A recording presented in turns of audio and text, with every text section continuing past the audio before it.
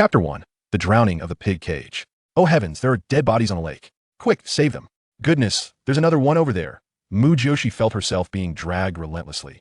Miss Mu is actually having an affair with Physician Wen. Indeed, after being discovered, the two of them jumped into the lake together to commit suicide. Even if they are saved, they will surely face the pig cage. Go fetch the cage, you shameless woman. Shoo, the regent's face is darkening. Can it not?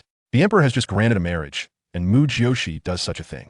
Is Mu Jiuxi foolish? She forsakes the regent for a mere physician? Mu Jiuxi was being tossed around, various voices filling her ears, causing her oxygen-deprived mind to stir slightly, and she abruptly opened her eyes. What greeted her was dim lighting and a patch of grass, surrounded by a throng of people. She was clad in a wet and filthy gown, her hands and feet bound, curled up like a shrimp on the grass, with a male corpse not far away. A mocking smile slowly curled at the corners of her lips. The Night Queen of the world's foremost mercenary group, was it possible that she was ever the one to be bound, rather than binding others? This predicament was solely due to her transmigration into the body of the Mu family's eldest daughter, Mu Jiuxi, in the kingdom of Gaoyan. Regent, I beseech you to spare the young lady. She and Physician Wen are innocent, a young maid cried, kneeling and banging her head on the ground. Mu Jiuxi immediately raised her gaze and focused on a man standing 3 meters ahead, his formidable aura making him impossible to overlook.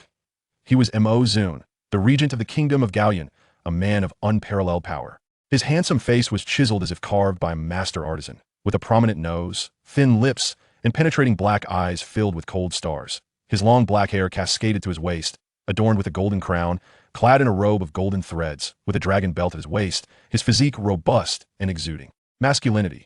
However, at this moment, the regent's face was as dark as ink, his eyes filled with 1,000 layers of ice. Cough, cough, cough. Mu Jiuxi began to cough. The regent, Mu Jiuxi, is shameless and deserves to be punished in the pig cage. Someone bring forth the cage. A woman's sharp voice pierced the AI. Mu Jiuxi turned her gaze to see Bai Fengwan, the second daughter of the prime minister, dressed in a pale yellow palace gown, her head adorned with jeweled hairpins.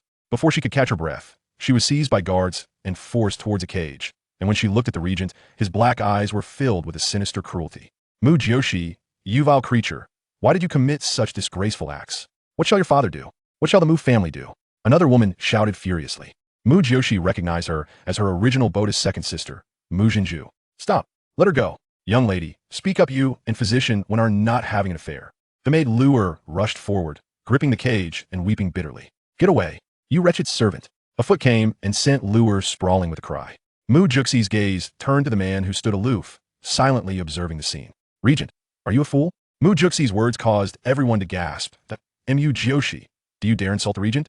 Bai Fengwan shouted again, quick, throw this wretch into the lake. Wait, Mu Jiuxi called out, stopping them. She moved her limbs slightly. A cold smile forming within this binding was utterly ineffective against her. However, she did not rush to escape after all. This body was not her own, and she had yet to adapt.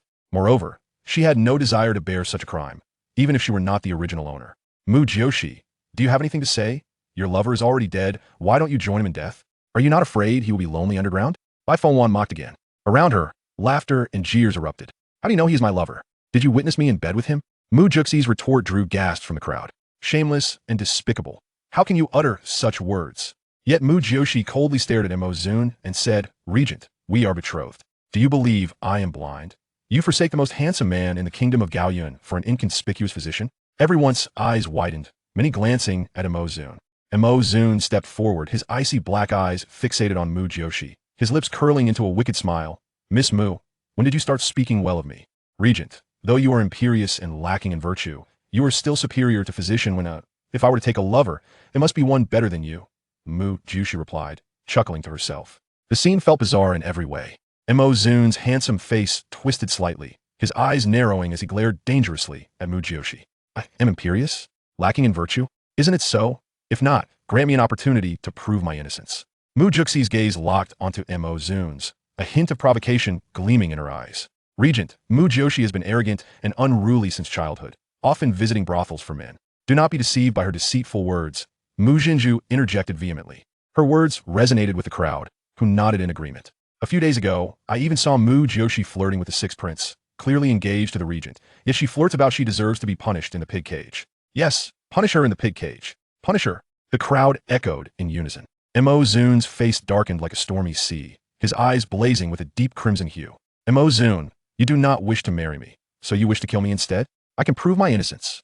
Mu Jiuxi declared loudly. Yes, the young lady is innocent. She has been framed. Luer immediately shouted in support. Wretched maid, beat her to death. Bai Fengwan and Mu Jiuxi commanded their servants to attack Luer. Enough, Mu Jiuxi roared, glaring coldly at Imo Zun. Are you listening or not? Imo Zun regarded Mu Jiuxi, her brows like frost, and felt an overwhelming sense of murderous intent. Stop, he commanded sharply. The group of women ceased their actions, and Bai Fengwan feigned innocence. Regent, if Mu Jiuxi and physician when had no affair, why would they jump into the lake together? Do not be fooled by her.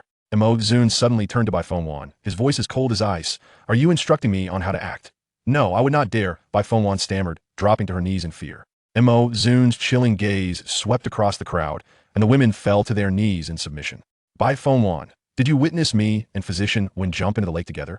Mu Jiuxi inquired. Bai Fengwan paused and quickly replied, no, others witnessed it. Who saw it? Have them step forward. Mu Jiuxi's cold laughter echoed. Regent, the one who witnessed this is the true culprit framing me. Chapter 2. I will prove it to you suddenly. Everyone turned their gaze toward Bai Fengwan. Bai Fengwan's expression froze as she immediately realized the implications and exclaimed, what are you all looking at me for? It was Qiudong who witnessed it, not me. Qiudong was one of Bai Fengwan's maidservants. Qiudong crawled a few steps forward, anxious, and said, I saw that when I arrived, Dr. Wen and Miss Mu were already in the lake. Mu Jiuxi raised an eyebrow, casting a glance at Imo Zun, and remarked, Regent, did you hear that? When she saw it, both Dr. Wen and I were already in the lake. How does that imply that we were in a tragic romance? Perhaps Dr. Wen was trying to save me? And how did you end up in the water? Imo Zun inquired. I was pushed into the water. In my dazed state, I heard someone jump in, so I presumed it was Dr. Wen coming to my aid. How ridiculous. Dr. Wen cannot swim. How could he have jumped in to save you? Bai Fengwan scoffed. It seems Miss Bai is more familiar with Dr. Wen. Mu Jiuxi's words caused everyone to change their expressions. You were talking nonsense. Mu Jiuxi. Someone even saw you and Dr. Wen being intimate in the back garden before all this, Bai Fengwan exclaimed, her eyes nearly bulging in anger. You are the one talking nonsense. The young lady was unwell, and Dr. Wen happened to pass by, so she requested a prescription from him. Luer, whose face was bruised and swollen, shouted loudly. I saw them very close together, laughing happily. What else could it be but a secret rendezvous? Mu Jiuxi interjected. Mu Jiuxi's gaze turned cold as she sneered at her, saying, Mu Jiuxi, am I your sister, or is Miss Bai your sister? There were also Luer and the apothecary present. Are you blind or simply lacking in common sense? For a moment, everyone was speechless. Imo Zun's expression shifted from dark to light. Then suddenly he smirked and said, Miss Mu, this alone does not prove your innocence. I knew you were not so benevolent. Mu Jiuxi seemed to see through Imo Zun's facade, causing his lips to twitch slightly. Let me go, and I will prove it to you. Mu Jiuxi's eyes brimmed with unwavering confidence and an authority that perplexed Imo Zun. Release her, Imo Zun commanded. The guards promptly pulled Mu Jiuxi out of the cage and untied her. Mu Jiuxi stood up, stretching her limbs, feeling a bit disheartened, although her body was functional. It paled in comparison to her original physique. It seemed today she would need to win people over through virtue. Shameless, unprincipled. Mu Jiuxi looked down and noticed her wet attire was quite alluring. She found the original owner's figure quite satisfying. After all, her modern self was like a dumpling, whereas this body was curvaceous and graceful. How scandalous. Imo Zun snorted, causing the surrounding guards to awkwardly turn away. Miss. Luer rushed over, attempting to drape her outer garment over Mu Jiuxi. No need. I am not exposed, Mu Jiuxi replied, revealing that she still wore undergarments, truly leaving little to the imagination. Imo Zun took the cloak from the shadow guard and tossed it to Mu Jiuxi. Thank you, Regent. Mu Jiuxi smiled at him, her lips curving playfully. Your fiancé being seen by others could be detrimental to you. Imo Zun paused, his handsome face instantly turning cold, as if encased in eternal ice. Do not speak too soon, he replied curtly. Imo Zun's gaze darkened. He had found Mu Jiuxi's smile unexpectedly enchanting, even somewhat spirited, which baffled him. Very well. You may call off the engagement, Mu Jiuxi shrugged, kneeling before Dr. Wen's lifeless body. She reached out to touch the back of Dr. Wen's head and said to Imo Zun, Come look. Imo Zun approached, and upon seeing the lifeless visage, his expression grew even colder. Dr. Wen did not drown, nor did he jump in to save me. There is an injury at the back of his head, and his face is not swollen. He was killed and then pushed into the lake. If you do not believe me, we can call an examiner to investigate the corpse. Mu Jiuxi stated, rising to face Mo Zun's strikingly handsome yet infuriating visage. How could a man be so handsome? She mused. It was quite a treat for the eyes. What? He was killed and then thrown in? Bai Fengwan gasped in shock. Amused, Mu Jiuxi leaned closer to Mo Zun and whispered, I truly was pushed into the water. If you still do not believe me, I can remove my clothing to show you my back, which still aches. Mo Zun stiffened, his dark eyes deepening with a storm brewing within. Shameless, he spat, stepping back from Mu Jiuxi. Bring Yi Wuheng here. Miss Mu's claims warrant thorough investigation. Yi Wuheng, the Minister of Justice. Mo Zun's voice was sharp as a blade, his expression commanding, silencing the women present. Regent, this matter is not over yet, Mu Jiuxi called out, stopping Mo Zun as he prepared to leave. Mo Zun turned, frowning at her. Mu Jiuxi's bright, cunning eyes made him feel as though she had transformed entirely. What else do you want? He asked, his voice devoid of warmth. Regent, I am still your fiancée, am I not? I have been bullied to this extent. And you are just going to walk away? Mo Zun's expression darkened, and he coldly retorted, I will call off the engagement. The women gasped in unison. Many voices filled with delight. Mu Jiuxi shrugged, seemingly indifferent. That's fine. After all, having to face your coffin-like visage every night would surely give me nightmares. If it weren't for the Empress Dowager's pity for you, I wouldn't even consider marrying you. Mu Jiuxi. Mo Zun was so enraged he felt like throttling her. From childhood, this woman had been spoiled by the Mu family, her behavior utterly reckless. Who in the entire dynasty did not know of the Mu family's eldest daughter's arrogance and licentiousness? Emboldened by the favor of General Mu and the Empress Dowager? Why shout so loudly? I have not committed a crime. You need not threaten me. If you do, I shall inform the Empress Dowager, Mu Jiuxi retorted defiantly. Very well, what do you wish to do? Mo Zun, nearly laughing in anger, challenged her. They slandered me and injured my maidservant. I, of course, must retaliate. You have no objections, do you? Do not later claim I am being unreasonable, Mu Jiuxi asserted. Mo Zun was taken aback, glancing at the group of women around him, and replied, do as you wish. With that, he flicked his sleeve and departed. And Yi, you must stay to assist me, Mu Jiuxi called out to Mo Zun's guard. And Yi stumbled, nearly falling to the ground, his forehead glistening with sweat as he anxiously looked to the regent. Mo Zun turned his gaze to Yi, narrowing his eyes. Do not frighten Yi. He is your guard. It is normal for me to know him, Mu Jiuxi said, finding humor in the situation. If it were not just the two of us today, could I have been bullied like this? What if they came after me again when you leave and throw me back into the lake? Mu Jiuxi blinked her large, innocent eyes, appearing somewhat pitiful. Chapter 3. Your intelligence fixed his gaze on her expressive, charming visage, a smirk curling at the corner of his lips, laden with irony. Do you also experience fear? I wasn't afraid, but the depths of human malice are truly terrifying. I was once too naive, sighed Mu Jiuxi, filled with a sense of lamentation. Unlearned and lacking ambition, uttered these 8 words, casting a disdainful glance at her before turning to leave, leaving Yi behind. Yi wore a face of woe, but could only acquiesce with a soft reply. Mu Jiuxi, do not presume that the regent's assistance means you are free from trouble. Do not get too cocky. Bai Fengwan, unable to contain herself, spoke as walked away. Who says I am free from trouble? A wicked smile crept across Mu Jiuxi's delicate face as she approached Bai Fengwan. Bai Fengwan, startled by her demeanor, exclaimed, what are you planning to do? Today. You are fortunate. Let us leave. Sensing the ill intentions behind Mu Jiuxi's expression, Bai Fengwan felt a twinge of fear and contemplated a hasty exit. Want to leave? Mu Jiuxi suddenly laughed coldly. Bai Fengwan, do you harbor some misunderstanding towards me? You all wish for my demise, yet you think to escape? With that, she seized Bai Fengwan's arm with a firm grip. Bai Fengwan let out a scream, struggling and shouting, Mu Jiuxi, what are you doing? Let me go? 2 maidservants rushed forward to assist her. Mu Jiuxi swiftly kicked the 2 aside and, with a sudden exertion of strength, yanked Bai Fengwan towards her. In the next moment, she raised her foot and sent the unsteady Bai Fengwan plunging into the lake. With a loud splash, water erupted, and everyone present turned pale with shock. Help! Help! Save me! Bai Fengwan cried out, struggling in the water, gasping for air. The guards exchanged glances with Mu Jiuxi, their expressions peculiar, yet they leaped into the water to rescue her. Mu Jiuxi's gaze, however, shifted to Mu Jiuxi. Mu Jiuxi, do not approach. If you dare to bully me, I will tell father. Mu Jiuxi, frightened, attempted to flee. Flee! Mu Jiuxi lunged forward, tackling Mu Jiuxi to the ground, causing others to scatter in panic. Mu Jiuxi, in pain from the fall, began to weep.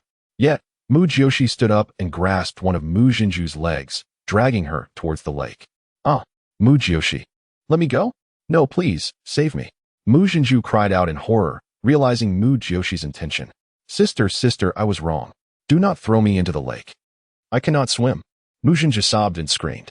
Mu Jiuxi, however, felt no sympathy. After all, the original owner had drowned. And letting them taste a bit of water was merely an appetizer. With another splash, Mu Jiuxi was tossed into the lake, leaving the onlooking women in shock, causing them to flee in terror. Mu Jiuxi has gone mad. How dare she? What is there that she would not dare? Let us not forget Mu Jiuxi's temperament. She has lost her mind. Quickly, let us leave before she turns on someone else. A group of women hurriedly made their escape. The guards managed to rescue Bai Fengwan and Mu Jiuxi, both of whom were weeping and wailing, seemingly intent on confronting Mu Jiuxi. Yet Mu Jiuxi declared, "Do you think this matter is concluded? Who framed me? Who killed Physician One? The truth must be uncovered, and if it leads back to you, Mu Jiuxi, do not speak recklessly. Even if I despise you, I would not go so far as to commit murder to frame you." Bai Fengwan retorted through her tears. Glancing at Mu Jiuxi, "It was not me." Mu Jiuxi interjected, "Though I loathe the shame you bring to the Mu family, preventing me from marrying, I would never wish for your death. After all, you are my elder sister." Upon saying this, she bowed her head and sobbed. Mu Jiuxi scoffed disdainfully.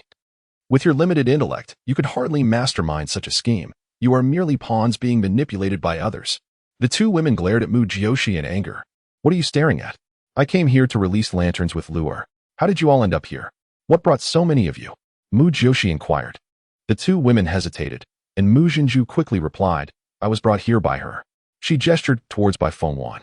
Bai Fengwan's expression shifted, and she quickly explained, "The third princess consort mentioned there would be lanterns released tonight, so I thought to invite everyone to come and see.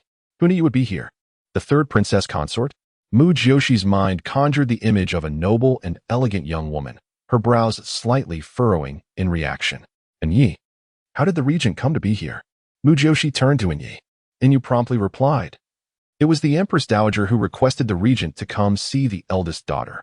In fact, this lantern viewing was arranged by the Empress Dowager, who hopes for the regent and the eldest daughter to cultivate some affection." Mu Jiuxi raised an eyebrow, recalling that the regent had been quite reluctant regarding the marriage, given her notorious reputation.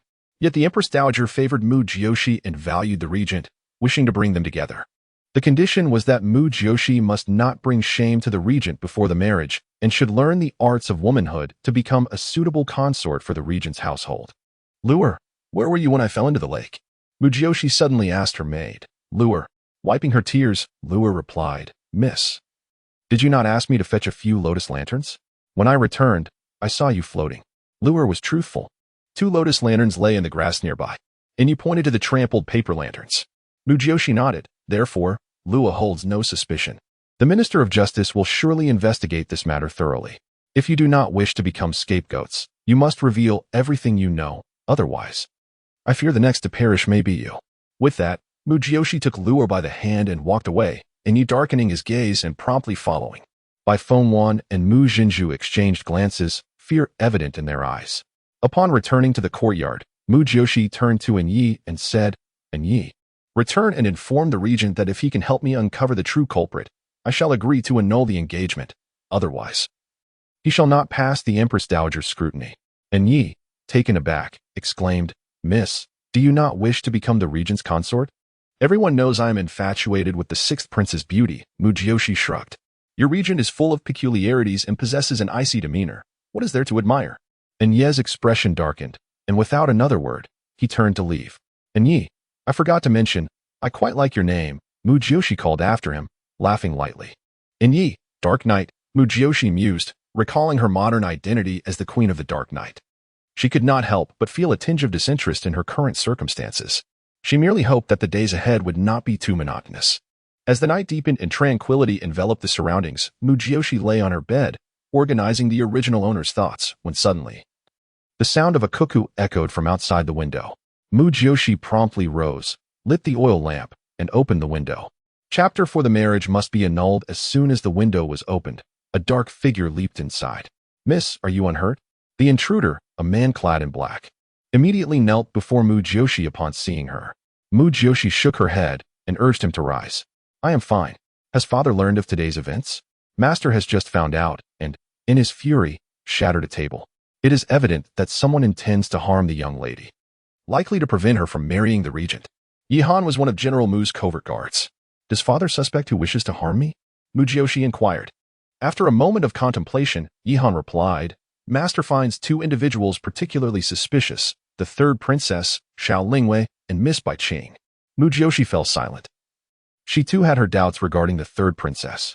The situation in the Gaoyan kingdom was quite peculiar, as the emperor was merely a 10-year-old child, and Mo Zun was the five-uncle of the young emperor. The former emperor had lost his life on the battlefield, leaving behind a 25-year-old empress who became the Dowager Empress, while her 8-year-old son ascended the throne amidst immense pressure. Mo Zun dedicated 3 years to stabilizing the court and the battlefield for the Dowager Empress and the young emperor, earning their deep trust and becoming the de facto regent. Xiao Lingyue, the third princess, was Mo Zun's sister-in-law.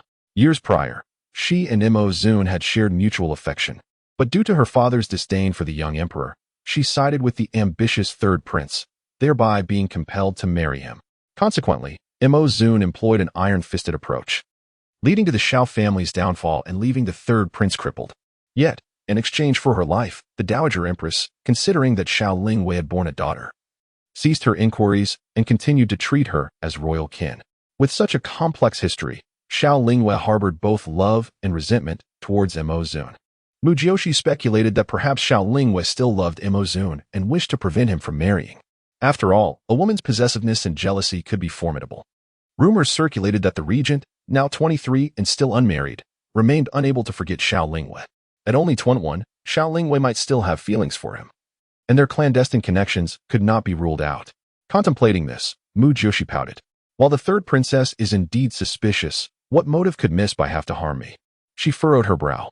Yihan promptly clarified, Miss Bai does not intend to harm you. She aims to eliminate Miss Bai Fengwan. Mu Jiuxi instantly understood. The Bai family was connected to the prime minister's household, and such internal conflicts among noble families often unfolded without bloodshed. Bai Fengwan, though a concubine's daughter, was favored more than Bai Qing, as the prime minister doted exclusively on his second wife. Had the first lady not been bedridden, the second wife might have already been legitimized, and Bai Fengwan would have become the legitimate daughter of the Bai household, a certainty only a matter of time. Although Bai Qing was renowned for her beauty and grace, it was well known that to gain the prime minister's favor, one must marry Bai Fengwan, not Miss Bai Qing. Upon this realization, Mu Jiuxi acknowledged Bai Qing's plight. It was only natural for her to harbor ill intentions towards Bai Fengwan. However, using Mu Jiuxi as a pawn in her schemes was decidedly unpleasant. Miss Bai Qing also harbors affections for the regent, Yihan added. Mu Jiuxi chuckled. What is it about that coffin-faced man that attracts so many women? Are they not afraid of freezing to death embracing him at night? Yihan stared in disbelief, his lips twitching, utterly at a loss for words regarding the young lady's crass remarks. Miss, Master wishes to inquire whether you intend to annul the marriage. Initially, he thought this match suitable, but now he believes that marrying the regent poses too great a danger for you. My father truly understands me, Mu Jiuxi replied. Who would want to marry that coffin-faced man? Annul, annul, annul. It must be annulled. However, it should not be us who initiate the annulment. That would be unjust. Let the regent himself voice it. We can extort a hefty sum from him in return. Yihan's jaw dropped, his eyes wide as if he could not recognize his own young lady. But miss, this concerns your reputation. Does my reputation still hold any value? Mu Jiuxi retorted. Besides, what is reputation worth? I am merely 17, not in a hurry to marry. There are countless handsome men. Why should I forsake a vast forest for a single tree? Return to father and tell him the marriage is off. Naturally, Mu Jiuxi was disinclined to wed. She was a modern woman, and marrying at 17? Absurd. As the Night Queen, she refused to be shackled. Men were merely an embellishment to life, not the main course. Yihan left, filled with trepidation, while Mu Jiuxi commenced her plank exercises to strengthen her body. The following morning, Mu Jiuxi was roused from slumber by Lua, announcing that Yi Wuheng, the Minister of Justice, had arrived. Draped in her outer robe, Mu Jiuxi emerged and, upon seeing Yi Wuheng, her eyes sparkled with delight. She mused that the original owner must have been blind. This handsome man was not inferior to the regent, and she had no recollection of him. Yi Wuheng donned a moon-white robe, standing tall and proud. His black hair was tied back with no embellishments, his sharp phoenix eyes radiating authority and a hint of warmth in his smile, akin to a blossoming lotus. In his 20s, he bore the youthful charm of a handsome youth, leaving Mu Jiuxi captivated, her mouth watering at his icy demeanor and striking presence, igniting a primal urge within her. Yi Wuheng had met Mu Jiuxi before. He bowed respectfully, followed by 4 officials. Lord Yi, there is no need for formalities. Please take a seat and speak. Mu Jiuxi regarded him with admiration, causing Yi Wuheng to feel perplexed. He had encountered this young lady before, yet today she seemed unusually interested in him. However, recalling her infamous reputation, he felt his demeanor grow colder. Such a fiery woman could only be tamed by a man of the regent's caliber. Miss Mu, could you recount the events of last night in detail? Yi Wuheng inquired. Of course, Mu Jiuxi replied eagerly, her gaze fixed on Yi Wuheng's handsome face. Yi Wuheng felt his ears grow warm. Did this woman not realize she was the regent's fiancée? This matter is fraught with anomalies. I shall conduct a thorough investigation to provide clarity for Miss Mu. Fearful of overstaying, Yi Wuheng decided it was best to take his leave. Lord Yi, you believe I was pushed into the water, do you not? Mu Jiuxi suddenly withdrew her admiring gaze, adopting a serious demeanor. Yi Wuheng frowned slightly. Dr. Wen indeed met with foul play. He was struck on the back of the head before being cast into the river. Thus, any rumors of impropriety between you and Dr. Wen can be dispelled. I bear marks from being pushed, Mu Jiuxi asserted. If you doubt my claim, it would be prudent to inspect the evidence personally, lest the marks fade in a few days, leaving me unable to defend myself. With that she stood, preparing to remove her outer robe. Yi Wuheng was momentarily taken aback, his handsome face flushing as he internally chastised her for her shamelessness. This Miss Mu was indeed as scandalous as the rumors suggested. Chapter 5. The 5 Elements of Immorality. Upon hearing her lady's words, Luer felt a tinge of embarrassment and quickly whispered, Miss, this may not be appropriate. Mu Jiuxi turned her gaze towards Yi Wuheng, her delicate face turning cold as she said, Lord Yi, what expression is that? Are you implying that this young lady lacks shame? Have you considered that this concerns a matter of life and death? If I do not clear my name, who knows how I will be slandered in the future? If you were the regent, I might hesitate. Yet you are the esteemed chief of the Dali Temple, a beacon of justice in the eyes of the common folk. When faced with witnesses, do you still harbor such concerns? Just as a woman suffering from illness cannot be denied the care of a male physician, must she perish from her ailment? Mu Jiuxi's disdainful gaze caused Yi Wuheng's face to flush again, her words striking a chord within him. Suddenly, an officer outside exclaimed, the regent. Mu Jiuxi and Yi Wuheng saw the cold and brooding Imozun entering with his hands clasped behind his back. Greetings, regent. Yi Wuheng quickly bowed. Good morning, regent. Mu Jiuxi remarked with a hint of amusement. Your timing is impeccable. Imozun fixed his icy gaze upon her, stating, Did you not send in Yi to inform me that unless I help you find the true culprit, the engagement cannot proceed? Indeed, since we are all here to investigate, I must first eliminate any suspicion of my own suicide. Mu Jiuxi replied with a serious demeanor. You must understand, the mark on my back is not an ordinary one. It is a man's handprint, indicating that it was a man who pushed me into the water, and he possessed considerable strength. After speaking, Mu Jiuxi turned her back, slowly removing her cloak to reveal her smooth, pale back. The 4 officers quickly turned away, not daring to look further. Though Yi Wuheng felt awkward, he knew he had to observe. This was crucial evidence. If he averted his gaze out of discomfort and it resulted in the loss of evidence that could exonerate Mu Jiuxi, the responsibility would fall upon him. Imozun's eyes narrowed. In the pursuit of truth, he too would look, even if he had no desire to witness this woman, fearing it might taint his vision. Dark sand palm. Yi Wuheng exclaimed in astonishment upon seeing the mark. How is this possible? Imozun stood abruptly, rushing to inspect Mu Jiuxi's back, his eyes wide with disbelief at the dark, purplish handprint. What is this dark sand palm? Why is it impossible? Mu Jiuxi dared not turn around, only glancing at the 2 men, as she still needed to keep her chest tightly covered. If it were truly the dark sand palm, how am I still alive? Imozun looked at Yi Wuheng. Yi Wuheng's expression shifted dramatically as he stepped closer, scrutinizing the handprint before meeting Imozun's serious gaze. Regent, I can assure you that this handprint is undoubtedly from the dark sand palm. Mu Jiuxi quickly donned her cloak and turned to observe the expressions on the 2 men's faces. Yi Wuheng appeared grave, while Imozun's demeanor was as dark as water. Such a formidable dark sand palm, and yet Miss Mu is still alive. It's nothing short of a miracle, Yi Wuheng added. Mu Jiuxi smirked inwardly. Considering that the original owner of this body likely perished instantly before being cast into the lake. Now, having traversed worlds and returned to life, her back indeed ached. Yet she had not anticipated the palm-esque might. It seemed that fortune favored her after all. Mu Jiuxi deliberately inhaled deeply. "Miss Mu, do you not feel pain?" Yi Wuheng asked, a hint of embarrassment in his voice. Mu Jiuxi nodded. "Of course it hurts. I could only sleep on my stomach last night.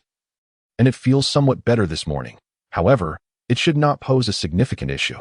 Such a deep imprint could shatter your heart's meridian," Mo Zun remarked, his dark eyes glinting as he looked at Mu Jiuxi, as if seeing a monster. "What do you mean? Do you wish for my demise to escape the marriage?" Mu Jiuxi shot back. "Regent, it seems you've been mischaracterized. You truly are quite wicked. If you do not wish to marry, must you curse me so? How petty." Mu Jiuxi was genuinely irritated by the man's apparent desire for her downfall. Yi Wuheng's handsome face displayed a myriad of expressions, wondering if he was somewhat superfluous at this moment. However, he was witnessing Mu Jiuxi's sharp tongue and arrogant demeanor firsthand, even daring to address the notoriously ruthless regent by name. "Mu Jiuxi." Mo Zun ground his teeth. "I was merely conducting a normal analysis." "Cut it." Mu Jiuxi retorted with an exaggerated eye roll. "The fact remains that I am still alive, so you must find this murderer. The dark sand palm, is it? Once we locate him, I shall make him experience the Buddha's palm." Mu Jiuxi ground her teeth together. "Buddha's palm?" Yi Wuheng's eyes sparkled with curiosity. "Miss, do you possess martial skills?" "Lord Yi, my father is a general. Is it not natural for me to be well-versed in both literature and martial arts?" Mu Jiuxi replied, her tone sharp. "Do you look down on me? Well-versed? You?" Mo Zun suddenly laughed, but the sound was laced with sarcasm. Mu Jiuxi shot him a cold huff. "You two are no longer young. Day in and day out, you believe in rumors and are short-sighted, thus failing to recognize my virtues. Never mind. I shall not hold it against you. You have seen the evidence. You should now be convinced that I am indeed a victim, correct?" Yi Wuheng's lips twitched before he clasped his hands in apology. "Miss, I apologize for my earlier unprofessionalism. This evidence is indeed crucial. Miss is undoubtedly the victim. And that Dr. Wen must also be associated with this perpetrator." Mu Jiuxi nodded. "Lord Yi, remember, human life surpasses all else. Do not be overly obstinate, lest you create a miscarriage of justice." Yi Wuheng broke into a sweat and respectfully clasped his hands again. "Miss, your lesson is well taken. I have learned." Mo Zun's gaze lingered on Mu Jiuxi's face, which radiated confidence and authority, leaving him momentarily dazed. He pondered whether the outside world's assessment of Mu Jiuxi was indeed inaccurate. If so, who was the true culprit behind the dark sand palm? Mu Jiuxi too was curious about the identity of the one who sought the original owner's death. Could it truly be the third princess or Miss Bai Qing from the Prime Minister's residence? Yi Wuheng and Mo Zun exchanged glances. The dark sand palm is incredibly domineering, and its cultivation is arduous. It is not something an ordinary person can master. It is likely that someone has hired an assassin from the Xingyue Pavilion, Yi Wuheng deduced. Indeed, someone must have employed the assassins from Xingyue Pavilion.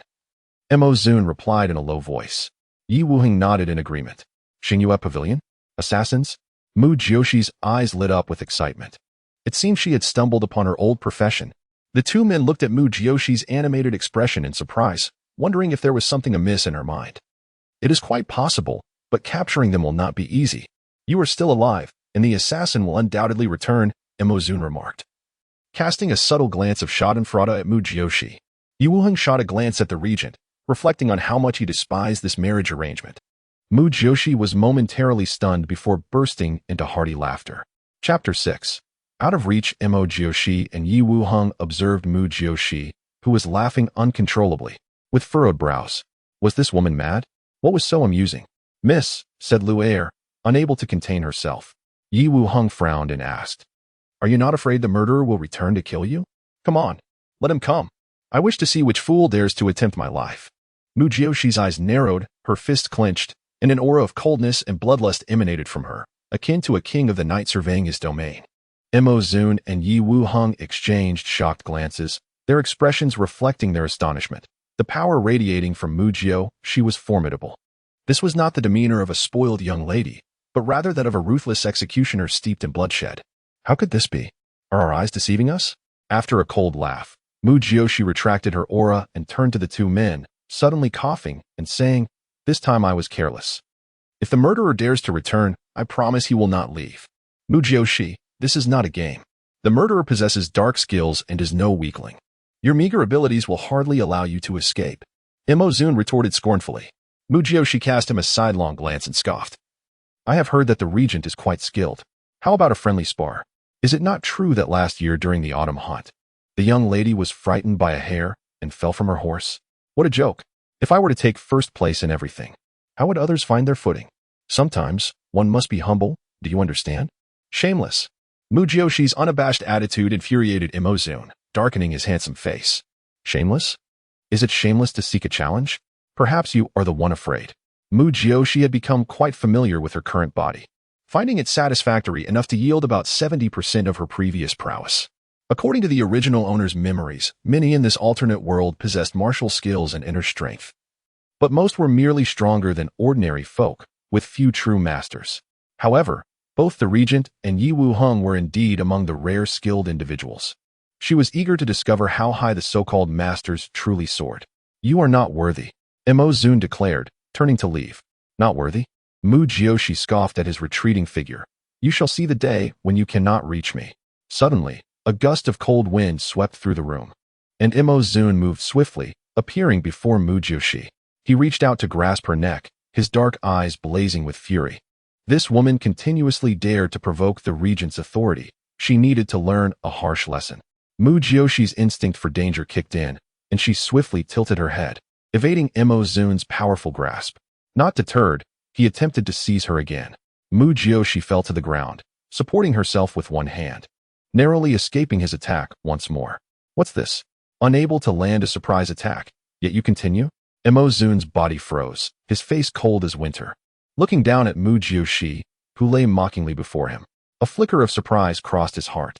Her reflexes and speed surpassed his expectations. How was this possible? The events unfolded too quickly for anyone to comprehend, and soon they were left speechless. Mu Jiuxi had evaded the regent's attack. Yi Wuheng stood in shock, unable to believe his eyes as he gazed at Mu Jiuxi. With the atmosphere tense and awkward, he hastily interjected, Miss, may I have the honor of sparring with you? Mu Jiuxi shot Zun a cold glance before rising to her feet, her expression brightening as she turned to Yi Wuheng. Sure, let me change into some appropriate attire. With that, she dashed into the inner chamber. Regent, did the young lady just? Yi Wuheng asked, glancing at the darkening expression of Zun. Zun exhaled sharply, casting a sharp glance at Yi Wuheng, then boldly seated himself in the main position, clearly preparing to observe the unfolding drama. Yi Wuheng felt a wave of frustration. It was indeed true that the regent was unpredictable. Moments later, Mu Jiuxi emerged in a fitted dark blue outfit. Tall and curvaceous, she exuded an air of elegance. Her small, oval face was fair and radiant, her dark, lively eyes sparkling. With her long hair tied into a ponytail that swayed with her movements, embodying youthful vigor, Yi Wuheng had always perceived Mu Jiuxi as arrogant and spoiled, unable to appreciate her beauty. However, this time was undeniably different. She appeared refreshed, poised, and radiant, as if she were a different person altogether. Zun's eyes narrowed momentarily. Lord Yi, let us practice our martial arts in the courtyard, without using inner strength for now, Mu Jiuxi declared, her entire being brimming with enthusiasm for training, battling, and undertaking missions. She had completely disregarded the seated regent. Very well, miss, Yi Wuheng replied with a polite smile. Though he was genuinely curious whether Mu Jiuxi was truly skilled or merely fortunate, it was well understood that the regent had not exerted his full strength. He merely intended to teach Mu Jiuxi a lesson. The officials and guards withdrew from the courtyard, leaving only Lu Er, trembling as she served tea to the regent, along with Yi Wuheng and Mu Jiuxi. With a spirited shout, Mu Jiuxi charged towards Yi Wuheng, leaping high to deliver a kick. Yi Wuheng sidestepped, but Mu Jiuxi's kick missed, and as she passed him, she swiftly executed another kick upon landing, caught off guard by her agility. Yi Wuheng could only block with his leg, resulting in a momentary stalemate as they both stepped back. Again, Mu Jiuxi, feeling the thrill of the fight, flushed with excitement. She lunged forward again, her hands striking like a black tiger pouncing on its prey, while her feet delivered rapid kicks. Yi Wuheng's expression shifted as he quickly raised his hands to defend himself, attempting to evade her swift strikes, finding himself in a bit of a predicament. This was something he had not anticipated. Without the use of inner strength, he had no advantage in speed or power, and Mu Jiuxi's relentless assault left him flustered. Unbeknownst to him, Imozun had silently taken his position beneath the eaves, observing Mu Jiuxi's display of skill with darkened eyes, his surprise evident. Suddenly, Mu Jiuxi retreated, flashing a smile at Yi Wuhang. "Lord Yi, you should use your inner strength, or I will surely prove no match for you." Yi Wuhang glanced at Imozun, then forced a rueful smile, his perception of Mu Jiuxi shifting dramatically. What nonsense about being unskilled and spoiled. He had never seen anyone move so swiftly without inner strength, and her power was considerable. Had she wielded a weapon, he might have already been injured. Chapter 7. Instilling fear in others. Mu Jiuxi concluded her warm-up, her breath shifting, her delicate face adopting a serious and solemn demeanor, and her eyes emanating a piercing light. In that moment, she bore no resemblance to a dainty woman, but rather appeared as a soldier preparing to march into battle. "Miss, I will utilize 3 layers of inner strength. Proceed with caution," she heard Yi Wuhang say. "Very well. Should that prove insufficient, you may unleash your full potential." After a crisp smile, Mu Jiuxi lunged towards Yi Wuhang once more. Her forte lay in close combat, preferably wielding a weapon. For the purpose of her training had always been singular, to kill. Her speed was exceptional, leading Yi Wuhang to doubt that she was fighting without inner strength. Yet the reality was indeed so. As he unleashed his own inner strength, his speed matched hers, and they exchanged blows in rapid succession. Mu Jiuxi moved with agility, circling around Yi Wuhang, but he soon noted that her power had increased, not through inner strength, but in sheer velocity. It became evident that her earlier movements had merely been a test, which left him astonished. Imozun stood up, his handsome face grave, his gaze fixed intently on Mu Jiuxi, his heart tumultuous. Mu Jiuxi, drenched in sweat, felt her body struggle to execute many of the required maneuvers, instilling a sense of insecurity within her. Meanwhile, Yi Wuhang's strength continued to grow, and she began to grasp the true might of inner strength. Suddenly, she retreated sharply, gasping, "Stop!" Yi Wuhang immediately halted, a sheen of sweat on his brow, and praised, "Miss, your agility compels me to utilize 5 layers of inner strength. I am truly humbled." Mu Jiuxi waved her hand dismissively, stating, "In genuine combat, one does not hold back. Without inner strength, I am no match for you." Her expression darkened as she reflected that the original owner of this body had only learned superficial techniques and lacked inner strength, which was indeed frustrating. Imozun interjected, "Your techniques differ from those of General Mu? Who instructed you?" Turning to him, Mu Jiuxi was taken aback. "Why have you not left yet?" Imozun's demeanor darkened instantly. "Enough with the long face. I owe you nothing," she retorted. She then settled beneath the eaves, panting, and added, "By the way, I agree to the annulment of our engagement, but I have a condition." Both Imozun and Yi Wuhang were momentarily perplexed. "What condition?" Imozun inquired. "You must teach me the principles of inner strength," Mu Jiuxi declared, fixing her gaze upon him.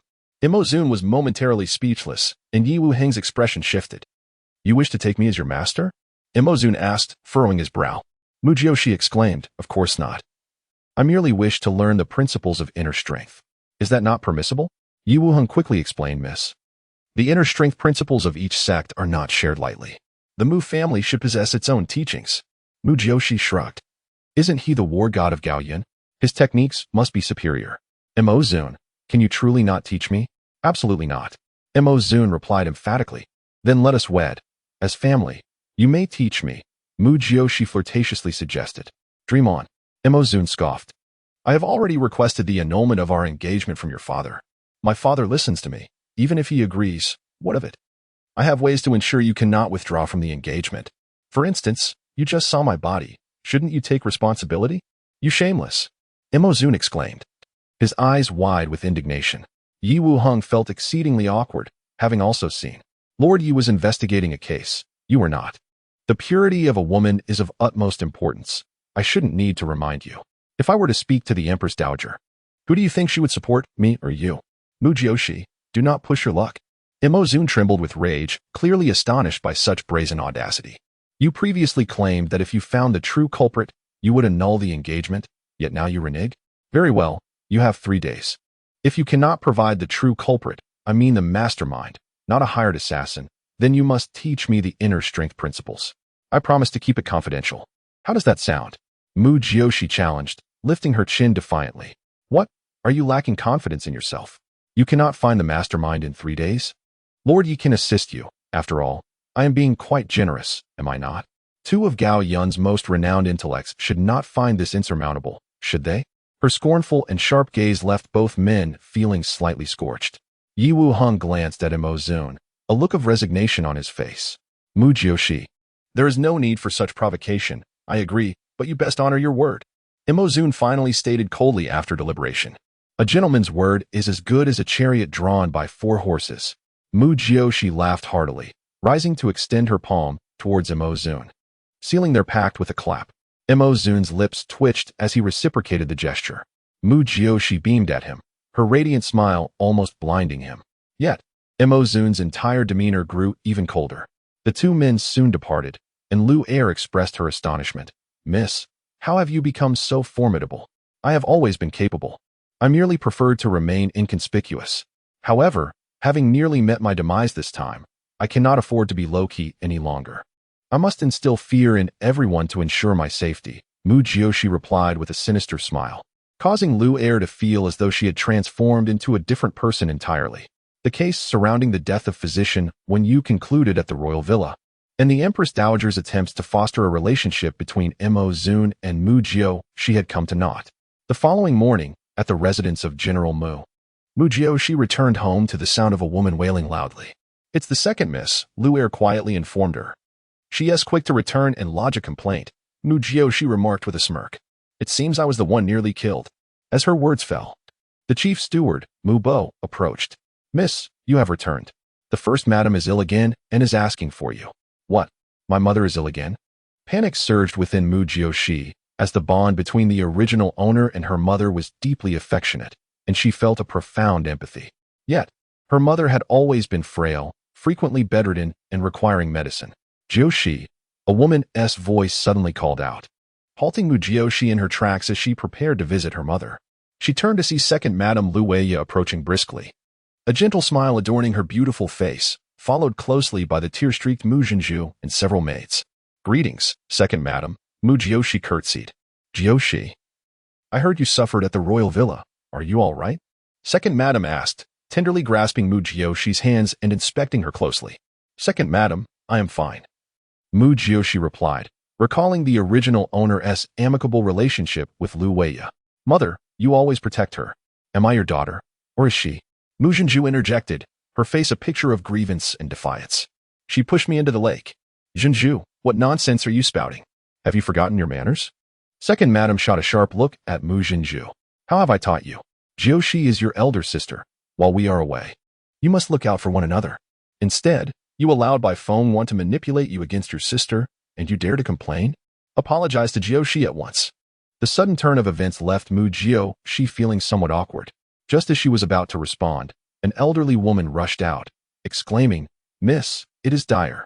The first madam is coughing up blood. What? Mu Jiuxi dashed away instantly. Chapter 8. Contaminated by chronic poison. As Mu Jiuxi rushed into the water cloud chamber where her mother resided, a potent medicinal aroma filled the air. The sound of coughing from within was distressing. Madam, the young lady has returned, called out the elderly servant, Ingu. Mu Jiuxi dashed into the room and saw the woman who had been lying on the bed immediately sit up with the support of another aunt, Wang Gu. Mother, Mu Jiuxi exclaimed anxiously as she approached the bedside.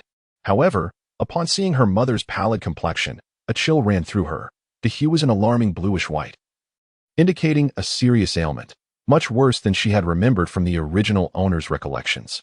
Sheer, you have returned, the matron said. Her elegant features hinted at a past beauty, and although her large eyes were now clouded with a grayish tint, they radiated warmth as she gazed at her daughter, reaching out to clasp her hand tightly. Mother, I'm back. How did your condition worsen so suddenly? Mu Jiuxi asked, immediately taking her pulse. In her previous life, she had studied traditional Chinese medicine to infiltrate a group that trafficked in herbal remedies, and later, she undertook missions in remote mountainous areas where she relied on medicinal herbs to survive. Sheer, this is an old ailment of mine, the matron replied, but was soon interrupted by a bout of coughing that expelled dark blood, causing both aunts to gasp in alarm. As Mu Jiuxi felt her mother's pulse, her expression shifted dramatically, and a coldness enveloped her. Luer, quickly fetch some silver needles. Hurry. Startled, Luer complied and dashed out. Dr. Wu should be arriving soon, Aunt Wang remarked. Mu Jiuxi briefly scanned the faces of the two aunts, who had been her mother's attendants for over 20 years. Sheer, why do you gaze at the two aunts so? The matron, her voice tinged with amusement, inquired, just as Mu Jiuxi was about to respond.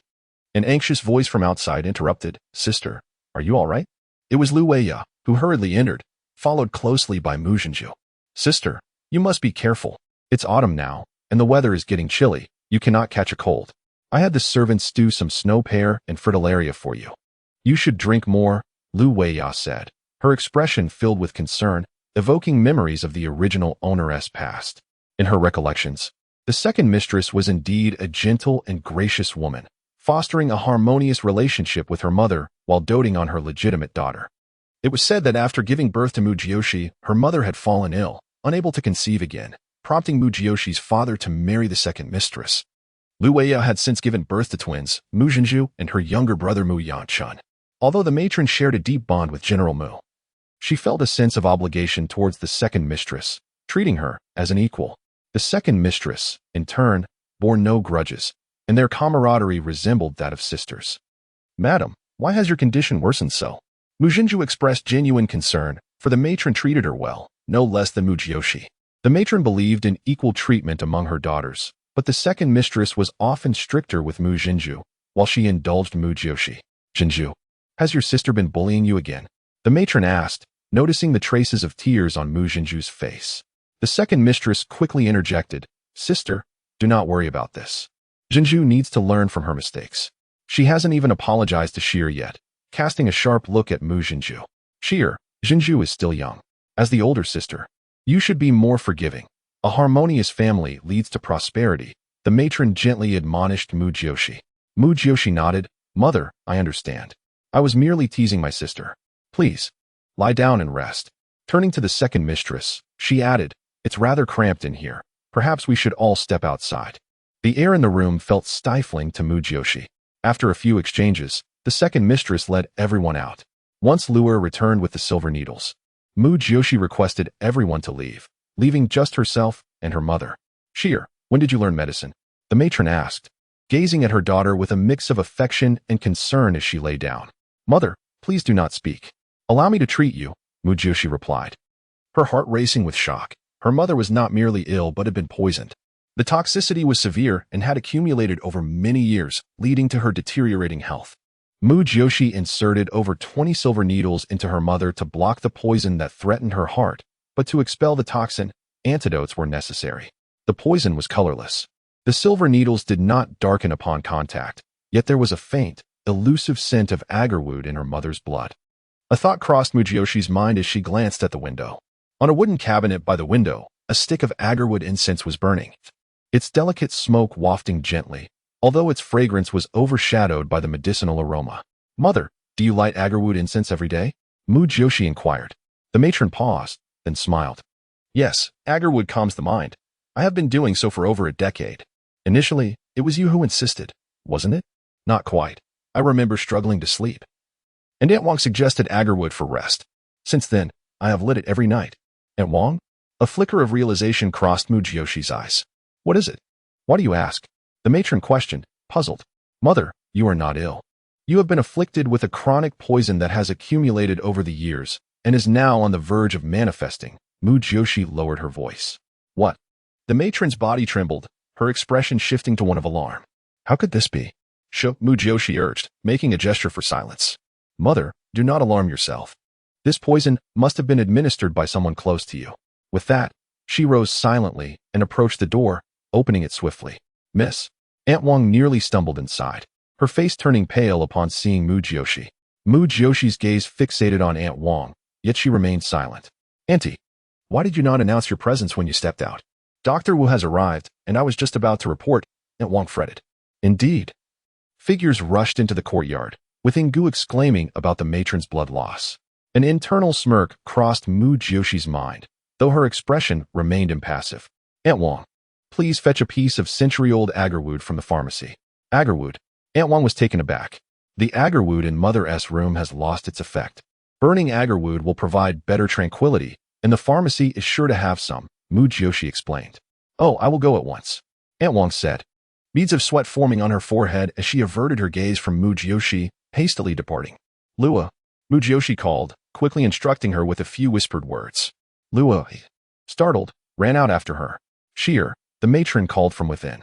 Mu Jiuxi hurried back, finding her mother's eyes wide with disbelief. Sheer, do you suspect Aunt Wang of poisoning me? Chapter 9. Unworthy of existence. Mu Jiuxi's eyes narrowed as she spoke with a somber tone. Mother, you witnessed it as well. Wang Gu was eavesdropping just now. This undoubtedly implicates her, yet I believe she is not the mastermind behind this. We must inform father. The First Lady's expression shifted to one of shock, though she quickly regained her composure. It's curious. In her youth, your mother practiced martial arts. I wonder why. After giving birth to you, her health has deteriorated so severely, and no remedy has proven effective. I once considered the possibility of poisoning, but several physicians have been unable to ascertain the cause. This only suggests that the true mastermind possesses great cunning and skill. Mother, from this moment forth, refrain from taking any medications. Only consume food that has been thoroughly checked. I will ensure it is arranged. After a moment's thought, Mu Jiuxi continued. Can this poison be cured? The First Lady's eyes betrayed a flicker of fear and reluctance. Yes, I have employed silver needles to control the toxin from spreading to your heart. You must maintain a calm disposition. I will seek an antidote. Mu Jiuxi hoped for the availability of detoxifying herbs. When will you be able to neutralize the poison? The First Lady's expression shifted from dread to hope. Mother, I am acquainted with the renowned healer, Ziyun Fei. He has imparted some medical knowledge to me. Mu Jiuxi spoke carelessly, having only heard of the healer's fame without ever having met him in person. Just then, Dr. Wu entered, his face glistening with sweat from haste. Mu Jiuxi stepped aside, and after a prolonged examination, Dr. Wu shook his head solemnly. The First Lady's health is severely compromised, I fear, but she has been diligently nourishing herself. Why is her condition still so dire? Ingu exclaimed, her eyes reddening. Alas, the organs within the First Lady are in decline. Nourishment is futile, and I am but an old fool, Dr. Wu lamented with a heavy sigh. How long have you been treating my mother? Mu Jiuxi suddenly inquired. Dr. Wu paused. I have practiced medicine for over 30 years, and I have attended to the ailments of the Mu residents all along. I treated you for wind cold during your childhood.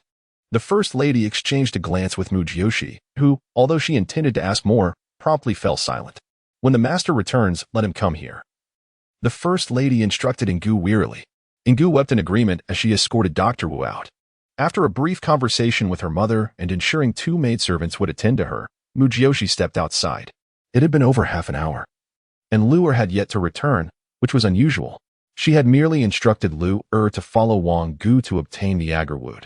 Even if there were none in the pharmacy, a nearby apothecary would suffice, requiring no more than a quarter of an hour for the round trip. Miss, are you heading out again? At the entrance, Mu Jiuxi encountered the steward, Mu Bo. The master should be returning soon. Mu Bo, have you seen Lu? Mu Jiuxi asked. Lu, it seems she headed toward the second madam's quarters, Mu Bo replied, puzzled. Mu Jiuxi's expression changed instantly, and she hurried toward the second madam's dream garden. Before she could reach it, she heard a woman's cries from the neighboring courtyard of Mu Yanchun. You wretched girl, spying on this young master while bathing. How dare you feign purity? Hold her down. Today, I shall take you as my concubine. Please, third young master. Lu didn't mean to. I followed Wang Gu in. Lu cried out desperately. Wang Gu, have you lost your sight? Wang Gu is the lady's maid. What business does she have in my quarters? If you fancy me, just say so. There is no need for pretense. I'll simply ask Mu Jiuxi for you later. Come now, surrender yourself to me. Please, no, no. Lu's screams were heart-wrenching. With a resounding crash, the door burst open. Mu Jiuxi, brandishing a branch she had hastily broken off, entered with a menacing demeanor. Upon entering, she saw Lu being held down on a stone table by 2 of Mu Yanchun's lackeys, while he himself was unbuttoning his trousers. Hearing the commotion, all eyes turned toward her. Elder sister. Mu Yanchun's face paled at the sight of Mu Jiuxi, and he hurriedly attempted to fix his disheveled clothing. A flicker of fear and disdain in his eyes.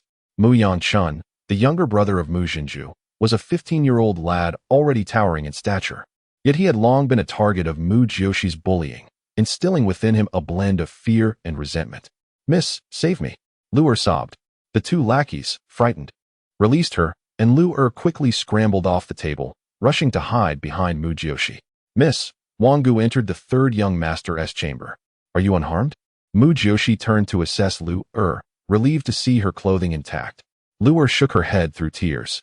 And Mu Jiuxi felt a pang of sympathy for the 14-year-old girl. Having just endured a beating from Bai Fengwan's group, today she had narrowly escaped a worse fate. It was a testament to her own inadequacy as a mistress. Mu Yanchun. Mu Jiuxi suddenly spun around, her gaze piercing as she fixed it upon him.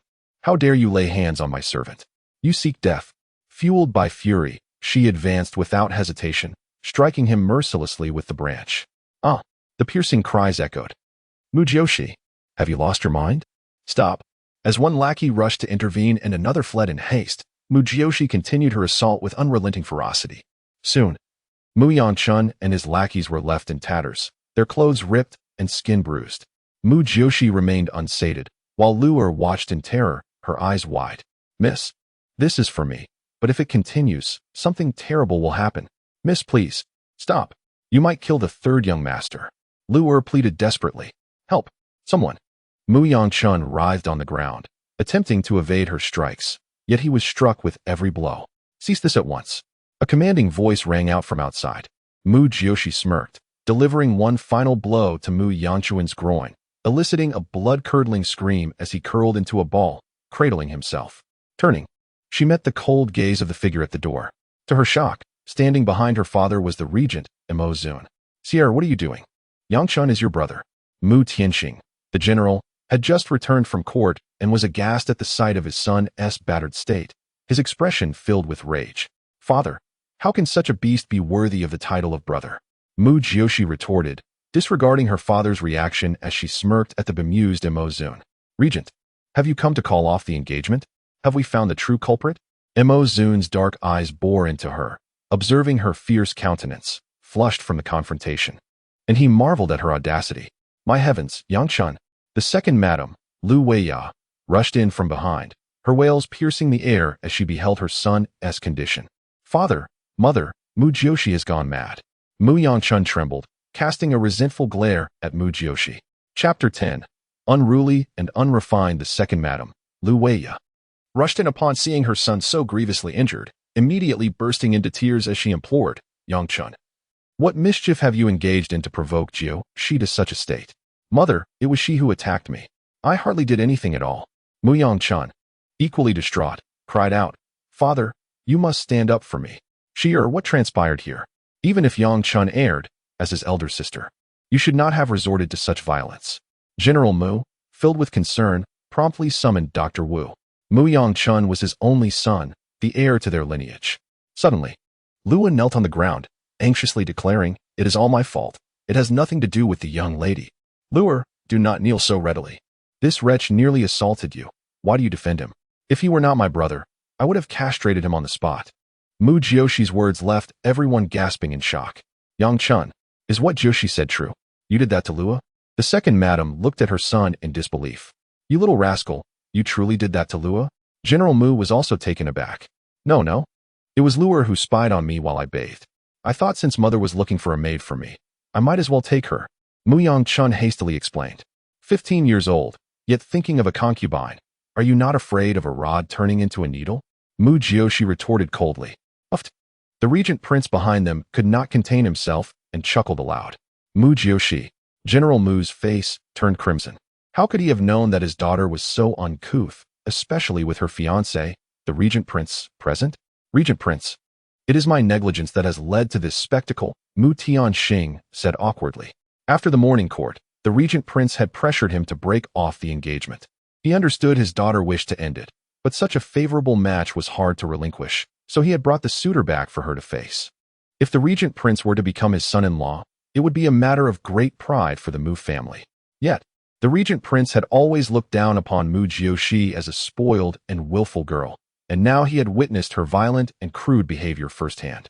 He began to doubt the rumors about his daughter frequenting brothels and teasing the sixth prince. Miss Mu is indeed forthright. I find myself lacking in comparison, the regent prince awkwardly remarked, not anticipating that he would be amused. Mu Jiuxi snorted disdainfully. Enough of your pretentiousness. We shall discuss the engagement later. Father, Mu Yangchun bullied Luer, and I believe it is not excessive for me to retaliate. A woman's virtue is of utmost importance. Though Luer is a servant, she deserves dignity, and since she is under my protection, Mu Yongchun brought this upon himself. You speak so brazenly. For the sake of a servant, you beat your brother so mercilessly. What a splendid sister you are. Mu Tianxing retorted angrily. Father, I do not appreciate that remark. Why should we belittle a servant? Are they not human? Were they not born of parents? Without them, could we live so comfortably? Just as a general could not win battles without soldiers. Mu Jiuxi boldly countered. Father, do not let me look down upon you. You must apologize to Luer. Everyone was taken aback, particularly by Mu Jiuxi's serious demeanor as she chastised her father. Such audacity was unprecedented. Miss, no, it is not necessary. I am fine. Luer, moved to tears, could not stop weeping. Father, Mu Jiuxi called out loudly. How have you educated us? Water can carry a boat, but it can also capsize it. Should we not treat the common folk kindly? Is this how you conduct yourself? Jiuxi, do not contend with your father. Today it was Yongchun's fault, and I will properly discipline him later. It is all right, it is all right. You two must not quarrel. Harmony brings prosperity, the second madam interjected, having regained her composure and standing to mediate. The regent prince, Mo Zun, observed Mu Jiuxi's defiant expression, feeling a mix of anxiety and unexpected admiration for her words. He had anticipated that such a young lady would enjoy tormenting her inferiors, yet here she was, fiercely protective of her own. Luer, this time it is the master who is in the wrong. I apologize on his behalf. Jiuxi is correct. Servants are also human, and we owe our comfortable lives to their contributions. In the tense atmosphere, Mu Tianxing made his choice.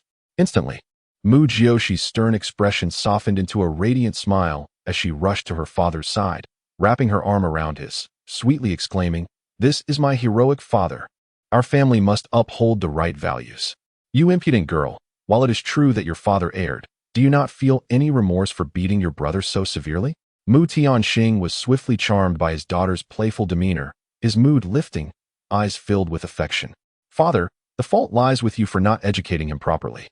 If my brother behaves like this, it ultimately reflects your failure. The children of the Mu family should be warriors on the battlefield, not hiding beneath women's skirts at such a tender age. How can we expect them to achieve greatness? Jiuxi, are you not often found in brothels yourself? Mu Yongchun shouted in anger. Mu Yongchun, what nonsense are you spouting? Mu Tianxing rebuked. The regent prince is present. Can such words be uttered? Mu Yongchun immediately shrank back.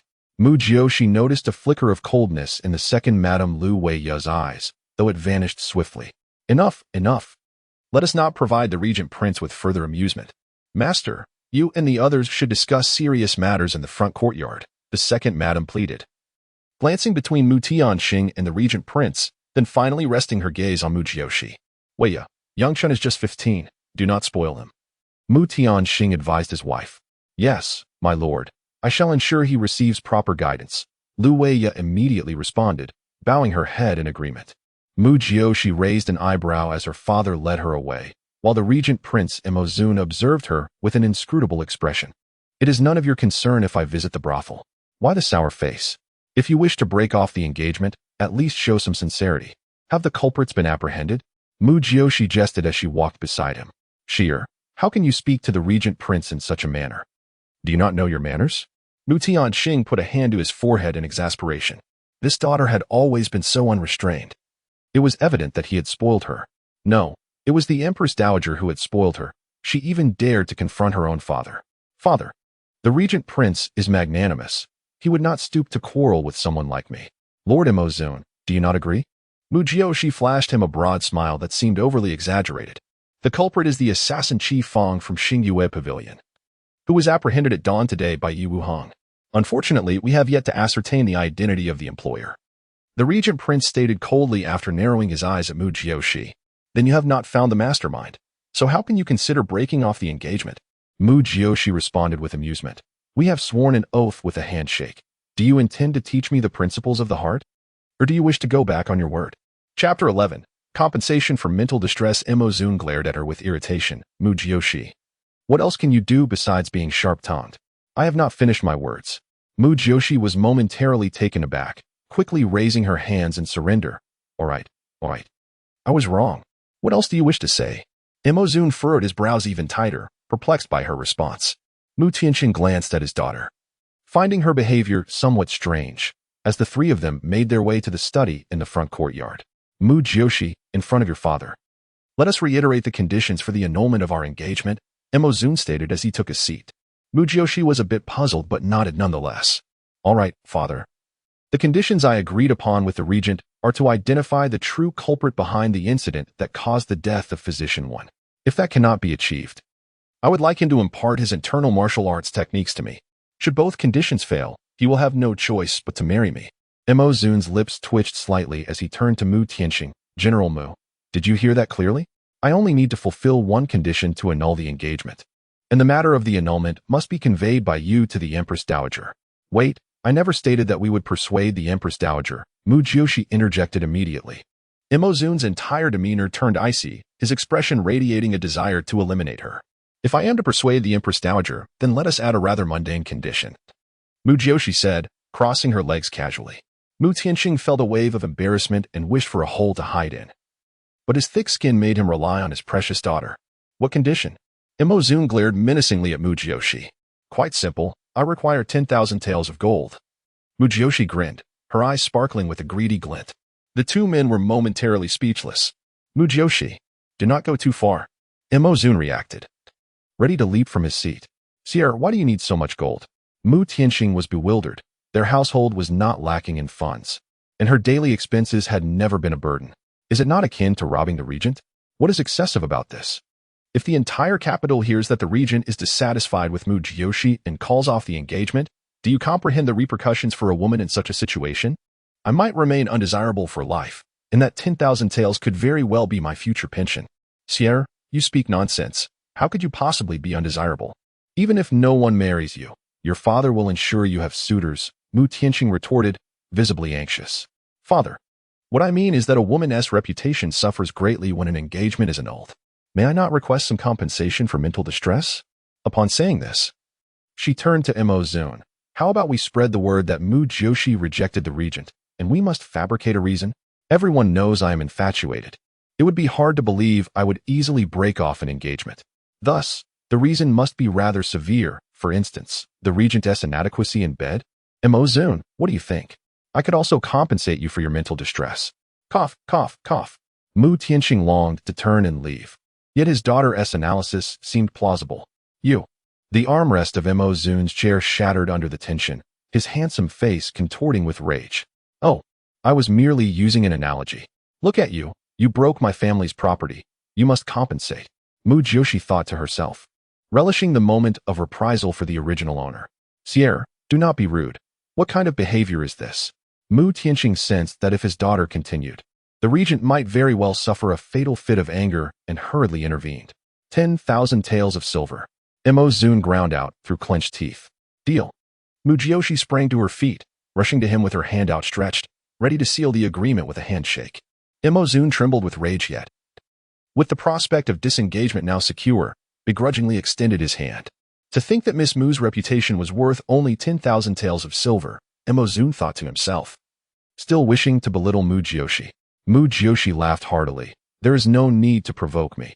Even if you do not pay, rumors will still circulate about my disgrace. I am quite satisfied to earn 10,000 taels of silver. Thank you, Regent. You are a good person.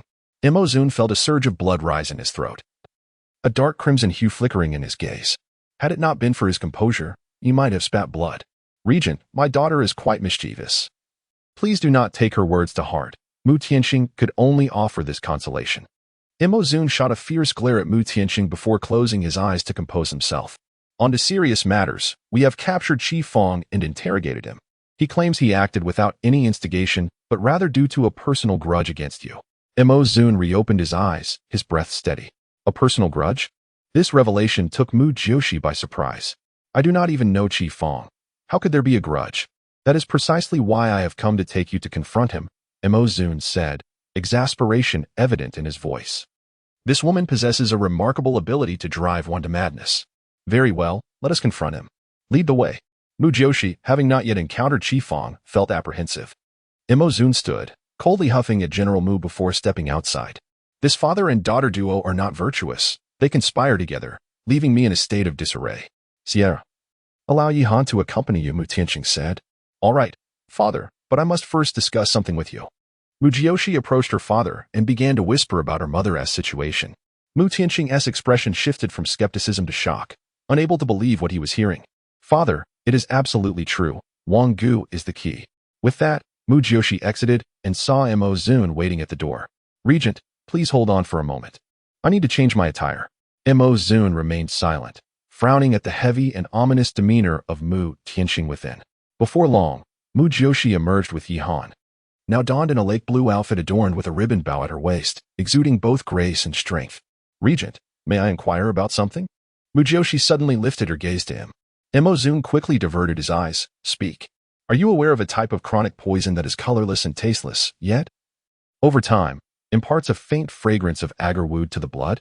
Mo Zun's handsome face shifted dramatically. How do you know this is poisoning? What do you mean? Mu Jiuxi was bewildered by his reaction. The presence of agarwood sin in the blood must indicate chronic poisoning? Mo Zun seemed more anxious than Mu Jiuxi. You did not know? So you are aware that someone has this sin in their blood, correct? Who is it? Mu Jiuxi quickly connected the dots. Mo Zun's expression grew grave as he regarded her. Is it truly poisoning? Mu Jiuxi rolled her eyes at him. Absolutely. Who do you know that fits this description? For 10,000 taels of silver, I shall tell you. Mo Zun suddenly wore a devilish grin. Chapter 12. Do not attempt to manipulate me. Mu Jiuxi was taken aback, then chuckled. Regent, if you are foolish and refuse to admit it, it matters little whether I know or not. I am merely curious. What if you happen to know this person? Mo Zun was nearly exasperated. If you do not speak, I shall assume I do not know them. It is of no concern to me. Mu Jiuxi thought to herself that allowing this coffin-faced individual to control her was nothing short of a pipe dream. Are you not curious? Mo Zun's lips twitched slightly. Curiosity killed the cat. I have no desire to perish. If you are unaware of this poison, consider my inquiry null and void. Mu Jiuxi pouted, appearing utterly unconcerned. Mu Jiuxi, you are quite different from the rumors circulating outside, Mo Zun conceded, acknowledging that although they had previously been acquainted, they had never truly come to know one another. His understanding of her was solely derived from external tales. Since others speak freely, I cannot control their words, can I? Regent, it is often said that what is heard is often false, while what is seen is true, and reading thousands of books is no match for traveling thousands of miles. How could you be so gullible to believe hearsay? How have you managed to achieve victory in battle? Mu Jiuxi regarded him with disdain, shaking her head in disapproval. Though rumors may be exaggerated, you are indeed quite unpleasant. Mo Zun retorted coldly, his irritation palpable. Very well, it matters little. After our engagement is annulled, we shall have no further relations. Otherwise, do you believe I hold any fondness for you? Quite the opposite. Your perpetual coffin-like expression truly makes it difficult for me to eat or sleep. Your tongue will surely lead you to calamity. Mo Zun felt his ire rekindled. He genuinely believed that before this woman, even the stoic and composed regent could be driven to utter chaos. Then allow the regent to cease worrying, Mu Jiuxi declared, reclining against the carriage and closing her eyes. Mo Zun, equally vexed, chose silence. The atmosphere within the carriage grew frigid, with only the sound of wheels rolling outside. Is the slow-acting poison related to your mother's affliction? After several contemplative moments, Mo Zun initiated conversation. Mu Jiuxi opened her eyes to observe him. You could hear my conversation with my father? The distance is not great, Mo Zun replied, raising an eyebrow. I did not eavesdrop intentionally. I must learn internal cultivation. Mu Jiuxi declared through gritted teeth. Internal cultivation is not achieved overnight. I began my training at 5 years of age. Starting now may be too late for you. Mu Jiuxi was aware of this notion, but quickly countered. I understand, yet I have also heard that starting late is not an issue. As long as one can unlock the Ren and Du meridians, one's internal power will flourish, correct? Indeed. I unlocked my Ren and Du meridians at the age of 10, while some may never achieve this. The older one becomes, the fewer opportunities there are. Unless one possesses rare treasures or receives assistance from a master of internal cultivation. Mu Jiuxi's smile brightened. Thank you for the clarification.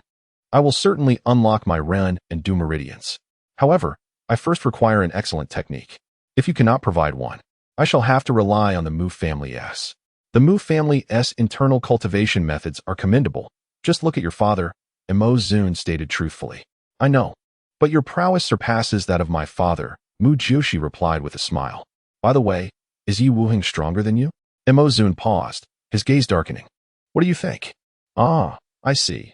Since you are the foremost war god, naturally your strength is unrivaled, Mu Jiuxi remarked, pouting slightly. Zun remained silent, tacitly acknowledging her words, his heart secretly pleased, thinking there would eventually come a time when this woman would hold him in esteem. If you truly seek the best, I can impart another piece of information. Oh, is there something superior to what you possess? Perhaps not entirely dissimilar. It pertains to the master of the Xingyue Pavilion. Zun stated nonchalantly. Mu Jiuxi was momentarily stunned. The master of the Xingyue Pavilion? The legendary purple fox that is seen only in glimpses? Zun nodded. Each of the 6 nations has a Xingyue Pavilion. The master's strength is certainly formidable. Mu Jiuxi sighed in exasperation. You have said nothing. How am I to locate such a cunning fox? Coincidentally, he has recently arrived at our nation's Xingyue Pavilion. Zun narrowed his eyes. Mu Jiuxi's heart raced as she regarded him, curiosity evident in her gaze. Zun, honestly speaking, given the immense power of the Xingyue Pavilion, do you not perceive this as a threat? Zun regarded her, his deep gaze fixed upon her lively yet cunning eyes, and remained silent. Well, if you choose not to disclose, I shall harbor my suspicions regarding your intentions, Mu Jiuxi grinned. Recently, the master of the Xingyue Pavilion seems to be recruiting disciples. Zun remarked casually, though it may merely be a ruse. Mu Jiuxi froze.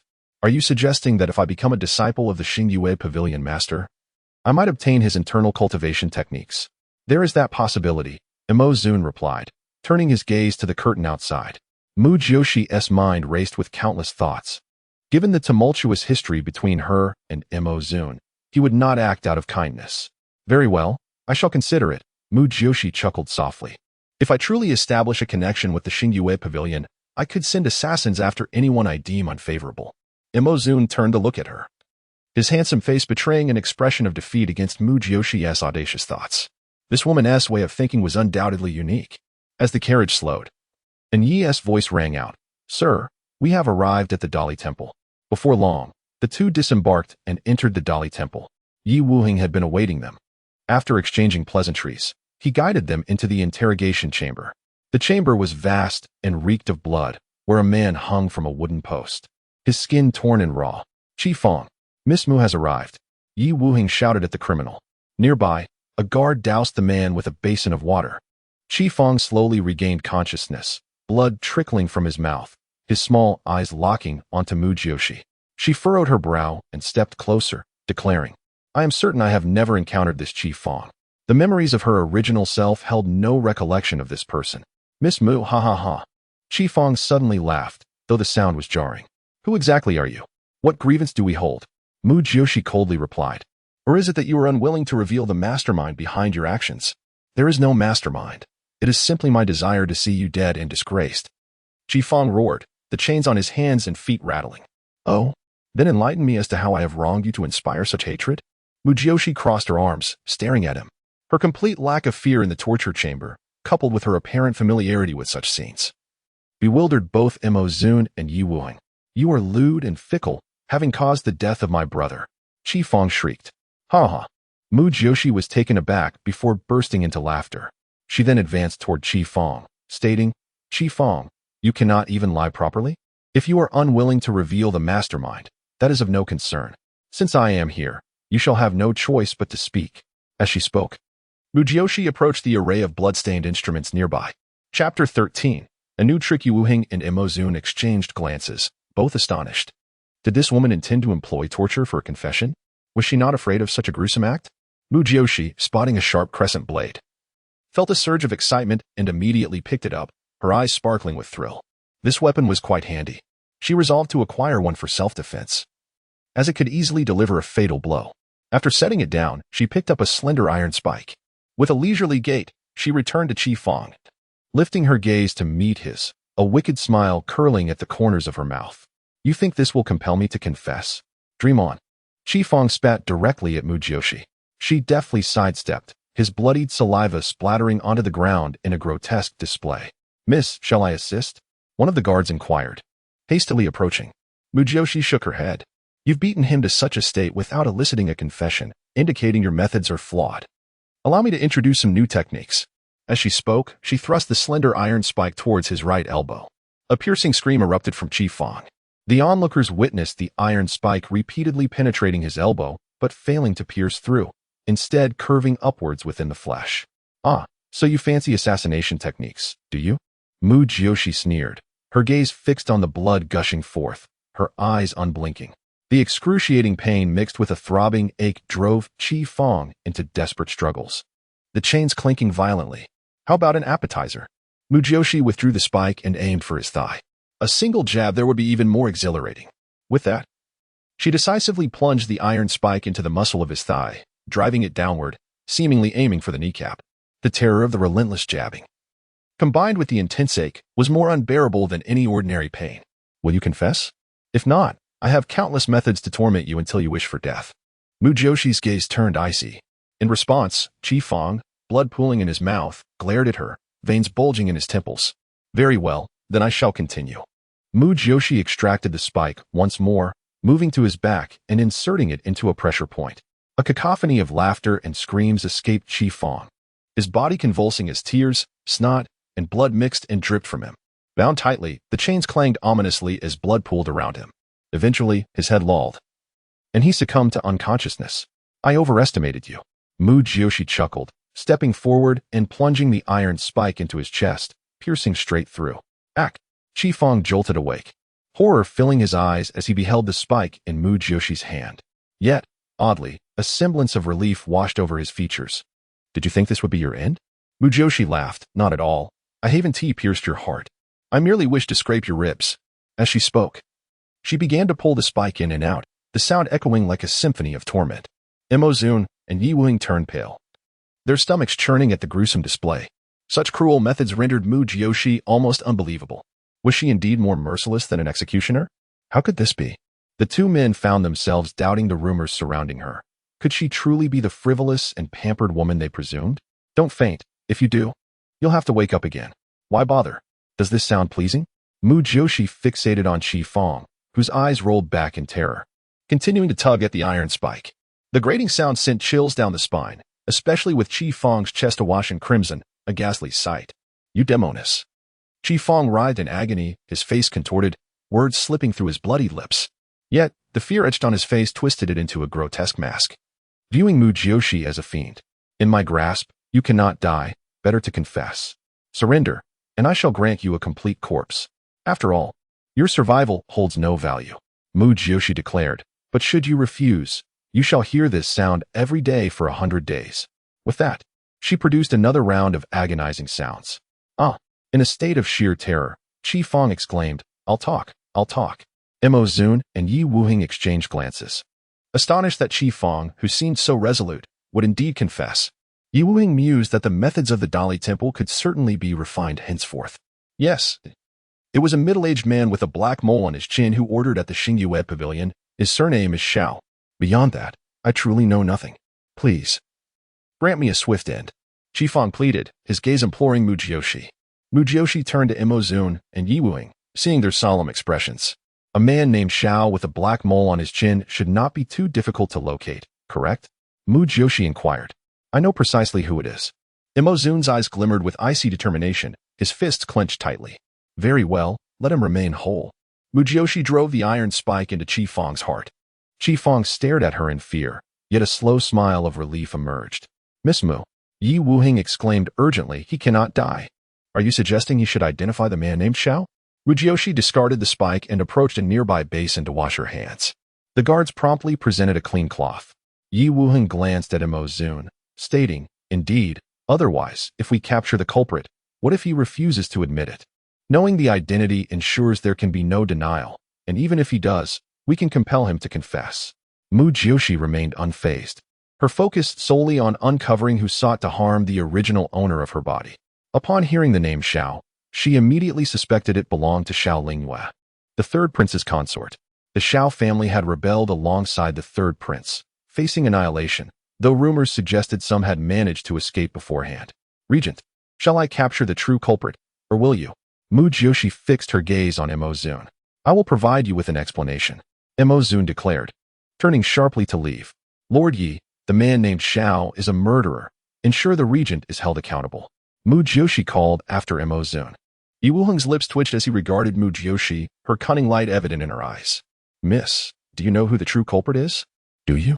Mu Jiuxi countered. Yi Wuheng's expression grew grave as he scrutinized her, uncertain whether to speak or remain silent. Enough. The regent will give us an account, will he not?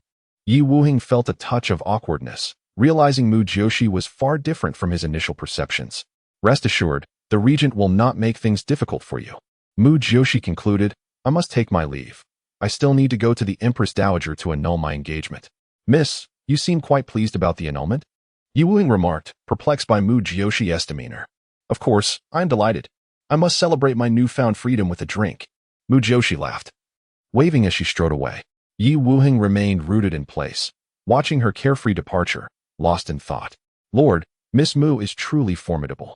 One of the guards lightly remarked as he observed Yi Wuheng's stunned silence.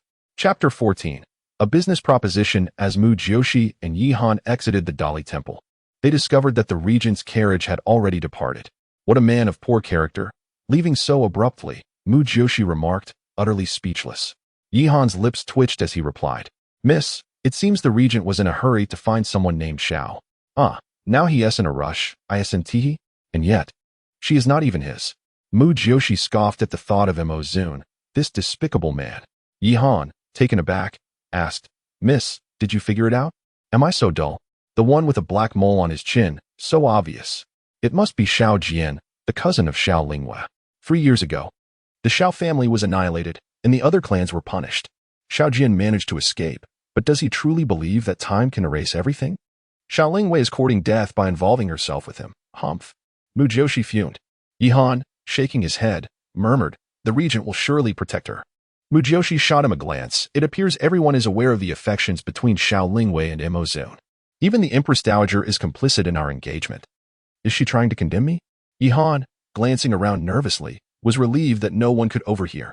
Let us borrow a carriage from Yi Wuheng and head to Xingyue Pavilion, Mu Jiuxi suggested, her mind racing. Xingyue Pavilion? Yi Han's expression shifted dramatically. Miss, why would you want to go there? Naturally, I wish to meet the head of Xingyue Pavilion. Come now, such an opportunity is rare. Mu Jiuxi retorted, somewhat exasperated. Yi Han hesitated, but ultimately suppressed his concerns and returned to borrow a modest carriage from Yi Wuheng. Unexpectedly, Yi Wuheng followed them out. Miss, you intend to go to Xingyue Pavilion?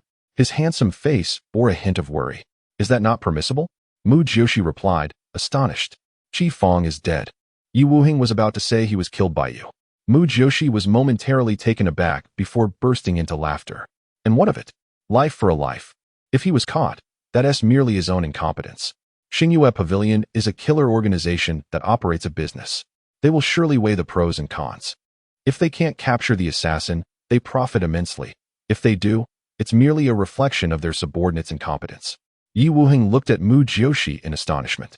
It seemed she possessed an intricate understanding of the rules governing Xingyue Pavilion. Mu Jiuxi chuckled softly, as the leader of mercenaries.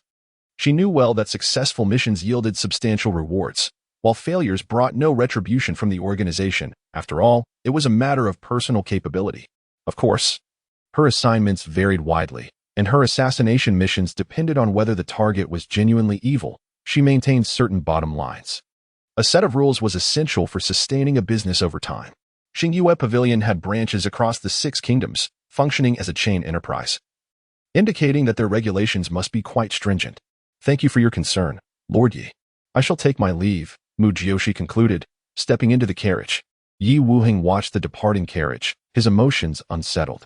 Today, Mu Jiuxi had presented a wholly different perspective to him. He suddenly realized that she harbored many secrets, akin to a treasure waiting to be unearthed. He chuckled to himself, shaking his head. Was he truly losing his mind, becoming intrigued by this flamboyant young lady?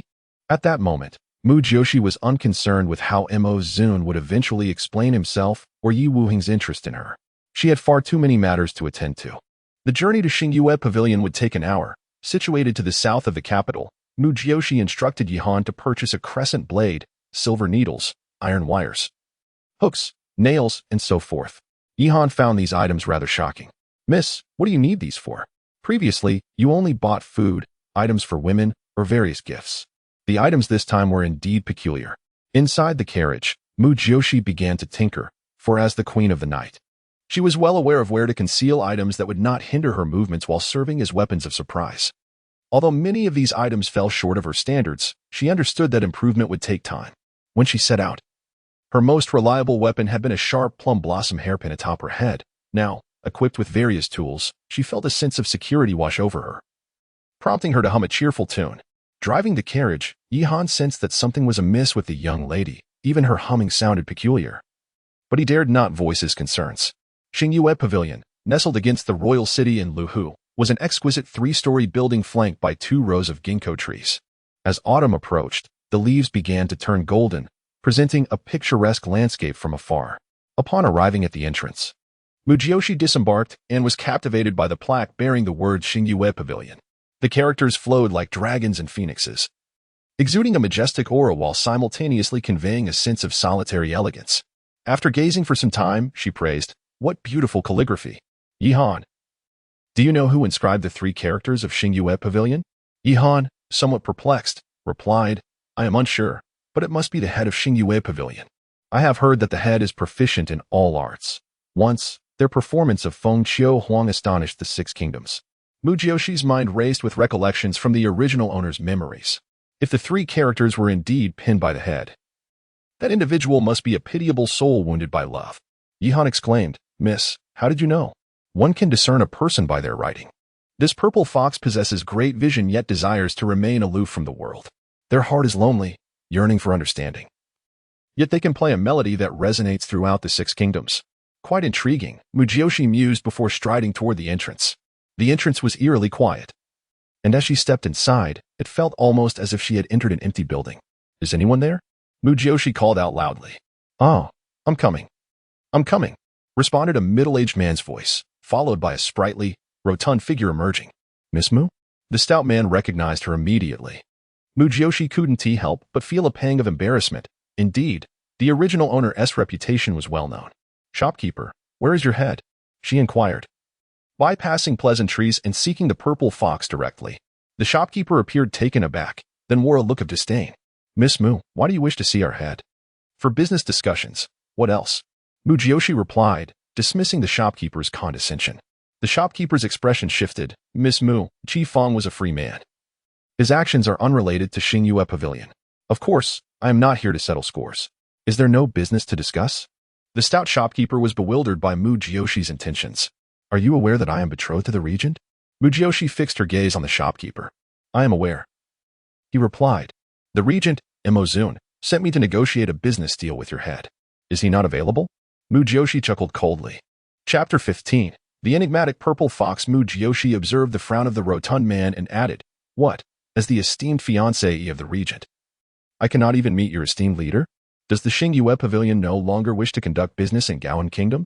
Only then did the man's expression shift, and he hastily replied, "Miss Mu, please do not be angry.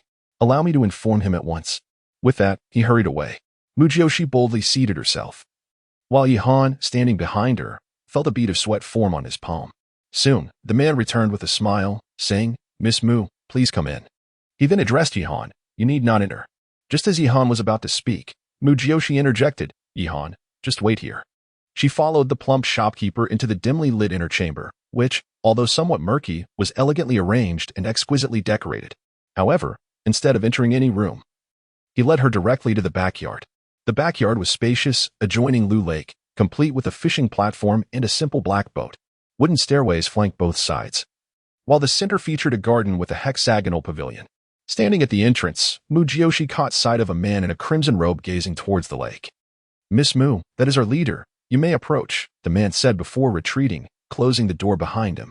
The courtyard walls were high and fortified with sharp protrusions, creating a secluded realm. Mu Jiuxi briskly walked towards the pavilion, where the man slowly turned his head. She was instantly captivated by his striking appearance. His features were delicate, yet possessed a masculine charm, his eyebrows reminiscent of distant mountains, sweeping elegantly into his hairline. His narrow, phoenix-like eyes were slightly upturned, exuding an alluring charisma, yet they held a shadowy depth devoid of emotion, reflecting solitude and coldness. He was tall and fair-skinned, with fingers so well-defined they seemed sculpted for artistry. Clad in a loose, flowing purple robe, its wide collar revealing a tantalizing collarbone, he leaned languidly against the pavilion's railings. an embodiment of mesmerizing allure, desiring to abandon your eyes. His icy voice broke the silence. Realizing her lapse in composure, Mu Jiuxi quickly retorted, I cannot be blamed. It is merely a consequence of your striking beauty. Though, I must say, you pale in comparison to my fiancé. As she spoke, she confidently took a seat at the stone table, where a sheet of music lay, marked with corrections, as if he were composing a new piece. Beside it rested a jade-white guqin. Your affinity for music is evident. No wonder Feng Qiu Huang astounded the Six Kingdoms back in the day, she mused to herself. Hui Yuntian's sharp phoenix eyes scrutinized Mu Jiuxi's radiant smile, and he found himself intrigued. With the commotion surrounding your engagement to the regent, do you truly believe you can secure a place in the regent's residence? He provocatively queried. Unfortunately not. I have already called off the engagement, Mu Jiuxi replied candidly. The delicately featured Hui Yuntian's expression darkened at her words. Miss Mu, the Xingyue Pavilion is not a playground for someone of your stature, he warned, his tone laden with caution. I am not here for amusement, I seek to discuss business with you. I merely feared you would refuse to meet me. Hence I invoked the name of Emozun. Now, let us speak of matters at hand. Mu Jiuxi's demeanor shifted dramatically. Hui Yutian was momentarily taken aback, sensing a chilling aura emanating from her, as if she were a predator ready to pounce. Their gazes locked, the atmosphere thickened with tension. The surprise flickering in Hui Yuntian's eyes was sufficient for Mu Jiuxi. She retracted her aura, and the ambience warmed once more. Miss Mu seems to defy the rumors. Hui Yutian noted, his interest in her piqued. He recognized the familiar air surrounding her. She was a killer, one who had claimed many lives. Wise individuals seldom trust hearsay. They rely on their own observations, Mu Jiuxi responded with a bright smile. Indeed, I was rather shallow in my assessment, Hui Yuntian conceded, swayed by her simplicity. Are you not known as the Purple Fox? Is your surname not C? Mu Jiuxi questioned, her surprise evident. Hui Yutian, slightly bewildered by her sudden shift in topic, shook his head. The title Purple Fox is merely a moniker bestowed by my acquaintances in the martial world. Ah, I see. Returning to the subject. I am aware that you possess a formidable internal cultivation technique, rivaling that of the regent, she continued. Is that so? Hui Yutian raised an eyebrow, intrigued. Did the regent inform you of this? Indeed, that miserly fellow refused to share a superior technique with me, hence I sought you out. She replied with a hint of mischief. Do you truly believe I would provide such knowledge? Hui Yuntian's laughter was devoid of warmth. I am merely testing my luck. Mu Jiuxi shrugged nonchalantly. Hui Yuntian's demeanor instantly chilled, a dark hue gathering in his gaze, as if he were poised to strike. Miss Mu, I do not appreciate jesting. I do not jest. How about a wager? Mu Jiuxi suggested, her gaze fixed on his musical score. I am disinterested in wagers. Please proceed, Hui Yutian replied, his enthusiasm waning. What if I claim that I can play Feng Qiu Huang better than you? Mu Jiuxi challenged, aware of Hui Yuntian's impatience. That piece has been imitated by many since its inception 3 years ago. How remarkable can your rendition truly be? Hui Yutian glared at her, skepticism evident. But what if I surpass you? She grinned, her confidence radiating. Hui Yuntian narrowed his eyes. Miss Mu, your confidence is quite remarkable. Flattery aside, I not only can play better, but I can also complete this unfinished piece and present you with a masterpiece, she declared, exuding an aura of unwavering assurance. You wish to exchange my internal cultivation technique for this? Hui Yuntian realized Mu Jiuxi was not jesting. Precisely, though I understand this alone may not sway you. It is merely a token of my sincerity, Mu Jiuxi replied with a shrug. Do you possess a guqin? Alas, I have not touched one in ages, Mu Jiuxi admitted, glancing at his instrument. May I use yours? Hui Yutian momentarily thought her sanity was questionable. You have not played in a long while, yet you assert such boldness? Surely. You jest. The entitled young lady likely had no comprehension of the concept of danger. However, her peculiar demeanor was indeed strikingly abnormal. Hui Yutian placed the guqin before Mu Jiuxi, who recognized it as a 5-string instrument, less common than the 7-string variety she was accustomed to. Nevertheless, she was undeterred. Feng Qiu Huang was a piece she had mastered since childhood. As Hui Yuntian observed Mu Jiuxi's fingers hover above the strings, he frowned at her odd posture. Could she truly be skilled? If she was merely jesting, he would ensure she met a fitting end. Even Emozun would be unable to save her. Suddenly, Mu Jiuxi inhaled deeply and flashed a radiant smile at Hui Yutian. Her delicate fingers danced gracefully across the strings, producing a melody that resembled a playful sprite. The music flowed with a blend of elegance and strength, echoing like cascading waters, with a rhythm that was both grand and clear. the lower tones evoking a sense of sorrow, oscillating between yin and yang, rich in emotional depth. Before Hui Yuntian's eyes, the image of an exquisite, gentle woman surfaced, stirring a pang of nostalgia that moistened his eyes. To win one heart, to remain together until old age. As the final notes lingered, Mu Jiuxi's wistful remark snapped Hui Yuntian back to reality, his gaze fixed in astonishment upon the petite figure before him. Chapter 16. A friendship discount. Mu Jiuxi observed the misty glimmer in Hui Yuntian's eyes and smiled gently, remarking, "It appears that the esteemed leader was also a person of profound emotions." For a fleeting moment, Hui Yuntian felt a pang of trepidation, as though a hidden secret had been exposed. Yet, he quickly regained his composure, tilting his body slightly, his gaze sharpening and emanating a chilling aura. "How do you find my musical skills?" Mu Jiuxi deftly shifted the topic. "It is indeed beyond my expectations. I did not anticipate that Miss Mu possessed such talent." Hui Yuntian replied, pushing the incomplete score before her. With a raised eyebrow, Mu Jiuxi seized the quill and began to fill in the missing notes, occasionally plucking the strings in a focused manner. Watching her earnestness, Hui Yuntian's perception of her began to shift.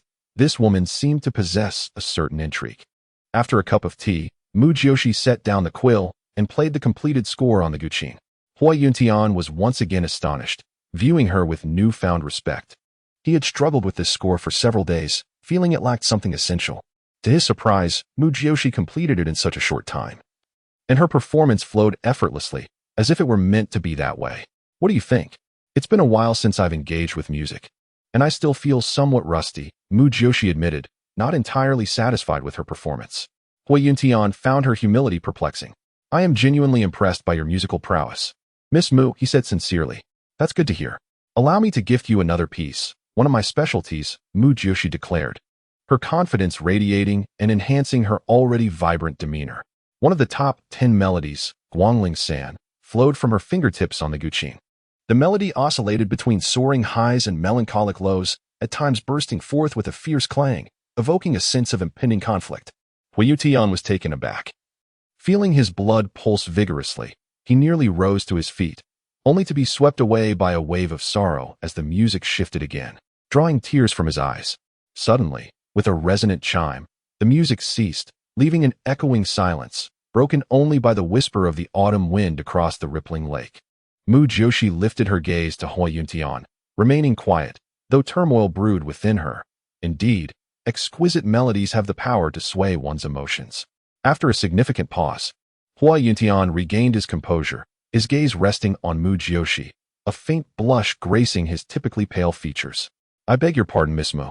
Your composition is divine." "I find myself feeling inadequate," he admitted, his words sincere. Despite his confidence in his own musical abilities, in that moment, he felt overshadowed by Mu Jiuxi's talent. She was still so young. How could she possess such extraordinary skill unless she had been practicing since childhood?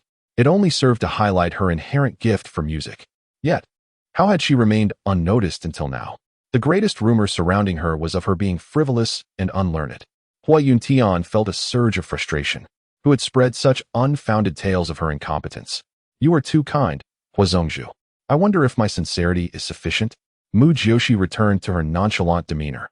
"That will suffice.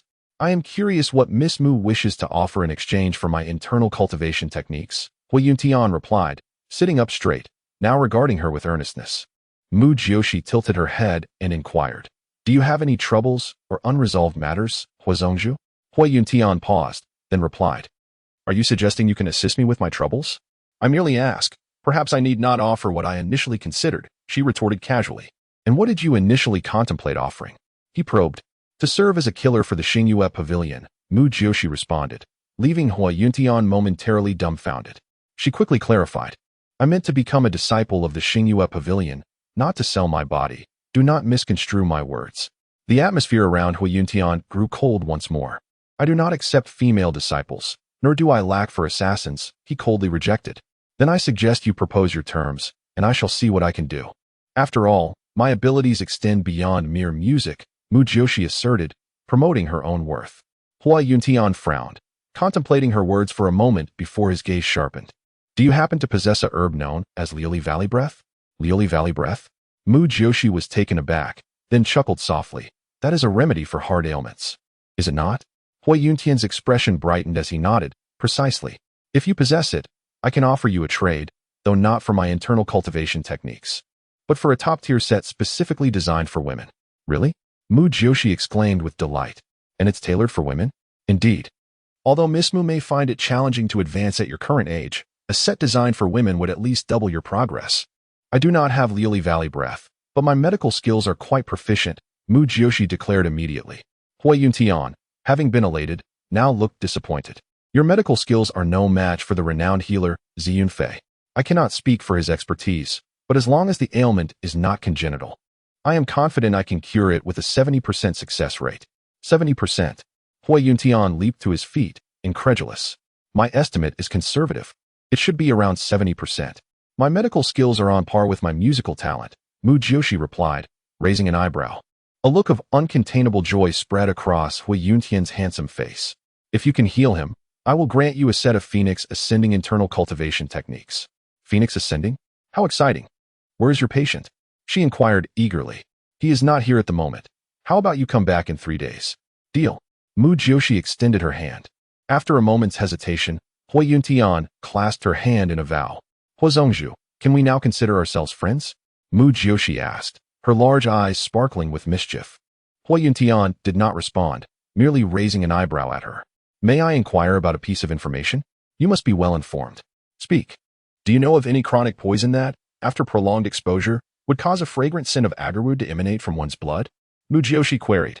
Hui Yuntian raised an eyebrow slightly before producing a jade vial from his palm. This poison is called Lotus Fragrance Shadow, used exclusively in the royal harem of the 6 great nations. Coincidentally, I possess an antidote. Are you not knowledgeable in medicine? He added, slightly bemused. My medical expertise is for healing, not for harm. Would you sell me the antidote? Mu Jiuxi's heart leapt with joy. Her mother would be saved. She silently thanked the regent, Mo Zun, for leading her to Hui Yuntian. As a friend, I will offer it to you for 10,000 taels of silver. Hui Yuntian said with a sly smile that held a hint of mischief. Mu Jiuxi nearly exploded in frustration. Fine, I will buy it. By the way, you and the regent share certain similarities. Oh, in what way? Hui Yuntian inquired, intrigued. Lacking virtue, Mu Jiuxi retorted, pulling out a banknote she had just received. Her cheeks puffing up in exasperation, lamenting her relentless toil only to find herself perpetually short on funds. Chapter 17. Be tough on oneself. Hui Yuntian laughed heartily at Mu Jiuxi's indignant and playful demeanor. The young lady Mu truly possessed a delightful wit. Do you believe that if you raise your prices a little more, my remarks would become even more amusing? Farewell. Mu Jiuxi rolled her eyes, dismissing the cunning fox as she took her leave with the antidote in hand. Hui Yuntian observed her graceful silhouette, a cryptic smile curling at the corners of his lips. The young lady from the High Cloud Kingdom was indeed intriguing. He hoped her medical skills were as extraordinary as her musical talent. After departing from Xingyue Pavilion, Mu Jiuxi hurried back to her residence, making her way directly to her mother's Shuiyun chamber. Aunt Ying was the sole caretaker of her mother, her eyes swollen and red. Mother, Mu Jiuxi exclaimed as she settled beside her mother's bed. I heard you went out with the regent. Why are you drenched in sweat upon your return? The first lady's gentle words warmed Mu Jiuxi's heart. I am fine, she replied, glancing at Aunt Ying. Aunt Ying, please prepare some nourishing soup for mother. Aunt Ying, momentarily taken aback, immediately nodded and departed. Everyone was aware of the circumstances, and Aunt Ying was no exception. The first lady spoke. Your father has imprisoned Aunt Wang. She is likely with your second mother now. Father acted swiftly. Mu Jiuxi expressed her surprise. The first lady sighed. Your father was enraged. He never anticipated Aunt Wang would take such actions. Alas, mother, did Aunt Wang reveal the mastermind behind this? Mu Jiuxi inquired urgently. The first lady shook her head. Aunt Wang claimed it was because your maternal grandmother had killed her sister, and she sought revenge for her sister. Did she truly have a sister? Mu Jiuxi asked in astonishment. Indeed, there is some truth to it. Her sister had seduced your maternal grandfather and was subsequently beaten to death by your grandmother. At that time, Aunt Wang had not yet entered the household. She became a maid to enact her revenge and later followed me as a dowry companion. Mu Jiuxi furrowed her brows, pondering if she had overthought the matter. If Aunt Wang was indeed seeking revenge, she had ample opportunities to act against them earlier. Why wait until now? Moreover, when I instructed Aunt Wang to fetch the sandalwood, why did she go to Mu Yangchun's courtyard instead? Mu Jiuxi felt that Aunt Wang was not being entirely truthful. The First Lady's gaze grew serious as she patted Mu Jiuxi's hand gently. Sierra, I understand what you were contemplating, but remember, harmony in the family breeds prosperity. Yanchun is your father's only son. Mother, after giving birth to me, you developed an ailment that prevented you from having more children. Is that merely a coincidence? The First Lady's grip suddenly tightened, and her facial muscles twitched slightly. Mother, do not overthink this. The matter is not yet resolved. Please take the antidote first. Mu Jiuxi produced the antidote. You have the antidote? The First Lady exclaimed with delight. Yes, but even with the antidote, your health remains severely compromised. You must take care of yourself moving forward. Mu Jiuxi felt a pang of sympathy for her mother. The First Lady nodded. I will. As long as you and your father are here, I cannot bear to leave so soon. Mother, you must be cautious from now on. The First Lady's mood turned somber as she nodded in agreement. After assisting her mother with the antidote, Mu Jiuxi sought out her father. Outside the study, she overheard her father loudly reprimanding her second mother, Lu Weiya. Mu Jinju and Mu Yanchun, her siblings, were also present. Father, if you truly believe I am responsible, then you might as well execute me. Lu Weiya's voice trembled with sorrow. Father, how can you suspect Mother? She has always treated Mu Jiuxi better than she has treated Yanchun and me. If she wished to harm the First Lady, why would she act this way? Mu Jinju cried out. Exactly. Father, you are being unreasonable. For so many years, Mother has diligently managed everything within the household. Now that the First Lady is in trouble, you treat Mother like this. How can you do this to her? Mu Yanchun fumed. Silence. Lu Weiya retorted angrily. How dare you speak to your father like that? Is this how I have raised you? Mother, father suspects you, and you still. Mu Jinju stomped her foot in anger. A fierce glare from Lu Weiya silenced her. Father, I have never harmed my sister. I entered this household to serve you because of her. How could I poison my sister? If you do not believe me, I will prove my innocence with my life. With that, Lu Weiya stood up and rushed towards a pillar. Weiya, Mu Tianxing exclaimed in shock, quickly attempting to intervene. But Lu Weiya seemed resolute and moved with great speed. With a resounding thud, her head collided with the pillar. Weiya, Mu Tianxing shouted in alarm, swiftly catching the collapsing Lu Weiya. Mother, the room erupted into chaos. Father, Weiya has never harmed her sister. It is a blessing for her to serve you and her sister. With those words, Lu Weiya fell unconscious. Weiya, Mu Tianxing panicked. Quick, summon a doctor. He lifted Lu Weiya and rushed outside, unaware of Mu Jiuxi standing silently nearby. Mu Jinju and Mu Yanchun followed closely, with Mu Jinju weeping pitifully. As they emerged, Mu Yanchun glared at Mu Jiuxi. Mu Jiuxi, how could you wrongfully accuse my mother?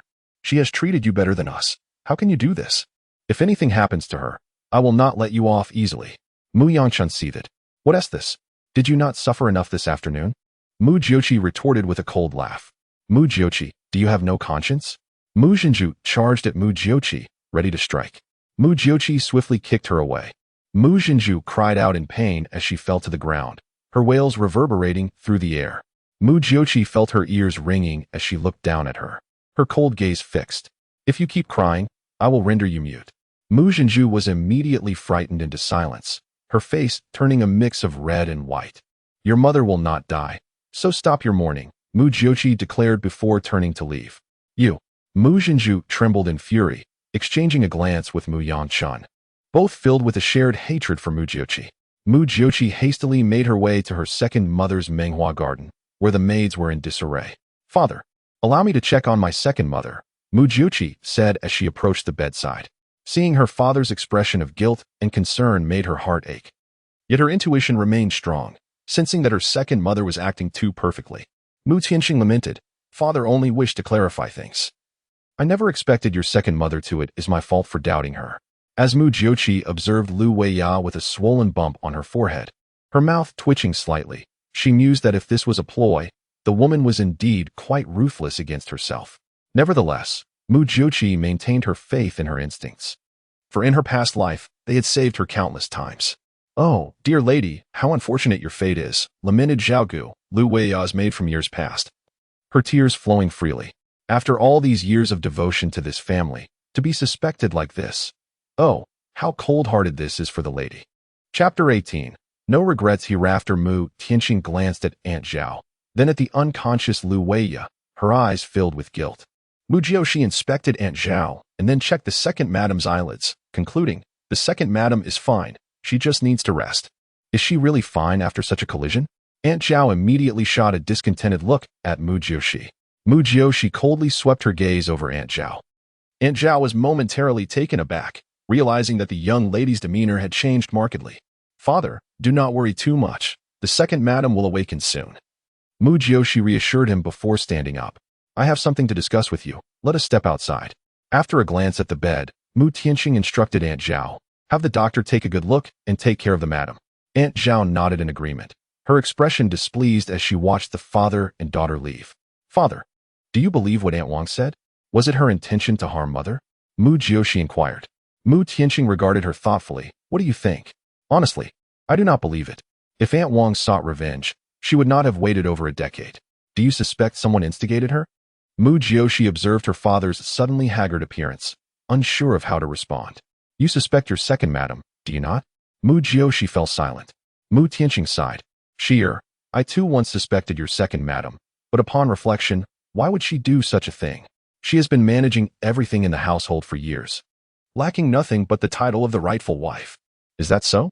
"Father, even though the second madam and the first madam share equal status, as long as my mother is alive, she will never be the legitimate wife, and Mu Zhenju and Mu Yangchun are merely illegitimate."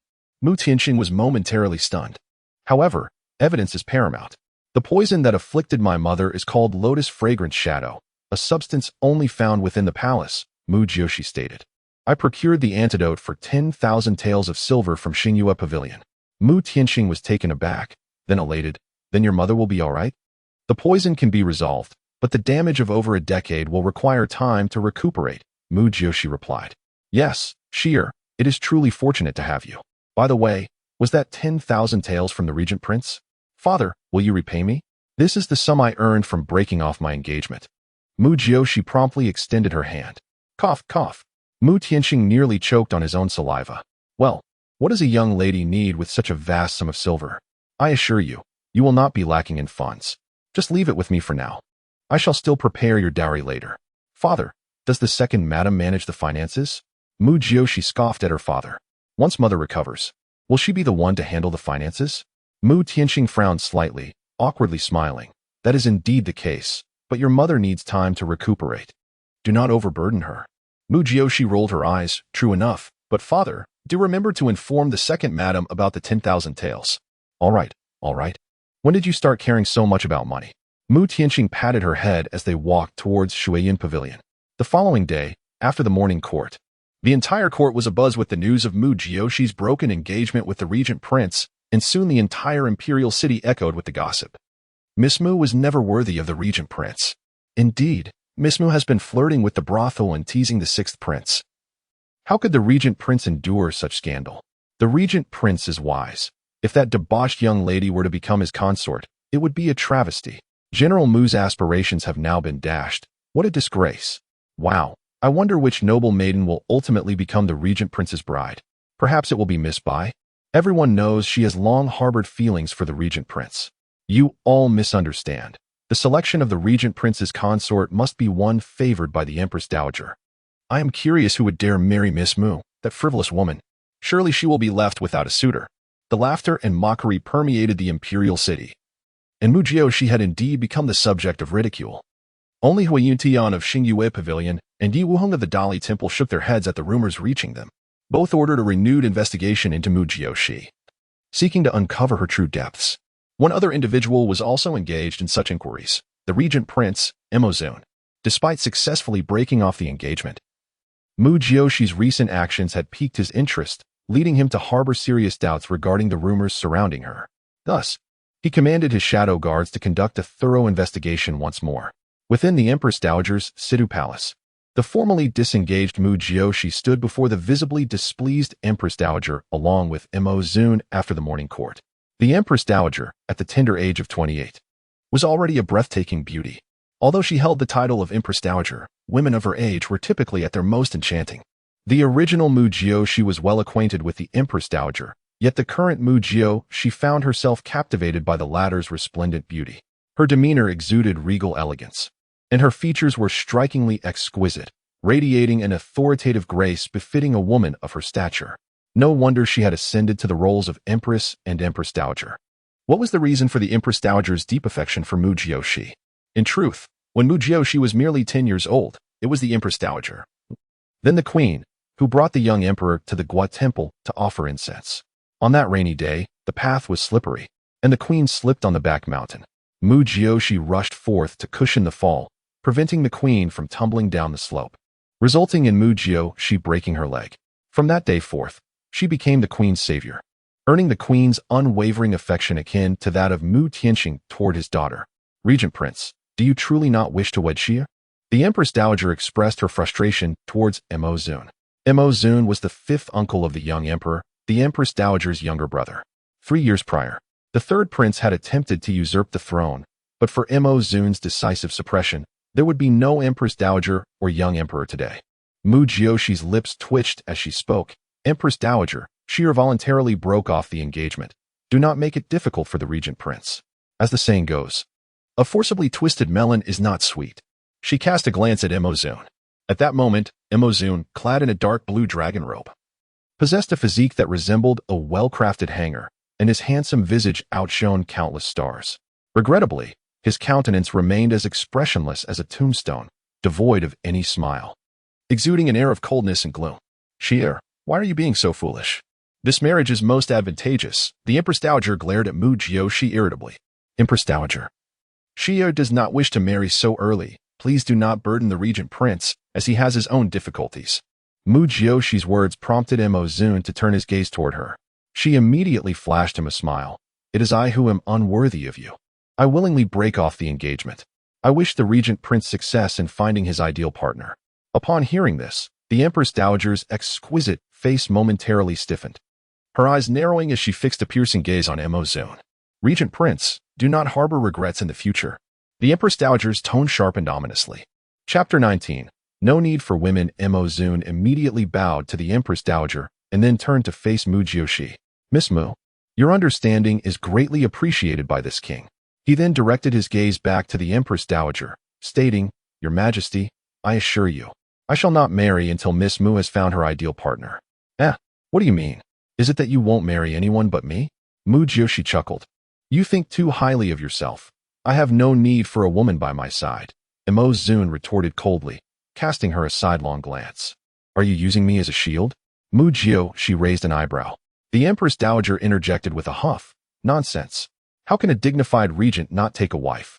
I will not allow it. Mo Zun's handsome face twisted momentarily as he looked gravely at the Empress Dowager. Your Majesty, if I am to marry, it must be after the crown prince turns 16. 16? That means 5 more years. Mu Jiuxi calculated, thinking that men marrying at 28 was considered early. It is often said that a man should establish his career before starting a family.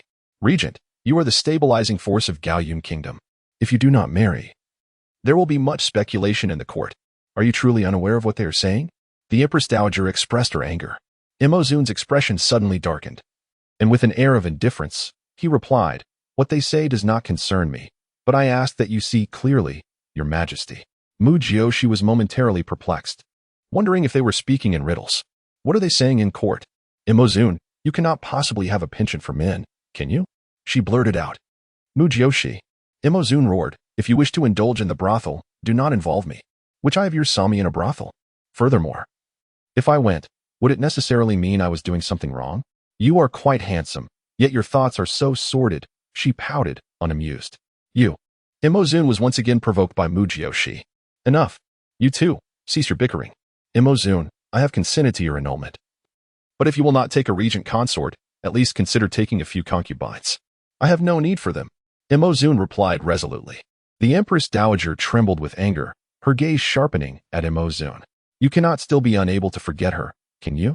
Mo Zun abruptly lifted his head, a chilling storm brewing around him. Mu Jiuxi felt an immediate chill as she observed his strikingly dark face, eyes glistening with a fierce, bloodthirsty emotion. Consider this matter as if I have said nothing. You may leave. The Empress Dowager ultimately compromised, waving her hand in resignation, clearly exhausted. Your Majesty, Xia has something to discuss with you. Mu Jiuxi interjected hastily. Regent, you may return now, but remember to deliver the true culprit. Mo Zun's oppressive aura gradually dissipated as he cupped his fist in salute to the Empress Dowager and turned to depart. Mu Jiuxi swiftly moved to the Empress Dowager's side, linking her arm. Your Majesty, do not be upset. This foolish man does not appreciate kindness. Let him be childless. Uffed. The Empress Dowager laughed at Mu Jiuxi's jest. What nonsense. If you do not marry him, how can you wish for him to be childless? Mu Jiuxi pouted. Who told him to anger you? By the way, Your Majesty, what are they saying about the region outside that I am unaware of? How could you not know? Were you unaware of Emozune's past? The Empress Dowager took a sip of her tea. Mu Jiuxi's eyes brightened instantly. Is it about the regent and the third princess? The Empress Dowager remained silent, indicating her acquiescence. Does this foolish man still harbor feelings for the third princess? Mu Jiuxi scoffed internally. The Empress Dowager sighed. Do not speak ill of him. The regent is profound in thought. I cannot discern what he is truly considering. But his feelings for Xiaolingwei. It has been so long, he cannot still be pining for her. They are no longer possible, are they? If he truly desired it, who could stop him? I understand he suffers in silence. The Empress Dowager sighed again. What does he have to suffer from? He is blind. It was not he who betrayed Xiaolingwei. She chose to marry the third prince, indicating her feelings were not as deep as he believed. You little girl.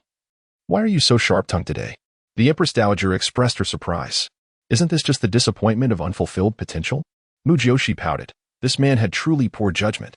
Child, what do you understand? The Empress Dowager sighed once more. The regent is a good man. It would be a pity for you to miss out on him. Ultimately, it is I who has wronged him. Your Majesty, what are you saying? Mu Jiuxi sighed internally. Do not worry. He will eventually meet his true love. Let us hope so. The Empress Dowager smiled faintly, turning to Mu Jiuxi. And what about you? You are 17 now. It is time for you to marry. I refuse.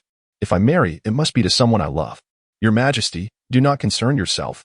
With my current reputation, no one would dare to marry me. Have you learned the arts of embroidery and etiquette? The Empress Dowager asked, somewhat exasperated. Cough, cough. I am still learning. By the way, Your Majesty, I want to ask you something. Mu Jiuxi finally broached the main topic. The Empress Dowager raised an eyebrow slightly. Is there anything you cannot discuss with me? Hee. Mu Jiuxi smiled triumphantly, thinking that the original owner of this body had quite the capability. Your Majesty, do you know of a slow-acting poison called Lotus Fragrance Shadow? Lotus Fragrance Shadow? The Empress Dowager's voice rose, her expression darkening. Why do you ask about this?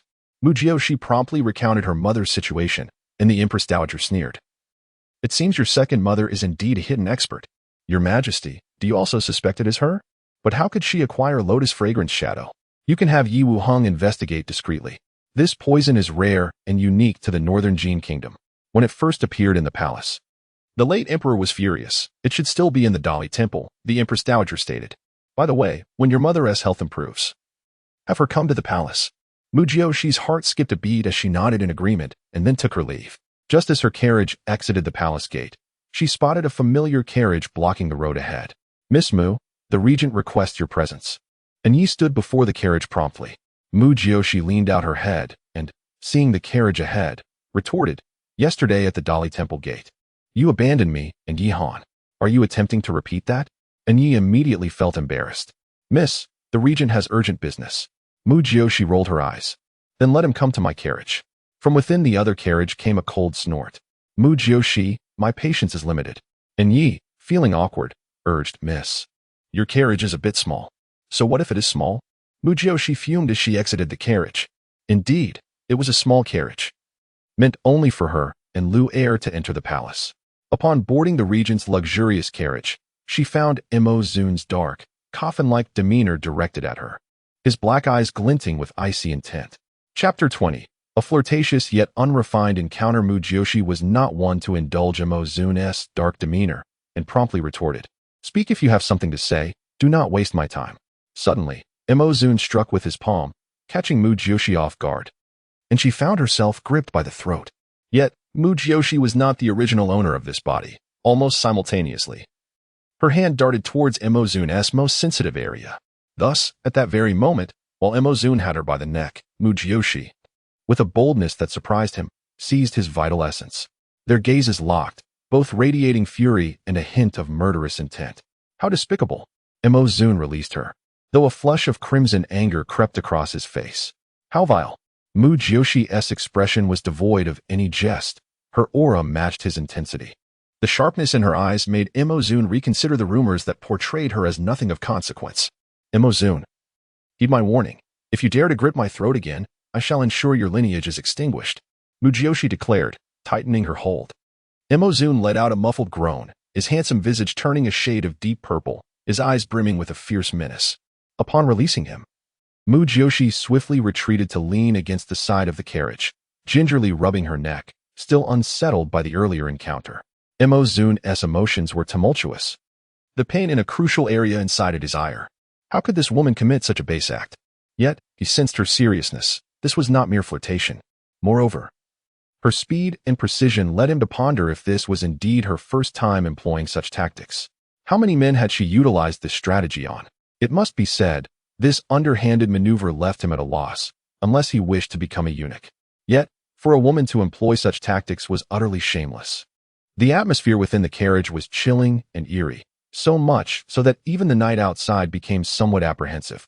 Zun, if you still hold the Empress in regard, you ought to realize that it is in our best interests to coexist peacefully, Mu Jiuxi initiated, her voice steady.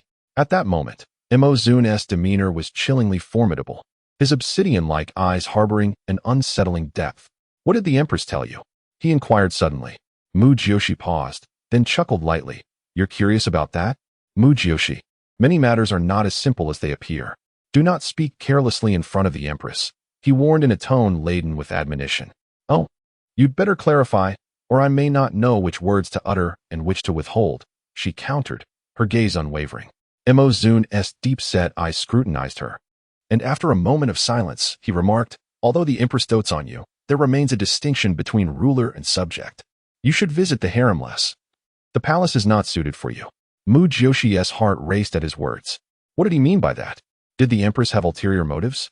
However, from the original owner's perspective, the Empress had always treated her with kindness, and even in her new identity. She felt a kinship akin to finding a soulmate in another world. I heard you visited the Starry Moon Pavilion.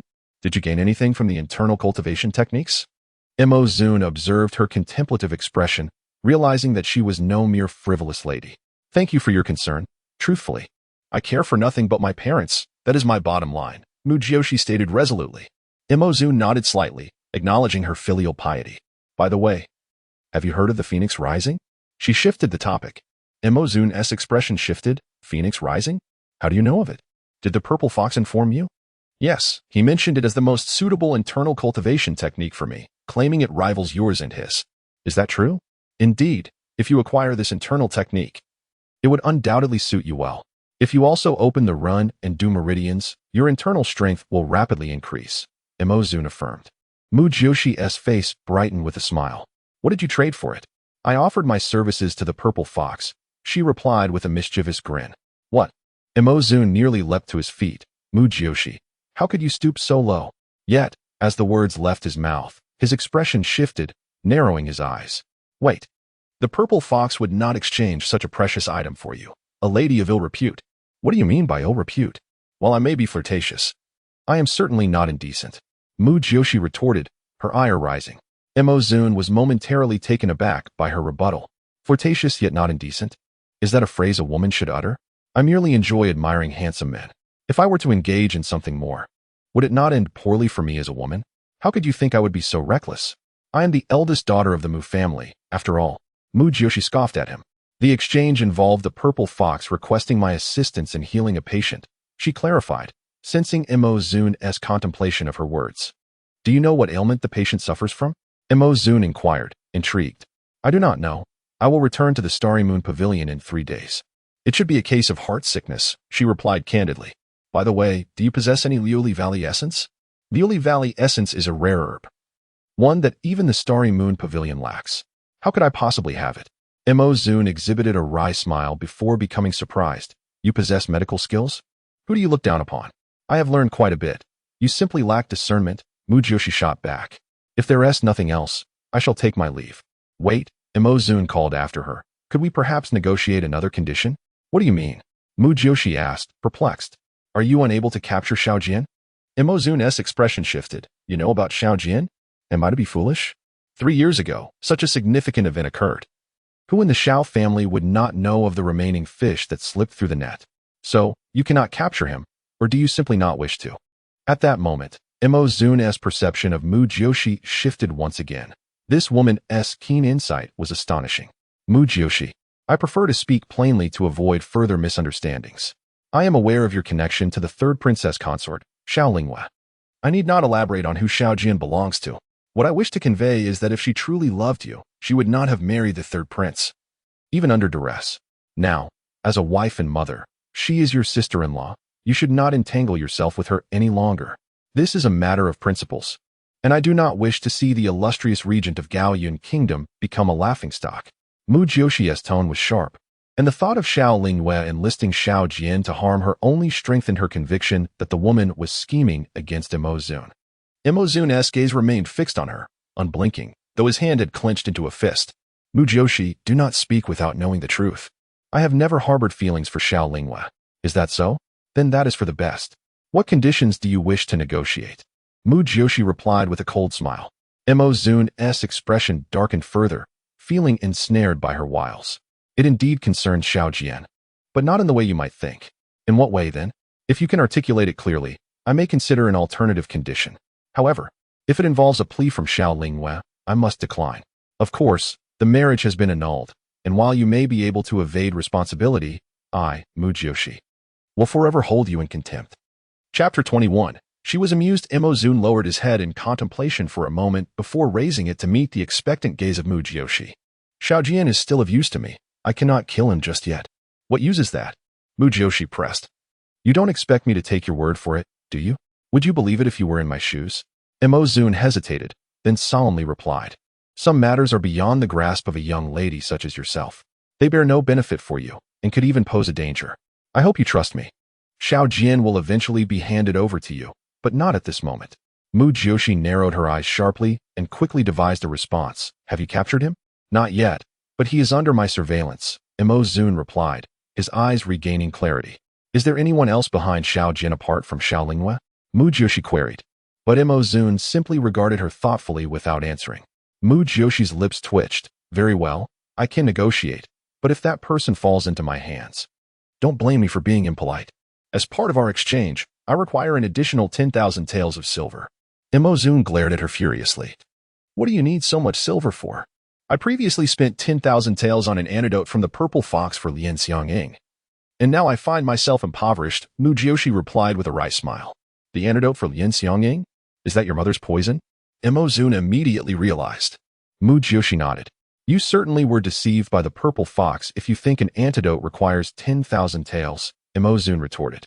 I am aware, but my desperation to save my mother clouded my judgment. Besides, that 10,000 taels was originally your loss to me. It is spent now. Mu Jiuxi shrugged nonchalantly. Imozun felt an impulse to strangle her. It was indeed his money, and she felt no remorse. In 3 days, I will accompany you to Xingyue Pavilion. I shall have and ye deliver the 10,000 taels to your residence. Thank you, Regent King, Mu Jiuxi said with a bright smile before swiftly departing the carriage, leaving Imozun fuming, the veins on his forehead throbbing. Once aboard her own carriage, Mu Jiuxi pondered Imozun's words, feeling an overwhelming sense of insecurity due to the multitude of unknowns. Moments later, the carriage suddenly lost control, and Luer nearly flew out. Fortunately, Mu Jiuxi reacted swiftly, grasping Luer with one hand and the window ledge with the other, though she was still drenched in cold sweat. Miss, it is someone from the Prime Minister's residence. The coachman shouted in panic from outside. The carriage finally came to a halt. Had it not been for Mu Jiuxi's agility, she would surely have been injured. Mu Jiuxi, come out.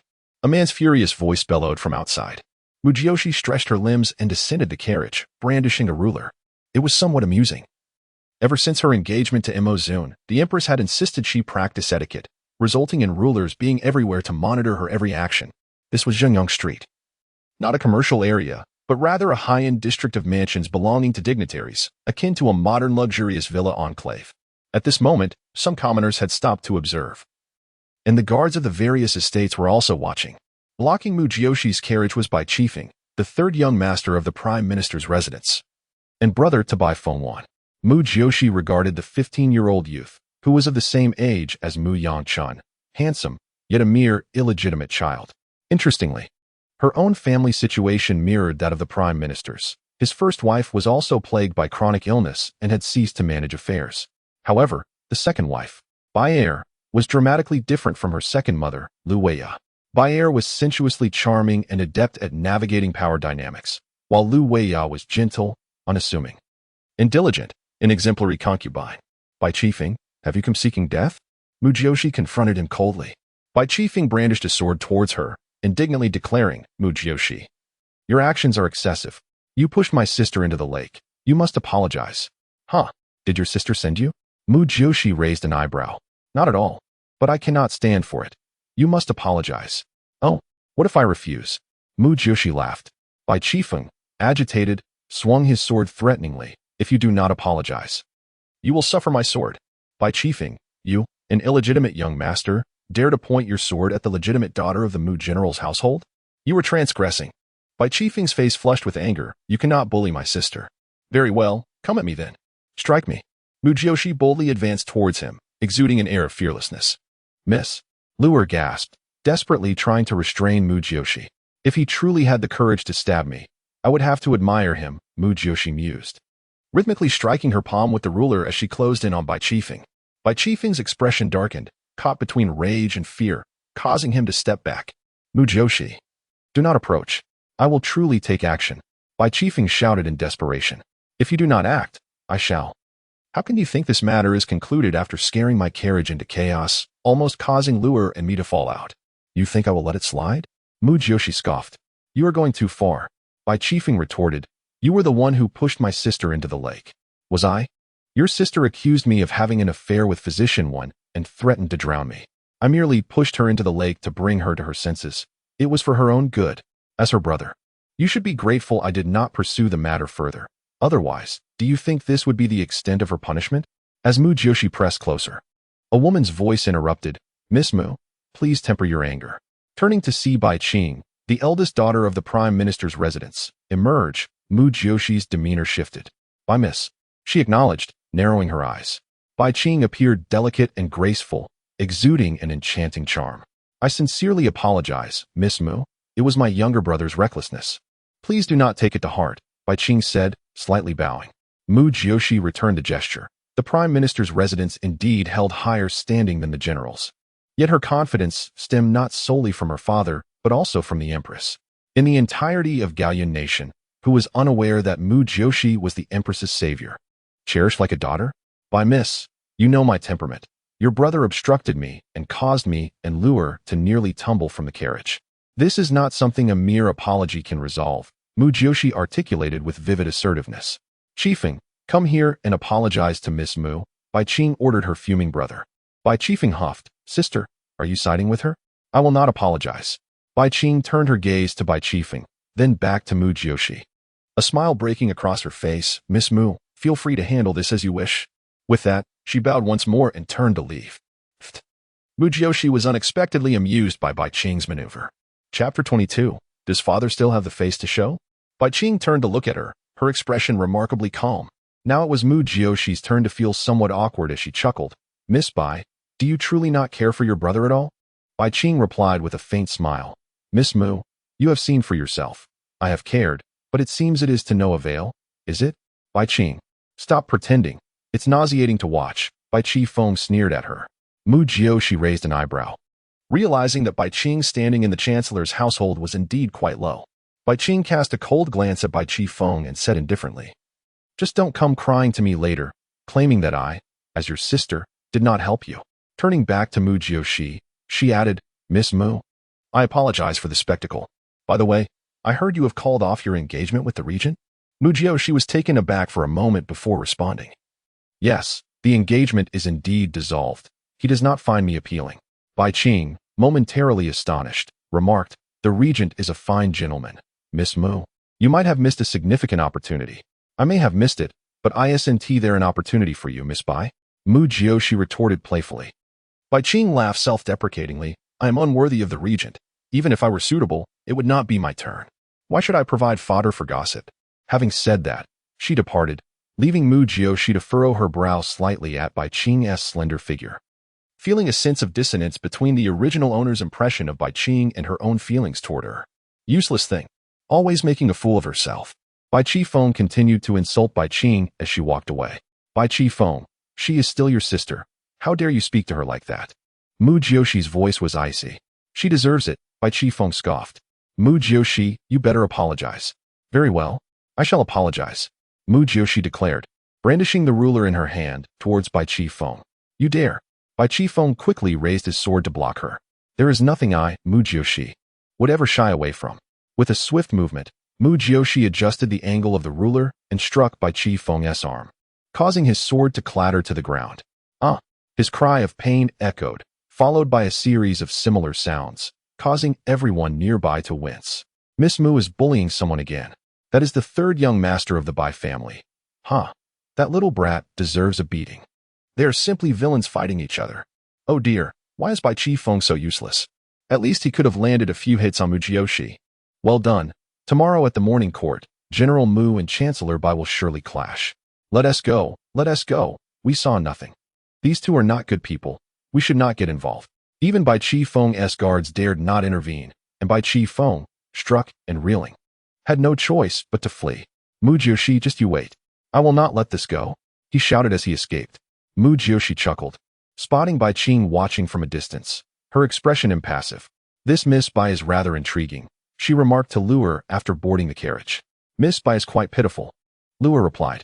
Though she is the legitimate eldest daughter, she is overshadowed by Bai Fengwan. Moreover, I hear the Chancellor's wife is nearing her end. I truly wonder how Miss Bai will fare in the future. I recall she is already 18. Why is she not married yet? It is said she is unwilling, wanting to stay with her mother. Furthermore, the marriage prospects her father has chosen for her are rather mediocre. Doesn't she fancy the regent? Mu Jiuxi inquired further. Luer shook her head. This servant does not know, but which noble lady in the capital does not admire the regent? However, in the Bai household, the husband of the second miss will certainly be more distinguished than the eldest. Thus Bai Qing cannot marry the regent.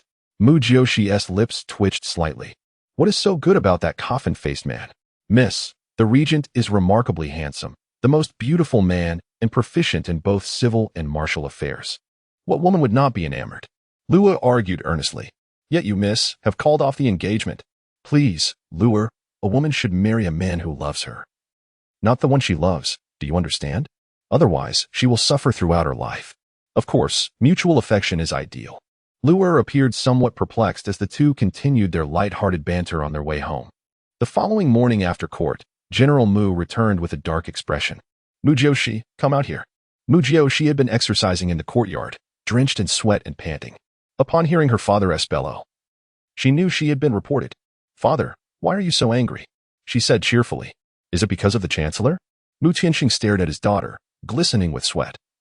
Momentarily taken aback before scolding, you know that old scoundrel is not to be trifled with, yet you went and struck his precious son? Father, many witnessed the incident. I was merely disciplining the Chancellor's son. How could I possibly apologize for that? That day, I almost ended up in a pig cage. Mu Jiuxi took the towel from Luer and wiped her face. Even so, you cannot strike Bai Qifeng in the middle of Zhengong Street. That is simply uncouth. Mu Tianxing was aware of the event's context. Father, how significant is this? Don't let it trouble you. My reputation is already tarnished, so it matters little. Mu Jiuxi seemed unfazed. Siege, I also have my pride. You were just rejected by the regent. And now you publicly beat the third young master of the Chancellor's household. I can barely step outside. Seeing her father's exasperated demeanor, Mu Jiuxi smiled. Are you ashamed of your daughter for bringing disgrace to the Mu family? Does father still have the face to show? Mu Tianxing nearly cried. If father desires dignity, then as a dutiful daughter, I shall help restore it. Mu Jiuxi thought to herself, deciding to play the role of a filial daughter. How will you do that? Mu Tianxing was taken aback. Do you think a girl must be skilled in all the arts to avoid disgrace? Mu Jiuxi asked. After a moment's contemplation, Mu Tianxing replied, that is not the case. One should understand propriety, righteousness, integrity, and honor. While it is normal for the children of a general to be martial, if you must teach someone a lesson, could you perhaps do so discreetly rather than so brazenly? Mu Jiuxi found her father's indulgence amusing. Still laughing, Mu Tianxing scolded. The regent has given me a task, and I am already troubled. Do not add to my burdens. The regent assigned you a task? Mu Jiuxi exclaimed. What task? To capture spies from the northern Jin kingdom. Mu Tianxing's brows knitted together. What? Do you have any leads? The Imperial City Guard caught an assassin aiming to kill Lord Gu last night during their patrol. Lord Gu? The one from the Ministry of Works? Mu Jiuxi was taken aback. Indeed, he was apprehended on the spot but committed suicide with poison immediately. There was another accomplice who fled. Isn't this under the jurisdiction of the Imperial City Guard? Why has it fallen to you? Mu Jiuxi felt the situation was perilous. There are not enough hands. After my return from the battlefield, I have been idle for half a year, and many are envious. So this task has been entrusted to you by the regent? Mu Jiuxi cursed that scoundrel, Mo Zun, in her heart. The regent had no other choice. We have 7 days.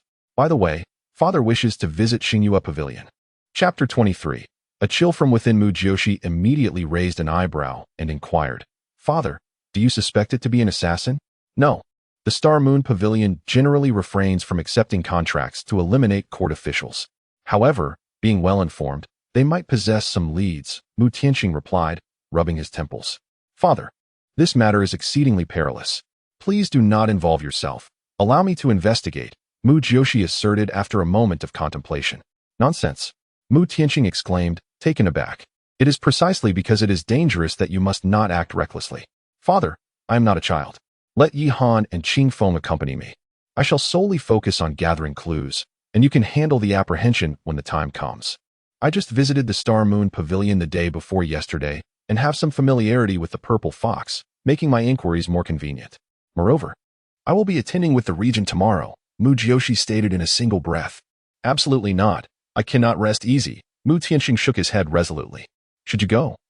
You may not even catch a glimpse of the Purple Fox, and your reputation will suffer even more, Mu Jiuxi retorted, attempting to provoke him.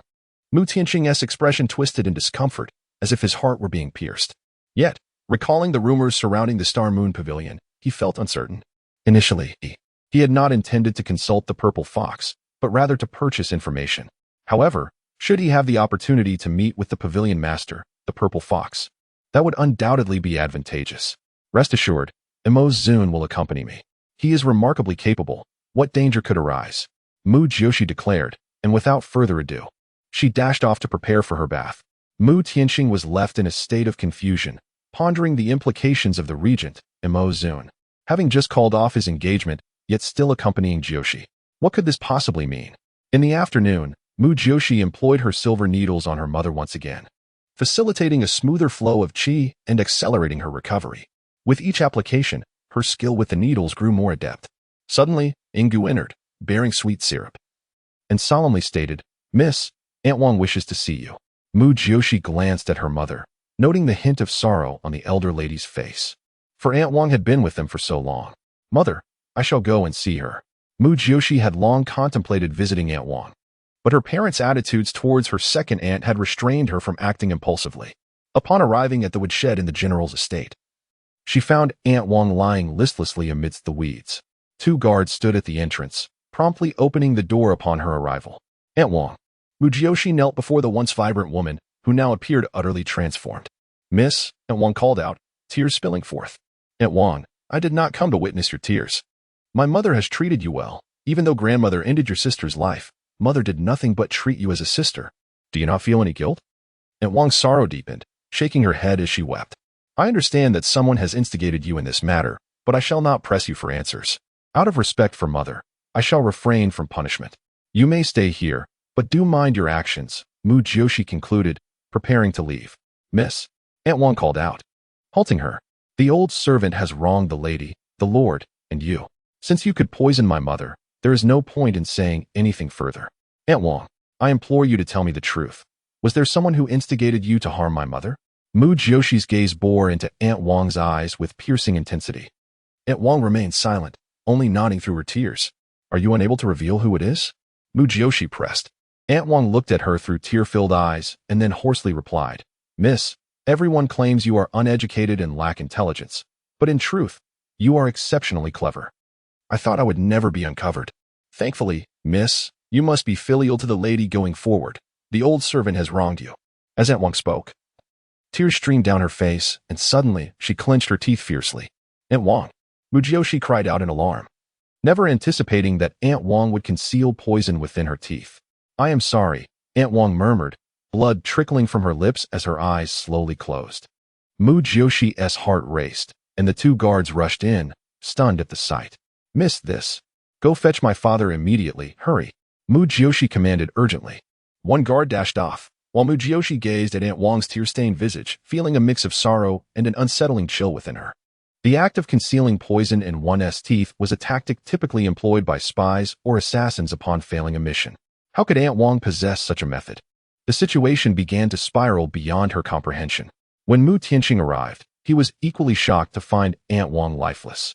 Father, this matter appears quite complex. Should we report it to the Court of Judicial Review or the Royal City Office? Mu Jiuxi queried. With a death involved, it naturally falls to Yi Wuheng. However, the concealment of poison within her teeth suggests that if Aunt Wang were a spy from another nation, the Royal City Office would inevitably intervene, Mu Tianqing remarked, feeling a prickling sensation at the back of his neck.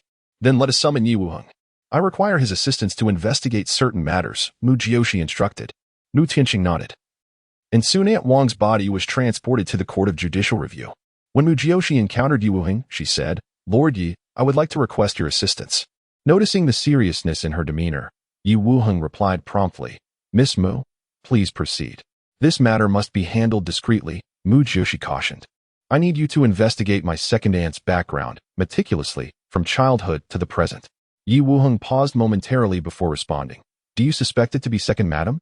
I cannot be certain, but my second aunt is too impeccable. This matter is of great significance. I understand, Yi Wuheng nodded thoughtfully.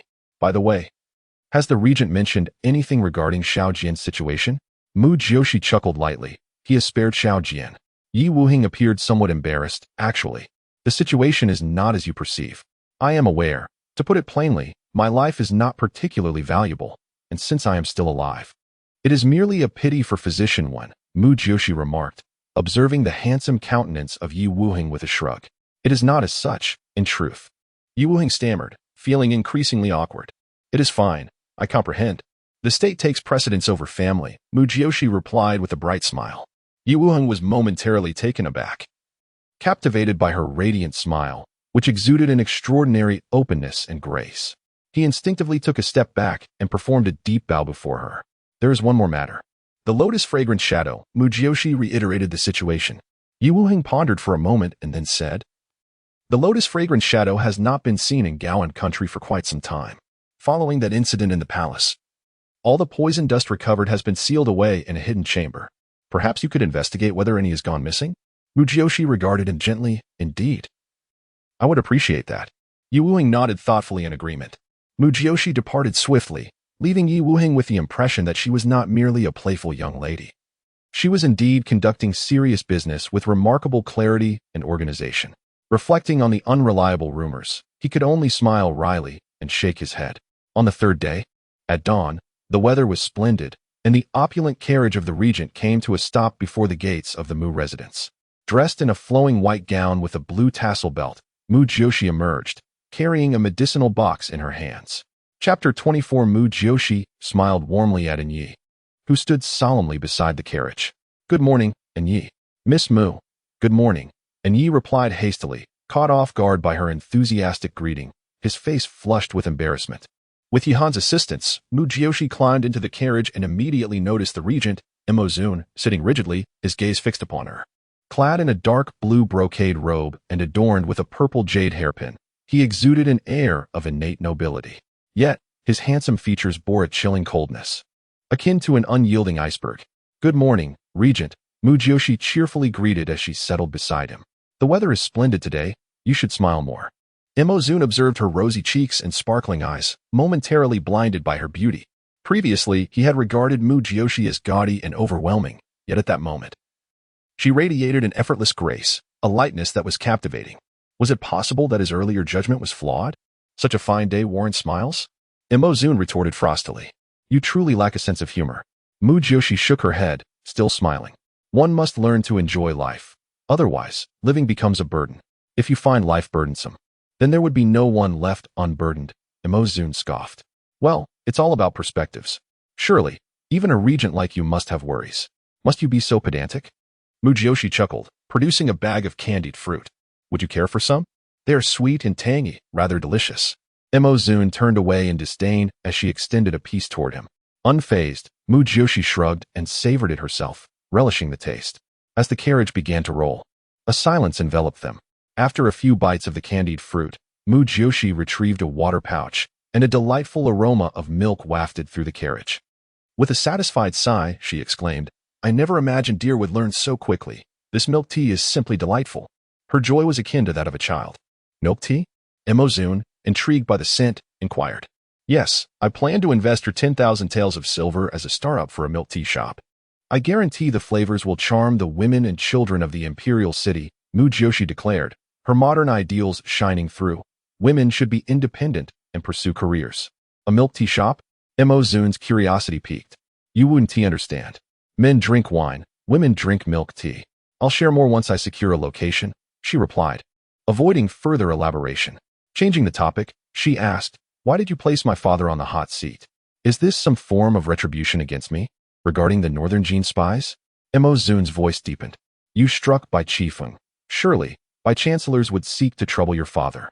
Mu Jiuxi paused, then narrowed her eyes. "So it was by chancellors? That old man is settling personal scores. Have you not caused your father enough trouble throughout your life?" Emozun retorted coldly. Reflecting on her original memories, Mu Jiuxi realized the truth in his words. Without her father and the Empress Dowager, she would have been treated like a pariah. "I understand. I was foolish and reckless before, but from now on, I shall restore my father's reputation."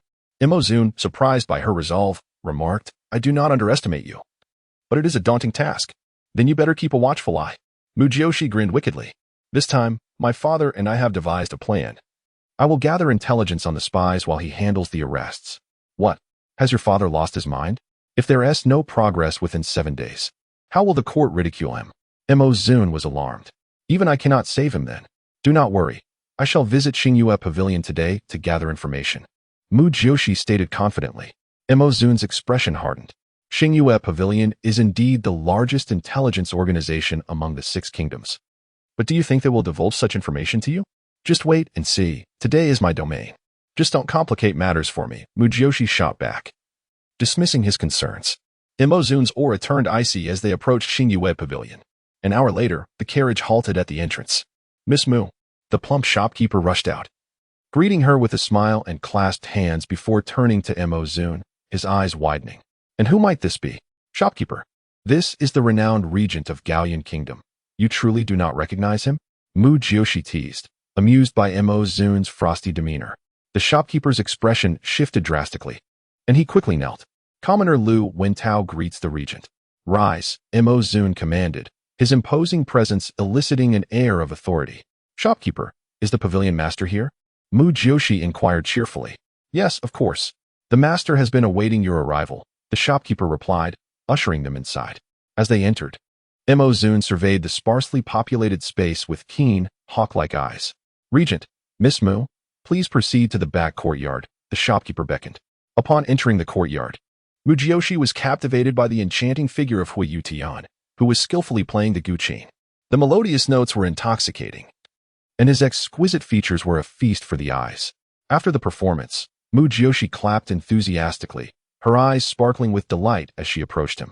Emozun remained aloof, his pace deliberate, his dark eyes sharper than ever. He had not anticipated that the pavilion master would be so young and strikingly handsome. Since entering, Mu Jiuxi had not spared him a glance, her attention solely on the mesmerizing musician, whose gaze seemed to pierce through her. Suddenly, a wave of lethal intent surged forth, causing Emozun's expression to shift dramatically. A sharp sound resonated as a blade of wind shot towards him. Though Mu Jiuxi felt the ominous energy as she neared the pavilion, it was not directed at her. However, she could hardly fathom that Hui Yutian would attack Emozun upon their first encounter, wielding his musical prowess as a weapon. Emozun snorted, unleashing a formidable aura. With a swift motion, he dispelled the wind blade. The sound of the guqin intensified as Hui Yutian unleashed a flurry of attacks, each note imbued with deadly intent. Although Emozun remained in the courtyard, his movements were fluid and defensive, like an iron wall blocking every assault. "It's my turn now," Emozun declared, clearly angered. As he leapt into the air, delivering a powerful punch towards the guqin resting on the stone platform. Hui Yutian deftly lifted the guqin above his head, and their fists collided with a resounding impact, sending shockwaves radiating outward. "Damn it," Mu Jiuxi cursed aloud. Her mood soured as the energy from their clash left her hair disheveled, and she felt an impending sense of danger encroach upon her. Chapter 25. Are you both insane? Mu Jiuxi reacted swiftly, executing a split as she lowered her body, and with a flick of her wrist, a handful of silver needles shot towards the two men indiscriminately. She realized that if she did not halt them immediately, her fate would be dire. Once again, she became acutely aware of the significance of inner strength. The stone table shattered into fragments. The two men, initially prepared to engage, were deterred by the ominous whistle of the silver needles, prompting them to leap away in unison. Hui Yuntian landed gracefully, his long sleeves billowing as he deftly retrieved the guzheng that was about to hit the ground. Imozun's gaze immediately shifted to Mu Jiuxi, who had fallen to the ground. With a swift twist of her legs, she agilely sprang back up. However, her movements were too vigorous, and her skirt, though modestly layered with undergarments, exposed more than she intended. Standing upright, she quickly adjusted her skirt, her waist-length hair now a tangled mess, with several hairpins scattered about. Infuriated, she exclaimed, "Are you both insane? Would it kill you to show me some respect?" Hui Yuntian, observing the disheveled Mu Jiuxi, felt a twitch at the corners of his mouth. He clasped his hands in apology, saying, "Miss Mu, I beg your pardon. I became a bit too enthusiastic in my sparring with the Regent King, not anticipating it would involve you." "Not anticipating? Hui Yuntian, are you trying to deceive me? I am a grown woman standing right here, and you didn't think it would concern me?" Mu Jiuxi's face flushed with anger, and not even the unkempt hair could deter her ire. She had set out looking splendid, only to end up in a state of chaos. "I assumed Miss Mu would be able to evade such a situation," Hui Yuntian said, his embarrassment evident as a faint blush crept onto his handsome face. "You thought, if I could evade, why would I come here to exchange inner cultivation techniques? If not for my quick thinking, I would be severely injured by now." Imozun, witnessing Mu Jiuxi's furious expression, felt a chuckle rise within him, particularly at her audacity to scold even the purple fox. Her straightforwardness was oddly refreshing. Nevertheless, he hastened to her side, gently untangling her hair, resembling noodles hanging from a dish. Mu Jiuxi took the opportunity to smooth her hair, oblivious to the harmonious nature of their actions. "I apologize, it was my fault. I am willing to compensate you with 1,000 taels of silver. So please, Miss Mu, temper your anger." The purple fox, observing Imozun assisting Mu Jiuxi with her hair, felt a flicker of intrigue in his eyes. Mu Jiuxi's eyes brightened, and she pouted. 1,000 taels is too little. My skirt is torn, and my hairpins are broken. You must compensate me with at least 2,000 taels. Agreed. The purple fox replied with a smile.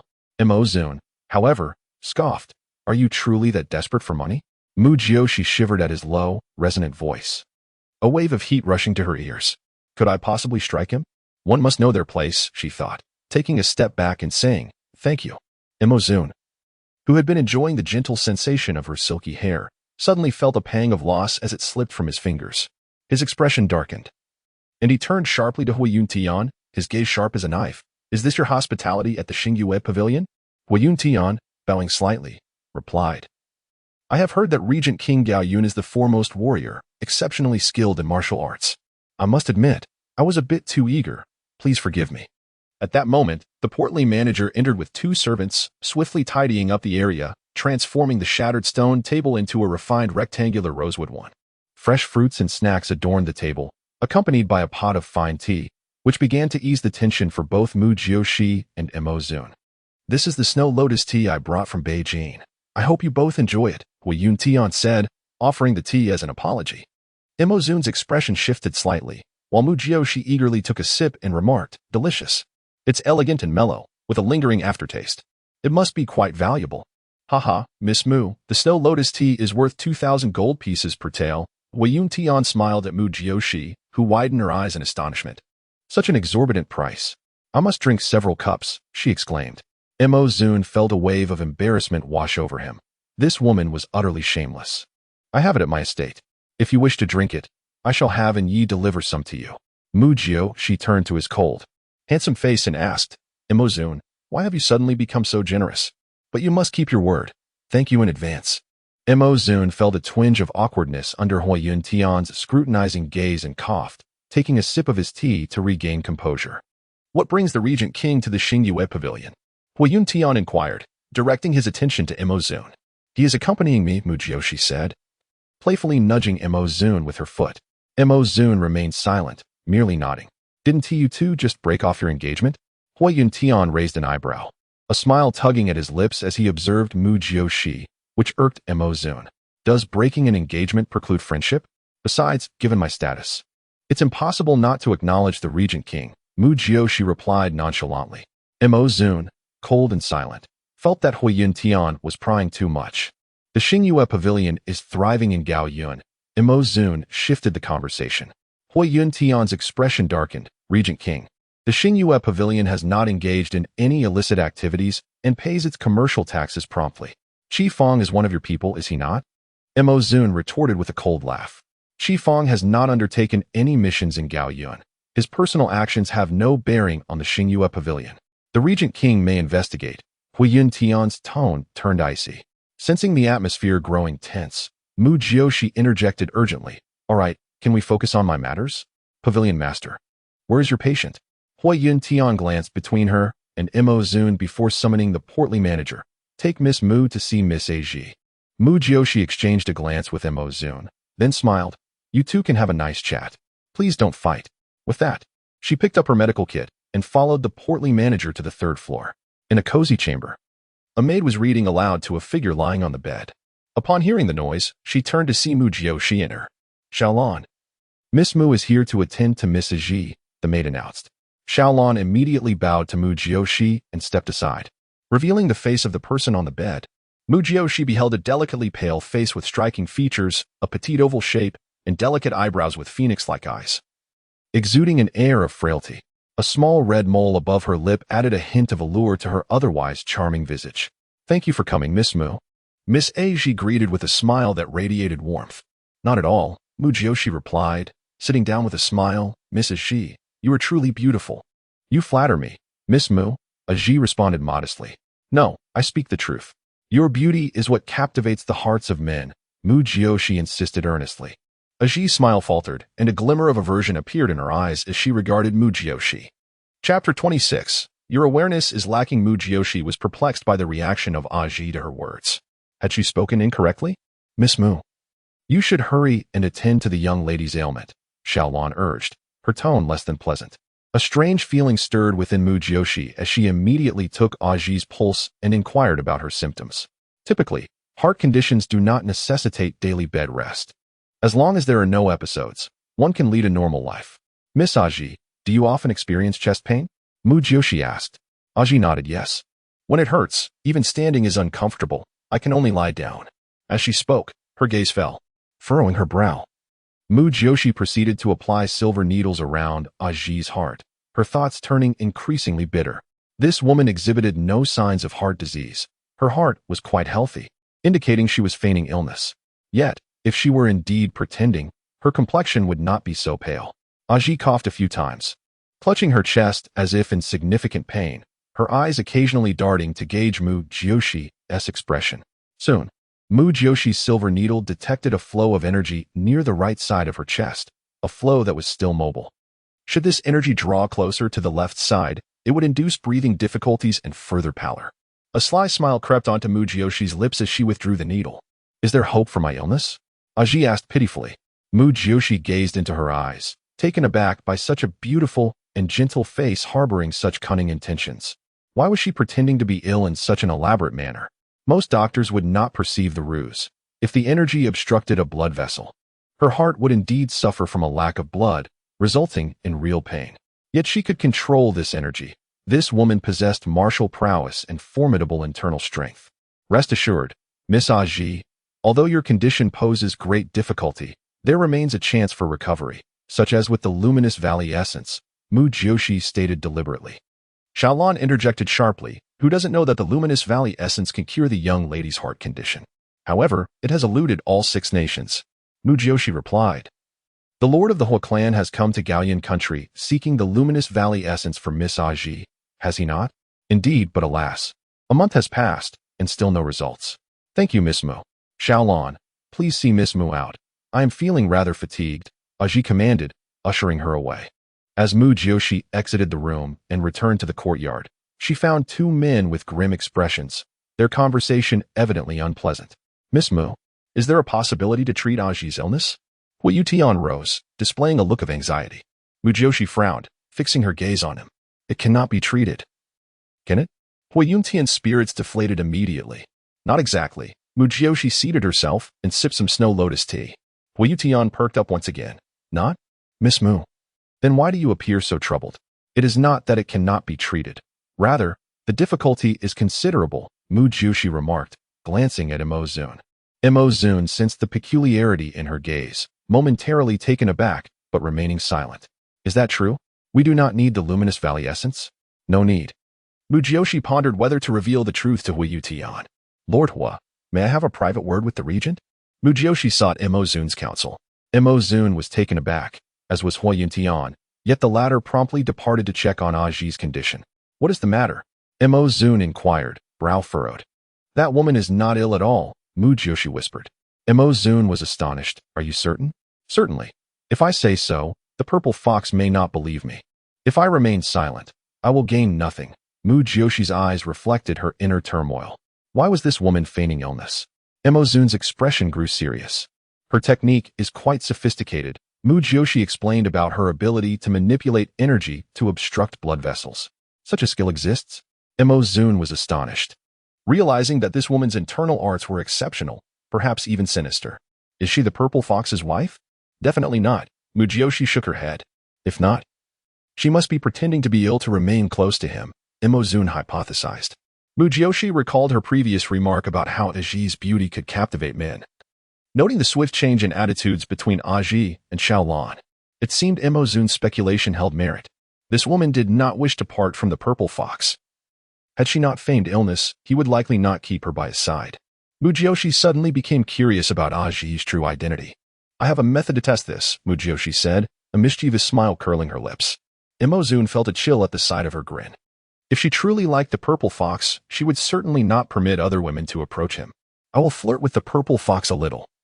This woman will undoubtedly become jealous, and when she does, she will act against me. Her true intentions will be revealed. No, Mo Zun exclaimed angrily. You frighten me. Why yell so loudly? Mu Jiuxi nearly lost her composure from his sudden outburst. Mo Zun glowered. What you propose is exceedingly hazardous. That is why I need your assistance.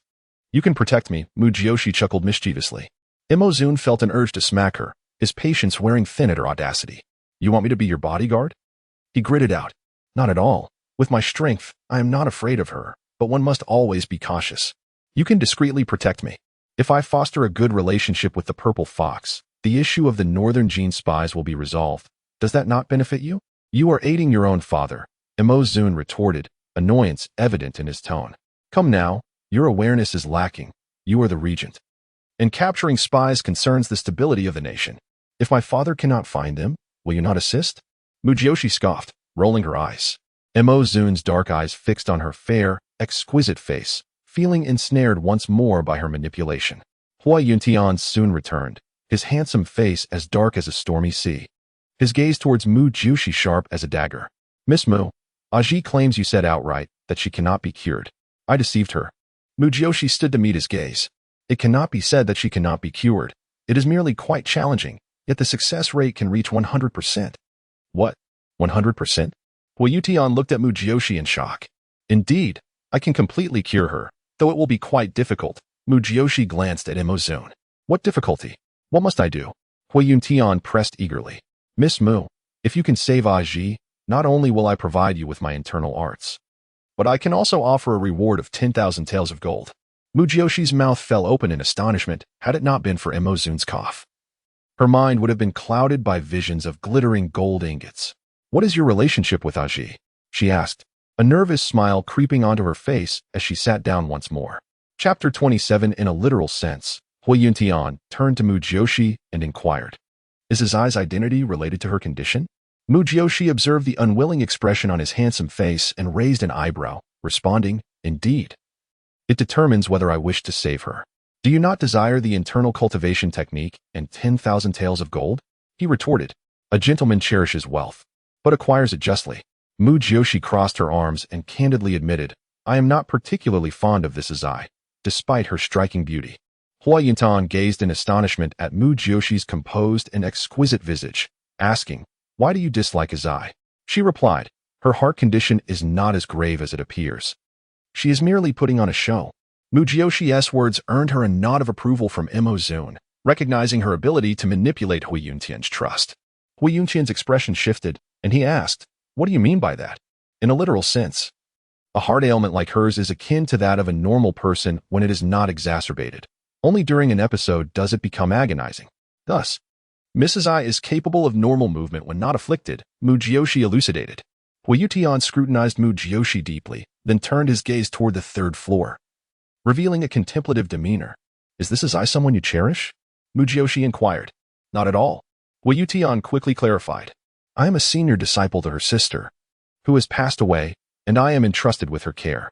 Mu Jiuxi and Mo Zun exchanged glances, recognizing their unspoken understanding. "May I ask, did her sister succumb to a heart ailment?" She probed. "No, Yin'er perished while saving me," Hui Yuntian replied, an overwhelming sorrow flooding his eyes, though he soon relaxed, acknowledging that 3 years had elapsed. "For 3 years, have you been searching the 6 kingdoms for the Liuli Valley's remedy for Azai?" Mu Jiuxi pressed on. Hui Yuntian nodded affirmatively, stating, "Azai was Yin'er's sole concern. I must rescue her." "You have consulted the renowned healer Zai, have you not?" Mu Jiuxi continued. "Indeed." He remarked that aside from the remedy from Liuli Valley, no other solution exists. "Miss Mu, what precisely is the method you propose?" Hui Yuntian inquired eagerly. "It seems you are willing to sacrifice everything for Mrs. I," Mu Jiuxi commented with a smile. Hui Yuntian's expression darkened as he fixed his gaze on Mu Jiuxi, demanding, "What will it take for you to aid Azai? Do not change your demeanor so swiftly. I assure you, I will not extort you. What is agreed upon will remain so," Mu Jiuxi retorted with an eye roll. "As for her heart condition, I could reverse it with silver needles if I possessed greater internal strength. But as you are aware, if my internal power were sufficient, I would not seek your cultivation technique. Hence I claim it to be a formidable challenge." Hui Yuntian was taken aback by this revelation, momentarily rendered speechless by Mu Jiuxi's unexpected predicament. Mo Zun, observing Mu Jiuxi's unprepared deceit, struggled to suppress a smile, maintaining a stoic expression. "Is this woman truly the frivolous heiress as rumored? I find her to be quite cunning," he mused. "Might you administer the needles while I channel my internal energy?" Hui Yuntian queried after a moment's contemplation. Mu Jiuxi responded with a vehement eye roll. "Is it feasible for me to dine while you relieve yourself?" Mo Zun could no longer contain himself, nearly choking at her crude analogy. Hui Yuntian was left dumbfounded, his handsome features flushing crimson. "Of course not. I must control the depth of the needles, their movement, and the amount of internal energy supplied. If it were that simple, any physician could accomplish it." Mu Jiuxi derided him. Hui Yuntian felt mortified, yet he nodded in acknowledgement, conceding, "I have been narrow-minded." Mo Zun interjected, "This indeed presents a dilemma. Lord Hui cannot bestow upon you the means to achieve results prior to your success. Yet without internal power, you cannot treat Mrs. I, creating a deadlock." Mu Jiuxi shrugged, addressing Hui Yuntian, "Unless you trust me and provide the cultivation technique in advance, I will be unable to assist Mrs. I until my internal strength increases." Hui Yuntian regarded her with a grave expression, shifting his gaze to Mo Zun. "Are you concerned that I may fail to treat Azai, thus wasting your investment? You are, after all, the lord of Xingyue Pavilion. What is there to fear? If I fail, you may simply reclaim your internal energy," Mu Jiuxi suggested strategically. "Are you aware of the consequences if you deceive me?" Hui Yuntian's demeanor suddenly darkened, exuding an ominous, bloodthirsty aura. This atmosphere felt familiar to Mu Jiuxi, prompting her to ponder the number of lives he had taken. Mo Zun, too, released his own formidable aura, contrasting Hui Yuntian's with a commanding, iron-willed presence, devoid of malice. One was a god of war, the other a master assassin, yet both were unparalleled experts. Lord Hua. Do not forget that Mu Jiuxi is the daughter of the Grand General of Gaoan. Should anyone from Xingyue Pavilion dare to harm her, it would be tantamount to declaring war on the entire Gaoyan nation. Mo Zun's piercing gaze bore into Hui Yuntian. At that moment, Mu Jiuxi felt a flicker of warmth from Mo Zun's fierce protectiveness. Was this the shield of the nation? In that instant, she sensed a stronger sense of belonging to Gaoyan. However, Hui Yuntian merely chuckled coldly, his gaze sharp and menacing as he replied, "Do you think I wish to kill? I would not allow you to thwart me." Lord Hua. Mo Zun narrowed his eyes, irked by the audacity of this purple fox. All right, esteemed gentlemen, I recognize your formidable skills, but please do not place me, a mere woman, in the middle of your conflict. Lord Hua, the decision lies with you. I do not intend to pressure you," Mu Jiuxi interjected, patting Mo Zun on the shoulder and shaking her head to calm him down. As Mo Zun retracted his imposing aura, Hui Yuntian also relaxed. Mu Jiuxi promptly poured them both a cup of snow lotus tea, indulging herself with 2 cups. The sight caused both men to twitch their lips in amusement. After contemplating for an extended period, Hui Yuntian stole several glances at Mu Jiuxi and the 3rd floor, appearing increasingly conflicted. Mu Jiuxi remained unperturbed, continuing to sip tea and enjoy fruits, encouraging Mo Zun to join her. Mo Zun was tempted to ask if Mu Tianqing had failed to provide her with sustenance, feeling a pang of embarrassment. Yet, he refrained from voicing it, for there was no official engagement between them, leaving him powerless to intervene. He believed that uttering a single word would elicit 10 retorts from her. It was best not to give Hui Yuntian a spectacle. This ailment of his eyes has persisted for many years, with the past year presenting an increased severity. She often suffers episodes. Thus I must take her with me wherever I go, Hui Yuntian sighed. I have mentioned that when not afflicted, she is indistinguishable from a normal person. Generally, if she is not provoked, episodes will not occur frequently. She is merely feigning severity. I assure you, even if you were to leave for a month, she would not encounter any issues, Mu Jiuxi reassured him. Is that truly the case? What if she suddenly falls ill? He questioned anxiously. Even in the event of an episode, it would not be immediately life-threatening. You have provided her with ample nourishment, have you not? Mu Jiuxi mused inwardly, a sardonic smile forming. That woman harbors feelings for Hui Yuntian. How could she bear to perish? Chapter 28. Gratitude and foolishness. Hui Yuntian found it hard to believe. Yet Mu Jiuxi's calm and confident demeanor convinced him that she was not deceiving him. After all, she had no reason to do so. Their relationship was not marred by past grievances, and as a healer, he had faith in her benevolence. Miss Mu, I trust you. I shall provide you with the first part of the Phoenix Ascension technique. Hui Yuntian's words left Mu Jiuxi momentarily stunned. She immediately turned to Mo Zun, who nodded in affirmation. Internal martial arts are typically divided into 3 parts. Many individuals spend their entire lives without mastering the 3rd part. The first part will suffice for your initial training. Mu Jiuxi nodded in agreement. Very well, then let it be the first part. Hui Yuntian gazed at her. Will you also provide me with an answer? To what extent must you learn to assist Aji with her ailment? Mu Jiuxi grimaced, casting a glance towards Mo Zun. He furrowed his brows. It is uncertain how quickly you will cultivate your skills, but generally, the first part is relatively straightforward. I believe you should grasp it within 3 months, after which it will merely be a matter of refinement. 3 months sounds reasonable. However, I may progress more swiftly. I simply do not know at this moment. Mu Jiuxi replied with a beaming smile directed at Hui Yuntian. 3 months? Hui Yuntian's expression revealed his inner turmoil. I have matters to attend to in Beijing. Then let Miss Aji remain here, Mu Jiuxi said with a grin. Hui Yuntian frowned again. She may not wish to. She has grown quite dependent on me. Hui Yuntian, have you become foolish in your gratitude? Mu Jiuxi retorted, feigning seriousness. She is obviously reluctant to part with you. It's clear she harbors feelings for you. Impossible, Hui Yuntian exclaimed, as if a fox's tail had been stepped on, his face betraying his panic. Self-deception is futile. I shall not elaborate further. Please provide me with the internal martial arts technique. I will begin my practice upon my return. By the way, I have other transactions to discuss with you. Mu Jiuxi discerned that he would not believe her, yet it was evident how deeply he cared for the departed yener.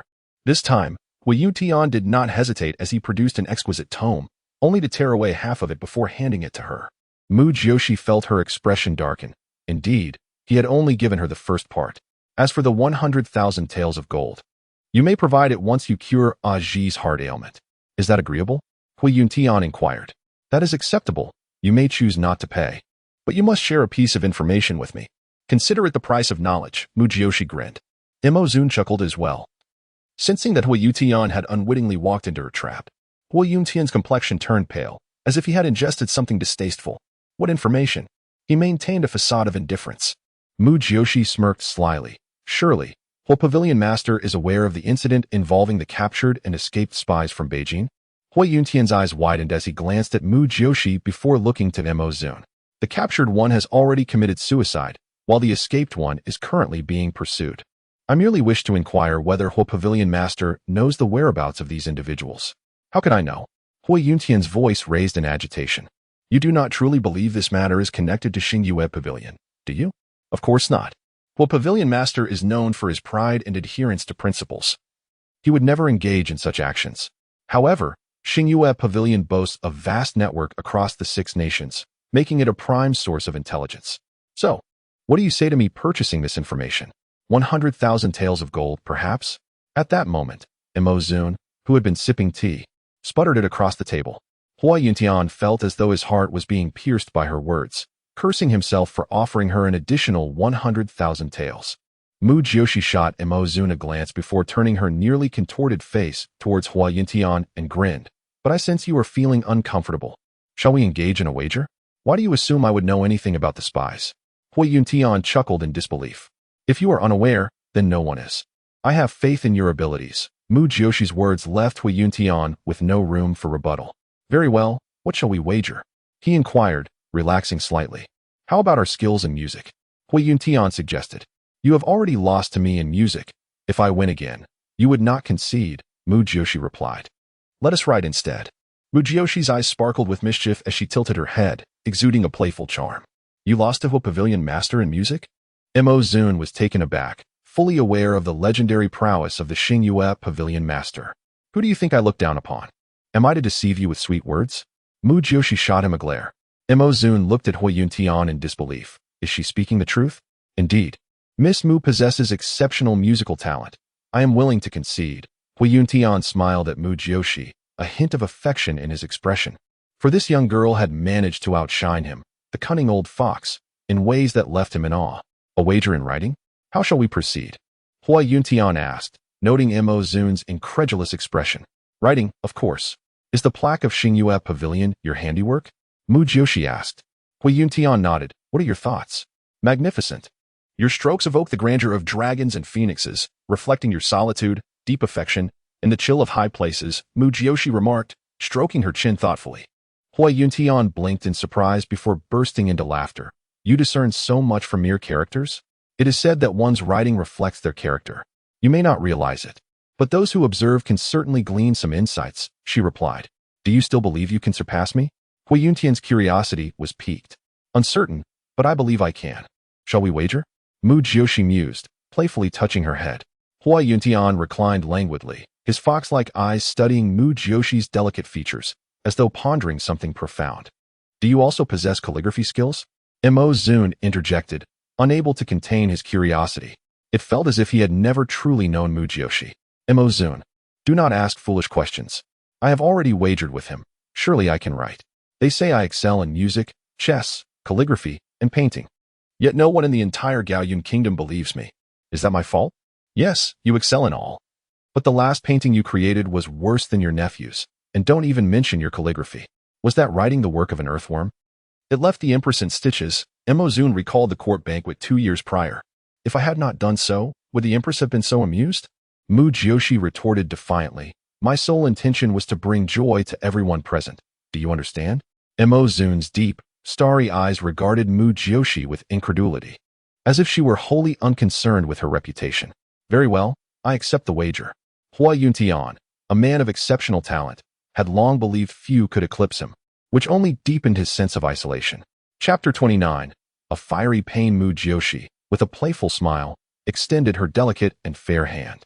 Hua Yuntian, noticing her gesture, reciprocated with a grin, their palms meeting in a cheerful clap. Mo Zun observed their oath-like exchange and felt a twinge of discomfort, reminiscent of a similar moment shared with Mu Jiuxi. I shall summon ink and brush, Hua Yuntian declared. No need, Mu Jiuxi replied. It is merely writing, and does not necessitate such formalities. Let us inscribe upon the ground with twigs. This will better showcase our calligraphy skills, will it not? She regarded him with a mischievous glint. Hua Yuntian paused, then chuckled. Indeed, this seems far more entertaining. They promptly moved to a tree in the courtyard, where Hua Yuntian broke off 2 branches, handing one to Mu Jiuxi. Jiuxi, Mo Zun approached her solemnly. Are you truly confident? Perhaps I should compete with him instead. He felt the weight of the intelligence they sought. Should Mu Jiuxi falter, they would be left to expend considerable time in pursuit of the information. Mu Jiuxi was taken aback by his sudden familiarity but quickly shook her head. Such a wager should be left to others. If I lose, I would not accept it unless I gamble myself. Only then would I concede wholeheartedly. Miss Mu speaks wisely. If the regent is interested, why not write together? I have heard tales of your literary prowess, and I, too, wish to witness it, Hua Yuntian remarked with a playful glint in his eye. The art of chess is my forte. Perhaps in the future, I might challenge you, Master Hua, Emozun thought to himself, unwilling to reveal his cards just yet. Today, he observed Hui Yuntian's confidence, and next time, he could engage in a wager akin to Mu Jiuxi's, potentially conserving his resources. I shall surely seek an opportunity to engage the regent in a game of chess. Hui Yuntian's eyes sparkled with anticipation, yearning for a worthy opponent. Master Hua, what shall we write? Mu Jiuxi asked, twirling the twig in her hand as she prepared. You decide, Hui Yuntian replied confidently. Then let us inscribe 4 characters. Heaven rewards the diligent. What say you? Mu Jiuxi proposed, pleased to find Hui Yuntian to be a humble gentleman. Heaven rewards the diligent? Excellent. I am in. Hui Yuntian responded, enthusiasm lighting up his handsome features, as if awakening long-dormant excitement within him. Let us begin, Mu Jiuxi exclaimed, swiftly starting to write. Her strokes were rapid, the 4 characters flowing seamlessly as if dancing upon the ground. Emozun watched in disbelief, his eyes nearly popping from their sockets. He had never witnessed such a style of writing, fluid and graceful, as if the brush glided like clouds. Before Hui Yuntian could complete his 3rd character, Mu Jiuxi triumphantly announced. Done. She had finished all 4 characters. Hui Yuntian turned to look and was utterly taken aback. The characters appeared as a masterpiece, flowing together in a manner that was both bold and elegant, a visual delight. Both men stood in stunned silence, their gazes fixated on the characters, their emotions churning like a waterfall crashing against rocks. What is the matter? Are you both dumbfounded? Mu Jiuxi chuckled at their identical expressions, imagining how amusing it would be to capture this moment as a meme. She glanced at Hui Yuntian's unfinished characters, recognizing his skill, yet feeling hers surpassed his. How did you achieve this? Hui Yuntian stammered, beads of sweat forming on his forehead. Emozun was at a loss. The impact of Mu Jiuxi's skill far greater upon him. Hui Yuntian was unaware of her background. But Emozun had heard the rumors of her incompetence. This was a revelation that shattered his expectations. Isn't it impressive? Mu Jiuxi beamed, though I must admit, these 4 characters are my specialty. I need to practice a bit more to surpass this. Hui Yuntian felt a wave of humiliation wash over him. You truly put me to shame. He bowed respectfully, admiration evident in his demeanor. Internally, he grappled with his feelings of inadequacy, having believed himself the preeminent talent, only to be outshone by a girl a decade his junior. First her musical skill, now her calligraphy. What other talents did she possess? Hui Yuntian felt a burning embarrassment.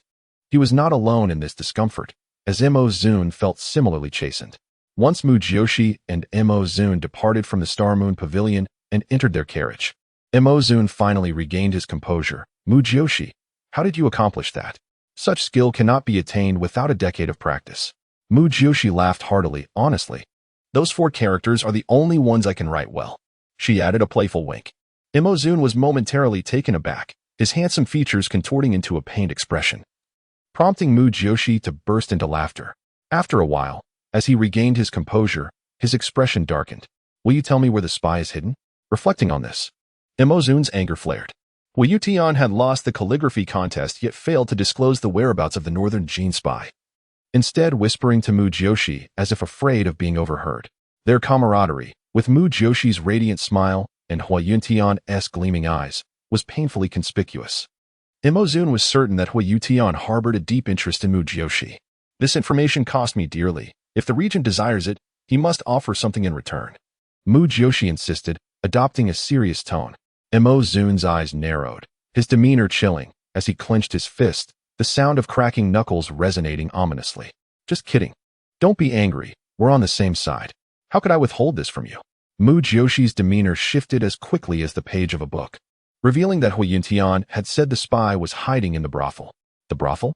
Emozun blinked, taken aback. Which one? Why, the most famous one, Lanja Tower. By the banks of the Jing River, Mu Jiuxi elaborated with precision. You seem quite knowledgeable, Emozun remarked sarcastically. What do you mean? Who doesn't he know of such a prominent establishment? Mu Jiuxi rolled her eyes in exasperation. I do not know. Have you been there? Emozun inquired seriously. Is it a crime to have visited? I have friends there, Mu Jiuxi pouted. Friends among courtesans? Emozun's demeanor darkened once more. Hey. We've already broken off our engagement. My friendships are none of your concern, and you know nothing of the situation. The rumors are all false. I do not understand. Perhaps you could explain, Imozun replied, his breath short, having witnessed her stark contrast to the rumors. Why should I explain anything to you? Mu Jiuxi glared fiercely. Imozun, are you regretting our engagement annulment? Chapter 30. The high status of green tea. Imozun nearly choked on his drink, immediately retorting in anger, Mu Jiuxi. You are deluding yourself. I shall never regret my decision. That's good. Since the engagement is off, my affairs should no longer concern you. The regent, right? Otherwise, I might misunderstand. Mu Jiuxi smiled at him. Imozun, witnessing her smug demeanor, felt an overwhelming urge to pounce on her and silence her. As the esteemed regent, he was accustomed to being feared and respected, with everyone before him trembling in awe, some even rendered utterly speechless. Yet, here was Mu Jiuxi, displaying such audacity that it could infuriate him to an early grave. However, to avoid being caught in the Empress Dowager's grasp, constantly summoned to the palace for reprimands, he could only endure this increasingly brazen young woman. Calm down. Can't you speak properly and show some magnanimity? Although we cannot be called husband and wife, we can still be friends. After all, my father is on your side. It wouldn't look good if our relationship soured too much, Mu Jiuxi observed, noting the darkening expression on Imozun's handsome face, prompting her to soften her tone, as if coaxing a child. Imozun grunted in response. All right, let us discuss serious matters. The spies from Beijing surely number more than just two, so locating their lair is of utmost urgency. Hui Yintian informed me that the fugitive was last seen at Lanzhihua Tower, but that does not imply the lair is there. Mu Jiuxi began to analyze. If we capture him now and he chooses to poison himself, we will lose all leads. Thus, we must follow this individual discreetly, she continued. Imozun's expression softened as he nodded. I shall dispatch for shadow guards to monitor him covertly. But the problem lies in identifying the spy, which means someone must infiltrate to ascertain their identity, Mu Jiuxi stated. Since this task is assigned by my father, it is more suitable for me to undertake. I have friends within, which will allow me to gather information. Imozun's expression shifted. You intend to visit the entertainment quarters again? I am going to fulfill a mission. Do you still wish to apprehend the spies? Mu Jiuxi replied, disdain evident in her tone. Furthermore, consider this. Everyone claims I frequent the entertainment quarters. My presence there would be entirely unremarkable and would arouse no suspicion.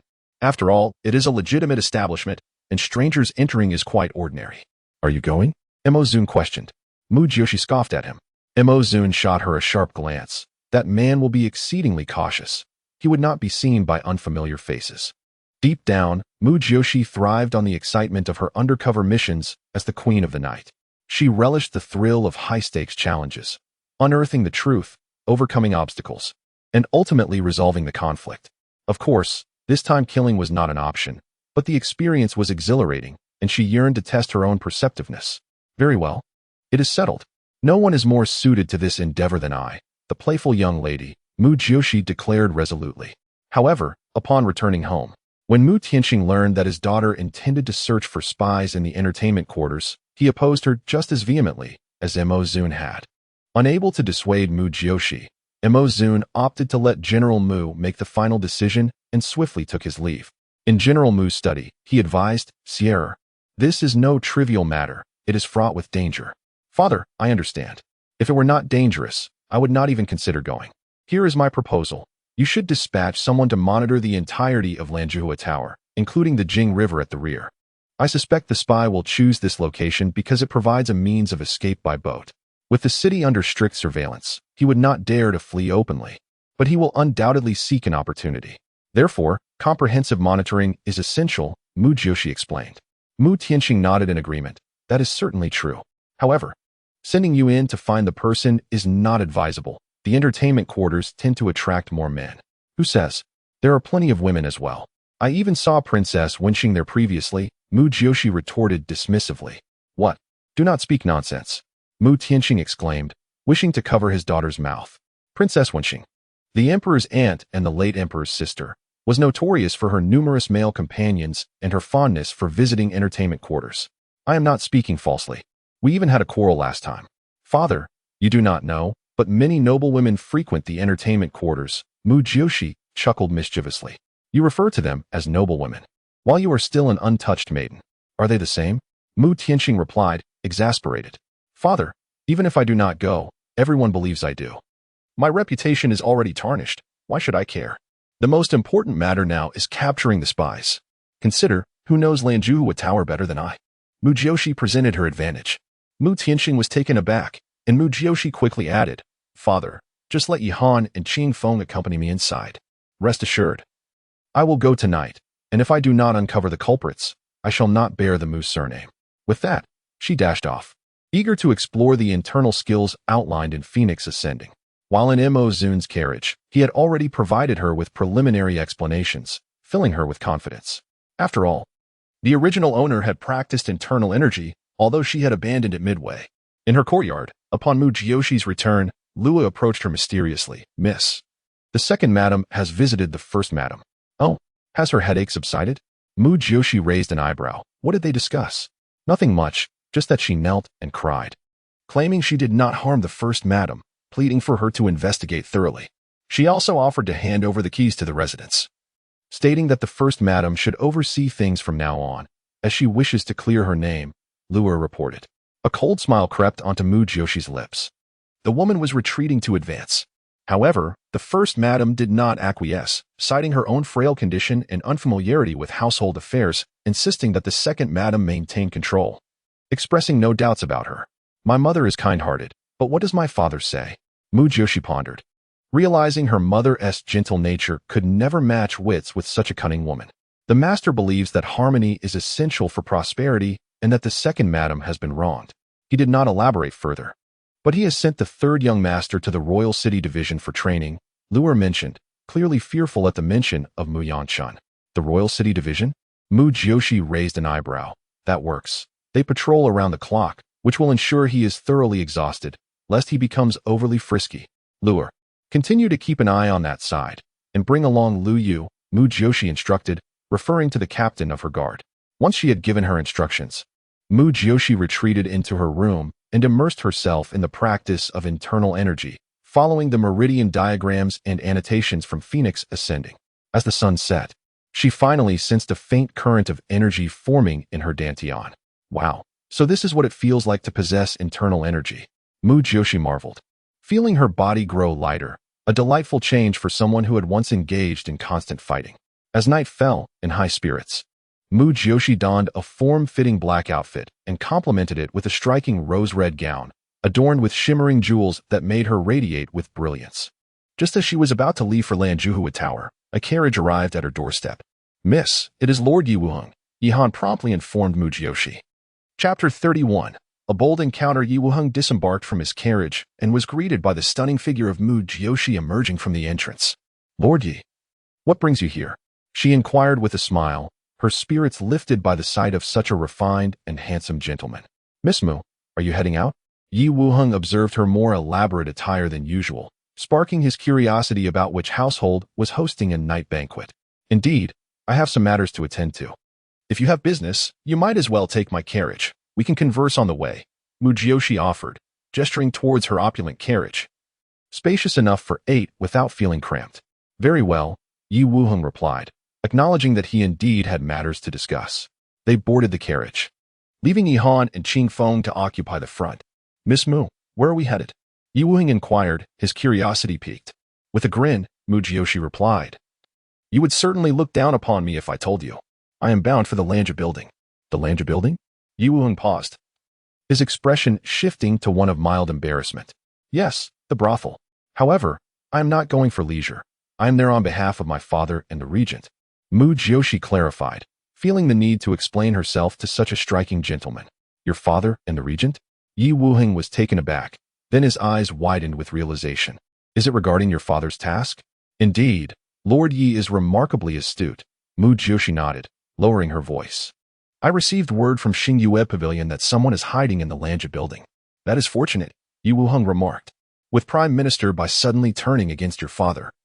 The regent is in a difficult position as well. There is a 7-day limit, and I was worried about lacking leads. Our Dali Temple could certainly use General Mu's assistance, along with the Imperial City Division. Mo Zun informed me, and to avoid alarming any suspects, I refrained from notifying you, Mu Jiuxi added. By the way, you sought me out for. Yi Wuheng's expression became serious. You previously asked me to investigate Lian Xiangying. Today, I discovered that 2 vials are missing. 2 vials? Such a significant matter went unnoticed? Mu Jiuxi was utterly astonished. Yi Wuheng explained, typically, drug dens are seldom visited, and with so many poisons within. Even if a few items are taken, it would hardly attract notice. However, but what? She pressed. The keys to that den are possessed by only 3 individuals. Myself, Lord Zhou Yao of the Imperial City Division, and Lord Qi of the Ministry of Justice. Yi Wuheng's handsome face darkened further. Only 3? What about over a decade ago? You must have been quite young then, Mu Jiuxi noted quickly. It was the previous Dali Temple minister, Lord Kai, who passed away from illness 7 years ago, Yi Wuheng replied. Mu Jiuxi narrowed her eyes. In that case, Lord Zhou Yao and Lord Qi are most likely suspects in the disappearance of Lian Xiangyang. Why do you not suspect me? Yi Wuheng was taken aback. That incident occurred over a decade ago. You were likely unaware of it then. Moreover, I can read faces. And you do not strike me as a person of such despicable nature, Mu Jiuxi smiled. Yi Wuheng was momentarily flabbergasted, warmth blooming within him. Thank you, Miss Mu, for your unwavering trust in me. He clasped his hands in gratitude, adding, however, the late Lord Zhou is also a suspect, and I am still investigating. Mu Jiuxi nodded. While Lord Zhou is indeed suspicious, you must also keep an eye on the other 2. With 2 vials of Lian Xiangyang, it is likely that more than just my mother has fallen victim. Suddenly, she became animated, almost leaping from her seat. The Prime Minister's wife. The Prime Minister's wife? Yi Wuheng was startled. I cannot be certain, but it is common knowledge that she has been bedridden for over a decade, nearing the end of her life.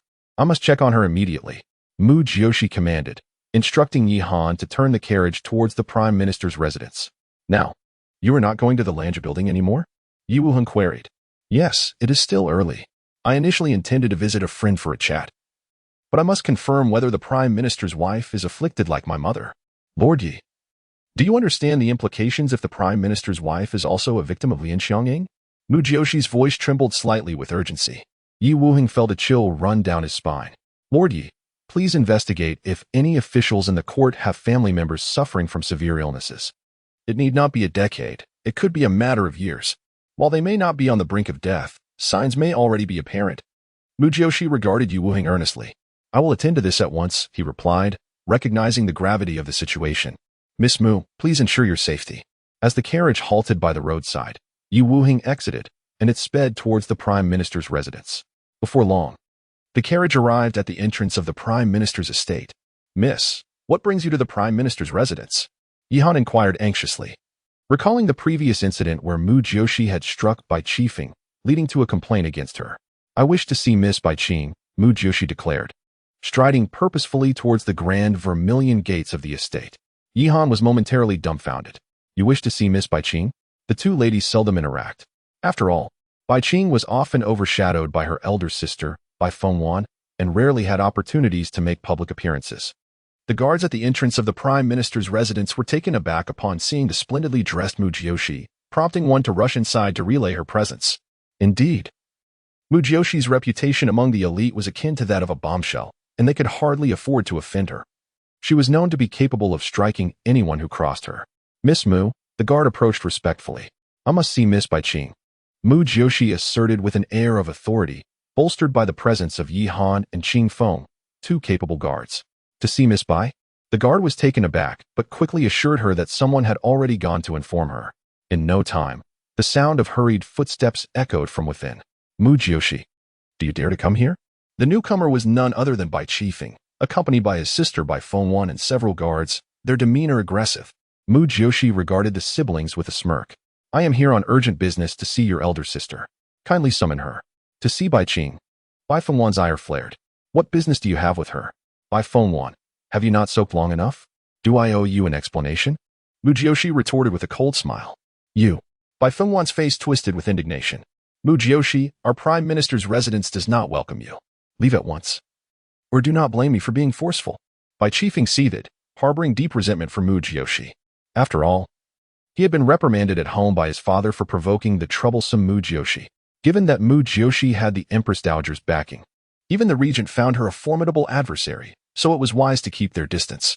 It seems I did not strike you hard enough last time, Bai Qifeng. Mu Jiuxi crossed her arms defiantly. Let me make myself clear. If I do not see Bai Qing tonight, I will publicly accuse the Prime Minister of favoring his concubine over his wife. Mu Jiuxi, how dare you? A furious voice bellowed from within, and a middle-aged man stormed out. Chapter 32. A definitive threat. With a thunderous shout, the esteemed Prime Minister Bai Qingdian stood beneath the eaves at the entrance. His fierce gaze fixated on Mu Jiuxi. It was peculiar to see Mu Jiuxi adorned so exquisitely for her visit to Bai Qing. What could her intentions be? Having encountered the Prime Minister before, Mu Jiuxi promptly donned a smiling facade and bowed respectfully to him. Mu Jiuxi, what brings you to seek out Qing'er at such a late hour? The Prime Minister, a man of around 40, seasoned and astute, was not easily swayed by Mu Jiuxi's antics. He had encountered her audacious and unruly nature on several occasions. Their interactions had nearly turned him into a sworn enemy of Mu Tianxing, particularly as the Empress consistently intervened on Mu Jiuxi's behalf, pushing him to the brink of exasperation. Prime Minister, I consider Bai Qing a friend. Is it truly necessary for you to be so obstructive? Mu Jiuxi chuckled, shaking her head in amusement. You expect good fortune from your endeavors? Bai Fengwan retorted with a scoff. If I were to seek you out, I assure you, it would not bode well. However, visiting Bai Qing guarantees a positive outcome. What is it? Are you truly denying me access to her? Mu Jiuxi inquired, her large, expressive eyes fixed on the trio before her. Miss Mu, it would be wise to speak plainly. Qing'er is no match for you. Bai Qingdian dismissed her with a wave of his hand. Prime Minister, are you suggesting that you are my rival? I have come all this way.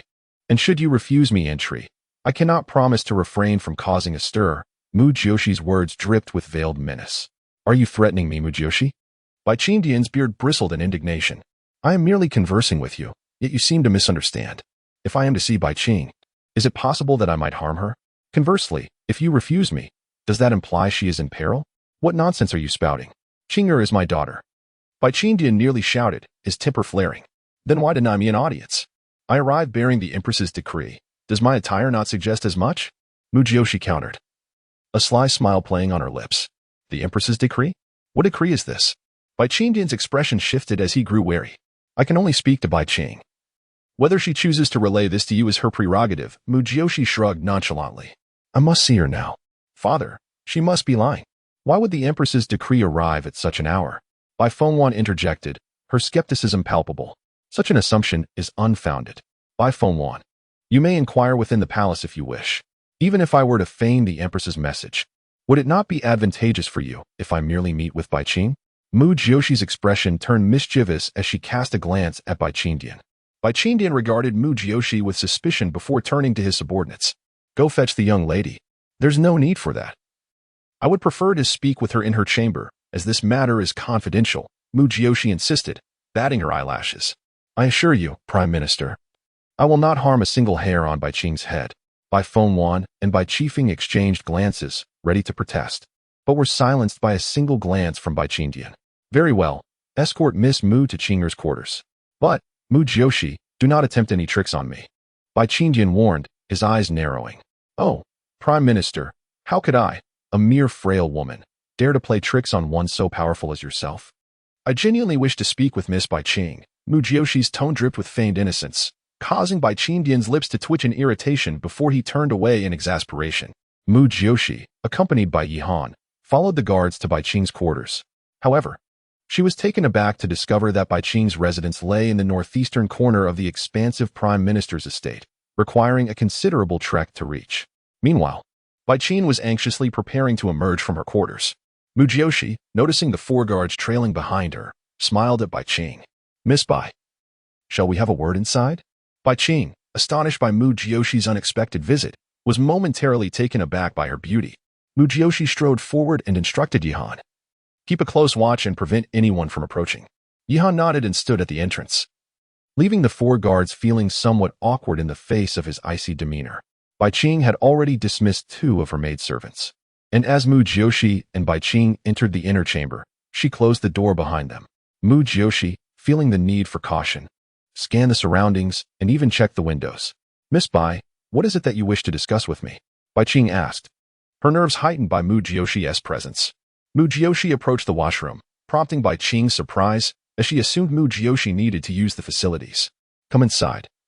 Mu Jiuxi beckoned. Bai Qing, astonished, complied and found Mu Jiuxi standing before the basin. Does your mother not reside in the same courtyard as you? No. She is in the adjacent courtyard. What do you mean by that? Bai Qing queried. I possess knowledge of medicine and wish to assist you by examining your mother. Mu Jiuxi revealed. What? Bai Qing could hardly believe her ears. Have you heard? My mother has been ill for over a decade. Indeed, I have cured her. Mu Jiuxi stated softly, drawing closer. I thought of you, knowing we share a similar plight, and wished to offer my help, especially considering your circumstances following your mother's departure. Bai Qing stared at Mu Jiuxi in astonishment, yet was met with a solemn sincerity in Mu Jiuxi's eyes. Your mother has suffered for 10 years. Is it truly possible she has been healed? Absolutely, Mu Jiuxi affirmed. In truth, your mother is suffering from poisoning. What? Bai Qing felt as though a thunderbolt had struck her. Are you implying that my mother? I cannot be certain, which is why I wish to examine her. However, if you are unwilling to allow me to do so, I shall respect your decision, Mu Jiuxi replied. No. I am willing. If you can save my mother, I shall be yours, Bai Qing. The resolve in her face was unmistakable, despite the excitement bubbling within her. I have little time. May I see your mother now? Mu Jiuxi smiled at Bai Qing. Yes, follow me, Bai Qing nodded eagerly, a flush of excitement gracing her cheeks. As they departed, Mu Jiuxi recounted the Empress's decree, informing Bai Qing that the Empress had sent Mu Jiuxi to assess the ailing wife of the Prime Minister. Surrounded by watching servants, Bai Fengwan and Bai Qifeng observed from a distance, surprised yet refraining from intervening, as their father had instructed them to monitor closely and avoid provoking Mu Jiuxi. Mu Jiuxi followed Bai Qing into the Prime Minister's wife's quarters, where the strong scent of traditional Chinese medicine permeated the air. A woman in attendance greeted them, saying, Miss, the madam has already retired for the evening. Bai Qing nodded in acknowledgement. I know. I merely wish for Miss Mu to see her. With that, she stepped inside. Mu Jiuxi noted the slight furrow in the woman's brow, but merely raised an eyebrow as she entered the inner chamber. The fragrant aroma of incense wafted through the air, leading her gaze to a censer burning in the center of the table. Chapter 33. A well-planned scheme. Mu Jiuxi turned to the woman and coldly said, You may leave first. I still have matters to discuss with your young lady. The woman glanced at Bai Qing, who nodded in response, with an awkward smile. The woman exited the room. Once the door was closed, Mu Jiuxi fixed her gaze on the door and quietly asked Bai Qing, When did your mother start burning the agarwood in her room? Bai Qing looked taken aback and replied, I am not sure. It has been a long time since I became aware. My mother said the fragrance is pleasant and can calm the mind, so she has been burning it ever since. Mu Jiuxi snorted coldly. It is certain that your mother has been poisoned. As she spoke, she walked to the bedside and saw a frail woman peacefully asleep. Bai Qing was astonished and exclaimed, Is my mother also poisoned? Mu Jiuxi had already seated herself on the bed, taking out a silver needle and lightly pricking the woman's finger, allowing a drop of blood to surface. She leaned closer, inhaling the scent. Indeed, there was the fragrance of agarwood, which shocked Mu Jiuxi. It seemed that the spies of Beijing had infiltrated the high offices of Gaoyin long ago. To grasp the movements of these officials, having a confidant was undoubtedly the best approach. Thus, as these legitimate wives succumbed to poison and gradually perished, the one who ascended would certainly be a person from Beijing. Why Beijing, you ask? Because only Beijing possesses the lotus-scented shadow, and Gaoyin shares the most extensive border with Beijing. This long-planned scheme casts the greatest suspicion on Beijing. Beijing lies to the north, where winters are harsh. The terrain is barren, and crops are scarce, causing the populace to suffer greatly. Therefore, they have long sought to invade Gaoyun. Mu Jiuxi thought of her second mother, Lu Weiya, who remained discreet, and a cold smile crept onto her face. Now that the Prime Minister's wife was also poisoned, it was certain that Lu Weiya was a spy. Then there was the Prime Minister's second wife, Zhuang Qimei, who was favored by the Prime Minister. She too appeared to be implicated. Is there any hope for my mother? Bai Qing's tears flowed freely, her heart brimming with rage at the thought of someone poisoning her mother. Mu Jiuxi examined the Prime Minister's wife and felt a pang of sadness. She was already at the end of her strength. Even if there were an antidote for the lotus-scented shadow, it was likely too late to save her. Mu Jiuxi turned to Bai Qing, her expression somber, and said, Your mother is too deeply poisoned. It is too late. However, I can ensure her departure is more comfortable. I must inform you that this poison is called lotus-scented shadow, a method once commonly used in the harem to vie for favor 2 decades ago. Bai Qing's tears flowed even more, but she quickly wiped them away with her sleeve and said, Mu Jiuxi, it was Zhuang Qimei who poisoned my mother, wasn't it? I cannot be certain, but think about it. Your mother has been bedridden. Who benefits the most from her condition? Bai Qing narrowed her eyes, filled with deep resentment, her grip on her sleeve turning pale. Once your mother is gone, your situation in the mansion will be perilous. Do you have a plan? Mu Jiuxi inquired. Bai Qing looked at her with a bitter smile. Initially, I intended to agree to a marriage proposal and leave this place. But now, I must stay to avenge my mother. How can you seek revenge alone? You will help me, won't you? I know I am no match for them, but I can endure. I will monitor their every move and relay information to you. All I ask is that you avenge my mother. As she spoke, Bai Qing knelt before Mu Jiuxi. Please, rise. Mu Jiuxi quickly helped her up. I understand your feelings. Though my mother has been cured of the poison, I will certainly seek revenge for this grievance. Moreover, this matter is of great significance. One misstep could cost us our lives. Do not disclose this to anyone, including your father. Although I harbor no suspicions toward him, his excessive favoritism toward Zhuang Qingmei might prove detrimental to you. With a sorrowful expression, Bai Qing nodded. Mu Jiuxi. I always thought we were enemies. How could that be? You have always been discreet and have not provoked me. My true adversary is the boisterous Bai Fengwan. Mu Jiuxi smiled and patted her arm. Bai Fengwan is infatuated with the regent. Bai Qing replied, she herself desires the regent. Yet she publicly claims that I am the one who likes him, intending to cast me as your enemy. I am aware that the regent has annulled our engagement. Nevertheless, even if the engagement is dissolved, he could never marry Bai Fengwan. That would be a daydream. My father actually hopes for my second sister to be with the regent. Thus, if my mother dies, my second mother ascends, and my second sister becomes the legitimate daughter of the Bai family, her status would then befit the regent. Bai Qing stated hastily, at that point, my father will surely find a way to have the regent marry my second sister. Bai Qing, in a panic, declared, I truly do not wish to see you and the regent's engagement dissolved.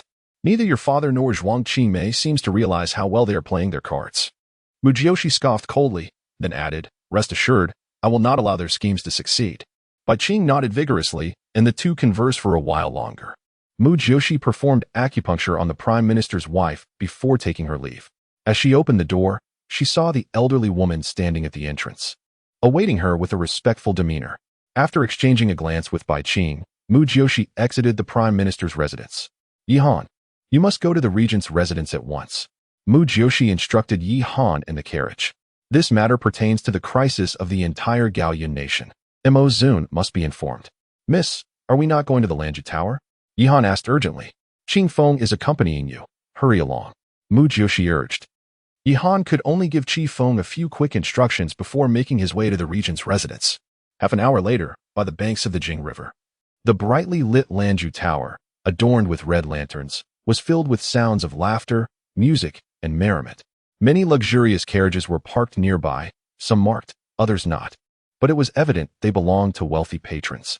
Ah, Miss Mu has arrived. A lackey from the brothel greeted Mu Jiuxi with exaggerated enthusiasm as she descended from the carriage. After all, the original Mu Jiuxi was known for her lavish spending. Is Xiao Meiwa receiving guests tonight? Mu Jiuxi tossed a silver coin to the lackey. Miss Mu, young Master Meiwa has already begun receiving guests, the lackey flattered. But young Master Juhua has yet to. Little Juhua then. Mu Jiuxi stroked her chin thoughtfully. Very well, let it be him. Right away, the lackey exclaimed, leading the way inside. Qing Feng followed Mu Jiuxi with a twitch of his lips, having previously accompanied General Mu. He was astonished to find that the young lady was indeed well acquainted with the brothel. The Lanju Tower was quite large, divided into a front and back courtyard. The front courtyard was lively, filled with gambling and opera performances. In the center was a spacious garden-like area, with countless pavilions where patrons who preferred tranquility brewed tea and engaged in light-hearted banter. The back courtyard consisted of private rooms catering to guest desires for overnight stays. Further back, there were areas not open to the public, but from the second floor of the back courtyard, one could see a passage leading to the Jing River, where several black-roofed boats were docked. Miss, you have finally arrived. Xiao Juhua has missed you dearly. A high-pitched male voice called out, instantly sending a chill down Mu Jiuxi's spine. Chapter 34. Until dawn, a fragrant breeze wafted through the air as Mu Jiuxi beheld a young man, adorned in delicate makeup and a light white robe, rushing towards her. She felt an overwhelming urge to scream ghost, but managed to suppress it. Stop right there. Mu Jiuxi extended her arm, halting the approaching man. Zaya Juhua, can't you exhibit a bit more restraint? You'll frighten the guests away. The young man, Zaya Juhua, pouted in displeasure. Miss Mu, it has been ages since your last visit. Am I not allowed to be joyful? All right, Be happy, Mu Jiuxi replied, producing a silver ingot for him. Ziajuhua's face instantly brightened into a radiant smile. Miss, what shall we do tonight? Play rock, paper, scissors, or listen to music? He inquired eagerly. Let's set up a pavilion in the courtyard. The night sky is beautiful. We can stargaze, Mu Jiuxi suggested with a smile. Stargazing? Excellent. I adore stargazing, Ziajua exclaimed, swiftly instructing his servant to prepare. Mu Jiuxi felt a twinge of discomfort, coughing lightly. Speak normally, don't strain your voice. What is the matter today, Miss Mu? Don't you usually enjoy this sort of thing? Ziajua reverted to a more masculine tone. Too much meat. I crave some vegetables, Mu Jiuxi remarked casually, glancing around at the guests in the front yard before whispering a few words to Qingfeng. Although Qingfeng appeared hesitant, he complied upon receiving a sharp look from Mu Jiuxi. They made their way to a secluded pavilion in the large garden. Despite being an open structure, it was surrounded by bamboo curtains, with a full array of wine, fruits, and pastries within. Sounds of laughter and conversation wafted in from outside, yet the activities within remained obscured. Above, the design was open, allowing a clear view of the moonlit sky. Although the moon was not full, the stars twinkled brightly, creating a romantic ambience. Miss, I heard the regent has called off your engagement? Ziajua inquired attentively as he brewed tea for her. Who hasn't he heard? Mu Jiuxi shot him a sidelong glance while savoring the fruit. By the way, which notable figures are present tonight? After pondering briefly, Ziajuhua replied. Several dignitaries from the Ministry of Justice and the Ministry of Revenue are here, along with a few noble women. Oh, and Princess Wenxing is expected to arrive tonight. Hongjie has instructed young Master Wutong to wait for her. Princess Wenxing has been visiting frequently? Is she only interested in young Master Wutong? Mu Jiuxi asked. Yes. She comes quite often, and it seems young Master Wutong will soon be brought into her household, Ziajuhua said, his expression revealing envy. Young Master Wutong is indeed handsome and talented. It's no wonder Princess Wenxing is smitten, Mu Jiuxi mused, recalling Wutong's refined features that set him apart from typical courtesans. Is life truly so difficult that one is charming as he resorts to being a courtesan? Ziajuhua pouted. That may be true. He is a clean courtesan, selling his talents rather than his body. However, someone attempted to purchase young Master Wutong last night. Oh, who was it? Mu Jiuxi's curiosity piqued. It was the sister of a minister of justice, Qi Leki. She is quite taken with young Master Wutong, Ziajua chuckled. Mu Jiuxi recalled that several years prior, Qi Leki had married a wealthy merchant, only to be widowed shortly after. Since then, she had indulged in the pleasures of life, seeking excitement in courtesan houses, her wealth never in shortage. Last night, Mu Jiuxi questioned, intrigued. Indeed, she spent lavishly to meet young Master Wutong and engaged him in lively conversation, even declaring her willingness to pay 10,000 taels of gold for him. With Princess Wenxing coming tonight, it remains to be seen how this will unfold, Ziajuhua relayed, eyes sparkling with gossip. Hongjie mentioned that the one who offers the most would win young Master Wutong's affections. We worry that the princess may not meet the price, which could lead to a commotion, he added. How fascinating, Mu Jiuxi mused, stroking her chin, pondering that Princess Wenxing was unlikely to afford such a sum. Even if she could, spending so lavishly on a courtesan would surely attract the ire of the Empress Dowager. Yet Princess Wenxing was also formidable. Should Qi Leki succeed in taking Wutong, her own reputation would be at stake. Two women, one wielding power and the other influence, vying for the affections of a prime courtesan. This rivalry could soon eclipse the sensational news of her broken engagement with the regent. Ziajua suddenly grinned mischievously. If someone were to inform Madame Qi, tonight would certainly be lively. Mu Jiuxi turned to him. Do you know if someone plans to notify Madame Qi? Ziajua shook his head vigorously. I have no idea, but given Madame Qi's generous nature, it would be quite normal for someone to spill the beans for a reward. That is true, Mu Jiuxi nodded. Have any unfamiliar faces entered recently? Ones that Haven't left since? Ziajua pondered briefly. I haven't noticed anyone new since you last visited. Actually, there was one, a newcomer who arrived yesterday. I doubt Miss Mu wishes to replace her favorite so soon. Ziajuhua said, feigning grievance. Have I ever discarded an old favorite upon acquiring a new one? I have known you, Ziajuhua, for over half a year, and never once have I complained, Mu Jiuxi scoffed. Indeed, Miss Mu, your generosity is commendable. We all enjoy serving you. For you are kind and do not demand special services, Ziajuhua chuckled. Good to know. What is this newcomer like? He goes by young Master Jinbei. He was also caught in Madame Chi's sights and was taken for the night. He has yet to leave since she departed, but I heard he may be unwell. Another interest of Madame Chi? Mu Jiuxi raised an eyebrow. Yes, she was here yesterday, had a delightful chat with young Master Wu Tong, and then took young Master Jinbei with her. She only left at dawn. Everyone says young Master Jinbei is merely a substitute for young Master Wu Tong, Ziajuhua recounted animatedly, gossiping like an old crone. Jinbei? Mu Jiuxi mused, intrigued by the name, which sounded somewhat peculiar. Suddenly, her eyes lit up. Doesn't Jinbei refer to the northern Jin? But must one name a courtesan so casually? Surely they believe no one would suspect a spy among courtesans? I wish to meet this young Master Jinbei, Mu Jiuxi declared. Rising abruptly, go fetch Hongjia for me. Ah, miss, don't abandon me, Ziajuhua exclaimed, looking as though he might burst into tears. Enough. Who is abandoning you? You know, I simply wish to see something novel. I am merely curious to see what kind of appearance could entice Madame Chi to keep him for the night. Mu Jiuxi said, arching an eyebrow, equally intrigued. Hurry. As she spoke, she tossed him another silver ingot. With that, Ziajuhua eagerly agreed and dashed off to find Hongjia.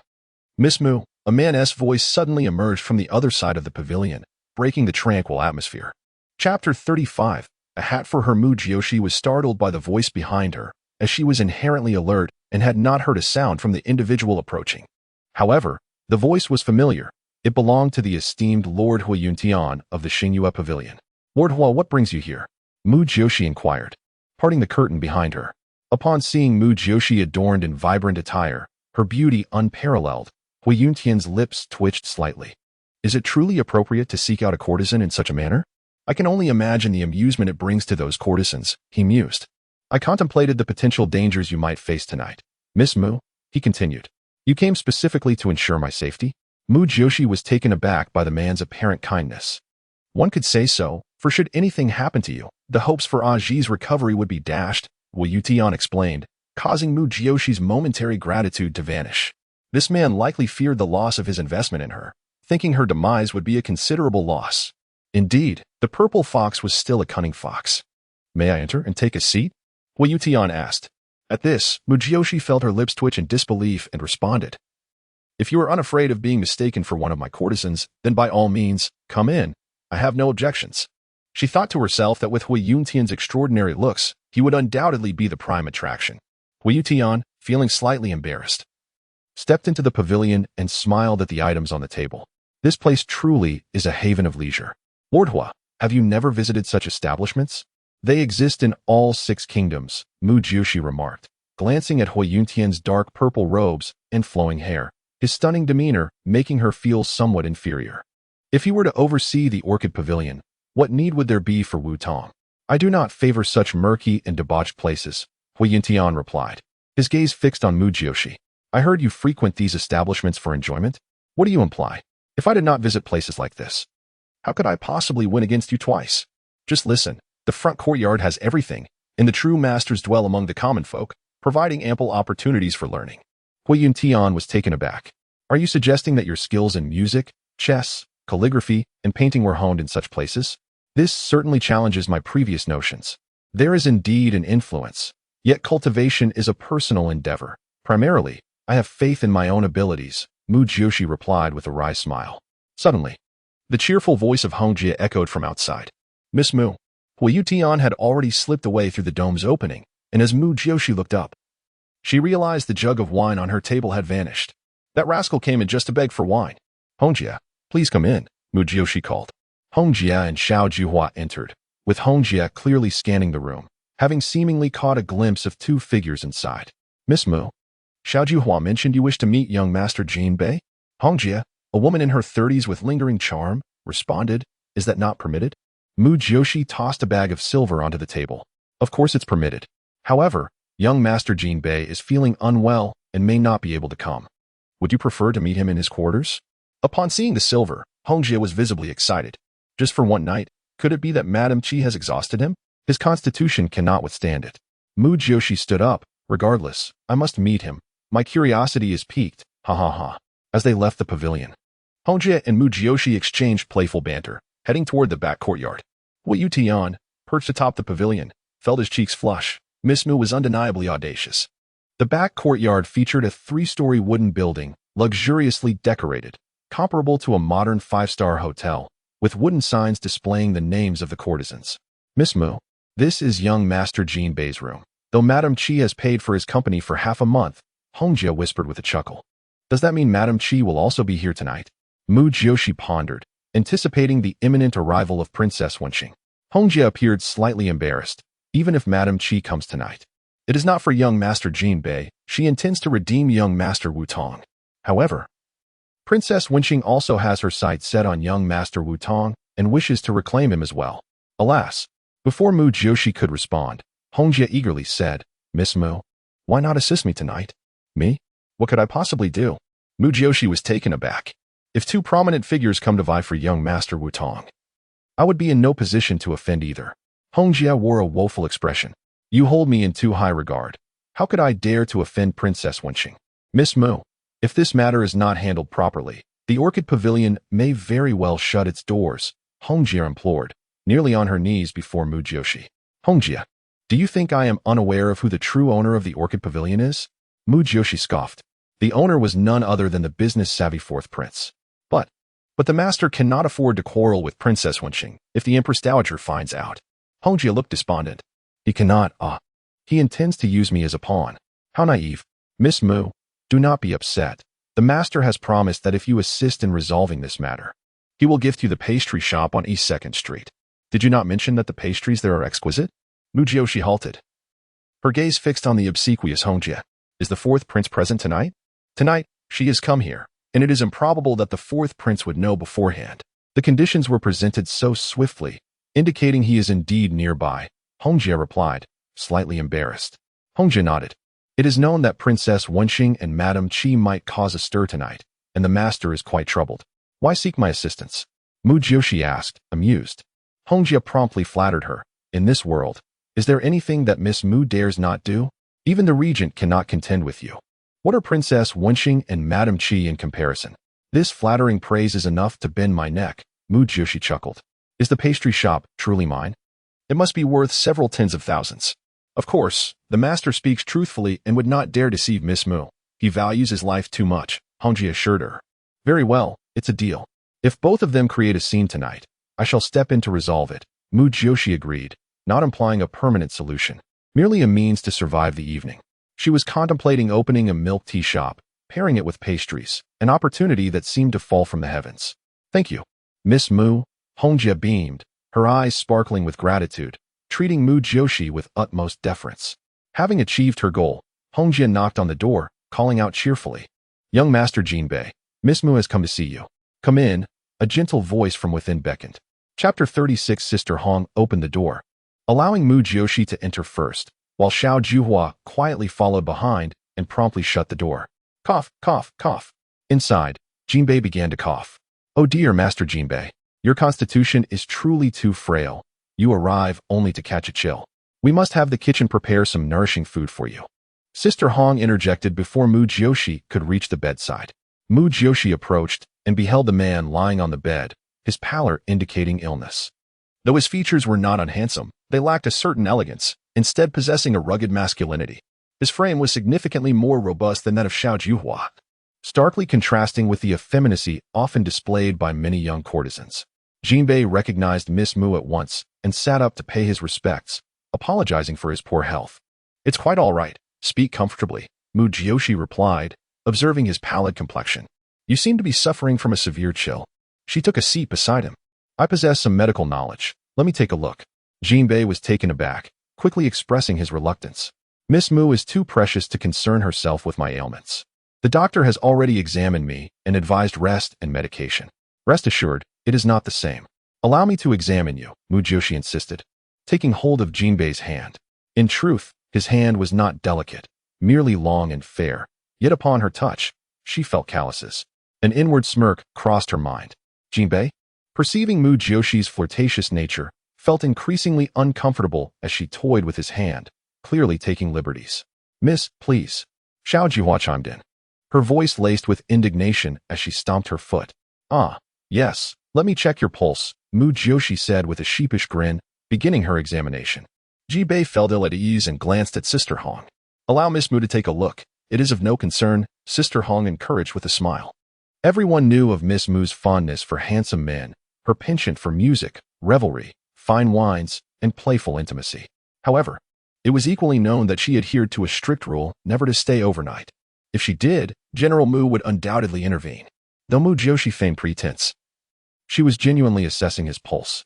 Soon, she discerned that Jinbei was not suffering merely from a chill. He was indeed afflicted with a deficiency of vital energy, suggesting a more serious injury.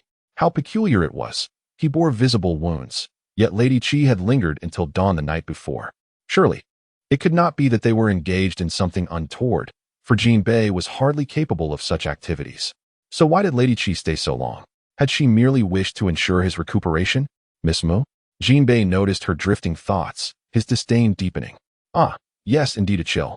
It seems you must take care of yourself. Mu Jiuxi released his hand and began to probe beneath the covers. Oh dear, such a frail frame. How could Lady Qi be so unkind? Jinbei's complexion paled further, panic rising within him as he swiftly grasped her wandering hand. Yet Mu Jiuxi had already discovered the source of his pain. When she touched his waist, his face contorted in visible agony. Miss Mu, perhaps you should take your leave. I fear my illness may be contagious, Jinbei implored, his forehead glistening with sweat. Very well, I shall return once you are well. Mu Jiuxi understood the situation and saw no need for pretense. Thank you, Miss Mu. Once my health is restored, I shall be most grateful for your visit. Jinbei promised earnestly. Mu Jiuxi nearly shivered at the thought, waving her hand dismissively as she departed. Just as she reached the door, an anxious attendant rushed in. Sister Hong, Princess Wenxing and Lady Qi are arguing at the front gate. What? They both came together? Sister Hong was taken aback. Indeed, who would have guessed? And they both wished to see young Master Wu Tong. You must go and investigate. Sister Hong swiftly turned to Mu Jiuxi, exclaiming, Miss Mu, we are counting on you tonight. And together they hurried away. Wait, Sister Hong, I urgently need to relieve myself, Mu Jiuxi insisted, needing to relay information. She was certain that Jinbei was the other accomplice involved in the assassination of Lord Gu that night. The matter also implicated Lady Qi, as it involved Lord Qi, one of the three individuals possessing the key to the secret chamber containing the poisonous Lianxiang shadow. The implications were chilling. I shall check on the situation first. Miss Mu, do hurry, Sister Hong urged. Understood. Rest assured, I will secure the pastries, Mu Jiuxi replied, hastening toward the restroom. On her way, she encountered Qi Feng, who had been conducting his own discreet investigation. Miss, I have surveyed the kitchen, storage, and wine cellar. There are no suspicious individuals present. Qing Feng, immediately relay a message to my father. Instruct him to be vigilant, Mu Jiuxi whispered to him. Qing Feng, taken aback, exclaimed, Lord Qi? Yes, and make sure not to alert anyone. Mu Jiuxi instructed, I have other matters to attend to and may be delayed. With that, she rushed off. Passing her pavilion where Hui Yutian lay lazily drinking, obscured in shadows, Mu Jiuxi had no time to acknowledge him and hurried to young Master Wu Tong's chamber. Young Master Wu, Princess Wenxing and Lady Qi are both here to negotiate your redemption. Whom do you wish to choose? An elderly attendant named Old Zhou was conversing with Wu Tong. I do not wish to be redeemed, Uncle Zhou. I can still earn for the Lanzhihua pavilion and do not want to be bought out. Wu Tong's voice was clear yet tinged with desperation. We understand, but we cannot afford to offend either of these women, Old Zhou lamented. Mu Jiuxi boldly entered, declaring, Wu Tong, if you do not wish to be redeemed, then tonight you shall belong to me. Both Old Zhou and Wu Tong turned to her, with Old Zhou immediately bowing in respect. Wu Tong was the epitome of youthful charm, with clear, bright eyes and a sunlit smile that made him irresistibly appealing to women. Mu Jiuxi had seen him a few times, but had never considered spending lavishly on the top courtesans, as their prices were exorbitant. Miss Mu, do you truly mean it? Wu Tong's eyes sparkled, for compared to the alternatives, being redeemed by Mu Jiuxi was far more desirable. She was young, beautiful, and unmarried. Lady Qi and Princess Wenxing were far from virtuous, with many male companions in their households. Even if Wu Tong were favored now, what of the future? Of course. Old Zhou, please prepare the finest food and wine. Tonight we shall indulge in poetry and merriment, Mu Jiuxi commanded. And what of the two women outside? Old Zhou asked, anxiety evident on his brow. Inform Sister Hong and those ladies that from this moment forth, Wu Tong is under my protection. Mu Jiuxi raised an eyebrow. Old Zhou's eyes lit up with understanding. Very well, I shall prepare refreshments at once. Wu Tong, you must attend to Miss Mu with utmost care. Yes, I understand. Thank you, Miss Mu, for saving me. Wu Tong blushed, casting a shy glance at the assertive Mu Jiuxi seated before him. In less than 15 minutes, the door was suddenly kicked open. A throng of individuals stood at the entrance, witnessing the scene of Mu Jiuxi pouring wine into Wu Tong's mouth while affectionately draping herself around his neck. Chapter 37. The three women compete for the young prostitute. The moment the door was kicked open, Mu Jiuxi's action of feeding Wu Tong wine was abruptly frozen in time, mirrored by the astonished expressions of the crowd outside. Miss Mu, Hong Jia was the first to react, casting Mu Jiuxi a knowing glance and smirking. I sincerely apologize for interrupting your delightful evening. Mu Jiuxi released the flustered Wu Tong, whose cheeks were flushed crimson, set down her wine cup, and darkened her expression as she glared at the incredulous Princess Wenxing and Madame Kalecki at the door. Both women were adorned in extravagant attire, initially giving the impression of courtesans, albeit somewhat aged. At their age, they should still possess some allure. Regrettably, their inability to withstand solitude had left them resembling withered flowers. A most fitting description for their current state. Mu Jiuxi, what do you mean by this? Princess Wenxing glared at Mu Jiuxi with her wide apricot eyes, seething with anger. Miss Mu, are you not being a tad unreasonable? Madame Kalecki immediately followed with a cold chuckle. Wu Tong promptly stood up and bowed to the two women. Wu Tong, what do you mean by this? I have already declared that you belong to me. How dare you entertain guests? This lady has also offered 1,000 taels of gold for your release. How could you turn around and become close with Miss Mu? What do you mean by this? Wu Tong was momentarily rendered speechless, his handsome face turning beet red. What is all this ruckus about? Mu Jiuxi slammed her wine cup onto the table, startling the group into retreat with a flurry of gasps. Wu Tong has not left the Lanju courtyard for a single day. He is not anyone's possession. I offered him a price to drink and chat with me. So who among you has paid to reserve him for the night? You? Or you? She viciously pointed at the two women. Hong Jia promptly interjected. Indeed, young Master Wu Tong has not been reserved by anyone tonight. But Princess Wenxing did mention she would be coming. Just because you came does not mean you were here to find Wu Tong. I arrived early, and naturally, I have the right to choose him first. If the princess is so fond of Wu Tong, she ought to have redeemed him long ago. Mu Jiuxi pressed on aggressively. You, Mu Jiuxi, you are quite bold to speak to me in such a manner. Do not think that just because the Empress favors you, you can forget your place. Princess Wenxing retorted, furious. Princess Wenxing, this is the Gulan courtyard. Should the Empress discover that you are here idling away, who do you think will be punished, her or you? Mu Jiuxi's words drained the color from Princess Wenxing's face. After all, she had been confined to reflect on her actions several times due to this very matter. Her secret visit was not something she could boast about. Mu Jiuxi, you are not exactly here for noble purposes either, are you? Princess Wenxing quickly shot back. Mu Jiuxi chuckled. I am here with the Empress's permission. After all, I was recently jilted by the regent, and I needed some solace. The Empress was even worried I might be unhappy, so she granted me special leave. What?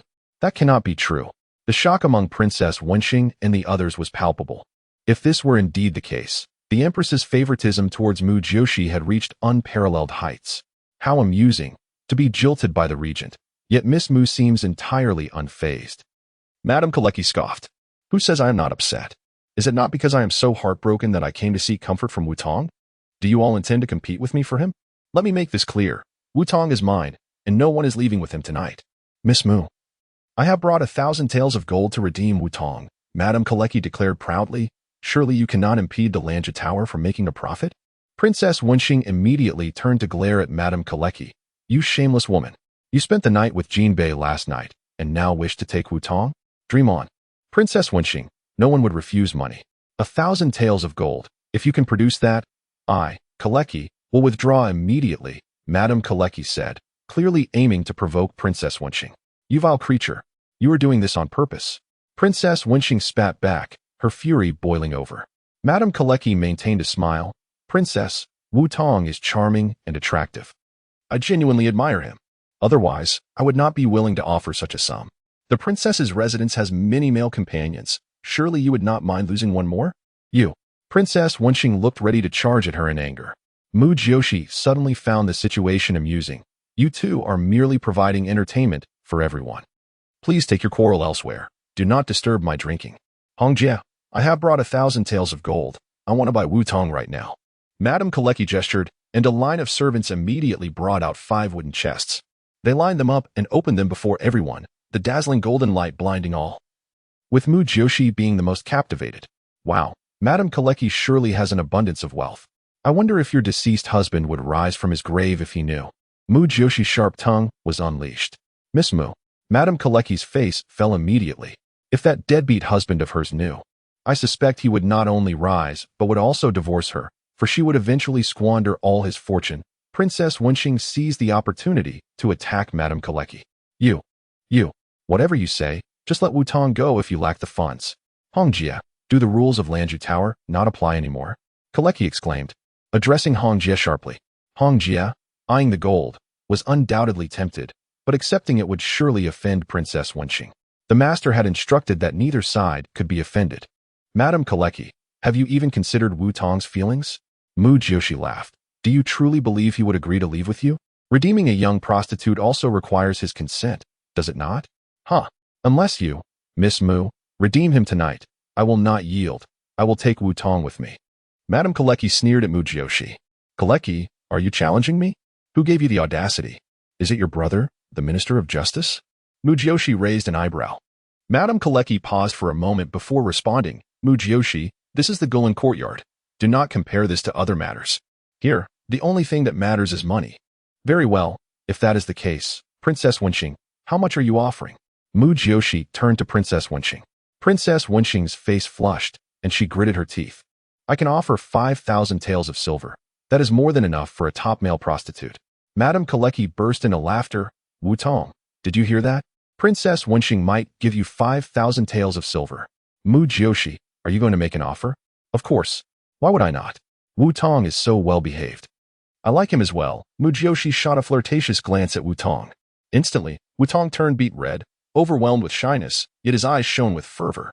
If Miss Mu is willing to redeem me, I would gladly accept any price. Wu Tong volunteered eagerly.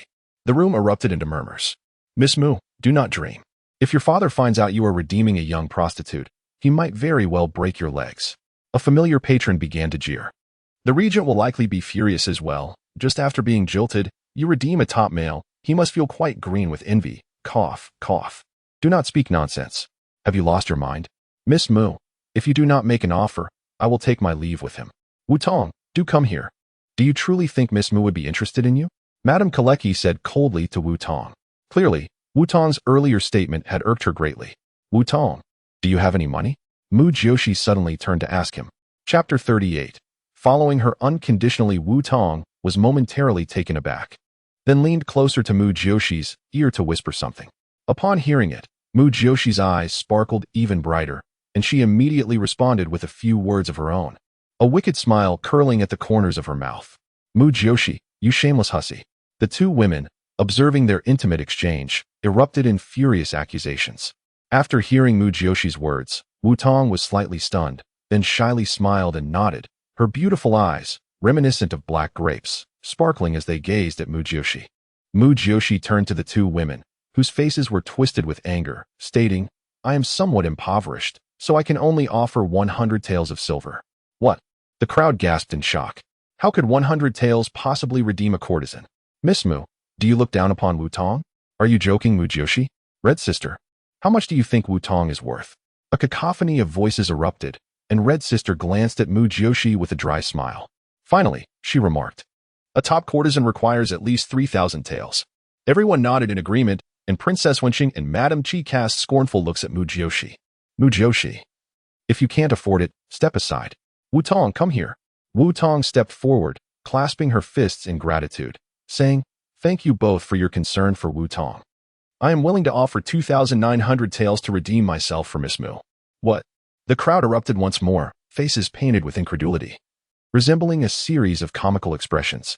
Ha, Wu Tong, you have a discerning eye. Investing in me is certainly a promising venture. Mu Jiuxi approached and patted Wu Tong's shoulder, declaring, from now on, you, Wu Tong, shall be under my protection. She provocatively glanced at Princess Wenxing and Madame Qi.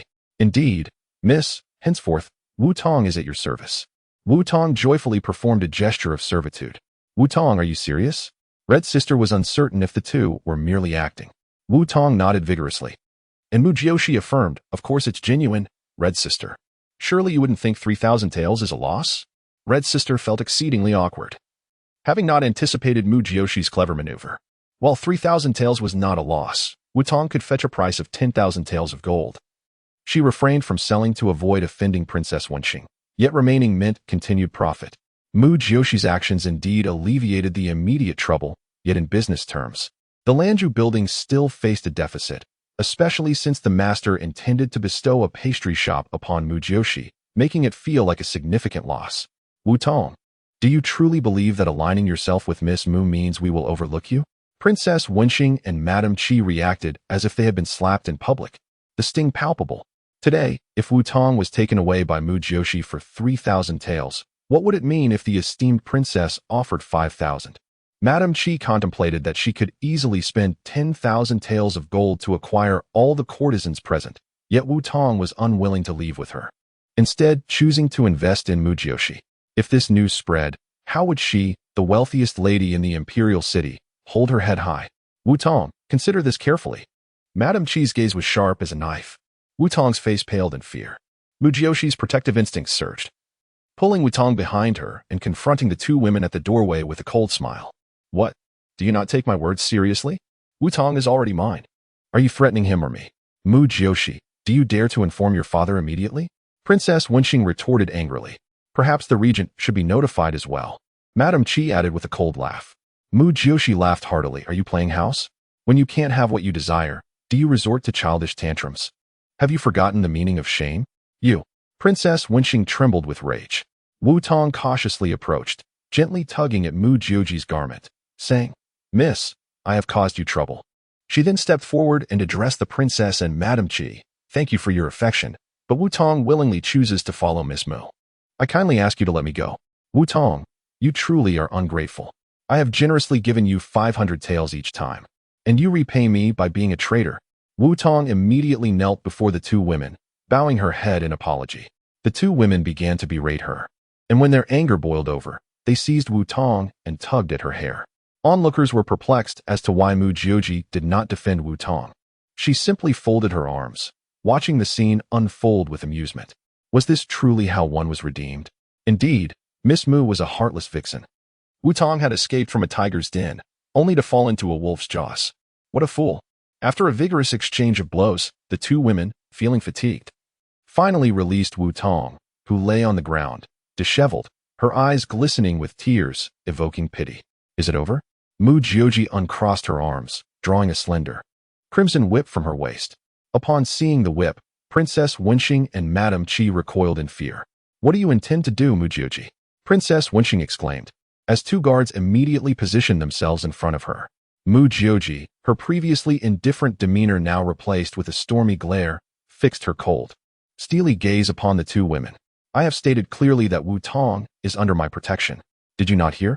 If you dare lay a hand on my person, you shall face the consequences. With that, she cracked the whip with a loud snap. The crowd gasped, scattering in panic as the whip struck a golden chest, shattering it into pieces, and gold ingots rolled forth.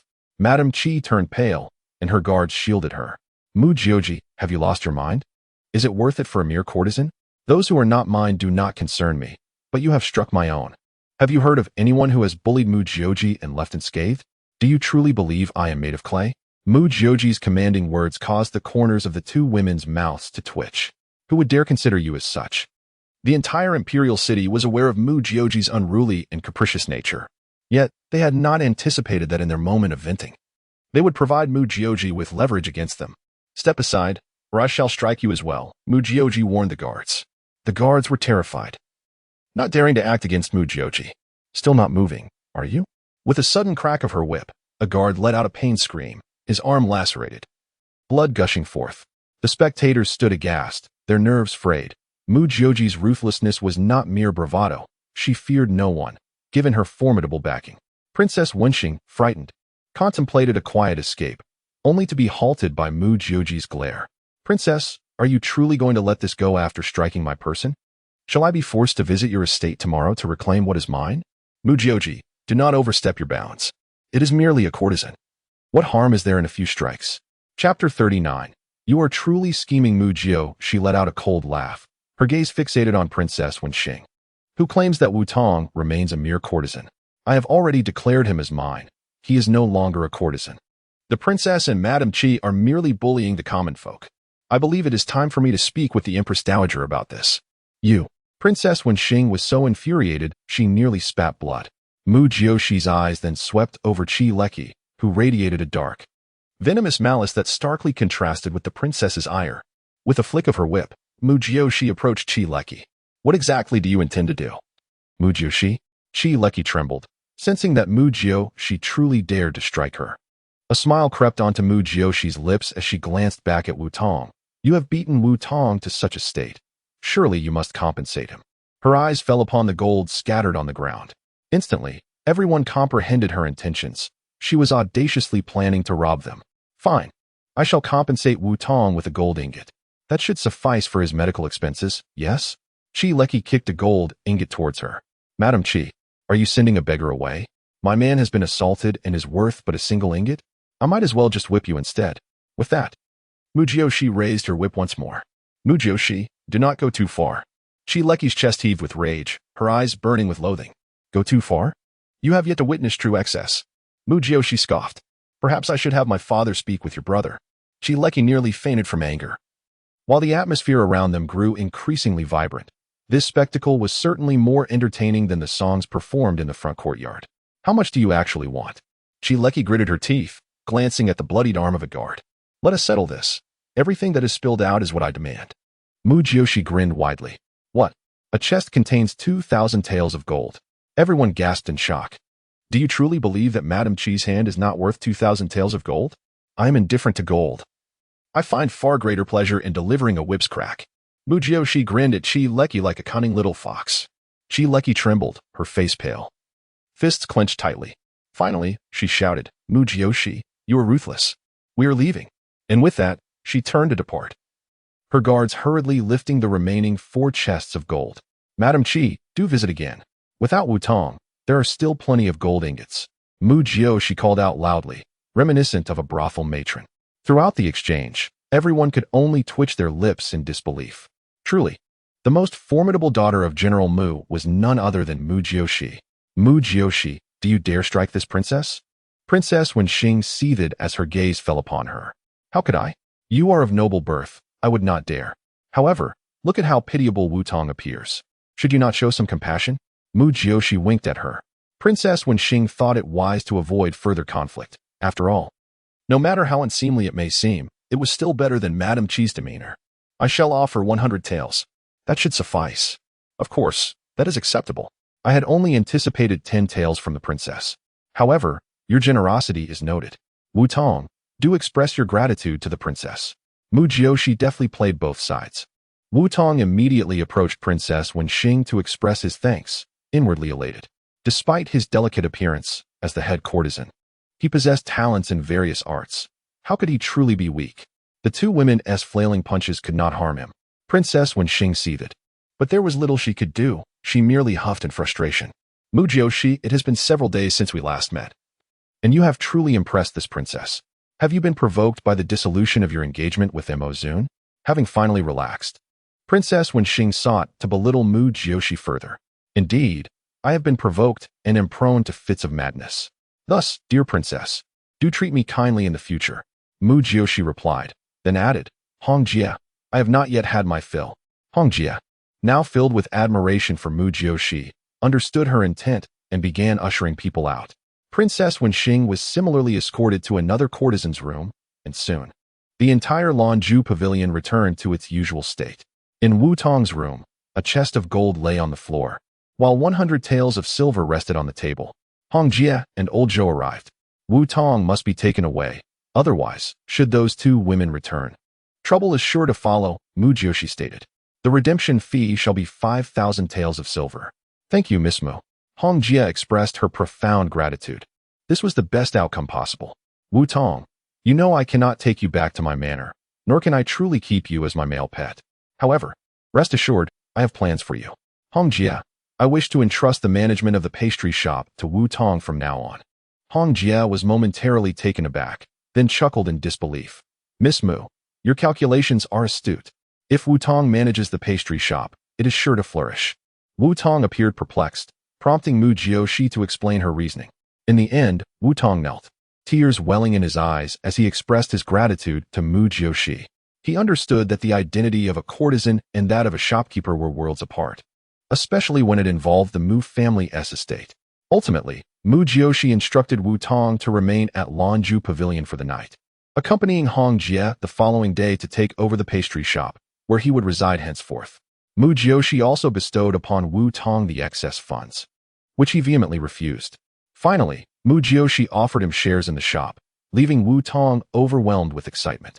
In truth, Mu Jiuxi mused that she ought to be the one elated. She had not anticipated such a significant gain that evening. She truly owed her gratitude to Princess Wenxing and Madame Qi for presenting her with this opportunity. As Mu Jiuxi departed Lanju Pavilion, the hour was near midnight, and the streets were nearly deserted. The moon was dim, and the sky remained quite dark. Yi Han and Qing Feng had returned, having informed the regent and her father, ensuring close watch over young Master Jinbei and Madame Qi.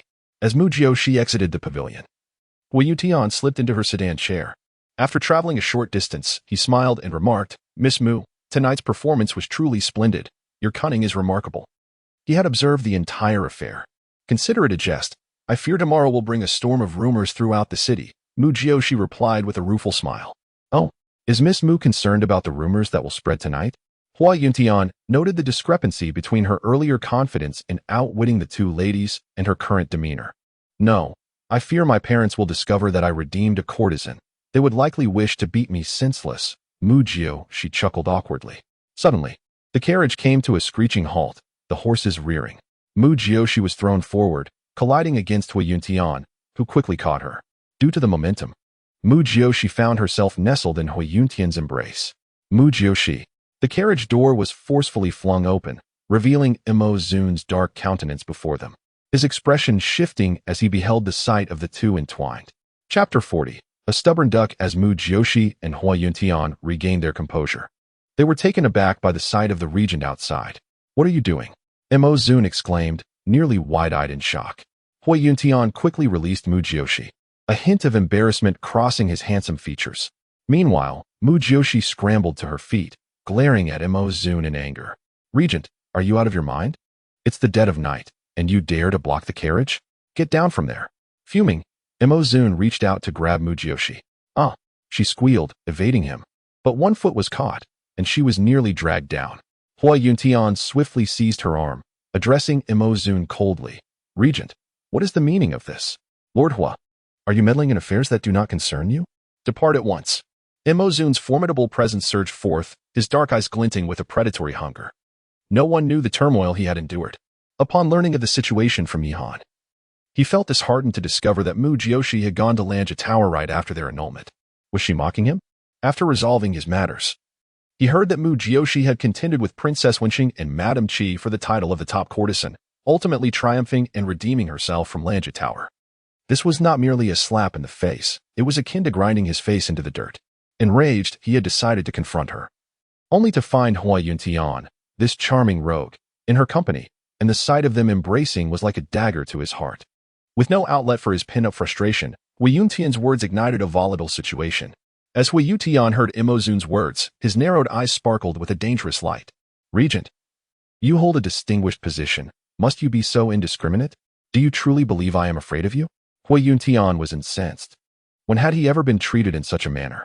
Mo Zun, in his fury, could not tolerate any defiance, morphing his hand into a claw and striking towards Hu Yuntian.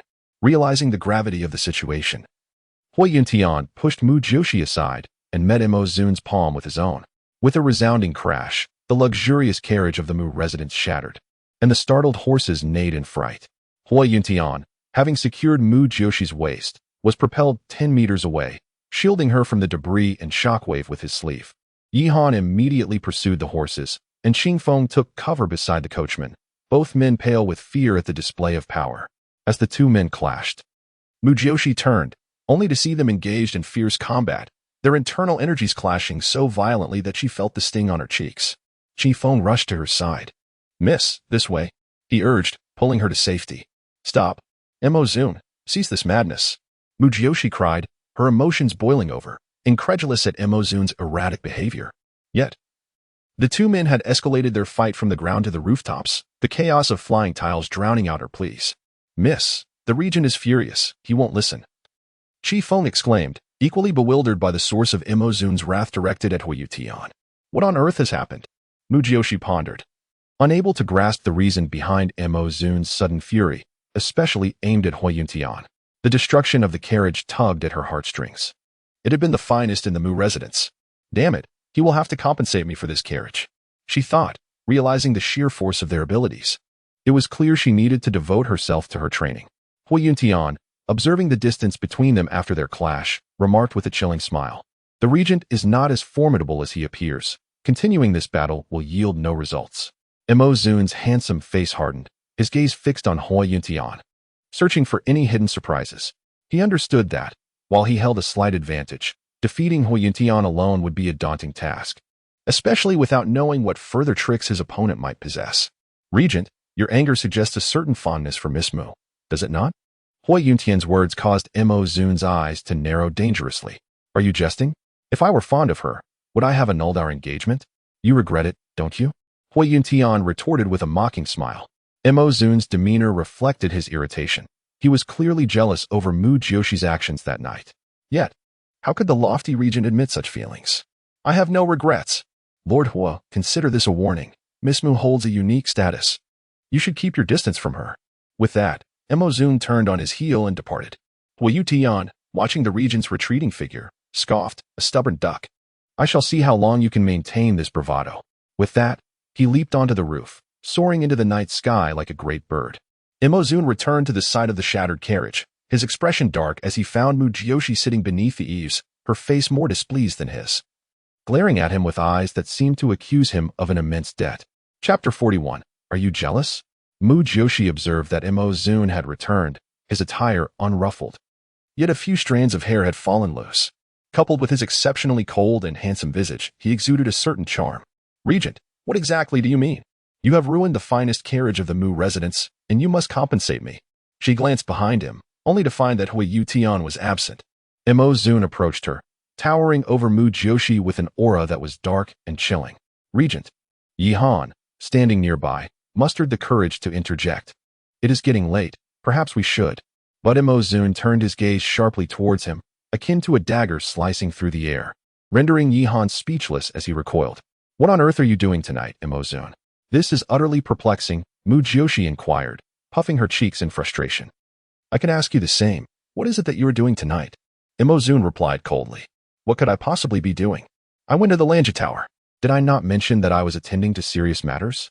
Mu Jiuxi suddenly pondered whether he thought her visit to the pleasure quarters was a disgrace after their recent engagement dissolution. But since they were already unengaged, was it not inconsequential? Perhaps he was overthinking. The regent regarded Mu Jiuxi's innocent and charming face, feeling an inexplicable tension in his chest. This woman was completely oblivious to the underlying issues. Indeed, Miss Mu had always acted on impulse. Visiting the pleasure quarters was hardly a novel affair. What was he truly angry about? "Why were you with Lord Hua?" Zun's tone softened slightly as he squatted beside Mu Jiuxi. They sat on the steps of another's estate in the dead of night, an undeniably peculiar sight, especially to Yi Han and Qing Feng, who stood a distance away, their expressions filled with concern. "He knows I went to the pleasure quarters tonight to seek out a spy from Beijing. Fearing for my safety, he came to protect me." Mu Jiuxi raised an eyebrow. "He was merely acting out of goodwill, yet you chose to confront him the moment you arrived. What were you thinking?" "Mu Jiuxi, you must recognize your position. You are the legitimate daughter of General Mu, cherished by the Empress. If you were to be exploited by ill-intentioned individuals, it would not be a trivial matter." Zun admonished her, irritation lacing his voice. "What do you mean? Are you implying that Lord Hua would exploit me?" Mu Jiuxi laughed. "Zun, are you suffering from paranoia? If you think he would monitor me for the sake of Miss Aiji, fearing I might take the first volume of Phoenix Ascending, I could understand that. But to suggest he would exploit me? That is laughable." She shook her head in amusement. Zun cast her a sidelong glance. "He is not a citizen of Gaoyan, yet he has established the Xingyue Pavilion among the 6 kingdoms. Surely, it is not merely for profit. It is far more complicated, and you should exercise caution around such individuals." "How absurd.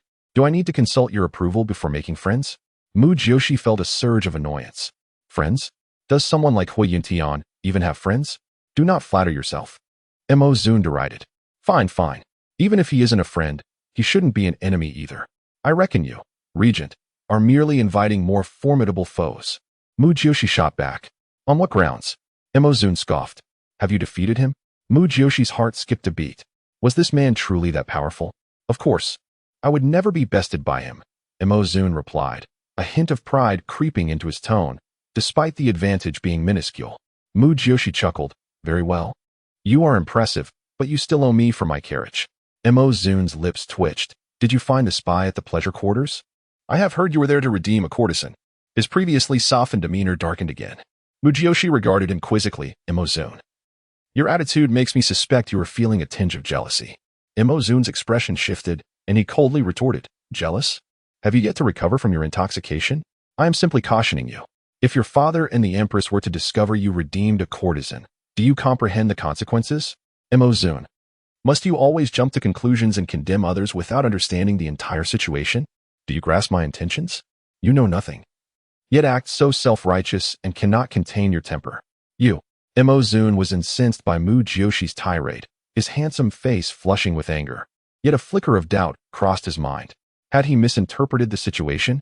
If you compensate me for my carriage, I might just share the details with you. Mu Jiuxi suggested, raising an eyebrow. I can provide my carriage for you. Mo Zun conceded, feeling a twinge of embarrassment for his impulsive actions. Realizing the carriage belonged to Mu Tianxing, Mu Jiuxi imagined the luxurious carriage from the regent's estate and felt a sense of balance return. Very well. Let us discuss it as we walk. With that, she stood, brushing off her attire, while Mo Zun stood as well, slightly bemused by her brusque demeanor. They strolled side by side down the street, while Yihan and Qing Feng trailed a distance behind. Actually, the young lady and the regent seemed quite well matched, Qing Feng remarked, observing their figures. I do not believe they are suited for each other. Both possess rather volatile tempers. It would be a blessing if they do not become adversaries, Yihan pondered thoughtfully. Ahead, Mo Zun listened as Mu Jiuxi animatedly recounted her glorious exploits of the night, his mood rising and falling with her enthusiasm. If you assert that Lady Qi is highly suspicious, then Lord Qi must not be. Mo Zun's brow furrowed, unable to fathom the notion that Lord Qi could be a spy for Beijing. How many high-ranking officials within Gao Yun's ranks could potentially be compromised? He had devoted 3 years to stabilizing the current situation. While the facade appeared peaceful, the internal strife was already profound. Thus, I instructed my father to dispatch someone to observe Lady Qi and Jin Bei, following the trail to uncover the truth. Should it indeed be Lord Qi, it will fall upon you to resolve the matter. If Qi Hushan is truly a spy, I shall personally deal with him. Mo Zun's aura turned menacing. Yihan has informed you about the Prime Minister's wife, has he not? Mu Jiuxi inquired. Yes, I had not anticipated that Yi Wuheng would begin his inquiries. I have merely offered him an opportunity to achieve merit. Mo Zun's eyes narrowed. Mu Jiuxi nodded. Lord Yi seems to possess a commendable demeanor. I feel he is not a villain. In your eyes, those with appealing appearances are never villains, I presume? Mo Zun could not help but tease. Mo Zun, look at yourself right now. I find it hard to believe you are not feeling a hint of jealousy. Have you truly developed feelings for me? Mu Jiuxi jested, laughter escaping her lips. Mo Zun's demeanor darkened instantly, his eyes glinting as if they could devour her whole. Do not flatter yourself. I am not blind enough to be enamored with someone like you. Mo Zun scoffed. And what type of woman am I, may I ask? Mu Jiuxi halted, facing him defiantly. Is it because I am unattractive, unskilled, or perhaps not obedient enough? Mo Zun studied her face, close enough to discern the rosy hue from the wine she had consumed, enhanced by her careful adornment, leaving no room for the notion of unattractiveness. In that moment, he found himself momentarily taken aback, realizing for the first time that Mu Jiuxi was strikingly beautiful. Chapter 42. Midnight Ambush. Mu Jiuxi felt a chill run down her spine as she noticed Mo Zun's gaze, deep and shadowy, fixed upon her. Am I truly that captivating? She mused, playfully waving her hand before him. Mo Zun, suddenly jolted from his reverie, turned away, his handsome face flushed with heat, his ears betraying him with an involuntary blush. Ahem, no one has claimed you are unattractive, he stammered, embarrassment flooding his senses. Reflecting on her lack of scholarly pursuits, he acknowledged the rumors held some truth. Yet, Witnessing her gamble against Hua Yutian in both musical and calligraphic prowess dispelled such notions as mere fabrications. Moreover, her medical skills were remarkable. She discerned that both her mother and the chancellor's wife were afflicted by the elusive lotus flower shadow poison, a toxin that even the imperial physician could not identify. Indeed, a formidable talent. Perhaps her rebellious streak was the only aspect that aligned with the tales told. However, he found the meek and obedient women he had encountered to be dreadfully dull. I, too, consider myself quite lovely, Mu Jiuxi declared with a touch of narcissism, her spirits soaring as she began to skip joyfully. Mo Zun cast a fleeting glance her way. Her lively demeanor was captivating, yet he inhaled deeply, willing himself to avert his gaze. It grows late. You ought to return to the manor. I have matters to attend to. Farewell. Mo Zun felt peculiar, a sense of unease gnawing at him, prompting him to distance himself from her presence. Qi Feng, accompany the regent back and drive his extravagant carriage home. Otherwise, father will surely scold me, Mu Jiuxi instructed, turning to her companion. Mo Zun nearly stumbled, his restless thoughts momentarily anchored by her words. This woman truly possessed an unyielding spirit, never allowing herself to be outdone. The two parties parted ways, with Yihan and Mu Jiuxi walking back to the manor together. Mu Jiuxi, in high spirits, began to sing. Miss, what tune are you singing? The melody is quite peculiar, Yihan remarked, having heard her sing on multiple occasions. Is it pleasing? I composed it myself, Mu Jiuxi replied, singing a familiar tune, one often heard in lively gatherings. Quite unique, yet rather enjoyable, Yihan chuckled. I shall sell the sheet music to those who perform, and even choreograph a dance. I could earn a fortune, Mu Jiuxi exclaimed. Yihan cast her a sideways glance. He had never perceived her as particularly money-minded before. Was she in dire need of funds? Should he perhaps inform the master? As they walked and chatted, Yihan increasingly felt that Mu Jiuxi had undergone a significant transformation. How could she engage so amiably with him, her guard? Surely she had indulged in too much wine. Yet this approachable demeanor was refreshing. Suddenly, Mu Jiuxi seized Yihan's arm, swiftly concealing themselves in the shadow of a large tree at the turn of the path. We are being followed, she whispered urgently. Yihan froze, startled. How had he failed to notice? Could it be that his skills paled in comparison to hers? He could not accept such a notion, having often dealt with the aftermath of her clumsy endeavors. Mu Jiuxi crouched beside him. One person has been tailing us for a while, drawing nearer. We are but 2 streets from the manor, and they likely mean to target me. Yihan, now thoroughly alarmed, replied, Miss, how could you perceive this when I could not? Women possess an acute intuition. We shall capture them alive, she stated. Yihan nodded. But then his eyes widened as he spotted a dark figure approaching, moving swiftly and cautiously, confirming their suspicions. Who goes there? Yihan called out as he leaped forward, drawing his sword to confront the shadowy figure. The assailant, upon noticing Yihan and Mu Jiuxi, did not retreat but instead advanced, brandishing a short blade. Mu Jiuxi's eyes narrowed. This individual was a killer. Only an assassin would employ aggression as a means of defense. And the manner in which he wielded the dagger was characteristic of such nefarious types. A swift strike to the throat was the most effective killing blow. Be careful, Mu Jiuxi cried out, alarmed that the assailant possessed formidable inner strength, wielding weapons in both hands. To deceive Yihan, the attacker first revealed the dagger to counter Yihan's sword, then, with a swift motion, pivoted to thrust a gleaming dagger towards Yihan's heart. Realizing the danger too late, Yihan barely managed to evade, but the dagger pierced his arm, eliciting a pained grunt as he stumbled back. Blood erupted from the wound as the assailant refrained from delivering a fatal blow, instead lunging towards Mu Jiuxi. Miss, Yihan shouted, disregarding his injury as he rushed forward. Yet the assailant, evidently skilled, closed the distance to Mu Jiuxi in an instant, aiming the short blade at her throat.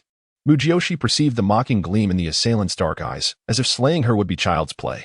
But just as the killer's arrogance peaked, Mu Jiuxi evaded the short blade with remarkable agility, producing a silver needle to strike at the assailant. The assassin gasped, caught off guard, as the dagger and needle clashed in a flurry of movement. However, Mu Jiuxi was astonished that none of her needles found their mark. Yet, her crimson whip lashed out with blinding speed. Her aura shifted, becoming ominously predatory, the Night Queen's essence radiating fiercely, her gaze sharp as a blade, fixed upon the attacker. Who are you? Why do you seek to kill me? She demanded, unleashing her whip in a relentless barrage, denying the assassin any respite. for in a contest of inner strength, she would surely falter. The assassin, struggling to evade her strikes, found himself overwhelmed. Yi Han, target his lower defenses. Mu Jiuxi commanded decisively. The assassin's eyes widened in shock as Yi Han's sword swept low, while Mu Jiuxi's whip formed a web above, forcing him to defend against both. Suddenly, the assailant unleashed a surge of inner power, propelling Yi Han and Mu Jiuxi backward before he deftly leaped away. Do not pursue. Mu Jiuxi called out to Yi Han, who was poised to chase after the fleeing figure. Miss, are you unharmed? Yi Han quickly returned to her side. I am fine, but your arm requires immediate attention. Otherwise, it may become irreparable, Mu Jiuxi replied, examining his injury, which was still bleeding profusely. She deftly cut away the fabric of his sleeve, applying silver needles to staunch the bleeding, and tore a strip from her own garment to bandage his wound effectively. Yi Han remained silent, sweat beading on his forehead as he watched Mu Jiuxi's swift and skilled actions, feeling a peculiar sense of disorientation. Her techniques surpassed those of a physician, and her combat prowess had been impressive. He nearly believed he would fail in his duty. Was that truly our young lady? He pondered. The one who just faced an assassin, who was, no less, a woman. Mu Jiuxi's voice was as cold as ice. Chapter 43. Which by phone one. Yi Han's expression changed drastically as he exclaimed in shock. Is it a woman? Or an assassin? Mu Jiuxi, still somewhat shaken, nodded affirmatively. Indeed. I cannot be mistaken. If she is an assassin, she is likely connected to the Xingyue Pavilion. But surely, Huiyuntian would not attempt to take my life? Who could it be? The silhouette of the woman was taller than her, and her physique was not frail, which initially led Yi Han to believe she was a man. Yet, upon glimpsing her exposed hands, she realized her error. The woman only revealed her eyes and mouth, making it difficult to discern her features in the darkness. Even with her suspicions, Mu Jiuxi dared not be certain. Miss, could it be related to the incident at the royal courtyard? Yi Han mentioned the event where she was nearly drowned. The Xiao family? Mu Jiuxi contemplated Xiao Jian and nodded. That could be possible. I have many enemies. And I suspect numerous individuals wish to see me dead. Never mind. We should return to the estate swiftly. Your injuries require redressing. The two hurried home. Mu Tianxing, upon learning that Mu Jiuxi had narrowly escaped an assassination attempt, was left pale with fear. Yet, upon seeing Yi Han injured, he refrained from laying blame. Grateful that Mu Jiuxi was unharmed. A female assassin? Mu Tianxing's expression stiffened as he listened to Mu Jiuxi's account. I have never heard of such a formidable female assassin. There are few women in the martial world with such prowess. After offering some words of comfort to her father, Mu Jiuxi discussed other matters of the night with him. Mu Tianxing was relieved to discover his daughter's capabilities. With the matter of the spy resolved, he could provide an account to the emperor and empress dowager. In the following days, life appeared tranquil on the surface. Mu Jiuxi visited Wu Tong's pastry shop at noon to instruct him on making milk tea, leaving Lu Er to assist. The rest of her time was devoted to rigorous training at home. The presence of the female assassin had instilled a sense of danger within her, compelling her to master the first part of Phoenix Soars Swiftly. She also dispatched Yi Han to Huiyuntian to inquire about the assassin, receiving word that there were no female assassins affiliated with the Xingyue Pavilion in Gaiyan country. Though he promised to investigate promptly. 10 days later, Lu Er rushed in, breathless. Miss, the Prime Minister's wife has passed. Mu Jiuxi, drenched in sweat yet invigorated, paused her training and wiped her brow, saying, 10 days of survival exceeded my expectations. I wonder how Miss Bai is faring. Miss. The master has gone to pay his respects. Will you accompany him? Lu Er inquired. Of course. I promised Bai Qing that after her mother's passing, I would bring her to the palace to meet the Empress Dowager. As Mu Jiuxi thought of Prime Minister Bai Feng Wan, and Bai Qifeng, all bearing calculating expressions towards Bai Qing, a wicked smile crept onto her lips. Dressed in plain garments, she settled into a luxurious carriage sent by the regent. Just then, Yi Wuling rode up to the entrance of the general's residence. Lord Yi, you always manage to intercept me just as I depart. Mu Jiuxi beamed upon seeing the handsome gentleman, whose demeanor was as serene as a lotus. Miss Mu, I take it you are heading to the Prime Minister's residence to pay your respects? Yi Wuling smiled warmly, returning her greeting. Indeed, will you be joining? I shall not. I only wish to inform you of a matter. Yi Wuling gestured for Mu Jiuxi to step aside. He leaned in and whispered something into her ear, causing her previously cheerful countenance to turn cold, her gaze sharpening. Have you shared this with anyone else? Mu Jiuxi queried after hearing his words. I intend to seek out the regent shortly, but I thought it prudent to inform you first, Yi Wuheng replied. Thank you for your trust, Lord Yi. I understand. Mu Jiuxi said, clasping her hands in gratitude before taking Yi Han and Lu Er to the Prime Minister's residence. Noticing her grim expression, Lu Er dared not inquire further. Instead, glancing at Yi Han, his arm had healed sufficiently, and he resumed his protective duties for Mu Jiuxi. Miss, are you all right? Yi Han asked. I am fine. I merely feel as if I have been deceived, which I find quite displeasing. Mu Jiuxi sneered. Yi Han, you need not accompany me. I require your assistance with a task. Miss, I cannot leave you unguarded. What if another assassination attempt occurs? Yi Han shook his head. It is broad daylight, and I have been training diligently for the past 10 days. My skills have improved significantly. You need not worry. With her internal strength developing from nothing, she had already mastered 3 to 4 levels of the initial stage of Phoenix Source. She was confident that within a month, she would fully master the first part and achieve peak performance. Mu Jiuxi halted the carriage, allowing Lu Er to disembark. She quietly instructed Yi Han, who listened. His face contorted with anger. If this is true, the regent has gone too far. Yi Han exclaimed, visibly upset. Let us hope there is more to this. Otherwise, I too will feel unsettled. You must go quickly and be cautious not to be discovered, Mu Jiuxi urged. Yi Han departed swiftly, while the carriage continued towards the Prime Minister's residence. Mu Jiuxi pondered Yi Wuheng's revelation that Xiao Jian had appeared at the third prince's residence, solidifying her suspicion that Xiao Jian was connected to the third princess. Xiao Lingwei, who was the mastermind behind the original host's demise, had mentioned that Xiao Jian was likely working with others. What a deception! Mu Jiuxi reflected on the tragic fate of the original host, which enabled her own transmigration. She vowed to avenge the original host, regardless of defense of Xiao Lingwei or any plans he might have. She would not remain idle any longer. At the entrance of the Prime Minister's residence, officials gathered to pay their respects, causing a blockage for the carriage. After waiting for some time, Mu Jiuxi finally entered to offer her tribute. Bai Qing, clad in mourning attire, had swollen, tear-streaked eyes, and she nodded slightly upon seeing Mu Jiuxi.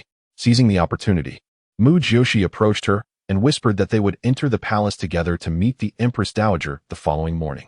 Bai Qing nodded in agreement. What are you two whispering about? Bai Fengwan suddenly interjected from behind them.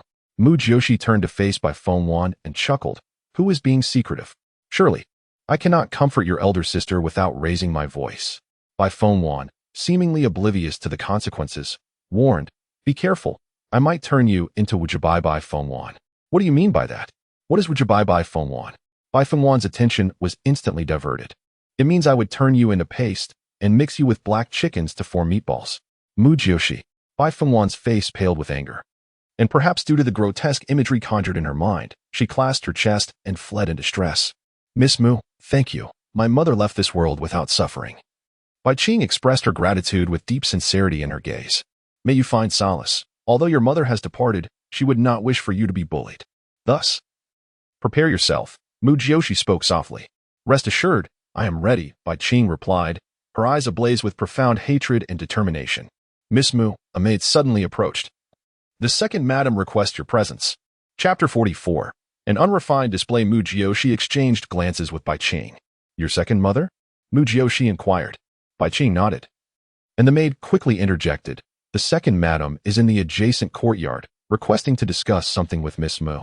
We hope Miss Mu will honor her presence. With a shrug and a casual affirmation, Mu Jiuxi cast a reassuring glance at Bai Qing before following the maid to the neighboring courtyard. The atmosphere there was considerably more tranquil. Observing the opulence of the Prime Minister's residence, Mu Jiuxi couldn't help but pout. Indeed, the Prime Minister enjoyed a higher status than her father. The second madam, Zhuang Qingmei, was renowned for her striking beauty and was once celebrated as the most beautiful woman in the imperial city over a decade ago.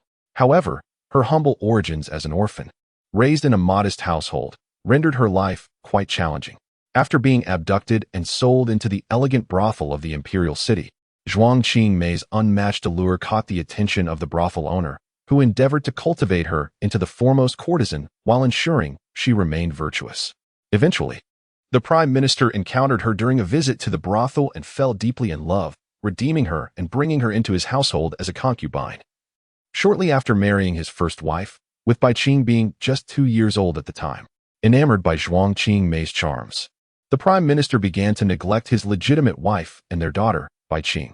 After Zhuang Qing Mei bore a daughter, Bai Fengwan, and subsequently a son, Bai Qi Feng, her status elevated significantly.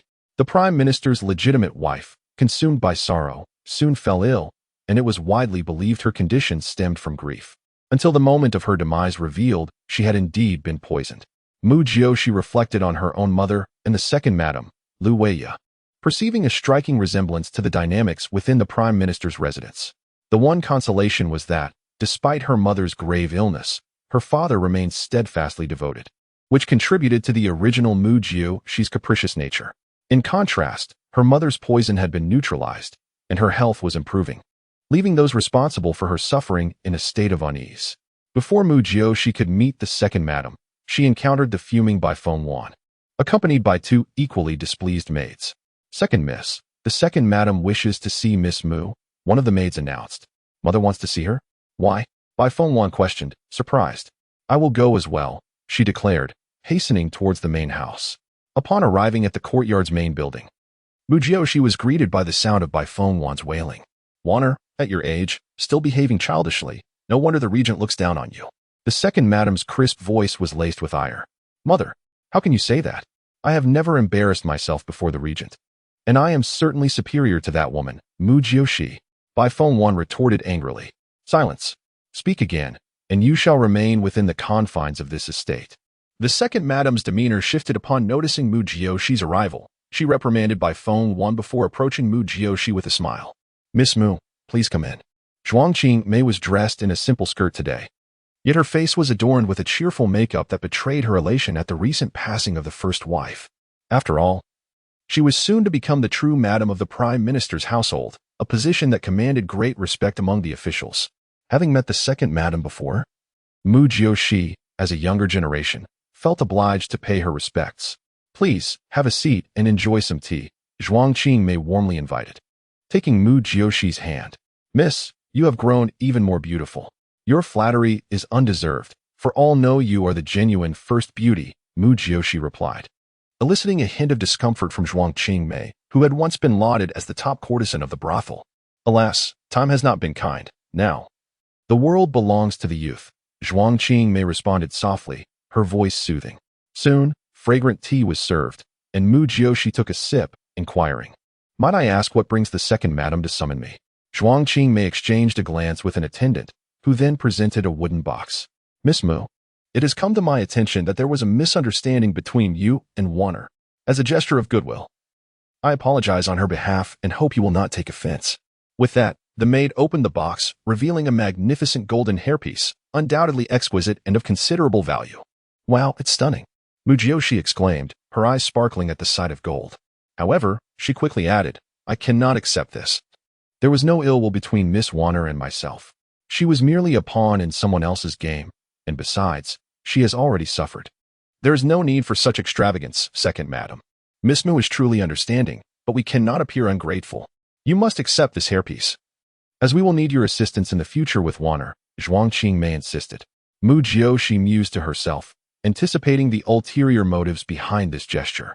"Miss Mu, you are aware that previously, due to Waner's status as a concubine, she mingled only with those of similar standing. However, now that she is the second miss of the prime minister's household, I hope you can introduce her to the empress more often, as it may help secure a favorable marriage for her." "Second madam, ahem, the prime minister's legitimate wife has only recently passed," Mu Jiuxi noted, her patience thinning. Sensing Zhuang Qing Mei's eagerness, Zhuang Qing Mei appeared slightly flustered. "Miss Mu, please forgive my haste. It is quite difficult to secure an audience with you, and today presented a rare opportunity. You know how the master disdains such matters. As a mother, I must consider Waner's future. Second madam, do you believe you will indeed become the prime minister's wife?" Mu Jiuxi could no longer suppress a scoff. Zhuang Qing Mei was momentarily taken aback, her complexion paling. "What do you mean, Mu Jiuxi?" Bai Fengwan, incensed, interjected, "Mother will certainly be recognized. Father had promised her that. Is a mere promise enough? Have you forgotten your father's position? He is the prime minister of Gao Yun Kingdom, and the title of wife requires the empress's approval." Mu Jiuxi countered sharply. "Miss Mu, are you implying that I cannot become the madam?" Zhuang Qing Mei, enraged, glared at Mu Jiuxi, her countenance turning a shade of green. Isn't it too premature to assume any outcomes? Second madam, while you are indeed striking, your manners are rather unbecoming towards the legitimate wife and Bai Qing. Don't you think? Mu Jiuxi remarked candidly. By the way, the Empress has requested that I bring Bai Qing to the palace the day after tomorrow. Surely, her opinion must be taken into account. What? The Empress wishes to see Bai Qing and seeks her opinion? On what grounds? Zhuang Qingmei exclaimed in shock. Mu Jiuxi, you orchestrated this, didn't you? You will not allow me to be recognized as the legitimate daughter, will you? Bai Fengwan suddenly seemed to regain her wits and confronted Mu Jiuxi, raising her voice. Chapter 45. The limited patience of Mu Jiuxi. Mu Jiuxi glanced at the furious Bai Fengwan, who seemed ready to pounce and tear her apart, and scoffed. If that is how you choose to perceive me, there is little I can do. I cannot sway the Empress's thoughts. If there is nothing else, I shall take my leave. With that, Mu Jiuxi offered a slight bow to the second madam before turning to exit. Miss Mu. Zhuang Qimei suddenly rose and approached Mu Jiuxi. A sense of unease gripped Mu Jiuxi, and she regarded her warily. Zhuang Qimei leaned in closer and whispered, Are you truly intent on being so ruthless? What do you mean, second madam? I have done nothing, Mu Jiuxi retorted coldly. If I were to become the Prime Minister's wife, there would be no shortage of benefits for you. However, should that not come to pass, I will hold Miss Mu accountable for it. Zhuang Qingmei's words were unmistakably a threat. Second madam, do you believe there is a shortage of grievances against me, Mu Jiuxi? Mu Jiuxi laughed heartily, casting aside her sleeves as she departed. Zhuang Qingmei glared at her retreating figure, her beautiful eyes glinting with venomous hatred, as if she could almost grind her silver teeth to dust. Mother, what shall we do now? That wretched girl will surely obstruct me. If I cannot become the legitimate daughter, how will I marry the regent? Bai Fengwan exclaimed, stamping her foot in distress. Calm down. Zhuang Qingmei took a deep breath and declared angrily, I refuse to believe that Mu Jiuxi possesses such capabilities. Wanner, go check on your father. If he is free, have him come over. Yes, I will go at once. Bai Fengwan hurriedly dashed out. Zhuang Qingmei sat down, her expression dark, her fingers tapping rhythmically on the table. Her once beautiful face now contorted with malice. Upon returning, Mu Jiuxi exchanged a few words with Bai Qing, advising her to be cautious. Before positioning herself at the entrance to intercept the Prime Minister, Bai Qing Dian, Prime Minister, may I have a word? Mu Jiuxi smiled in a manner that was disingenuous yet polite.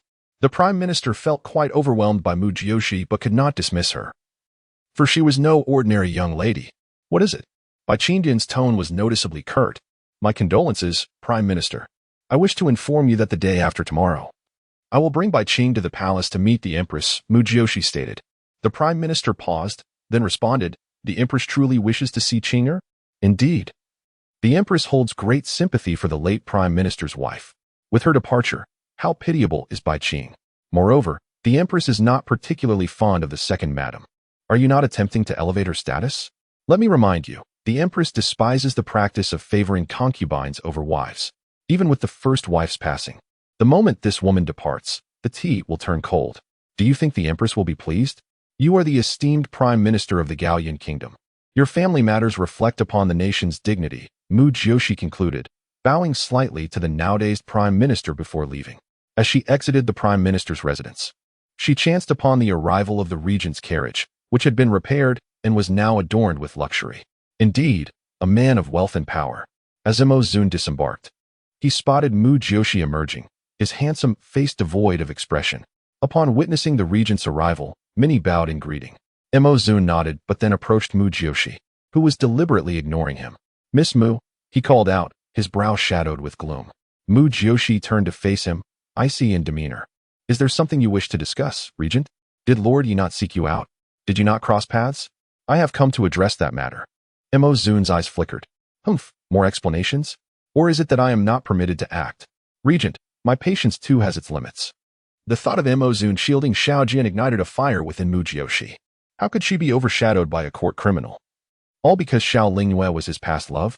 This is not the place for discussion. It would be best to wait until I am free to find a suitable venue, Mo Zun suggested, sensing her cold demeanor and realizing action was required. This woman was not the ignorant girl he had heard of. Mishandling this could unleash unforeseen dangers. Mu Jiuxi narrowed her eyes at him. Mo Zun quickly added, There is a moon viewing pavilion on the adjacent street.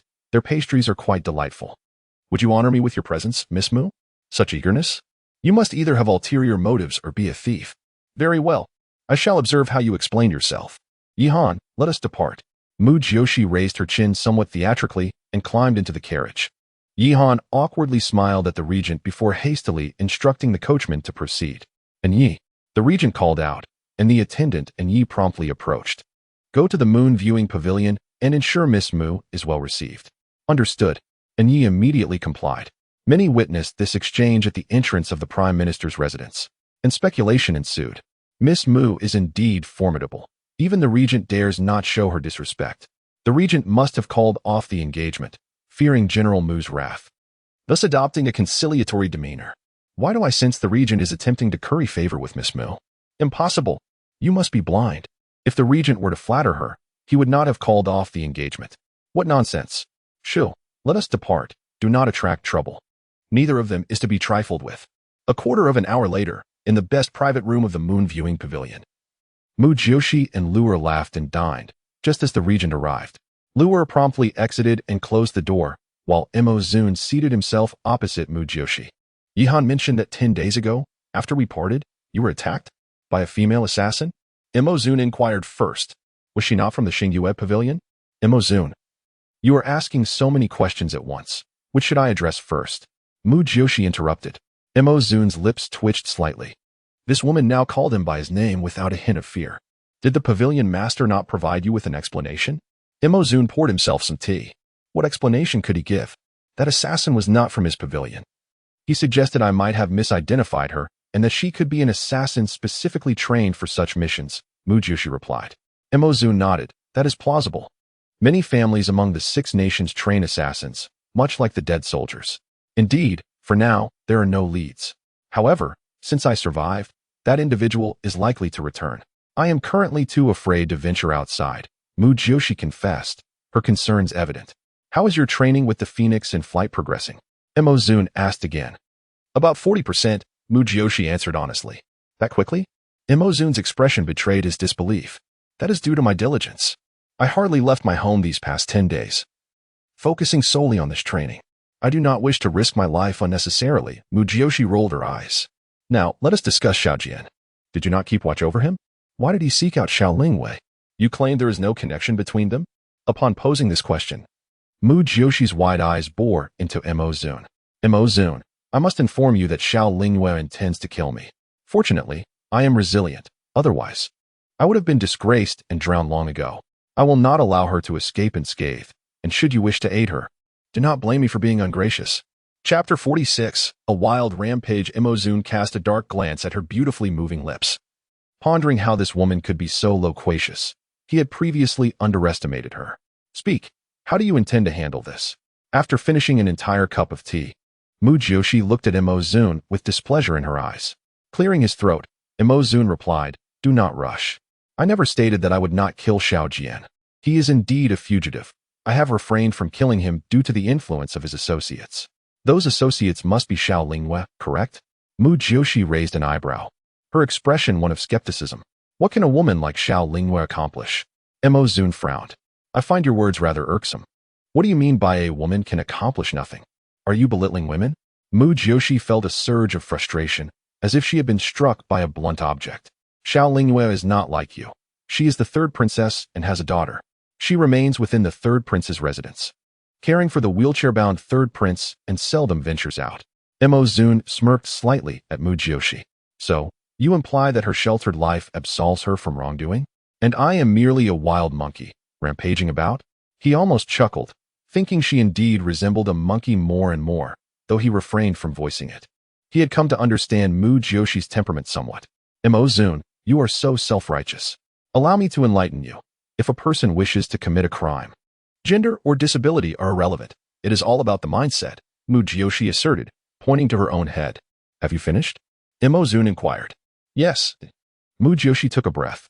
Jiuxi, do not be fooled by the current tranquility of the citizens of Gaoyan. Beneath the surface, turbulent undercurrents persist. Had it not been for the sudden demise of the former emperor, those with ulterior motives would not have been caught off guard. It is not merely the 3rd prince vying for that position. Mo Zun's voice turned grave. Though the court appears stable now, you can see the spies from Beijing lurking. Assassinating court officials. The plots laid by Lien Xiangying over the past decades signify that danger has long been present. These individuals hide in the shadows, undoubtedly scheming something significant. Mu Jiuxi shot him a sidelong glance, perceiving his words as mere platitudes. Did they truly think her incapable of grasping such matters? How foolish did they consider the original owner in their eyes? What I mean is that this situation is far from simple. The person behind Xiao Jian is not Xiao Lingwei, Mo Zun concluded. Just because you say so doesn't make it true. Then who do you believe it to be? You must consider the motive for murder. Why would someone wish to kill me? Xiao Lingwei harbors feelings for you, knows of our engagement, hence she would want me dead. Who else would have a motive? Mu Jiuxi laughed. Mo Zun's handsome face darkened with irritation. There is absolutely nothing between me and Xiao Lingwei. Just because you say it doesn't mean it's the case. Xiao Lingwei nearly married you, even if you do not favor her. She certainly has an affection for you, and thus a motive to kill me. You seem to have quite a few enemies, do you not? Wasn't there a female assassin 10 days ago? Mo Zun immediately countered. Mu Jiuxi paused, slightly taken aback, but quickly retorted. The one who plotted against me at the royal courtyard was not a female assassin. Moreover, I do not accuse Xiao Lingwei without reason. Those women led by Feng Wan would not have gone to the lakeside without her instigation. Is that not suspicious? Even so, you require substantial evidence, Mo Zun frowned. Evidence? Xiao Jian sought her out. Is that not evidence enough? Should we capture Xiao Jian and interrogate him? Mu Jiuxi sneered. I will ensure he reveals the true mastermind behind this. You are truly mistaken about Xiao Lingwei. How about this? I shall take you to meet her. Mo Zun suggested after a moment of silence. Meet Xiao Lingwei. At the third prince's residence? Mu Jiuxi was somewhat taken aback. Yes. And I also wish to see my third royal brother. Mo Zun raised an eyebrow slightly. Mo Zun. You can't possibly be planning to rendezvous with Xiao Lingwei while using me as a shield, can you? Mu Jiuxi felt a twinge of suspicion. What nonsense are you spouting? Mo Zun's expression darkened, his eyes blazing with fury. Mu Jiuxi, I will reiterate. I have no such intentions towards Xiao Lingwei. All right. No need to be so agitated. Are you embarrassed by the accusation? Mu Jiuxi's remark nearly provoked Mo Zun into a fit of rage. Suddenly, footsteps echoed from outside. A knock on the door was followed by Yez's deep voice. My lord, Lord Hua has arrived and wishes to see Miss Mu. Mo Zun's already stormy countenance darkened further, his gaze fixed on Mu Jiuxi, making her feel as though she had been caught in a scandal. This man was truly enigmatic. Do not let him in. Mo Zun barked. Let him in. Mu Jiuxi's voice chimed simultaneously. Ha! Outside, Wei Yutian let out a cold snort, and the door swung open. Is this the demeanor of a regent? Mo Zun shot to his feet, his eyes blazing with murderous intent. As if Wei Yutian were to be impaled by 1,000 arrows. Miss Mu. Wei Yutian, clad in a crimson robe, with long dark hair cascading down his back. His phoenix eyes slanting alluringly, exuded an air of sensuality, a strikingly handsome figure. Lord Hua, do you have news? Mu Jiuxi inquired, her eyes sparkling with anticipation. Hua Yuntian cast a cold glance at Mo Zun before settling into a seat, casually inspecting the pastries on the table. I have conducted an investigation and can assure you that it is definitely not the work of Xingyue Pavilion. Mu Jiuxi nodded with a smile. Very well. I trust your judgment. She poured him a cup of tea and shot a glance at the glowering Mo Zun. Hua Yuntian broke into a smile, then continued. I happened to pass by your pastry shop recently, and the business for the signature dish is thriving. Indeed, isn't it? Mu Jiuxi beamed with delight. Although Wu Tong came from humble beginnings, achieving the status of the top seller was no small feat. He possessed a keen intellect for managing finances. And with his 3% stake, he would undoubtedly dedicate himself to the business. Hua Yuntian remarked, I did not expect Miss Mu to be such a shrewd businesswoman. I bought a cup of milk tea to try. I personally do not have a taste for sweetness, but she and a few of the maidens absolutely adore it. They insisted I bring some back. Really? That's wonderful. It seems the milk tea is gaining popularity. By the way, how is Miss A.G.? Has she experienced any health issues in the past 10 days? A glint of concern flickered in Mu Jiuxi's eyes. Recently, she has been well. Just the other day, when I left, she mentioned feeling a bit unwell. Hui Yuntian's handsome face betrayed a hint of awkwardness, recalling Mu Jiuxi's earlier words about Aji's affection for him, which he found somewhat burdensome. Have you observed whether she is feigning her illness? Mu Jiuxi raised an eyebrow. By the way, you do know that Aji is skilled in martial arts, correct? Chapter 47. Highly insulting as Hui Yuntian observed the silent Mo Zun, whose entire being exuded an aura of coldness. He turned to Mu Jiuxi and remarked, Aji possesses martial skills, albeit of a rather mediocre caliber, far inferior to her sister. Oh, Mu Jiuxi's heart raced. I have now mastered about 40% of the Phoenix soars and flight technique. Based on that, could I possibly defeat Miss Aji? You've progressed that swiftly in your training? That's splendid. Aji's internal energy is quite feeble. Even if you, Miss Mu, lack internal strength, your techniques alone should suffice to best her. Her health has always been poor, and she hasn't dedicated much time to her training. It is what it is, Hui Yuntian sighed. Mu Jiuxi could no longer suppress herself, letting out a scoff through her nose. Hui Yuntian, puzzled, inquired, what brings about that expression? I simply find it amusing how easily you men can be deceived, Mu Jiuxi stated, shaking her head in disdain, followed by a sigh that conveyed her frustration akin to that of a teacher lamenting a wayward student. At this point, both Hui Yuntian and Mo Zun exchanged glances. Their handsome faces contorted in confusion, feeling as though they were being chastised by an elder in the presence of Mu Jiuxi. Wah! If you paid more attention to Miss Aji, you would reap considerable rewards, Mu Jiuxi suggested thoughtfully. Are you referring to her deceiving me? In fact, I intended to mention that I will be away for a while. Would you be so kind as to check on her from time to time? Hui Yuntian's handsome face flushed slightly with embarrassment upon expressing this request. That could be arranged, provided you ensure my safety. Mu Jiuxi raised an eyebrow in response. Safety? Are you implying that the female assassin may appear again? Hui Yuntian's expression shifted slightly. Indeed, the distance to your Xingyue pavilion is not trivial, and I am currently hesitant to venture out, fervently honing your Phoenix soars and flight technique. Hui Yuntian suddenly recalled Mo Zun and turned his gaze towards him. Do not harbor any designs on me, for I hold no fondness for you. Mo Zun's blunt words elicited a thumbs up from Mu Jiuxi. It was evident that his strength allowed him to express himself freely. Regent King, last time I mentioned your stubbornness, you did not acknowledge it? Hui Yuntian's narrow eyes sparkled with mischief as he directed his charm towards Mo Zun, an unmistakable sarcasm lacing his tone. Mo Zun's expression darkened once more, and he coldly replied, Are you seeking a fight? What? Our strengths are nearly equal. I cannot kill you, nor can you kill me. Are you intending to threaten me by suggesting that my Xingyue pavilion may not thrive in Gaian country? Hui Yuntian's words made Mu Jiuxi consider that he possessed the audacity to defy death. Is that so? I have my ways of ending you. Mo Zun gritted his teeth, his demeanor that of the formidable Regent King unwilling to be threatened, and the tension hinted at an impending conflict. Mu Jiuxi swiftly raised her hand and exclaimed, Stop, stop, stop. Are you two men not a tad childish? Is resorting to violence truly entertaining? One must not rely solely on brute force but on intellect. She indicated her head. I merely did not expect the esteemed Regent King of Gaian to exhibit such immaturity, Hui Yuntian promptly retorted. You, a mere leader of the six-nation Xingyue pavilion, are the one who revels in gossip, akin to a woman. Mo Zun's words, though not overtly harmful, were deeply insulting. Mu Jiuxi inwardly lamented as the atmosphere in the room shifted dramatically. Hui Yuntian's enchanting visage darkened with a menacing aura, while Mo Zun's black robes billowed ominously. His expression as cold as glacial ice. If you two continue to brawl, I shall have you both expelled.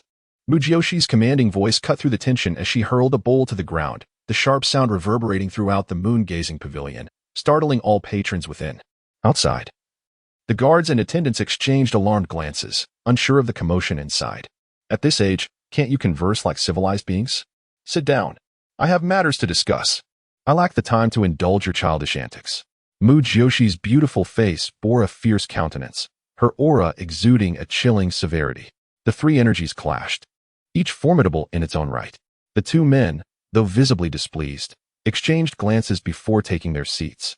Mo Zun, arrange a time for us to visit the third prince's residence. I must resolve this matter. My conscience cannot rest until it is clarified. Mu Jiuxi spoke coldly. She then turned to Hui Yuntian and assured him, Rest easy. I shall ensure that Miss Aji remains unharmed. However, upon your return, you must provide me with the second volume of the Phoenix Soars in Flight. Hui Yuntian promptly nodded, agreed. May I inquire if you're heading to Beijing?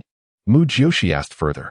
After glancing at Mo Zun, Hui Yuntian replied, Indeed, there have been issues at the Xingyue pavilion that require my attention.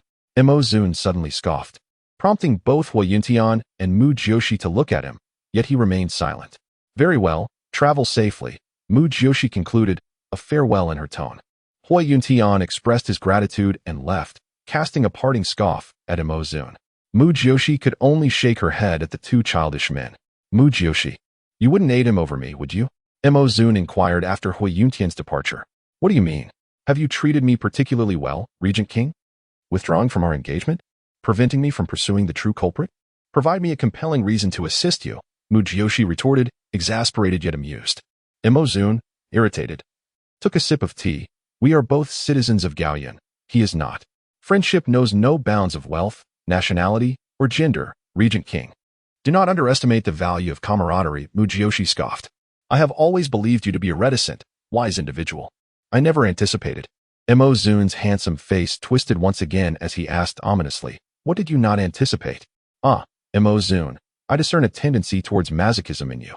Is it that you cannot feel at ease unless someone berates you? Mu Jiuxi chuckled at his serious demeanor, awaiting his response. I simply find Hui Yuntian's arrogance intolerable, Mu Jiuxi admitted, feeling slightly embarrassed as he reflected on his own behavior, realizing the absurdity of his actions. Why am I behaving so immaturely? Allowing Mu Jiuxi to lead me astray? When did I become so irrational? He pondered, attributing his folly to Mu Jiuxi's influence on his disdain for the insufferable Hui Yuntian. Enough of this. It is better to have Hui Yuntian as a friend than to gain another enemy. Mu Jiuxi poured him a cup of tea, her tone softening. Mu Jiuxi glanced at her and asked, do you harbor feelings for him? Mu Jiuxi looked up in shock, her gaze meeting his earnest, obsidian-like eyes. And she couldn't help but burst into laughter. Mu Jiuxi, are you truly unwell? Is it so simple to fall in love? Moreover, have you forgotten who I am? I am Mu Jiuxi, the frivolous girl who delights in visiting brothels and teasing the sixth prince. If we are to speak in those terms, I have countless admirers. With a playful smile, she offered him a dumpling and added, Mu Jiuxi, let me speak candidly. Have you genuinely developed feelings for me? Chapter 48. Seeking one's own demise. Mu Jiuxi was instantly struck by the metaphorical tale of a fox, and he immediately retorted, what nonsense are you spouting? How could this prince possibly harbor feelings for you? Do not indulge in such daydreams.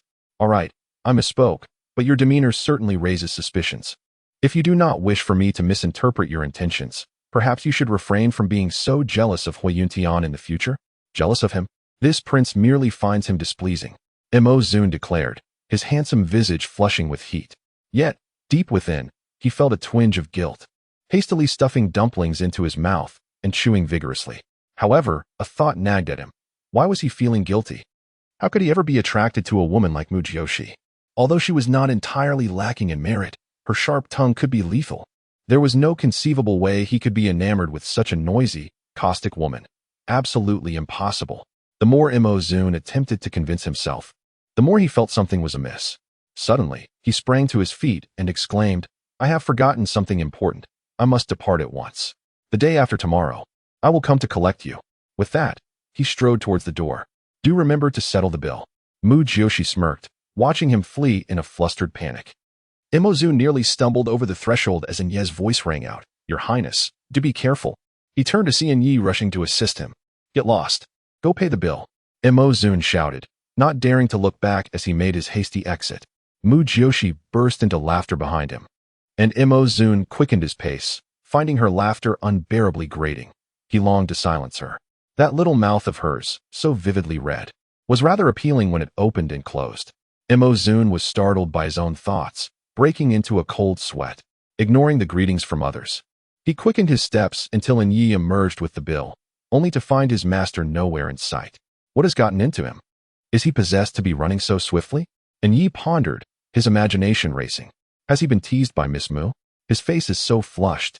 He silently gave Mu Jiuxi a thumbs up, recognizing her prowess. Indeed, she was remarkable, for the prince had never been so flustered before. Even after their engagement was annulled, he still sought her out with such fervor.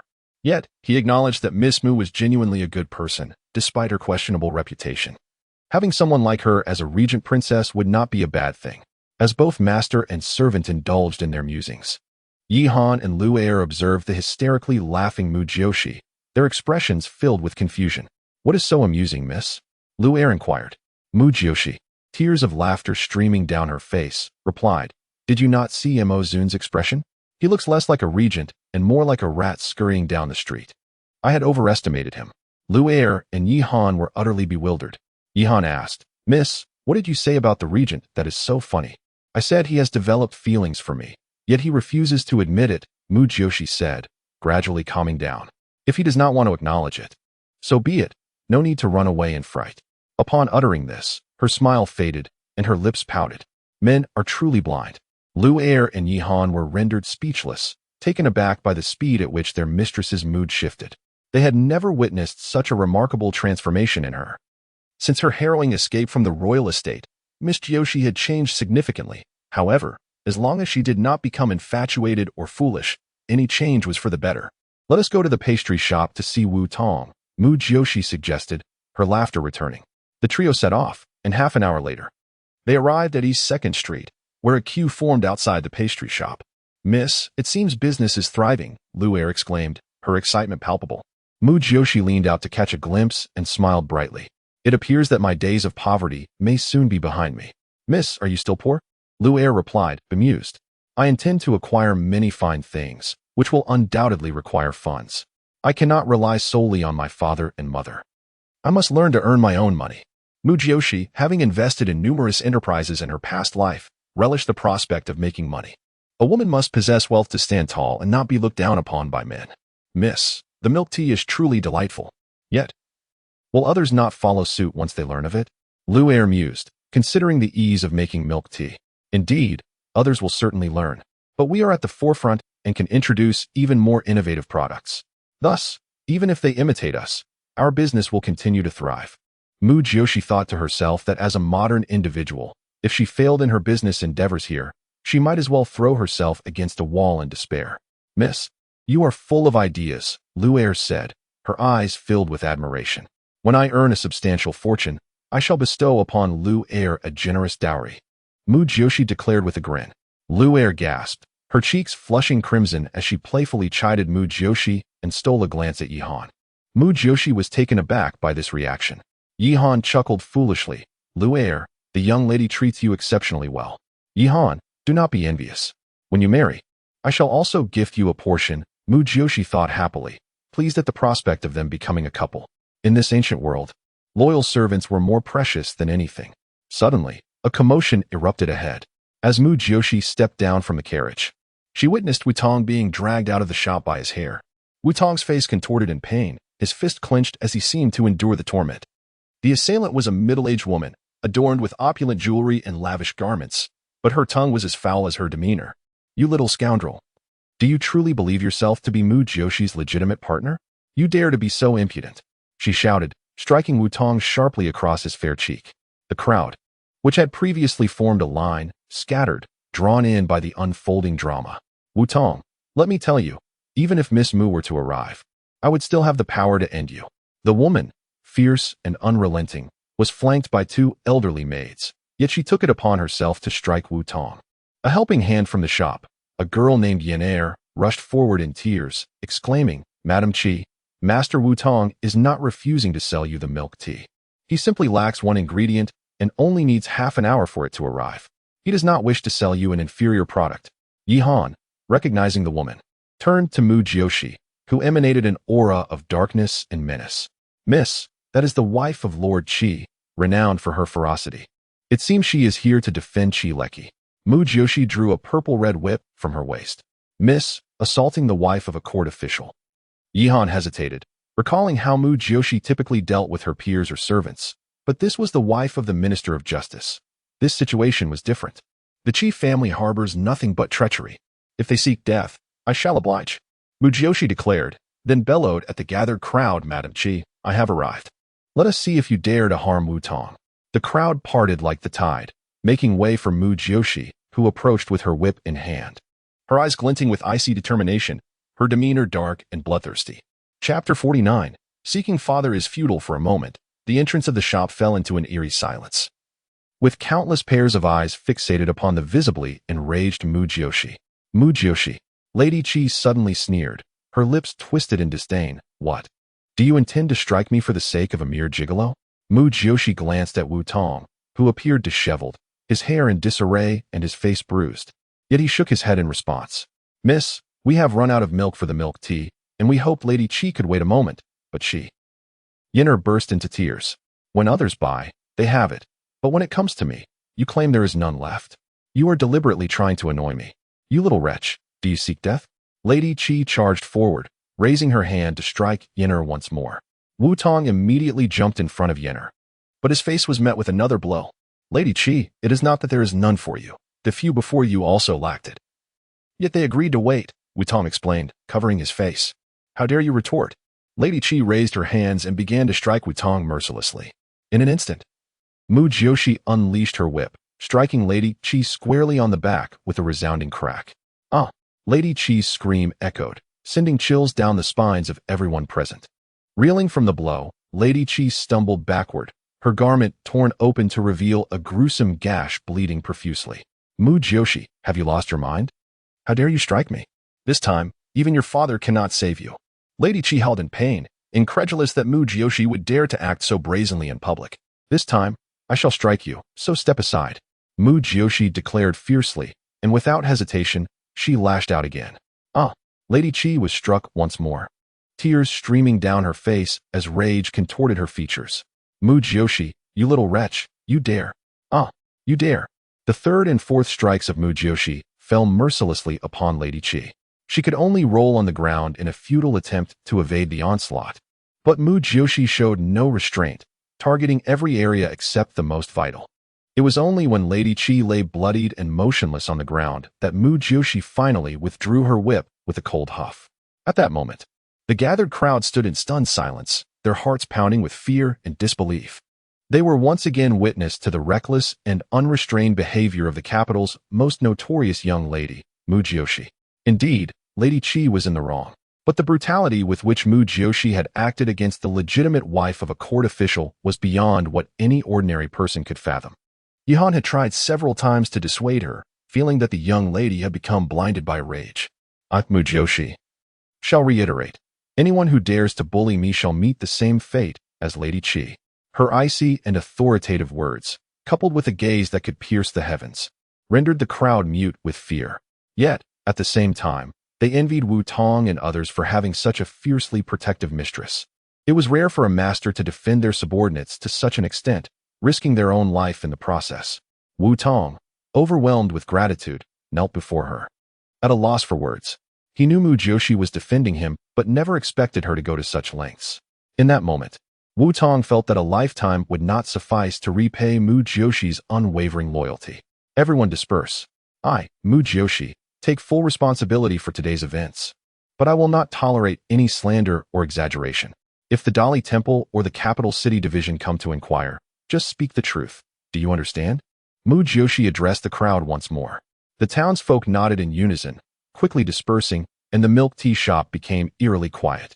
Lady Qi remained sprawled on the ground, motionless, while one maid wept, and another had long since fled to seek help. Miss, perhaps I should return to inform the master, Yihan suggested. A note of concern in his voice. Mu Jiuxi, seated in the pastry shop, sipped her tea and remarked, this time, my father will be of no help. I must head to the palace immediately. You go notify Mo Zun to find me there. The regent? Yihan wondered, recalling that they had not parted long ago. Mu Jiuxi raised her gaze to meet his. Yes, he is aware of Wu Tong's situation, at the very least. He will convince the Empress Dowager that I did not truly bring a gigolo back for debauchery. Moreover, inform him that this time I require his assistance. And I can grant an extension regarding Xiao Jian's matter.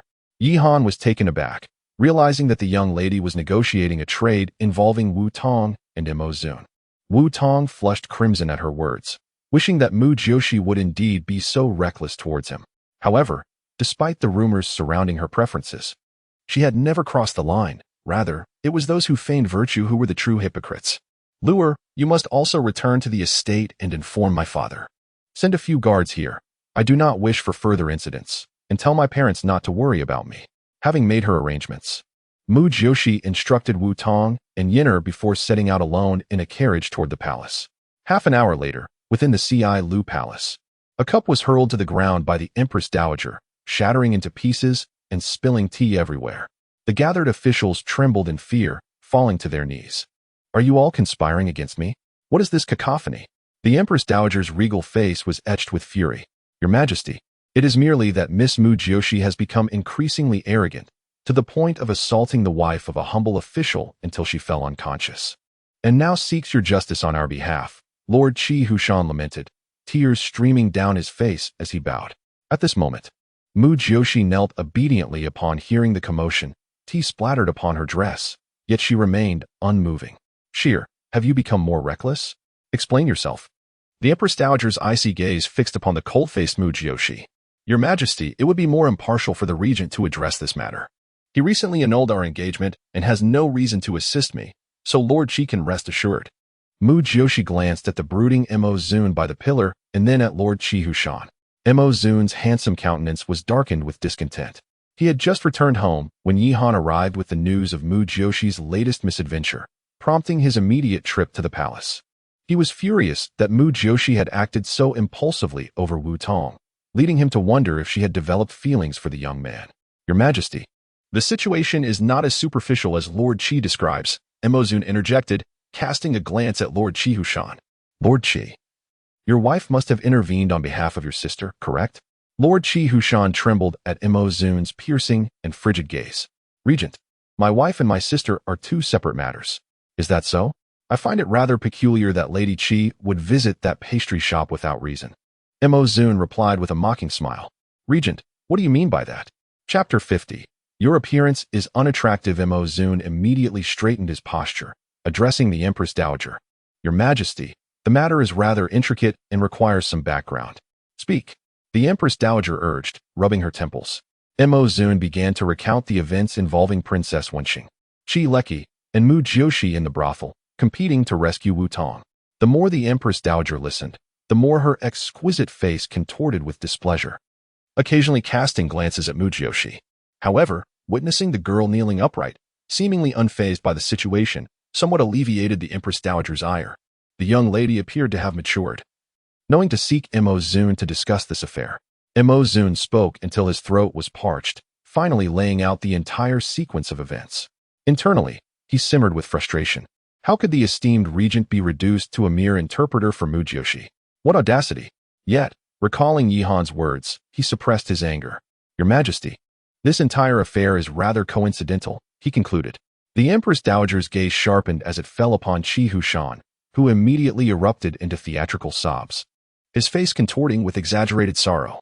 Your Majesty, regardless of the truth, these issues are merely petty disputes among women. However, Miss Mu cannot be allowed to beat my wife to near death. Mu Jiuxi shot a cold glance at Lord Qi, retorting, Madam Qi was fully aware that Wu Tong is under my protection.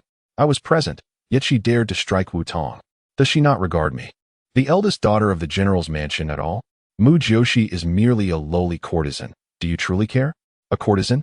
Your sister spent a fortune of 10,000 taels to redeem this courtesan. To be frank, you, Lord Qi, are worth less than that, Mu Jiuxi disdainfully remarked, nearly provoking laughter from Mo Zun and the Empress Dowager. You are utterly outrageous, the Empress Dowager exclaimed. You can no longer indulge her. This is simply unacceptable. Qi Hushan fumed, his beard bristling with indignation. Sheer, though the Qi family is indeed at fault, you cannot respond so harshly to Madam Qi. How about this? You shall visit Madam Qi to apologize, bringing ample gifts as a show of sincerity, and then return home to copy the code of conduct 100 times. You shall not leave until you finish. Qi Hushan howled in protest. Your Majesty, this is far too lenient. How shall I show my face in public afterward? What? Do you wish to brawl with General Mu? The Empress Dowager retorted. Do you require me to enlighten you on your wife's temperament? Qi Hushan fell silent, realizing that Madam Qi's reputation as a fierce matron was not far removed from Mu Jiuxi's. Your Majesty, do you also deem Xiao to be incompetent and reckless? Mu Jiuxi felt the punishment was excessive. Suddenly, Mo Zun interjected, Mu Jiuxi, do you lack self-awareness? Compared to the third daughter of Lord Qi, you are not only unlearned but utterly devoid of merit. Mu Jiuxi glared at Mo Zun, who met her gaze with an intense stare. An idea struck her. Regent, do not insult me so. I have never competed with the third Miss Qi. How can you presume I am inferior? Mo Zun scoffed. Have you never heard of the third Miss Qi's reputation as the foremost talent? Your assertion is the most amusing jest I have ever encountered. Seeing the two poised for confrontation, the Empress Dowager felt another headache brewing. Miss Mu, your audacity is remarkable. Do you not fear the consequences? My daughter Yi is the finest talent in the capital. What do you have to compare? Qi Hushan beamed at the mention of his beloved daughter. Lord Qi, there is a term for someone like you, a frog at the bottom of a well, Mu Jiuxi shot back. You. Qi Hushan's face flushed with rage. Mu Jiuxi. If not for your pampering father and the Empress Dowager's protection, you would be nothing. A mere waste. Enough. The Empress Dowager barked, causing Qi Hushan to shrink back. His anger palpable. Imozun narrowed his eyes at Qi Hushan, who felt a wave of anxiety wash over him. Cursing Mu Jiuxi internally for her ability to provoke such fury. Your Majesty, did you hear this? Lord Qi is slandering me, and I refuse to accept it. The foremost talent, you say? Very well. I shall compete with the third Miss Qi. If I, Mu Jiuxi, lose, I will kneel at the gates of the Qi residence to apologize, allowing all of the capital's citizens to witness the spectacle. Mu Jiuxi, her neck taut with indignation. For a forehead marked by veins, her fury rendering her seemingly irrational. Mu Jiuxi, you have made this wager yourself. Qi Hushan could hardly believe her audacity. He could not let this opportunity slip away. Imagining the sight of Mu Jiuxi kneeling before his residence, he couldn't help but feel triumphant. Xiao, the Empress Dowager gasped. Mu Jiuxi, Imozun echoed, disbelief etched across his face. Mu Jiuxi momentarily faltered, realizing her impulsiveness. Miss Mu, you just declared your willingness to wager. Are you prepared for this? Qi Hushan pressed, his voice taunting. What do I have to fear? I accept the wager, but if the third Miss Qi loses, she must shout 3 times at the palace gate. What should she shout? Qi Hushan was taken aback. She must proclaim that your wife is a tigress. Mu Jiuxi raised an eyebrow, challenging him.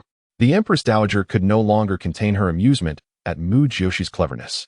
Your Majesty, look at her, Qi Hushan complained, pointing at Mu Jiuxi. Qi Hushan, do you truly believe your daughter will lose? The Empress Dowager inquired, glancing at him before turning her gaze back to Mu Jiuxi. Sheer, this is not a trivial matter. If you wager, you must be prepared to accept the consequences.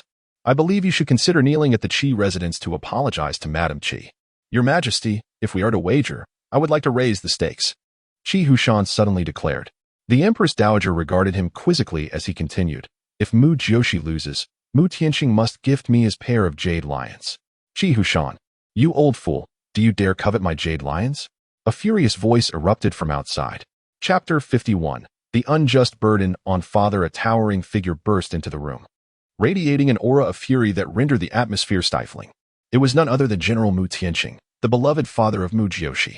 Upon receiving news from Luo while in the first Madame's chambers, he had just remarked on how Jiuxi had matured and become more sensible. Suddenly, like a bolt from the blue, calamity struck, nearly scorching him inside and out. After hastily comforting the pale-faced First Madame, he rushed to the palace, albeit with a slight delay as he inquired about the events at the dim sum shop that day. Upon entering, he overheard Qi Hushan demanding his pair of jade lions, gifts from the late emperor, exquisite and translucent, treasures he cherished dearly. How could he possibly part with them? Qi Hushan, a connoisseur of jade, had coveted those lions for many years. Mu Tianqing, your daughter has caused a ruckus, and you dare to act defiantly? Qi Hushan roared in anger. Seeing the somber expressions of the Empress Dowager and the Regent Prince upon his arrival, Mu Tianqing immediately knelt in greeting. His gaze fell upon Mu Jiuxi, who appeared aggrieved, softening his heart further. Jiuxi, are you all right? He had intended to scold or reprimand her, but the sight of her face caused a sudden shift in his demeanor. Unbeknownst to him, I'm fine, just causing you trouble, Mu Jiuxi replied in an unusually gentle tone, her father's worried expression tugging at her heartstrings. How fortunate she was to have a father who adored her so. Tears welled up in Mu Tianqing's eyes, overwhelmed by his daughter's maturity. Imozun observed with a shake of his head, while the Empress Dowager couldn't help but roll her eyes in exasperation. Do not worry, my child. Whatever troubles arise, I shall bear them for you. Do not cry, Mu Tianqing said soothingly upon seeing her tearful visage. He then turned to Qi Hushan, fury igniting within him. Old scoundrel, if you have grievances, direct them toward me. Should you dare harm my Jiuxi, I shall gladly share your fate. Qi Hushan, trembling with rage, marveled at the extent of Mu Tianqing's indulgence. Mu Tianqing, look at yourself. You've spoiled Jiuxi to the point of uselessness. He retorted. And what of it? As long as Jiuxi is happy, what concern is it of yours? Have you fed her from your own rice? Mu Tianqing declared, his affection for his daughter rendering him utterly unreasonable. Mu Jiuxi felt a mix of emotions, wanting to laugh and cry simultaneously at her father's unwavering love. Father, please do not worry. I am fine. It's just your words are too touching, and they made me cry. But do ask second mother to return my 10,000 taels of silver to cheer me up, she pouted. Everyone was momentarily stunned. And then Mu Jiuxi exclaimed as she held her head, realizing her father had playfully given her a light smack on the head. You foolish girl. You nearly frightened me to death, Mu Tianqing said, distancing himself from her. He quickly turned to the Empress Dowager and Mo Zun, apologizing, Your Highness, Regent Prince. I was remiss in my manners, driven by my protective instincts for my daughter, and I have caused you to witness this farce. Humph, General Mu. If you continue to speak of retiring from your duties for Jiuxi's sake, I shall ensure she remains in the palace forever, leaving you to live out your days in solitude. The Empress Dowager retorted sharply. Mu Tianqing scratched his head sheepishly. Your Highness, please do not take offense. I misspoke. I humbly accept your reprimand. Enough. Mo Zun, please recount the events once more. Are we to engage in a wager or not? The Empress Dowager asked, her gaze fixed on Mo Zun. Mo Zun hesitated but complied, adding, This wager is at the request of Miss Mu. Father, let us wager. We shall surely win. Have you considered the daughter of Mu Tianqing could possibly lose? Mu Jiuxi's argument was compelling and audacious. Mu Tianqing stared in disbelief at his daughter. Jiuxi, do you really believe you can best Miss Qi? He thought of his second daughter, Mu Jiuxi, who had excelled in the arts under Lu Weiya's tutelage. How could Jiuxi possibly claim victory? Indeed, why can't I win? Let us compete in painting. That is my forte. Mu Jiuxi insisted, her innocence striking. Painting? Mo Zun nearly jumped up in surprise. Wasn't she renowned for her skills in music and calligraphy? Why the sudden shift to painting? Do you, Regent Prince, doubt my painting skills? Mu Jiuxi shot him a glance. Mo Zun fell silent, though his expression betrayed his skepticism. The Empress Dowager was equally astounded, confirming Jiuxi. Are you truly willing to compete in painting? Everyone knows your skills last year were no match for your cousin, who is only 12. Qi Hushan felt an internal struggle. Convinced Mu Jiuxi had lost all sense of self-awareness, and those who indulged her allowed her to act recklessly. Would Mu Tianqing's dignity withstand such a blow? The Empress Dowager likely felt the same, and it seemed an opportunity for Qi Hushan's cherished daughter to showcase her talents, perhaps even gaining favor from the Empress Dowager.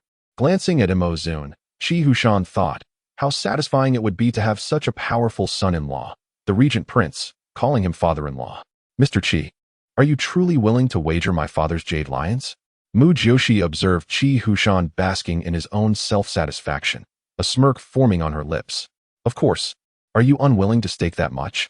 Qi Hushan challenged Mu Tianqing. You old scoundrel, if we are to wager, should you lose? You must give me your prized Qinglong sword.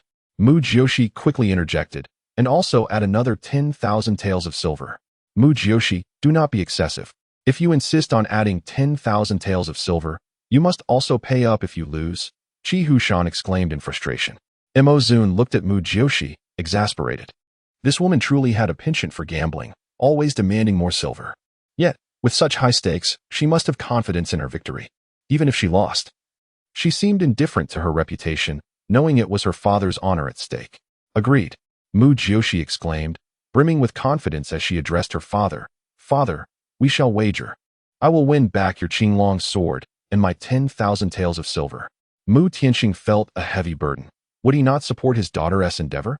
Even if he lost the jade lions, he had to maintain his composure. Oh, the burden of having such a daughter. Jiuxi, we may wager, but should you lose? You must promise me you will not leave the Mu residence for a year, devoting yourself to self-cultivation, he cautioned. Though he wanted to defend Mu Jiuxi's honor, he could not simply be led astray. Chapter 52.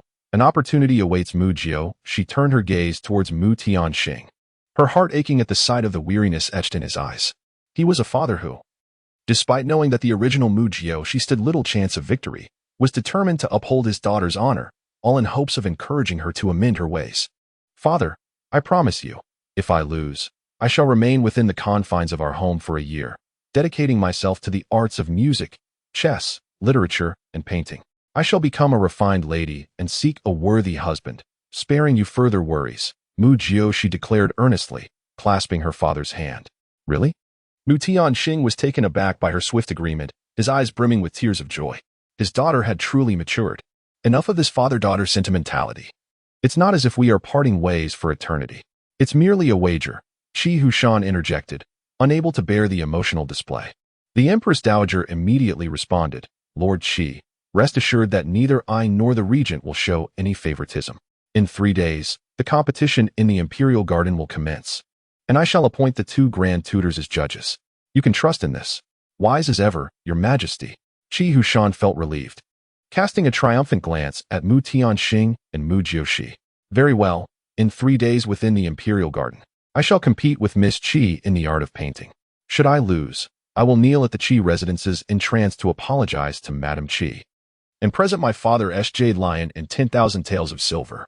Conversely, if I emerge victorious, Lord Qi shall loudly proclaim thrice at the palace gates that Madame Qi is a fierce tigress, and present my father with the Qinglong sword and 10,000 taels of silver.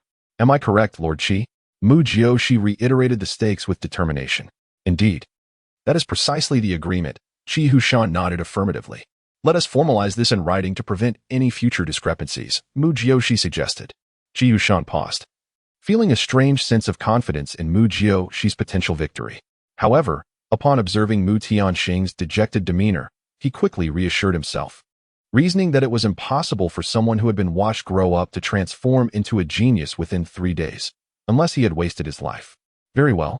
Let us draft the document. Should anyone dare to go back on their word, let the Empress Dowager adjudicate. Qi Huishan agreed, waving his sleeves dramatically. Soon, the 4 treasures of the study were brought forth, and the ink was prepared for the 2 to inscribe their signatures. Now that we have reached a decision, let the outcome unfold in 3 days. The Empress Dowager suddenly adopted a stern demeanor, her voice sharp. However, you both are officials of the court, and your families are becoming increasingly unruly. Do you not know how to discipline them? Or has my authority waned? Both Qi Huishan and Mu Tianxing promptly knelt and confessed their faults. Enough. Return home and educate them properly. Should this happen again, I will not show leniency. The Empress Dowager declared angrily. You 2 shall each receive 5 strokes of the rod to serve as a warning. Qi Huishan felt on the verge of tears. While Mu Tianxing remained indifferent, his constitution far stronger than Qi Huishan's. However, Mu Jiuxi felt a pang of sympathy for her father and quickly interjected. Your Majesty, it is all my fault. My father bears no blame. I should be the one to receive these strokes. Jiuxi, Mu Tianxing cried out in alarm, aware that his resilience was of little concern, but his daughter's was not. Father, I am indeed unfilial. Do not contest this with me, Mu Jiuxi insisted resolutely. Very well, my daughter has finally shown some understanding. You shall take the punishment, the Empress Dowager conceded, then turned to Qi Huishan. Would you like your sister to take your place? 10,000 taels for a little servant. Surely she has enough wealth to spare.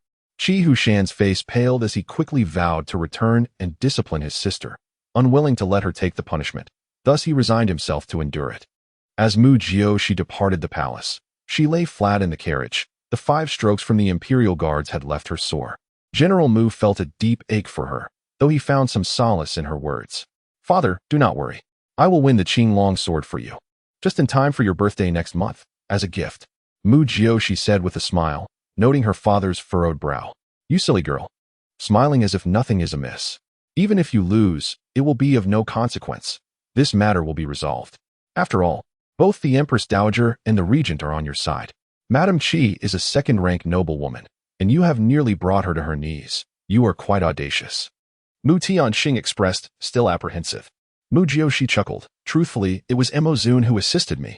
He intentionally mentioned Miss Qi to provoke me into this wager. Assisted you? Do you truly believe you can win?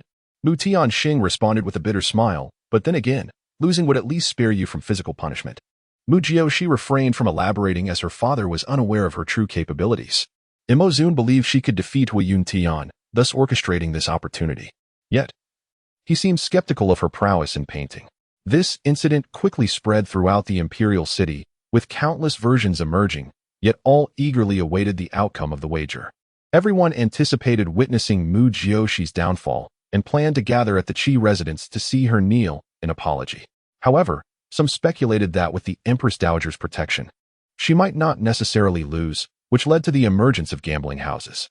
Mu Jiuxi instructed Yihan to inform Emozun and also asked Wutong to oversee the gambling house, thus opening a betting market. Their odds differed from other establishments. Betting on Mu Jiuxi's victory offered a return of 2-1, while wagering on Miss Qi yielded 5-1, igniting a fervor among gamblers in the imperial city. Over 2 consecutive days, the betting lines grew extensive, overwhelming Wutong. Eventually, Mu Jiuxi summoned Yi Wu Heng to maintain order. Ultimately, the results revealed that only 10 individuals had bet on Mu Jiuxi, accumulating a mere 10 taels. Conversely, wagers on Miss Qi soared to an astounding 53,000 taels, meaning that if Mu Jiuxi lost, she would owe 5 times that amount. Conversely, if she won, the entire sum would belong to her. The entire imperial city fretted over Mu Tianxing, lamenting the existence of such a troublesome daughter. Unbeknownst to them, Mu Jiuxi had arranged for Mo Zun to place bets at other houses, with reversed odds. Should Mu Jiuxi triumph, it would be a 5-to-1 return. Though Mo Zun harbored some concerns, he believed that Mu Jiuxi was not as inept as portrayed, thus he partnered with her, each placing a wager of 50,000 silver taels. If Mu Jiuxi prevailed, they would each secure 250,000 taels. Mu Jiuxi sent a message through Yi Han to Mo Zun. Opportunities are fleeting. This chance shall not come again. I also thank you for your assistance this time. This message solidified Mo Zun's resolve to take a risk. Should Mu Jiuxi indeed win, it would alleviate the pressing issue of military funds. A grand gamble was brewing over the course of 3 days, and the very next morning, Mu Jiuxi, accompanied by Bai Qing, entered the palace to meet the Empress Dowager, eagerly anticipating her afternoon rendezvous with Xiao Lingyu. Chapter 53. You seek personal vendetta as the sun rises. Its radiant glow bathes the magnificent palace complex in a breathtaking display of color and light. Within the Ci Lu Palace, Bai Qing stands nervously before the main hall clad in simple attire, while Mu Jiuxi, adorned in an elegant palace gown, sits under the eaves, seizing the moment to practice Phoenix Ascending before the Empress Dowager makes her appearance. Having received the second volume of Phoenix Ascending from Hui Yuntian via the portly steward, Mu Jiuxi understands that her continued progress hinges on periodic visits to Mrs. Xi to ensure her safety. A smile graces Mu Jiuxi's lips as she acknowledges Hui Yuntian's earnestness. Such a friend is indeed worth having. Currently, she has reached the 4th layer of the first volume. Mastery of this volume will enable her to open the Ren and Du meridians, allowing her to learn the second volume with greater efficiency. When she eventually progresses to the 3rd volume, she believes her strength will be formidable enough to hold her own against exceptional talents like Mo Zun and Hui Yuntian. Should she master the 3rd volume, combined with her past life experience as the Night Queen, she suspects she could turn the tables on them. Mu Jiuxi cherishes her autonomy, preferring to command her destiny rather than remain ensnared in peril. She craves the security that only self-reliance can provide. Miss Mu, the Empress Dowager requests your presence, announces Mama Phone with a smile. Thank you, Mama Phone, Mu Jiuxi replies, rising promptly to usher Bai Qing into the side hall. The Empress Dowager, appearing somewhat languid, reclines on a long couch, sipping bird's nest soup. After Mu Jiuxi and Bai Qing pay their respects, they are invited to sit and indulge in the delicacy themselves. Mu Jiuxi, unreserved, relishes each sip. My dear Bai Qing, you have endured much over the years, the Empress Dowager observes, her gaze softening towards Bai Qing. Bai Qing, unable to partake, sits upright, holding back tears. Thank you for your concern, Your Majesty. I do not suffer. Alas, a motherless child is like a blade of grass. The Empress Dowager sighs. Do not be so stiff. Enjoy some bird's nest. You appear pale. Encouraging Bai Qing to relax, Mu Jiuxi interjects, Your Majesty. Bai Qing is the legitimate daughter of the Prime Minister. With the departure of the Prime Minister's wife, he intends to elevate the second wife, which spells misfortune for Bai Qing. The second wife? That Zhuang Qingmei? The Empress Dowager's expression shifts slightly. Indeed, Mu Jiuxi replies, pouting. If the second wife were virtuous and of noble birth, it would be just for the Prime Minister to elevate her, provided Bai Qing is not wronged. However, Your Majesty, you are aware of Zhuang Qingmei's past. Zhuang Qingmei was once a courtesan, hardly worthy of being a concubine, let alone the Prime Minister's wife. The Empress Dowager interjects. Exactly. Miss Bai and young Master Bai are both waiting to inherit their rightful titles. Mu Jiuxi continues, feigning indignation. The second wife implies that I, as the legitimate daughter of the Mu family, should associate with her offspring, claiming that their legitimacy will lead to advantageous marriages. Outrageous. How dare she? The Empress Dowager slams her bird's nest bowl onto the table, incensed. Thus, I believe Bai Qing deserves sympathy, and I wish to bring this matter to Your Majesty's attention. If even the Prime Minister of Gaoyun State can engage in such favoritism, will not others follow suit? How can common folk maintain harmony thereafter? Mu Jiuxi elevates the discourse to a national concern. The Empress Dowager, her expression grave, glances at the silent Bai Qing before turning her scrutiny to the seemingly aggrieved Mu Jiuxi. Sire, are you seeking personal revenge? Mu Jiuxi immediately adopts a playful tone. Your Majesty, is that truly how you perceive me? While I do wish to vex the Prime Minister, it is fundamentally inappropriate for Zhuang Qing Mei to be legitimized. My motives are partly personal, yet they are driven more by the greater good. Contemplating the poison of Lian Xiangying, Mu Jiuxi realizes that if Zhuang Qing Mei were behind the Prime Minister's wife's demise, she could very well be a spy for Beijing. A spy elevated to the status of a first-rank consort would undermine the imperial family's dignity if exposed. The Empress Dowager chuckles at Mu Jiuxi's forthrightness. Very well, let us set aside the Prime Minister for now. I shall have a word with him later. Bai Qing, rest assured that no one can usurp your status as the legitimate daughter of the Bai family. However, with your mother gone, have you considered your future? At the sound of the Empress Dowager's gentle voice, Bai Qing kneels and pleads, I humbly request permission to observe mourning for my mother for 3 years. 3 years. Mu Jiuxi gasps, sensing something amiss. Bai Qing, has something happened? After exchanging glances with Mu Jiuxi, Bai Qing's face pales. My father and stepmother wish to marry me to Lord Qi-san. Lord Qi-san. The Empress Dowager is astonished. Is he not the third brother of Qi Hushan? Bai Qing nods, tears streaming down her cheeks. My stepmother claims that the Qi family is wealthy and that I would not suffer. This malicious Zhuang Qing Mei. Lord Qi-san has already lost 3 wives and is well into his 30s. How can she wish for you to marry him? Is this not a death sentence? Mu Jiuxi fumes. Did your father consent to this? Initially, he opposed it, but I am uncertain what my stepmother told him. Ultimately, he agreed and forbade me from speaking of it. He warned that if I did, he would disown me as his daughter. After a moment, Bai Qing adds, I envy Miss Mu's carefree spirit. I would rather leave the Prime Minister's residence than marry Lord Qi-san. Preposterous. How can this be tolerated? Someone, summon Bai Qing Dian to me. The Empress Dowager, infuriated, commands, Your Majesty, please calm yourself. Do not let anger consume you. Mu Jiuxi quickly intervenes, gently patting her back. Thankfully, Bai Qing is not foolish. Otherwise, her life would be irreparably damaged. Bai Qing, you are absolutely right. Bai Qing looks up, her smile returning. Miss Mu, I must thank you. Without you, I would not have found the courage. Oh, do not mention it. From now on, just call me Jiuxi. Do not worry. Even if you are cast out of the Prime Minister's residence, you can come to my Mu residence, and we shall be sisters. I promise to make your father and that vile woman furious every day. Mu Jiuxi stands up for her friend. Seeing their bond, the Empress Dowager smiles. Very well. Now that I am aware of this matter, I shall ensure Bai Qing does not suffer. Although the Prime Minister excels in governance, his domestic affairs are a mess. I will speak with him sternly. Bai Qing, rest assured that if they dare to bully you again, I shall advocate on your behalf. Moved to tears, Bai Qing immediately kneels, expressing her gratitude. Thank you, Your Majesty. Rise, rise. By the way, Bai Qing, what do you think of the 6th prince? The Empress Dowager suddenly shifts the topic. Bai Qing jolts in surprise, glancing at Mu Jiuxi. What are you looking at me for? My relationship with the 6th prince is entirely innocent. Those rumors are sheer nonsense. Mu Jiuxi hastily clarifies, her cheeks flushed with embarrassment. Bai Qing, I see you are well-educated, modest, and filial. Would you consider becoming the 6th princess? The Empress Dowager suddenly proposes a marriage. Your Majesty. Just then, Mama phone calls out, stepping closer to whisper in the Empress Dowager's ear.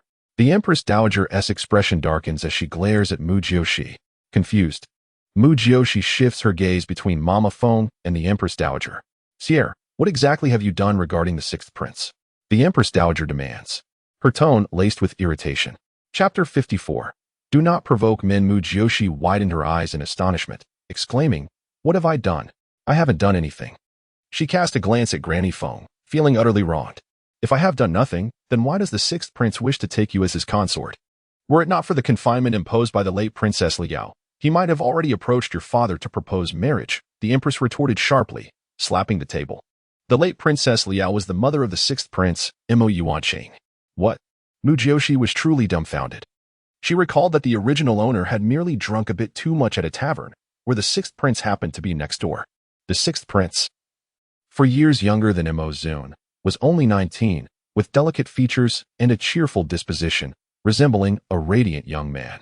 In her drunken state, Mu Jiuxi had teased the sixth prince, sitting on his lap and playfully lifting his chin, complimenting his looks. Ultimately, he had been too embarrassed and fled. How could such a trivial encounter lead to the sixth prince wanting to marry her? What kind of logic was that? Did a dignified prince not resist the advances of a drunken woman? Bai Qing, observing Mu Jiuxi's bewildered expression, couldn't help but laugh, saying, "Jiuxi, it seems the sixth prince is quite fond of you." Afterward, she addressed the empress, "Thank you, your majesty, for considering your servant's daughter. But I would prefer to observe mourning for my mother first." The empress immediately praised Bai Qing, exclaiming, "Good, good. You are quite sensible. I haven't seen you in the palace lately. It seems that woman has been preventing you from coming. No matter, from now on, you and Jiuxi may visit me whenever you wish." Bai Qing was immensely grateful and bowed in thanks. "Your Majesty, I am innocent. This truly has nothing to do with me. I have yet to clarify matters with the regent. How could I possibly provoke the sixth prince?" Mu Jiuxi felt on the verge of tears, realizing that the original owner had left her such a troublesome situation. Was the sixth prince blind? How could he possibly like someone with such a poor reputation, and even wish to marry her? Thankfully, the late Princess Liao had kept the news under wraps. Otherwise, the entire imperial city would be laughing at her. Her father would surely be infuriated. "Granny Feng, is what you say true? Did the sixth prince really say that?" Mu Jiuxi still found it hard to believe. Granny Feng awkwardly replied, "This old servant heard it from others. But the sixth prince indeed hasn't left the estate for several days. Given his restless nature, he wouldn't have remained absent unless confined by the late Princess Liao." Mu Jiuxi considered this and managed a bitter smile. "Your Majesty, this truly has nothing to do with me. Bai Qing, you should hurry and marry the sixth prince to prevent him from causing me any more trouble." "What nonsense. Now, let me clarify this matter. If the sixth prince truly has feelings for you, would you consider becoming the sixth princess?" The empress abruptly changed her approach. "Your Majesty, please spare me. Let me remain a solitary old maid. I am terrified of men now." Mu Jiuxi nearly knelt in desperation. The empress found her pitiful demeanor amusing and playfully flicked her forehead, saying, "In the future, refrain from provoking men. By the way, the competition with Miss Qi is in 2 days. Are you not preparing? Or do you already accept defeat and feel no urgency?" Mu Jiuxi immediately straightened her posture and declared, "Your Majesty, do not underestimate me. I will certainly win this time. You have a sharp tongue. If Bai Qing were to compete in your place, I might believe you could win. But if you lose, it may serve as a good opportunity for self-cultivation for a year, though it would be a pity for your father. Now, you may leave. I will ensure the Chancellor is brought to his senses." After expressing their gratitude, Mu Jiuxi and Bai Qing withdrew. In the Imperial Garden, Bai Qing urged Jiuxi, "Miss Qi is exceptionally skilled at painting. Do not worry about me. I assure you, I will win. Come cheer for me the day after tomorrow." Mu Jiuxi said while wrapping her arm around Bai Qing's. She felt delighted to have made a friend like Bai Qing. Although they had not yet reached the level of deep trust, Mu Jiuxi was willing to give Bai Qing a chance, as she herself sought companionship in a place where genuine friends were scarce. Bai Qing beamed. "All right, in the end, losing only means losing face." Mu Jiuxi had grown numb to the prevailing belief that she would lose, but this time, she was genuinely determined to bring honor to the original owner and vindicate her father. While she did not care much for reputation, since her father and the empress valued it, she would reluctantly showcase her skills. After all, some people had lingered in their delusions for too long, believing themselves to be enchanting beings. Mu Jiuxi chose not to elaborate further, as the truth would soon reveal itself. Contemplating the substantial reward that awaited her upon victory, she began to strategize about her business ventures. Establishing her career and accumulating wealth excited her. With time to spare, Mu Jiuxi took Bai Qing shopping, indulging in delicious food and sampling milk tea. Upon her first encounter with Wu Tong, Bai Qing was left speechless. Astonished to find Mu Jiuxi had appointed a top-tier individual as the shopkeeper. Observing the long line of women outside, she wondered whether they were there for the milk tea or to gaze upon the handsome man. However, Bai Qing felt a surge of admiration. Believing Mu Jiuxi to be truly remarkable, so different from what she had imagined or heard in rumors. In the afternoon, as Mu Jiuxi returned to the Mu residence, Mo Zun appeared. Today, he seemed markedly different, dressed in formal attire. Clad in an ice blue robe embroidered with golden dragons, adorned with a pearl-belted sash, and wearing a jade crown atop his head, he radiated an air of handsomeness and authority. Mu Jiuxi was captivated, thinking that this man truly was striking, evoking an impulse within her to leap forth like a wolf and embrace him. However, she questioned his choice of attire. Why was he dressed so flamboyantly today? Mo Zun, you still claim to have no feelings for Xiaolingwei? Are you deceiving me? You certainly dressed up as if to impress a beloved. Mu Jiuxi remarked with a hint of sarcasm. Mo Zun, a naturally aloof and strikingly handsome man, stood at the entrance, exuding a powerful presence as he awaited Mu Jiuxi. The nearby guards dared not let their gazes wander. As Mu Jiuxi emerged from the courtyard, her fragrant green gown billowing, her long hair cascading, and her vibrant beauty radiating like a sprite from the woods, he felt an ineffable charm. Yet, as she approached and spoke, the fleeting beauty he had perceived was instantly shattered. Mu Jiuxi, would it kill you to remain silent? Mo Zun scoffed, turning to leave. Humph. Mu Jiuxi pouted, following behind him, realizing she had indeed spoken too candidly. He wants to impress someone special. Why should I concern myself? Once inside the carriage, Mu Jiuxi felt a twinge of guilt. She glanced at Mo Zun's dark, brooding expression and said, Ahem, Mo Zun, I admit my fault. I spoke too rashly. Truly, it is none of my business who you wish to impress with your splendid attire. I apologize and promise it won't happen again. Mo Zun was taken aback by her sudden acknowledgement of wrongdoing and couldn't help but blurt out, Have you taken leave of your senses? Chapter 55. The mouth runs wild again. As soon as Mo Zun uttered those words, he felt an overwhelming urge to slap himself. How could he be so foolish as to speak like Mu Jiuxi? Is it true that familiarity breeds similarity over time, akin to the phenomenon of couples resembling one another? Mo Zun was taken aback, unable to believe that he had even thought of the term couples resembling each other, especially in the context of his relationship with Mu Jiuxi. Lately, his mind was consumed with thoughts of her, to the point of feeling dizzy. Acknowledging one's mistakes is no shame, he mused. Yet today he indeed looked quite handsome.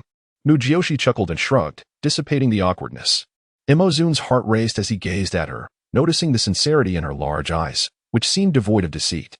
A surge of pride welled up within him, but he couldn't resist the urge to speak again. What about Hui Tian? He blurted out, immediately regretting it.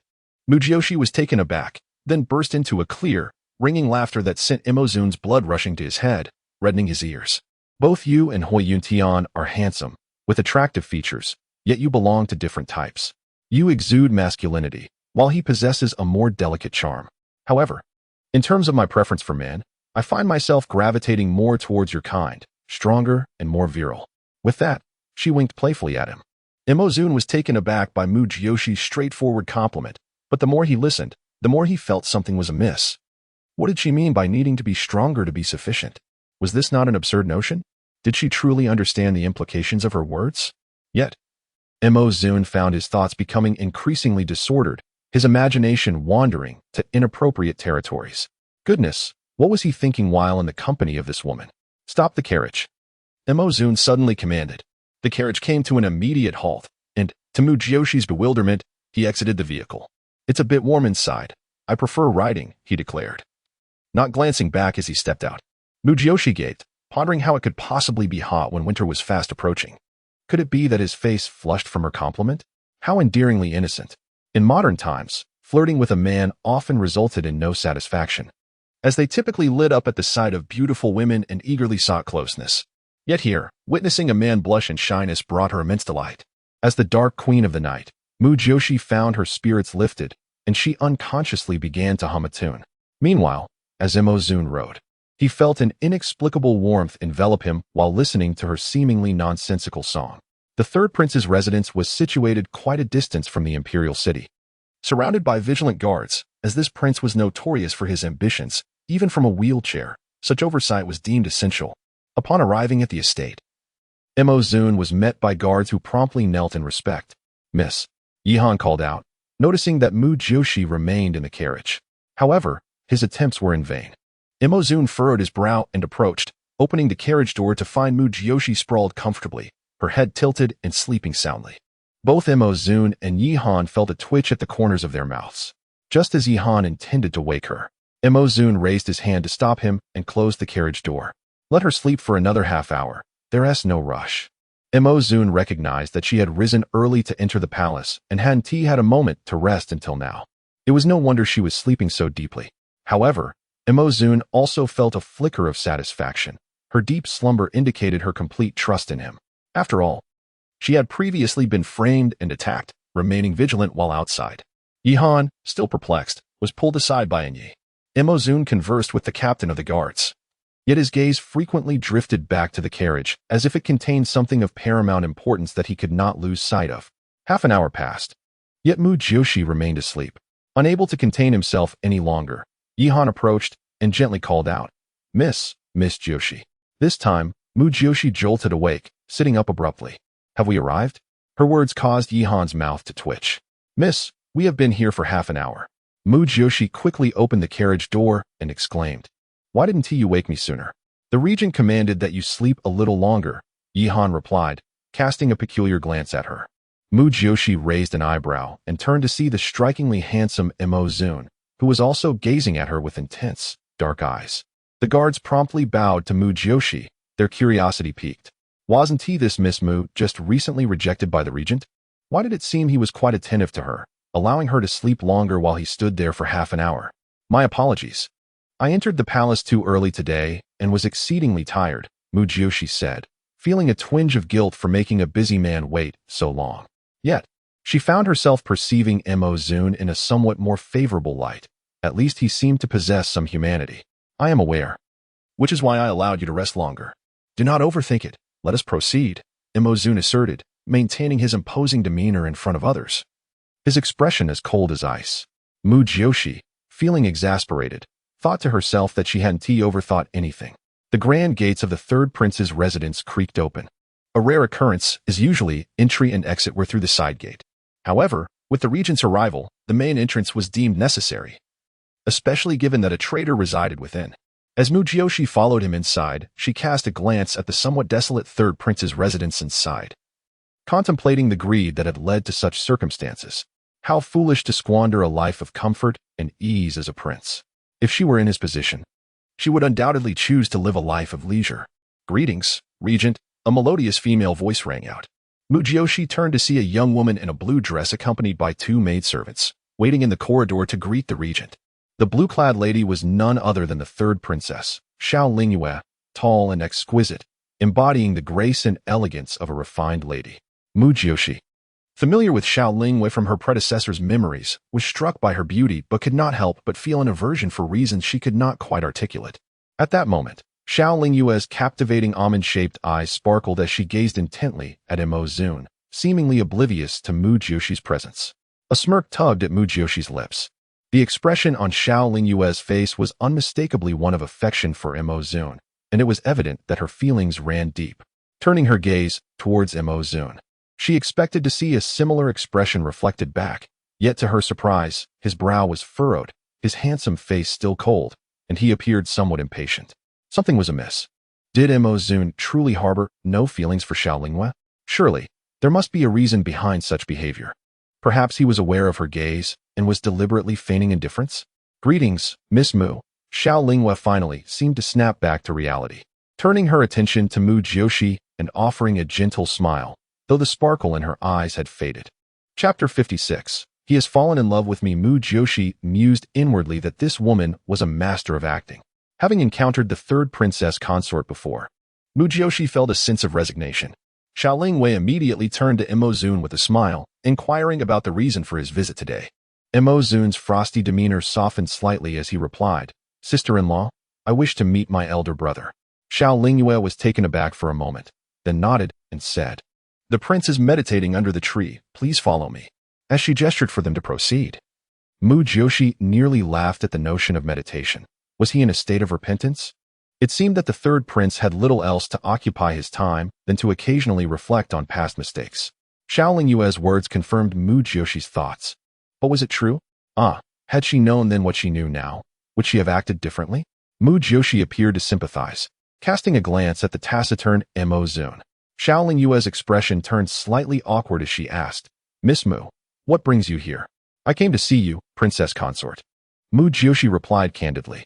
After all, you went to the royal Yong'an villa to enjoy the lanterns, and coincidentally, I found myself framed by someone.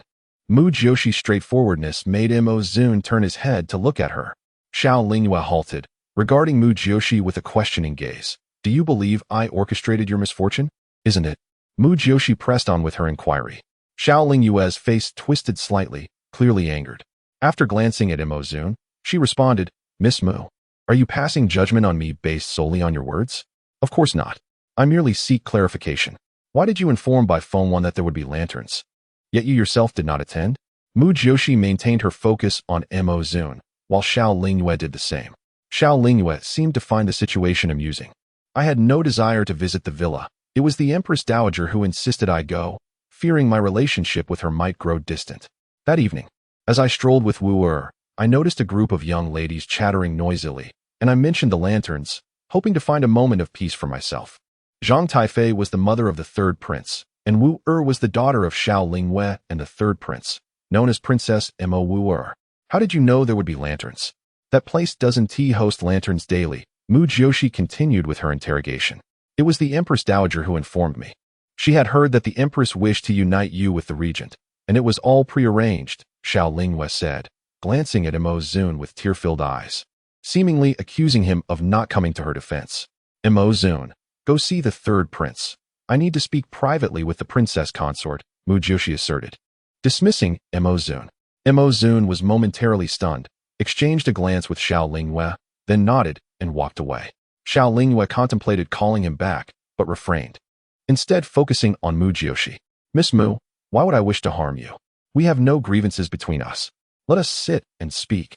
That pavilion seems pleasant, Mu Jiuxi suggested, striding toward the central pavilion while instructing two maidservants to fetch some tea, noting that prolonged conversation could lead to thirst. The maidservants looked to Xiao Lingyue for approval, and she nodded. Once they departed, Mu Jiuxi faced Xiao Lingyue, her tone cold. Princess consort, let us speak plainly. You harbor feelings for Imozun. He is to marry me, and you are envious, leading to my being framed. That is your motive. You speak nonsense. I have no feelings for the regent. Xiao Lingyue's complexion paled, taken aback by Mu Jiuxi's directness.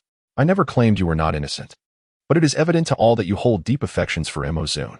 Out of jealousy, you wish to see me harmed. Is that not a plausible explanation? Miss Mu, do not slander me. I am already the third princess consort. How could I have feelings for the regent? Am I to kill anyone who likes him? Xiao Lingyue's face flushed with anger. Very well, I shall let that slide. But what of Xiao Jian? He hired Qi Feng to assassinate me. You must know of this? Mu Jiuxi pressed on aggressively. Xiao Lingyue's visage turned ashen. I truly know nothing. The Xiao family is no more. What are you talking about? Princess consort. Cease your pretense. If you had no knowledge, how could I mention Xiao Jian? Surely, he has approached you not long ago? Mu Jiuxi's gaze pierced through her. You are mistaken. Xiao Jian died long ago. Miss Mu, do not make baseless accusations. The third princess residence is already in shambles. How can you be so cruel? Tears streamed down Xiao Lingyue's cheeks. Shambles? Is it not a consequence of your own actions? Mu Jiuxi laughed coldly. While Imozun may view you as gentle and kind, I, Mu Jiuxi, am not so easily deceived. You need not feign innocence before me. Your ambitions are clearly written in your eyes. Mu Jiuxi observed Xiao Lingyue's panic-stricken almond eyes closely, a chilling smile curling her lips. The sensation was akin to revealing that she could see through all of Xiao Lingyue's deceit, rendering her performance unnecessary. What ambitions could I possibly have? I merely wish to live well and raise Wu Er properly. Miss Mu, you are truly crossing a line. Xiao Lingyue began to sob in a pitiful manner. You find this excessive? The true excess has yet to unfold. From this day forth, I shall keep a vigilant watch over you, waiting for you to reveal your true nature. I will also capture Xiao Jian and force him to reveal the mastermind behind this plot. I, Mu Jiuxi, am not one to be trifled with. Having delivered her ultimatum, Mu Jiuxi rose from her seat, her expression fierce. Xiao Lingyue's face drained of color as she retorted. Mu Jiuxi, you falsely accuse me without cause. I shall inform the Empress and the Regent. Princess Consort, have you forgotten you are a traitor? Being called Princess Consort is merely a formality. Do you truly believe you are still a member of the royal family? Mu Jiuxi knew precisely where to inflict pain, adding, and do refrain from casting those longing glances at Imozun. It is truly distasteful. He has never held any affection for you. Xiao Lingyue's complexion turned stark white, a flicker of panic flashing in her eyes. Mu Jiuxi, do not spout such nonsense. There is nothing between me and the regent. Nothing? Then why the tears? Are you attempting to soften Imozun's heart? Mu Jiuxi challenged. Do you know what a green tea bitch is? A master of tea artistry? You are quite the performer indeed. As a married woman, you continue to entice the regent, Where is your dignity? Does the third prince know of this? Mu Jiuxi. Xiao Lingyue suddenly stood, glaring at her with fury. Get out. The third prince's residence does not welcome you. Have I struck a nerve? Are you embarrassed? Mu Jiuxi laughed. Xiao Lingyue trembled with rage. If her glare could kill, Mu Jiuxi would surely be executed on the spot. Let me tell you this. Mo Zun will not love you. He has already fallen for me. Earlier, while I was resting, he waited for me for half an hour. Furthermore, you witnessed how obediently he listened to me. Mu Jiuxi was determined to fan the flames of discord. Chapter 57. A moment of reflection. Mu Jiuxi observed as Xiao Lingyue, seething with anger, nearly tore her sleeves apart. She added, remember, I will be watching you. Do not err again. With that, Mu Jiuxi turned on her heel, not departing outward, but rather moving deeper inside. Where is the third prince's courtyard? Is the third princess not guiding me? She called out as she walked. Xiao Lingyue, seated in the pavilion, glared with her beautiful apricot eyes, filled with rage, wishing to pierce through Mu Jiuxi's back. Taking a deep breath, she struggled to regain her composure and quickly pursued Mu Jiuxi. Just as she caught up, she noticed a glimpse of a pale blue robe at the corner ahead, stirring a reaction within her. As she approached Mu Jiuxi, the narrow path caused their arms to brush against each other. Ah, Xiao Lingyue gasped, her body tilting forward as she stumbled onto the ground. Her hands scraped against the stone path, leaving them bloodied. Mu Jiuxi had initially thought to step aside, but she felt no need to fear this woman and allowed her to pass. Little did she expect such theatricality. A mere brush of clothing could lead to such a fall. Suddenly, Mo Zun emerged from around the corner, swiftly helping Xiao Lingyue to her feet. Sister-in-law, are you all right? He inquired, his gaze turning icy as it fell upon Mu Jiuxi. At that moment, Mu Jiuxi comprehended the true scheming nature of this green TBTCH.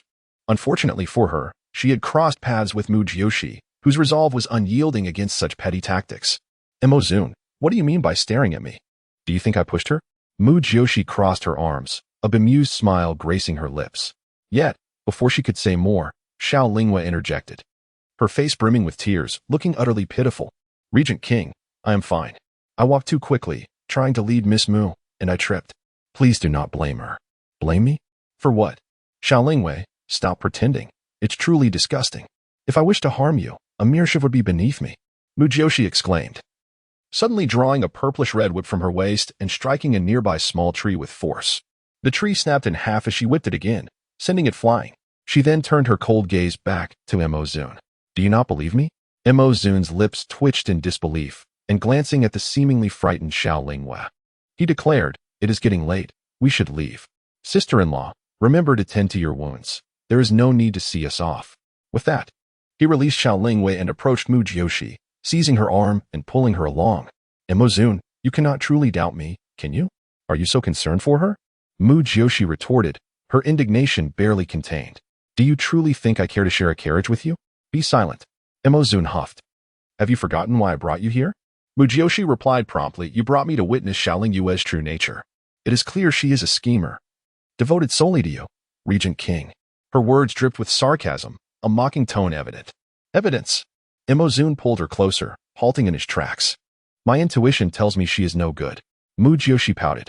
Mo Zun, infuriated, glared at her carefree expression, feeling an overwhelming urge to strangle her. Enough. Did you not claim there was nothing between you two? Why are you so enraged? I am provoking her deliberately. Only through her deep-seated hatred will I have the opportunity to expose her true colors before you. If Mu Jiuxi had been uncertain before, Xiao Lingyue's staged fall had confirmed her suspicions. What if she is innocent? Mo Zun bit out. If she is not involved, I shall offer my head as your stool. Mu Jiuxi declared defiantly. Your judgment of women pales in comparison to mine. With a derisive laugh, she shook off his grip and walked away. Mo Zun stood stunned, perplexed by her confidence, which indicated her absolute conviction in Xiao Lingyue's unscrupulousness. He turned to see Xiao Lingyue leaning against a pillar, her eyes filled with sorrowful longing, flashing him a faint smile when their gazes met. After nodding at her, he departed, the gates of the third prince's residence closing behind him. Miss, did you have a quarrel with the prince? Yi Han, noticing Mu Jiuxi's dark expression, approached with concern. A quarrel? I have no interest in bickering with a blind fool. Let us return on our own. She replied, pulling Yi Han's horse. You ride, I shall share a mount with you. Yi Han was taken aback, just as Mo Zun emerged with a scowl. Get into the carriage. Mo Zun, sensing Mu Jiuxi's intentions, commanded coldly. I refuse to share a carriage with you. I do not wish to converse with you either. Reflect upon your actions. Mu Jiuxi's haughty remarks left Yi and Yihan aghast. What must I reflect upon? Zun retorted angrily. Do not act unreasonably. Unreasonable? Zun, are you truly that dull? She fell by her own clumsiness. How can you not see it? Mu Jiuxi's anger flared. Her outburst left the surrounding guards and soldiers in disbelief, craning their necks to witness the spectacle. They silently applauded Mu Jiuxi for daring to confront the formidable regent king. Zun's demeanor shifted dramatically, the air around him turning cold as he glared at the increasingly agitated Mu Jiuxi. Get in the carriage. I will not, she insisted, pulling on the horse. Yihan's forehead glistened with sweat, while Yu quietly tried to fade into the background. Miss, please just get in the carriage, Yihan urged gently. I shall not. If anyone is to mount, it shall be you, Mu Jiuxi declared, lifting her skirt and preparing to leap onto the horse. However, halfway through, she was suddenly lifted by Zun, and amidst her startled cries, he tossed her into the carriage. The door closed swiftly, and Yu signaled the horses to gallop away. Zun, you scoundrel! Her furious voice echoed from within the carriage, sending shivers through the crowd, which soon fell silent. Inside the carriage, Zun restrained the struggling Mu Jiuxi, and in a moment of impulsiveness, he silenced her protest with his lips, plunging them both into an unexpected stillness. Chapter 58. The first kiss. Mu Jiuxi's eyes widened in disbelief as she gazed at Zun's face, magnified to the point where she could discern his pores. This man actually kissed her? What kind of sorcery was this? Zun's eyes were equally wide, staring at Mu Jiuxi's astonished expression, his mind a muddled mess. What had he done? He had kissed this woman, the very one he had just annulled his engagement with. Their gazes locked in close proximity, each astonished by the other's incredulity. Outside, Yihan and Yi, anxious about potential trouble, were startled into silence when the carriage suddenly fell quiet. Could it be that the prince had harmed Miss Mu? Miss, your well-being? Yihan cried out, unable to contain his worry. I'm fine. Mu Jiuxi finally came to her senses, sitting up against the carriage wall. She reached out to touch her lips, then burst into laughter. At the sound of her laughter, Zun turned to see her still caressing her vibrant lips, and his handsome face flushed crimson. This woman truly had no shame, still contemplating the kiss. Mu Jiuxi raised her gaze to Zun, noticing his blushing visage, which lifted her spirits. Zun, do you even realize what you just did to me? Zun shot her a glare. What kind of question was that? How could he not know? Did she really need to ask? What? Are you denying your gain? Mu Jiuxi immediately looked down on him. Zun opened his mouth, then spoke in a slightly hoarse voice. I merely wanted you to stop screaming. It was unbearable. Well, your method of silencing me was quite effective. Is this how you deal with enemies on the battlefield? Mu Jiuxi teased him playfully. Mu Jiuxi. Zun glared at her again, exasperated. What a ridiculous thought. The scene was far too scandalous. Why glare at me? I'm just an innocent maiden who was forcefully kissed by you, and yet you dare to scold me? Mu Jiuxi shot back, now glaring at him with equal intensity. Zun fell silent, a wave of regret washing over him. Why had he simply knocked her out instead of kissing her? Now, there was no way to clear his name. Zun, that wasn't your first kiss, was it? Mu Jiuxi leaned forward to scrutinize his turned face. Zun shuddered at the implication, quickly turning back to her, nearly colliding with her in the process, and instinctively recoiled. Don't say such nonsense. I admit I was impulsive just now. Here, I'll compensate you with 1,000 taels of silver, and this matter must never be mentioned again. Zun offered money to silence Mu Jiuxi, believing that with her character, she might boast about the incident, further tarnishing his reputation. After all, he had just broken off their engagement and then kissed her. How could he possibly allow such a scandal to tarnish his dignity? 1,000 taels? Are you trying to bribe a beggar? Do you think my kiss is worth just that? I need to consult the Empress and my father first. What do you want? Zun asked, irked, realizing he had no leverage over this woman. Well, give me another kiss, and we'll see. Mu Jiuxi suddenly lunged forward. Zun's face paled as he swiftly retreated to the other side of the carriage, as if determined to evade her at all costs. Zun, this is too much. I was merely joking, and you react so drastically? Mu Jiuxi felt a twinge of wounded pride. In an instant, she planted her hands on her hips, glaring at him like a fierce tigress. 10,000 taels. 10,000 taels of silver. Zun shouted immediately. Deal. Mu Jiuxi's demeanor shifted in an instant, reaching out to pull him closer. If you had offered 10,000 earlier, this wouldn't have been an issue. But remember, Zun, you're the one benefiting. Although my reputation is questionable, this was my first kiss, after all. 10,000 taels means you're not at a loss. I too am a novice. Can we waive the 10,000? Imozun quickly interjected, only to realize too late that he had blundered, as he abruptly opened the carriage door and jumped out. Ha. Inside the carriage, Mu Jiuxi laughed uncontrollably, finding this man surprisingly endearing at times. Imozun felt utterly embarrassed. He had initially intended to discuss Xiao Linghua, but after this awkward incident, he dared not face Mu Jiuxi again and left Yi behind. Poor Yi, after escorting Mu Jiuxi home, had to drive the carriage back alone. However, he and Yihan were both curious about what had transpired inside the carriage, for their previously angry young mistress now appeared so gleeful, laughing as if possessed. And what had happened to the regent? He seemed so frightened of her that he vanished without a trace.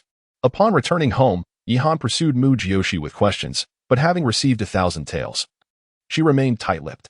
Oh dear, tomorrow is the competition, and you're out gallivanting. Don't you realize you ought to practice your painting? The matriarch exclaimed anxiously upon seeing Mu Jiuxi return. Mother, don't worry. Relying on last-minute cramming is futile. I must depend on my own abilities. Mu Jiuxi replied with a cheerful smile. Your abilities? Do you possess any? Mu Jiuxi felt the matriarch was undoubtedly her mother. Mother, are you feeling better? Shall we go to the palace together tomorrow to watch my competition? Mu Jiuxi suggested, wishing to cheer her mother up. Can I go too? Suddenly, Mu Jinju appeared at the door, calling out. Mu Jiuxi had suspected she was following her. The second branch had been unusually quiet lately, like a quail, which only heightened her suspicions. Sierra, let Jinju join us. It would be good for her to see more of the world, the matriarch encouraged, beckoning Mu Jinju over. Jinju. Your mother is well? Isn't she? Yes, Aunt. My mother is well. She made snow pear and white fungus soup for you, Mu Jinju replied. A servant bringing the dessert behind her. How thoughtful of Weiya, the matriarch smiled, glancing at Mu Jiuxi and giving her a knowing look. Very well. You may come tomorrow. But Jinju, let me make this clear. You are the second young lady of the Mu family, so don't align yourself with the wrong crowd. Mu Jiuxi warned her. Big sister, I won tea. Last time, I was confused. Please forgive me, Mu Jinju pleaded eagerly. Mu Jiuxi nodded, preparing the sweet soup for her mother, unafraid of any potential poisoning from Lu Weiya. Now is not the time for such fears. Big sister, I heard that the prime minister's wife has left, and by Fengwan will soon become the legitimate daughter? Mu Jinju asked timidly. Chapter 59. Afraid you will turn back and cry. Mu Jiuxi raised an eyebrow at Mu Jinju, while the matriarch also looked at her in surprise. Mu Jinju's face instantly flushed, and she stammered, I just heard. Mu Jinju, are you pondering that if my mother were to pass, and second mother were to take her place, you could become the legitimate daughter of the general's residence? Mu Jiuxi's words frightened Mu Jinju to the point that she knelt on the ground, weeping. Elder sister, I was merely inquiring. I meant no harm. How could I think such a thing when my aunt treats me so well? You'd best not entertain such thoughts. The greater the malice, the harsher the retribution. Now leave. You are nothing but an eyesore. Mu Jiuxi waved her off like shooing away a fly. Mu Jinju, in tears, departed, while the matriarch sighed at the angered Mu Jiuxi. Darling, did you see that? She is already thinking about this while you are still alive. What a foolish mind she possesses. Mu Jiuxi scoffed. If second mother had summoned Mu Jinju to ask, it would reflect her disdain for Lu Weiya. It must have been Mu Jinju herself, with her brainless thoughts. No. Do not dwell on Jinju. Even if that matter, cough, she is not entirely at fault. This child has always been obedient. She has been bullied by you since childhood, the matriarch chuckled, shaking her head. Mu Jiuxi retorted, fortunately. I have bullied her enough that I can afford to be somewhat courteous. Otherwise, I would not regard her as a sister. How could she conspire with Bai Fengwan against me? I wonder how much water has filled her head. The identity of Miss Bai is rather delicate, and Zhenju is similar to her, so it is not surprising that she has been led astray. If you truly care for this sister, you ought to spend more time with her. Your father has only 3 children. He feels pain for any misfortune that befalls any of you. You should be considerate of your father's feelings too. Mother, your heart is too kind, Mu Jiuxi shrugged, pouting. I understand, so do not worry too much. Take care of your health. Tomorrow, let us enter the palace to see the Empress and witness my victory in the competition, bringing honor to our parents. Where does this child derive her confidence? The matriarch was both amused and exasperated. Is it true that Bai Fengwan and Bai Qifeng are truly to become legitimate daughters? Such a dream. These 2 siblings are my sworn enemies. How could I allow them to succeed?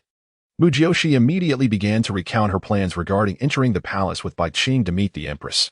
After hearing her, the matriarch was both exasperated and amused. Child, are you not inviting hatred upon yourself? Do they not despise you enough already? Then what of it? Even if I do not act, they will still despise me.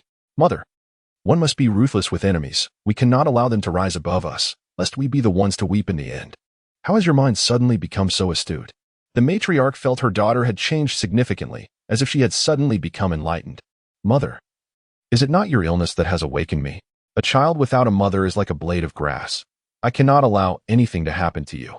Thus, I have resolved to abandon my reckless ways and to be a proper young lady. The matriarch was moved to the point of tears, and the scene of maternal kindness and filial piety made the surrounding servants feel that the young lady had truly improved. The next day, Mu Jiuxi's courtyard was filled with various wooden barrels, paints, and peculiar items, leaving Yi Han and Luer puzzled about what the young lady was planning. Soon, Mu Jiuxi instructed the guards to load the carriage for entry into the palace, and subsequently, the Mu family entered.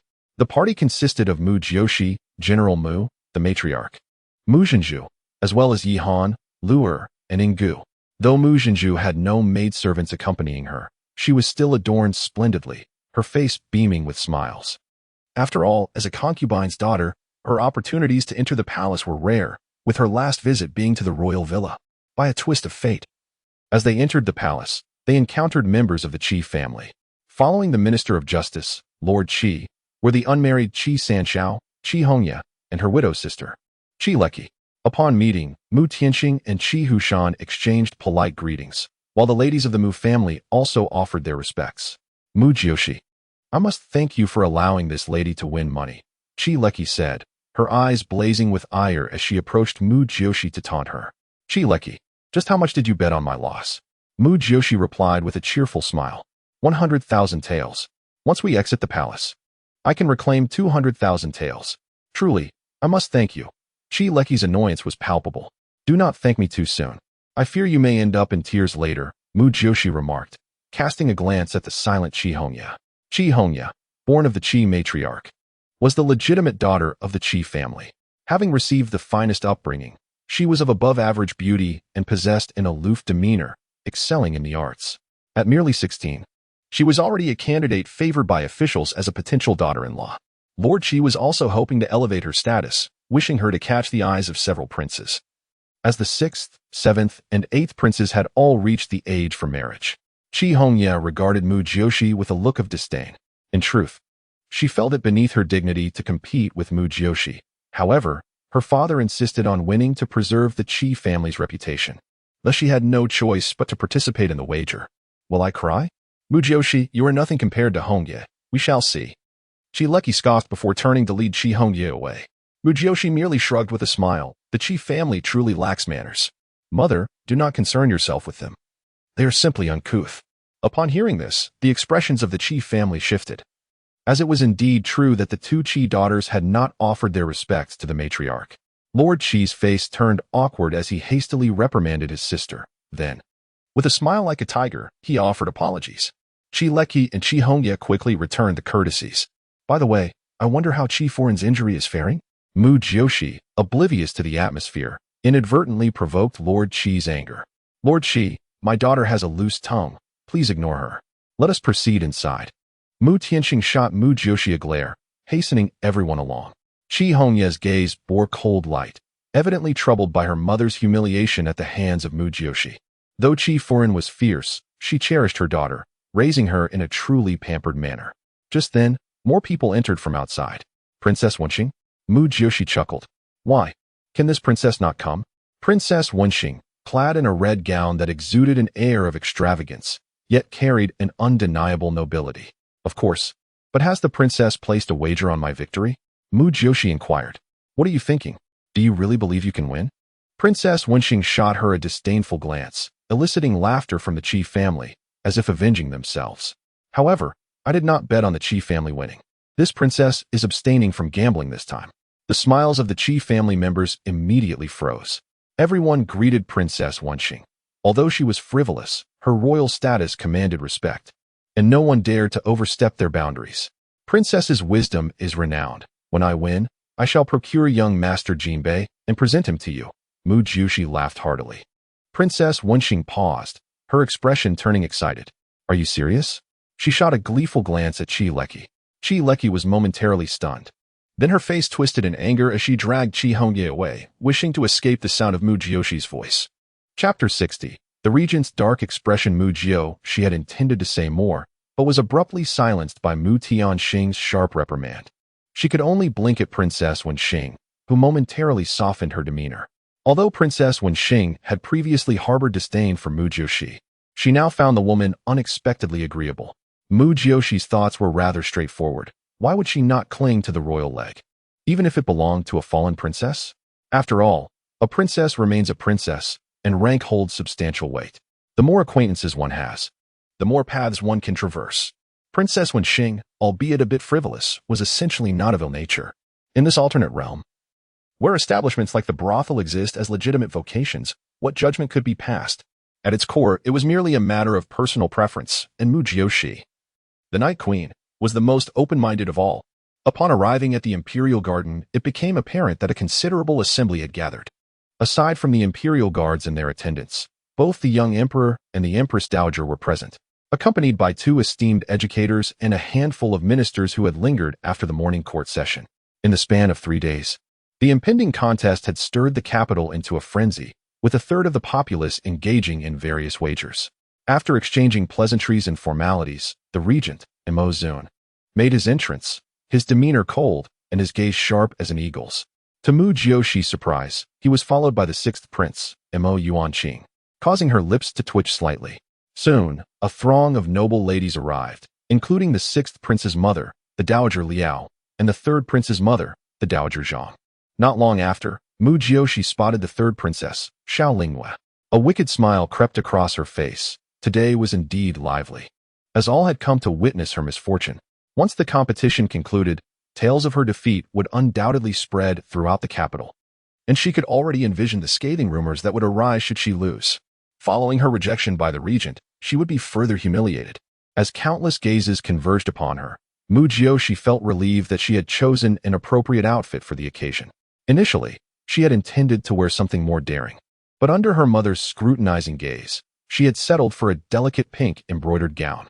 Standing silently, she resembled a tender flower in full bloom, her gentle smile radiating warmth like a myriad of blossoming trees, illuminating the space like sunlight piercing through clouds.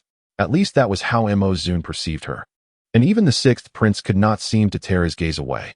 "5th brother, look at Miss Mu. She is truly beautiful, isn't she?" The 6th prince exclaimed excitedly to Mu Jiuxi.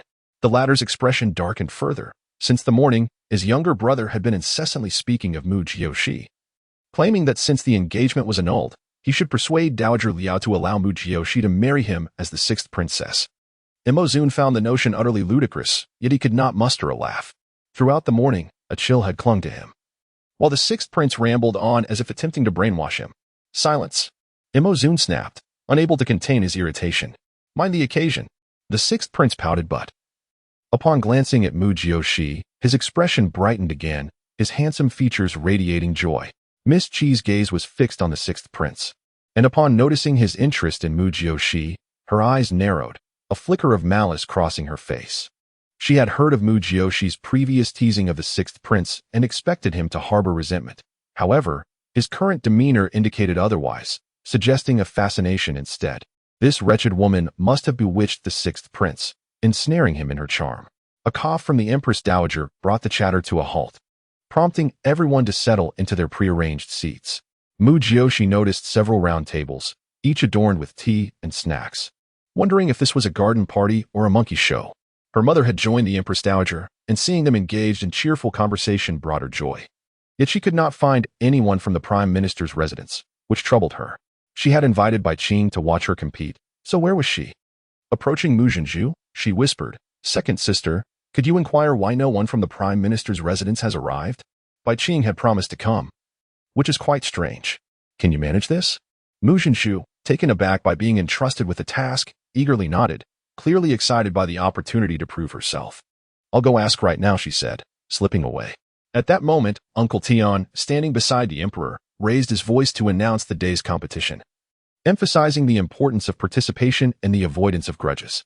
Mu Jiuxi perceived this as the Empress Dowager providing her an escape route, lest she suffer embarrassment if she were to lose. Miss Mu, Miss Qi, shall we commence the competition? Uncle Tian inquired. Mu Jiuxi shrugged, indicating her readiness. While Miss Qi questioned, I wonder what Miss Mu intends to paint. Mountains, waters, flowers, or birds? Mu Jiuxi flashed her a smile before turning to the two educators. Bowing respectfully, esteemed gentlemen, is it sufficient if the essence is captured in the painting? Both educators were momentarily taken aback. Ahem, Miss Mu, your question is rather vague. For instance, if one were to paint a bird, it must appear lifelike, resembling a real bird to be deemed good. However, if one paints a house, it may be challenging to convey that sense of reality, yet it does not imply that the work is subpar. It simply may not manifest on paper. Mu Jiuxi raised an eyebrow, while Qi Hongyi interjected, Miss Mu, are you suggesting we compete in capturing essence? Very well, we may paint freely. And the one with the most authentic essence shall be deemed the victor. Are you serious? Mu Jiuxi asked, glancing at her confident smile. Indeed, Miss Mu. I shall gladly match you, Qi Hongyi declared, eliciting laughter from the crowd. The implication was clear. How could the esteemed first talent, Qi Hongyi, regard the uneducated Mu Jiuxi as a worthy opponent? Among the attendees, only the regent, Mo Zun, seated near the Empress Dowager, narrowed his eyes at Qi Hongyi, a faint smirk gracing his lips. While he was unaware of Mu Jiuxi's artistic skills, her ability to outshine talents like Huiyun Tian in music and calligraphy indicated she was far from incompetent and likely possessed considerable prowess in painting as well. Moreover, Mo Zun mused, given Mu Jiuxi's penchant for wealth, would she not wager on herself? Surely, losing would be a devastating blow for her. General Mu appeared pale, while the first madam felt quite awkward, though the Empress Dowager wore a cheerful expression. Miss Mu, best of luck. Suddenly, a loud voice pierced the previously hushed atmosphere. Everyone turned to find the sixth prince, seated beside Mo Zun, raising his fist in encouragement for Mu Jiuxi. The expressions of the Empress Dowager and Dowager Liao darkened instantly. Mu Jiuxi looked at the sixth prince, her lips twitching before she smiled, and replied, Your Highness, you truly have discerning taste. Chapter 61. Painting with a broom. The sixth prince, Mo Yuanqing, laughed foolishly, repeatedly waving at Mu Jiuxi while muttering to Mo Zun, Look. She also likes me. Yuanqing, come here. The Empress Dowager Liao's face twisted with anger. Mo Yuanqing immediately shrank his head, hiding behind Mo Zun, evoking a chuckle from those around him. The cold aura emanating from Mo Zun intensified, and his handsome face appeared even more frigid than a corpse, causing those nearby to instinctively step back. The Empress Dowager, fearing the regent's wrath, hesitated to call out again. On the competition stage, Qi Hongyi's icy demeanor matched the biting chill of her gaze directed at Mu Jiuxi, filled with disdain and sharpness. Miss Mu, have you decided what you wish to compare? Qi Hongyi asked impatiently, yet feigning gentility, her tone soft. If it's about artistic conception, then let us paint casually. Bring forth my painting supplies. Mu Jiuxi called out.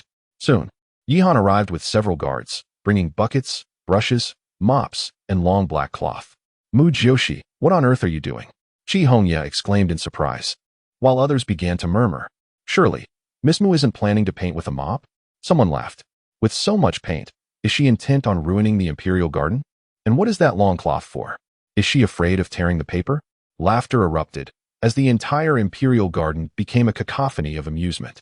The Empress Dowager, with her noble and sacred visage, twisted slightly, observing Mu Jiuxi's confident demeanor as if her own dignity was being challenged. She pondered whether her years of indulgence had been misguided. Mu Jiuxi's mother, the grand lady, turned away, too embarrassed to face anyone. Only Mu Tianqing, her father, remained seated among the court officials, exchanging glances with Qi Hushan. What are you laughing at? The competition hasn't even begun. My Jiuxi may not lose, Mu Tianqing declared, displaying a stoic resolve. General Mu, why bother? Qi Hushan laughed heartily. Why don't you give me your jade lion, and we can call the competition off? Don't dream. Jiuxi has vowed to present me with your Qinglong sword as a birthday gift today, Mu Tianqing replied proudly, moved by Jiuxi's intent. Ha ha ha, General Mu. Truly like father, like daughter. Qi Hushan derided them. Old scoundrel, be quiet, or I'll teach you a lesson. Mu Tianqing's expression darkened as he raised a fist. What is all this noise? Suddenly, Mo Zun's cold snort silenced the crowd, some trembling in fear.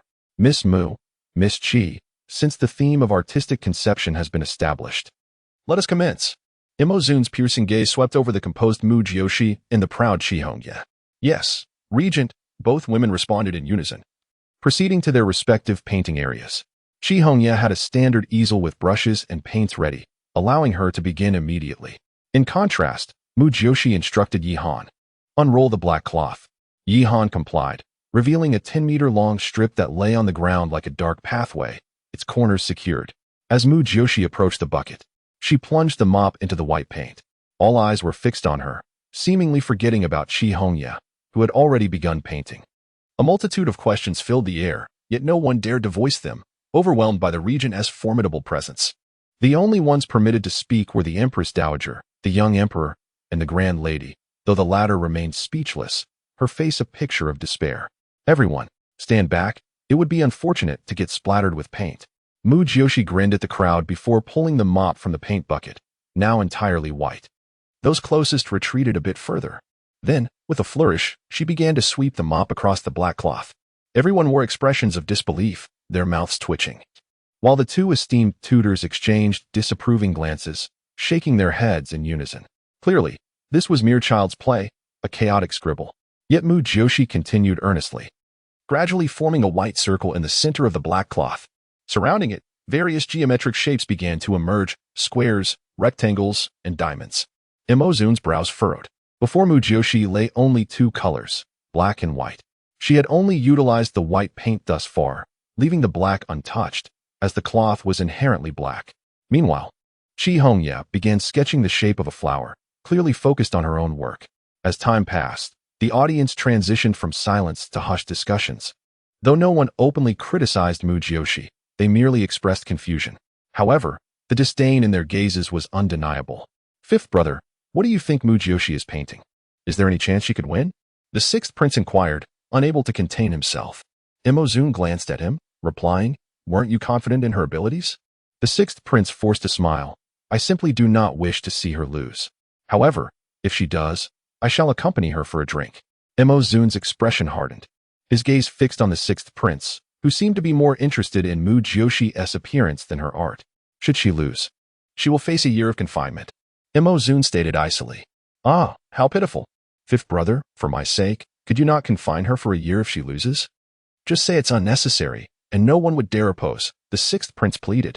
Imozun's demeanor grew even colder, his eyes narrowing as he glared at the sixth prince. Realizing the tension, the sixth prince quickly pouted. Fine, if you won't help, I'll just ask the Empress Dowager. I advise you to abandon any thoughts of her, Imozun said sharply. Why not? We are both unmarried. Why shouldn't I pursue her? Fifth brother, you cannot deny me simply because of your dislike for her. The sixth prince's voice rose again. There is no possibility between you two, Imozun declared firmly. Why not? The sixth prince exploded, glaring at Imozun, drawing the attention of many. In a swift motion, Imozun struck the sixth prince's neck, sending him crashing to the ground, eliciting gasps from the crowd. Take the sixth prince away to rest, Imozun commanded, his cold gaze surveying the stunned assembly before settling on Yi. Chapter 62. What did she paint? When Lady Liao saw her son knocked unconscious, she hurried over in fright. Regent, please don't hold it against Yuan Qing. He is simply naive. Everyone knows the ruthless nature of Imozun. He was the one who severed the third prince's leg. After all, that is his elder brother. And during the suppression, the city was awash in blood. It is said that Imozun was blinded by fury, resembling a figure drenched in blood. Yet all of it belonged to the rebel forces. Lady, my sixth brother is unharmed. He is merely a bit too loud, Imozun replied indifferently. Lady Liao's lips twitched as she returned to her seat, pondering that she had not intended for her son to come. Yet he had sneaked out early in the morning to seek Imozun's company. Now he had managed to provoke Imozun, which, in a way, was a blessing, as she wished for her son to avoid seeing Mu Jiuxi. The competition continued, and Mu Jiuxi's black cloth remained dark at both ends, while the 2-meter space in the center was filled with various shapes resembling a checkerboard pattern. To all observers, it appeared to be merely a strip of cloth. No one could discern any profound meaning or the subject of the painting. Then, Mu Jiuxi seemed to have finished, returning to her seat to sip tea. Miss Mu, have you completed your painting? Someone could no longer contain their curiosity and asked. With a slight smile, Mu Jiuxi responded, almost. I just need to add the final 3 strokes. Everyone was dumbfounded. If only 3 strokes remained, it must be nearly complete. But what could it possibly be? Could this truly win the competition? Was Miss Mu truly lacking in sound judgment? A snicker escaped Chi Lecky from a distance, unable to suppress her amusement. Madam Chi, what are you laughing at? Do you think your silver is secured? Mu Jiuxi inquired, seizing her arm. Under the gaze of the crowd, Chi Lecky, though cautious, replied with a smile, I must thank Miss Mu for that. Don't rejoice too soon. It's not over yet. Mu Jiuxi grinned, then glanced around, her expression shifting slightly as she beckoned to Luer. Has Mu Jiuxi returned? Luer shook her head. No, she left earlier and hasn't he come back since. Mu Jiuxi's brow furrowed instantly as she rose and approached her father.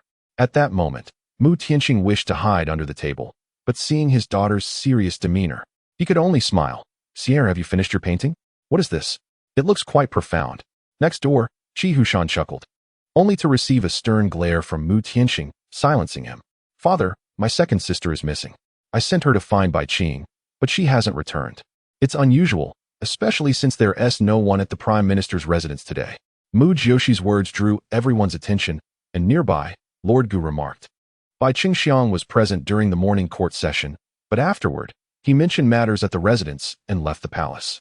Mu Tianqing's expression grew tense. Leave it be. I will send someone to search. He called for Qing Feng to relay instructions. At that moment, Imo Zun approached, overhearing their conversation. He exchanged a glance with Mu Jiuxi, who also happened to look his way. Suddenly, a voice of delight erupted from Qi Hongge's direction. How beautiful! The artistry of the third Miss Qi was truly exceptional. The peony was vibrant and lifelike, utterly captivating. It looks so real. The ambience is exquisite. Everyone praised Qi Hongye. Yet, Qi Hongye remained expressionless. Adding a few more strokes to her work, glancing at Mu Jiuxi's black and white strip of cloth with utmost disdain. Competing with Mu Jiuxi felt like a degradation to her status, a form of humiliation. Miss Mu, Qi San's painting is nearly complete, someone called out to Mu Jiuxi. Mu Jiuxi approached and remarked, it is indeed quite good, but slightly inferior to mine. Seeing her unwavering confidence, the crowd was struck with trepidation. Could it be that Miss Mu was incapable of discerning quality in art? Would she truly consider her own creation superior even if it were a mere pile of refuse? Qi Hongye turned to look at her, her expression icy and condescending, as though viewing a fool.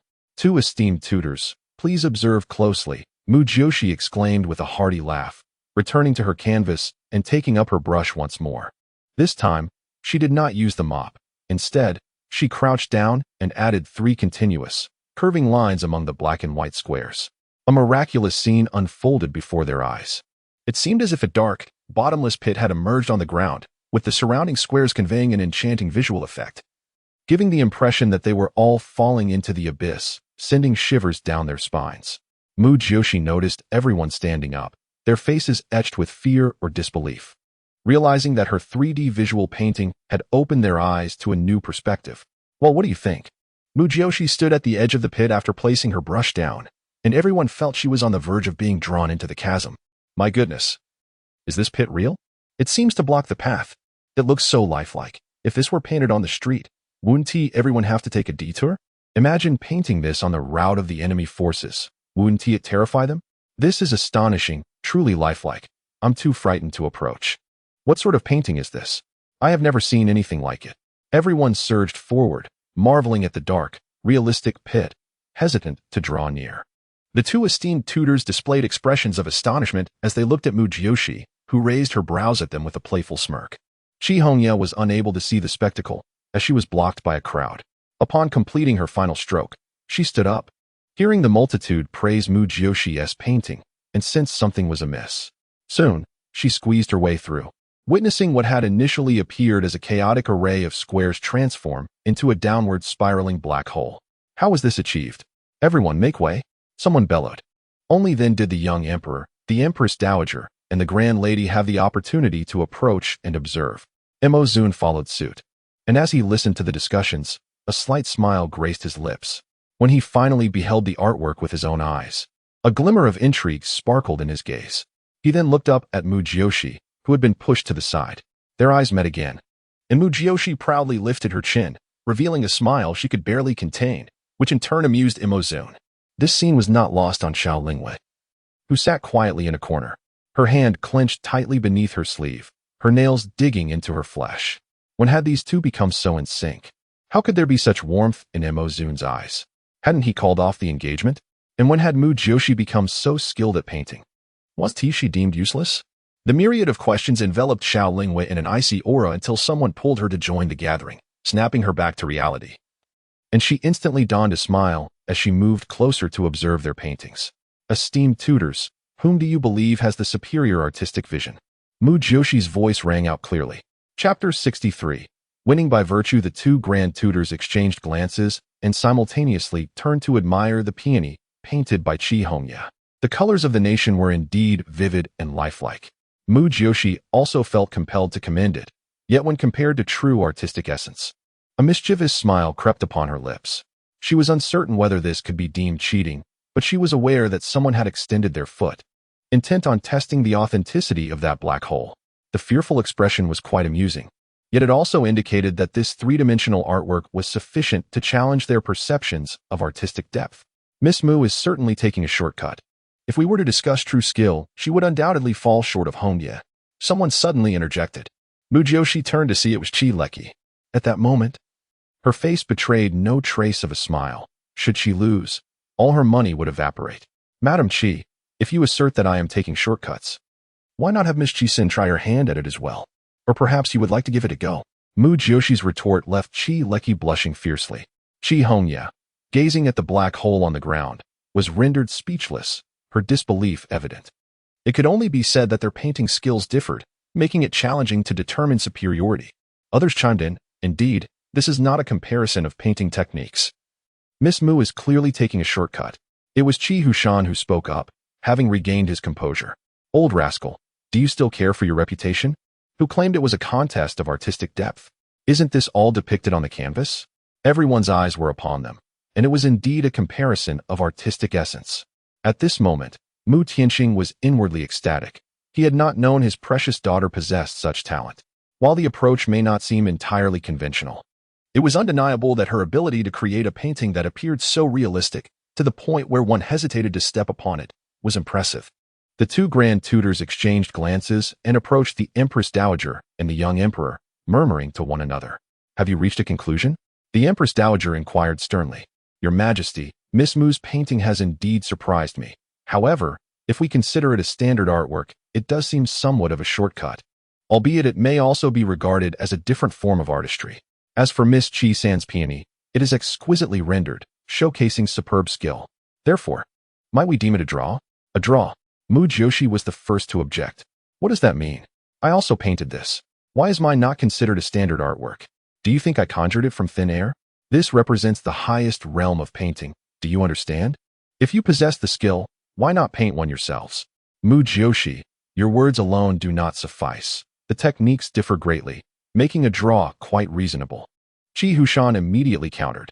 He had no desire to concede defeat, and seeing the majority perceiving Mu Jiuxi's work as miraculous, he seized the opportunity. Ah, truly, the old have thick skins. Lord Qi's implication is that since the techniques differ, there can be no comparison. Just a moment ago, Miss Qi-san asserted she could compete in any regard. Now, it seems you have inflated your claims to the heavens. Mu Jiuxi's words drew laughter from the crowd. Qi Hongya's face flushed with embarrassment. She had not anticipated such an outcome. Do not accuse me of bullying your Qi family. If we are to declare it a draw due to differing techniques, then very well, I shall paint a peony, and Miss Qi-san can paint the black hole. Shall we exchange tasks? This way, we can truly compare. Mu Jiuxi coldly regarded the three members of the Qi family. Mu Jiuxi, the way you paint the black hole is beyond Hongya's abilities. How about this? If your peony surpasses hers, we concede, Qi Leki quickly proposed. However, her words elicited a chorus of disapproval from the majority present. Enough. Suddenly, a fierce shout from Mo Zun startled everyone, causing them to instinctively step back. Mo Zun strode forward, fixing his piercing gaze upon the two esteemed grand tutors. Do you truly believe it to be a draw? My lord. This is quite difficult to compare, one grand tutor lamented, his face a mask of despair. Indeed, I have never encountered Miss Mu's painting technique. It is indeed challenging to compare, the other concurred. Mo Zun snorted coldly and directed his gaze at Mu Jiuxi. Miss Mu, if you wish to win the admiration of all, It seems you must engage in some form of competition. How about a calligraphy contest? This suggestion nearly provoked a laugh from Mu Jiuxi. This man was indeed offering her a means to cheat, since the regent has suggested it. Let us not compare anything else. I shall paint a peony instead.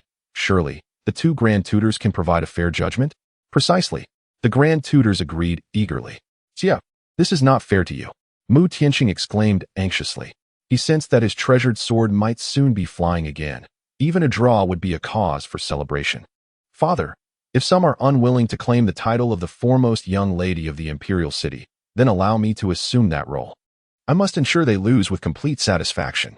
Though we are a military family, we too must win hearts through virtue. Miss Ji-san, do keep your eyes wide open. With that, Mu Jiuxi instructed Yi Han to prepare the materials. Yi Han realized the young lady had anticipated such a scenario and had come prepared. A large canvas was propped up on a wooden board, presenting a 2-meter square of pristine white surface. Buckets of paint were brought forth, yet no brushes were visible. Then, Mu Jiuxi grinned at everyone and declared, I shall paint peonies. With that, she plunged her hands into the buckets of paint and pressed them onto the white canvas, allowing the colors to flow chaotically, a veritable mess. Many spectators grimaced in distaste. Hongya, you are assured victory in painting peonies. Miss Mu is merely putting on a spectacle. Let us see what kind of absurdity she produces. Yet Shi Hongye wore a serious expression. Since witnessing the black hole, she could no longer underestimate Mu Jiuxi. Though she was not using a brush this time, painting peonies with her hands and colorful pigments was far more challenging. A crowd gathered behind the large canvas, observing as Mu Jiuxi applied various colors with her hands, spilling them freely in a manner that resembled a dance rather than painting. The young emperor, witnessing this, could not help but flail his arms in excitement, yearning to join in, but he promptly stood straight upon receiving a glare from the Empress Dowager. Gradually, the spectators began to shift their perspectives as the vibrant patterns unexpectedly coalesced into a vast field of peonies, not merely one flower, but a magnificent expanse, with each petal's color transitioning with remarkable fluidity. Below emerged a cliff, as though a cluster of peonies stood proudly against the wind, blooming defiantly atop it. Finally, as Mu Jiuxi smirked and introduced lines of three-dimensional technique, the vast array of peonies appeared to sway in the breeze, seemingly brought to life. Good heavens! Is it my eyes playing tricks on me? Wow, the flowers seem alive. Is this real? Is this truly Miss Mu? I have never beheld such beautifully realistic peonies. Might I purchase one? Indeed, I too wish to buy one. Placing it in the main hall would be like stepping into a dream. Sierra, did you truly paint this? The first lady gasped in disbelief, covering her mouth, her eyes wide with incredulity. Lua. Suddenly, Mu Jiuxi called out, interrupting the murmurs of astonishment. Young miss, I am here. Lua promptly replied. Bring the tea. Your master is thirsty. Mu Jiuxi continued without looking back. Of course, Lua could barely contain her laughter, responding with an air of whimsicality. Chapter 64. Limitless potential. Mu Jiuxi's behavior left everyone speechless, as they felt that the young lady had truly embodied the essence of arrogance and extravagance. However, gazing at the vast array of peony paintings before them, which rivaled even the most exquisite real flowers, they began to acknowledge that Mu Jiuxi's audacity was indeed well-founded. How was this even possible? One of the esteemed tutors trembled with excitement. It was remarkable, truly remarkable. Another tutor, eyes brimming with delight, insisted that this painting must be displayed in the academy, urging the students not to lay claim to it. Yes, indeed, it belongs to the academy. Another tutor chimed in, turning his gaze towards the Empress Dowager and the regent. Mu Jiuxi disdainfully retorted, esteemed tutors, you must first judge the quality. She sipped the tea brought by Luer. The crowd erupted into discussions, and this time, the consensus was overwhelmingly in her favor. Chi Leki, blushing furiously, interjected, Lady Mu painted it by hand. It's not formal, how can it be compared? The audience immediately hushed her. Even Chi Hongye's cheeks flushed as she shook her head at her sister. Chi Leki's expression soured, but upon seeing the pallor of her elder brother Chi Hushan's face, she dared not speak further. Imo Zun cleared his throat and addressed the two tutors, esteemed tutors, the eyes of the public are sharp, you may now provide a verdict. After a brief discussion, the two tutors declared, we believe that Lady Mu's painting skills are superior. She is the victor of this competition. Chi Hongya's face drained of color, her hands clutching her sleeves tightly. How can this be? Impossible. Chi Hushan suddenly shouted, turning to Mu Jiuxi. She cannot possibly be Mu Jiuxi. Old fool, are you mad? How could I not recognize my own beloved daughter? Mu Jiuxi raised his fist, demanding the azure dragon sword be brought forth. Everyone knew Mu Jiuxi was not particularly talented, having been perceived as lacking in skills. Why, then, had she suddenly become so adept at painting? Qi Hushan's words sparked a wave of murmurs among the crowd. Indeed, Lady Mu had always been willful and uneducated. She had consistently placed at the bottom in previous competitions. Hadn't she lost to her nephew in the painting contest last year? It was quite normal for her to indulge in merriment. But today was certainly out of the ordinary. Yes, something was amiss, but she was Mu Jiuxi. Hadn't she also become more beautiful? It seemed her demeanor had improved as well. Could it be that she had truly transformed into a different person? How could that be? Were there two similar-looking individuals? One might wonder if General Mu had an illegitimate daughter hidden away. Stop talking nonsense. I believe Lady Mu is just as she has always been. Merely hidden her talents until now. Besides, look at her temperament. Is she not still as arrogant as ever? Indeed, she had previously fought by chiefing and had snatched the young consort from Princess Wenxing. The spectators continued their spirited discourse. Their voices low, yet every word reached Mu Jiuxi's ears, and others caught wind of the discussion as well. Suddenly, Mu Jiuxi slammed her teacup onto the table, startling everyone. She immediately stood up and approached Qi Hushan. He was taken aback, exclaiming, "What do you intend to do? The Empress Dowager and the Emperor are present." Mu Jiuxi was also startled by his daughter's fury. "Sire, speak calmly. Father, how can this old fool be so shameless? He lost yet refuses to acknowledge it, insisting I am a fraud. Am I a fraud?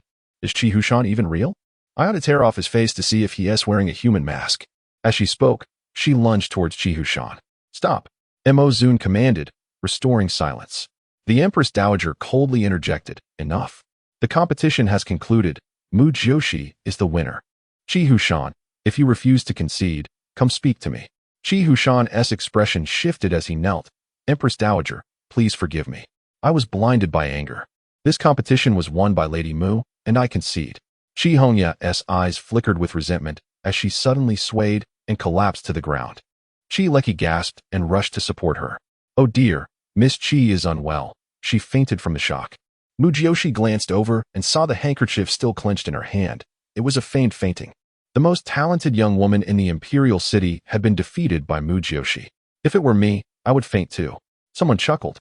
This was truly embarrassing, the foremost talented woman losing to the foremost spoiled girl. This would surely become a laughingstock for the Qi family. Heavens! Mu Jiuxi had actually become the foremost talented woman in the imperial city. Surely this was a dream. She had been hidden away, and we had misjudged her. This girl had grown up and matured. Mu Darren had worried excessively for this daughter, and it seemed their struggles were finally bearing fruit. It is often said that mischievous children are the smartest. This adage appears to hold true. Congratulations, Mu Darren. Congratulations, Mu Foreign. The crowd began to offer their congratulations. Mu Foreign gazed at Mu Jiuxi, tears welling in her eyes, unable to believe this daughter was truly hers, so outstanding. Mo Zun approached Mu Jiuxi. "Congratulations, Lady Mu. Your victory is well deserved. Regent, now that I am so exceptional, do you regret our broken engagement?" Mu Jiuxi's playful remark revealed her unchanged nature, teasing even the regent. Mo Zun's expression stiffened as he gazed deeply into her eyes, then broke into a wry smile. "Such trivialities are not enough to evoke my regret. Is that so? One day, you shall regret it." Mu Jiuxi laughed heartily, then turned to the Empress Dowager. "Your Majesty, see? Sierra has not embarrassed herself. Is there any reward? Lady Mu, I wish to learn this painting technique. Can you teach me?" The 11-year-old Emperor's eyes sparkled with excitement. "Your Majesty, rewards come with effort. I can teach you." But Mu Jiuxi extended her hand as if counting money. The young emperor immediately proclaimed, "I shall reward you with gold bars. Long live the emperor." Mu Jiuxi suddenly knelt and bowed. Mo Zun's lips twitched, once again witnessing this woman's shamelessness and lack of boundaries for the sake of money. The Empress Dowager chuckled, assisting her to her feet. "What kind of conduct is this? Has your father neglected you, failing to provide you with enough funds?" Mu Jiuxi pouted. "Your Majesty, my mother was gravely ill and required 1,000 taels of silver. I also opened a pastry shop and am financially strained. My father's meager salary is insufficient. I had to win today's competition to improve our household's circumstances." "Ah, so it is. Does this mean that wealth unlocks your potential?" The Empress Dowager looked at her with a smirk. "Hee hee, Your Majesty, Would you care to test my potential further? With enough money, my abilities are boundless. Mu Jiuxi grinned mischievously like a little fox. Chapter 65. Debts owed. The Empress Dowager chuckled. You little rascal. You are becoming increasingly clever. This time you won. And isn't there still the 10,000 taels of silver lost by Lord Qi? Mu Jiuxi chuckled. That's true. But who would ever say no to more money? With that, her eyes sparkled as she gazed at the young emperor. The young emperor's face flushed instantly. Tugging at the Empress Dowager's sleeve, he said, Mother, why not reward her a bit more? Humph, do you think this girl truly lacks money? I haven't even finished speaking. She bet on herself this time with 5 times the odds, meaning she should win at least 250,000 taels. The Empress Dowager looked at Mu Jiuxi with disdain. Mu Jiuxi was taken aback and immediately turned to look at Mo Zun, who had averted his gaze. Pretending not to notice. Little girl, as the legitimate daughter of a court official, do you know the crime in such reckless gambling? The Empress Dowager's tone turned cold as her expression darkened. The other officials exchanged glances, none daring to speak, for many had placed bets, whether for themselves or their families. However, their hearts bled at that moment, as they had all bet on Miss Qi's victory. Upon hearing that Mu Jiuxi had staked 50,000 taels of her own silver, everyone realized that this woman was cunning and shameless to an extreme. She was not without talent, but rather, she was exceptionally shrewd, managing to deceive everyone's eyes and thus reaping a substantial reward. Instantly, indignation swelled among them. Winning 250,000 taels of silver was simply excessive. Mu Tianqing and the First Madam were left dumbfounded, and soon both knelt before the Empress Dowager. Their faces filled with anxiety.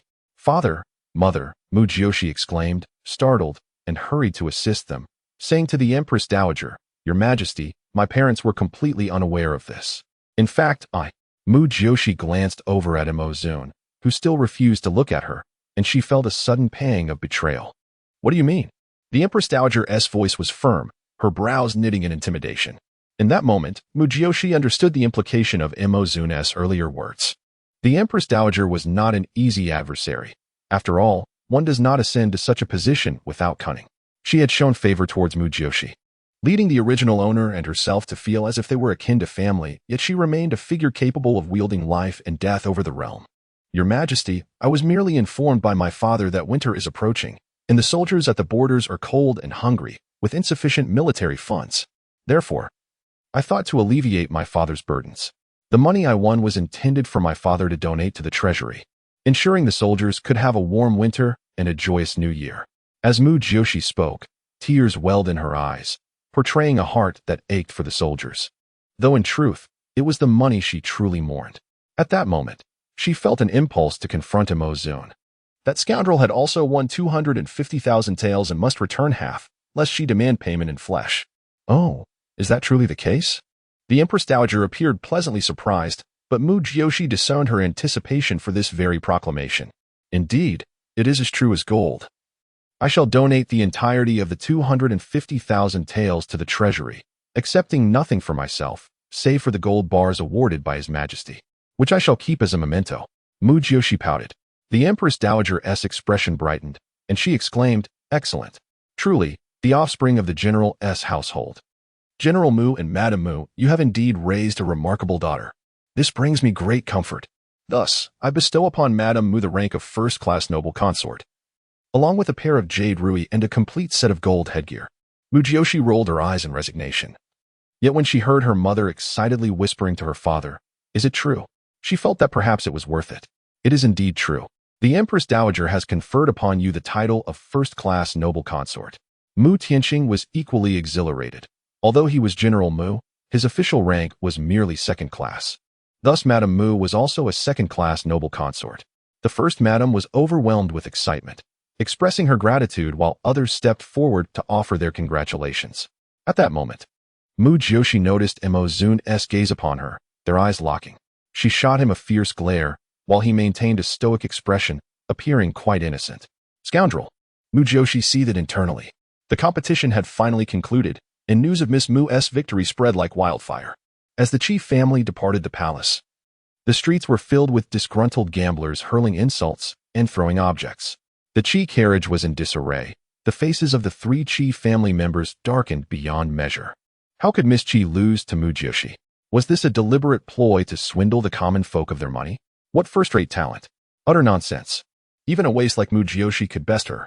They had hoped to win some money for the new year, only to discover that Miss Qi was the true fool, unable to triumph over a spoiled girl like Mu Jiuxi. Indeed, what first-rate talent. Utterly disgusting. Return the money, Qi family, return it. The Qi family carriage was treated like a pariah. Qi Hongye, who had pretended to faint, was now genuinely infuriated, her anger causing her to cough up blood and truly faint. Damn Mu Jiuxi, I will not let her off. Qi Leki was even more enraged. Her loss is the most substantial, and some of the money was not even hers. Now, she would have to pay it back, her heart bleeding for the loss. Harboring an intense hatred for Mu Jiuxi, my treasured Qi longsword, Qi Hushan was on the verge of tears, having lost both face and fortune. And now he also owed 10,000 taels. His heart was in agony. While the Qi family suffered a crushing defeat, the Mu family reveled in their triumph. Mu Tianqing could hardly contain his smile as Mu Jiuxi emerged from the palace.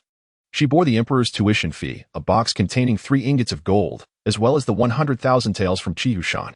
Beyond that, she had nothing else. Mu Tianqing cherished the Qing longsword. While the first madam fondled the jade rui, her spirits lifted. Father, has there been any news of second sister?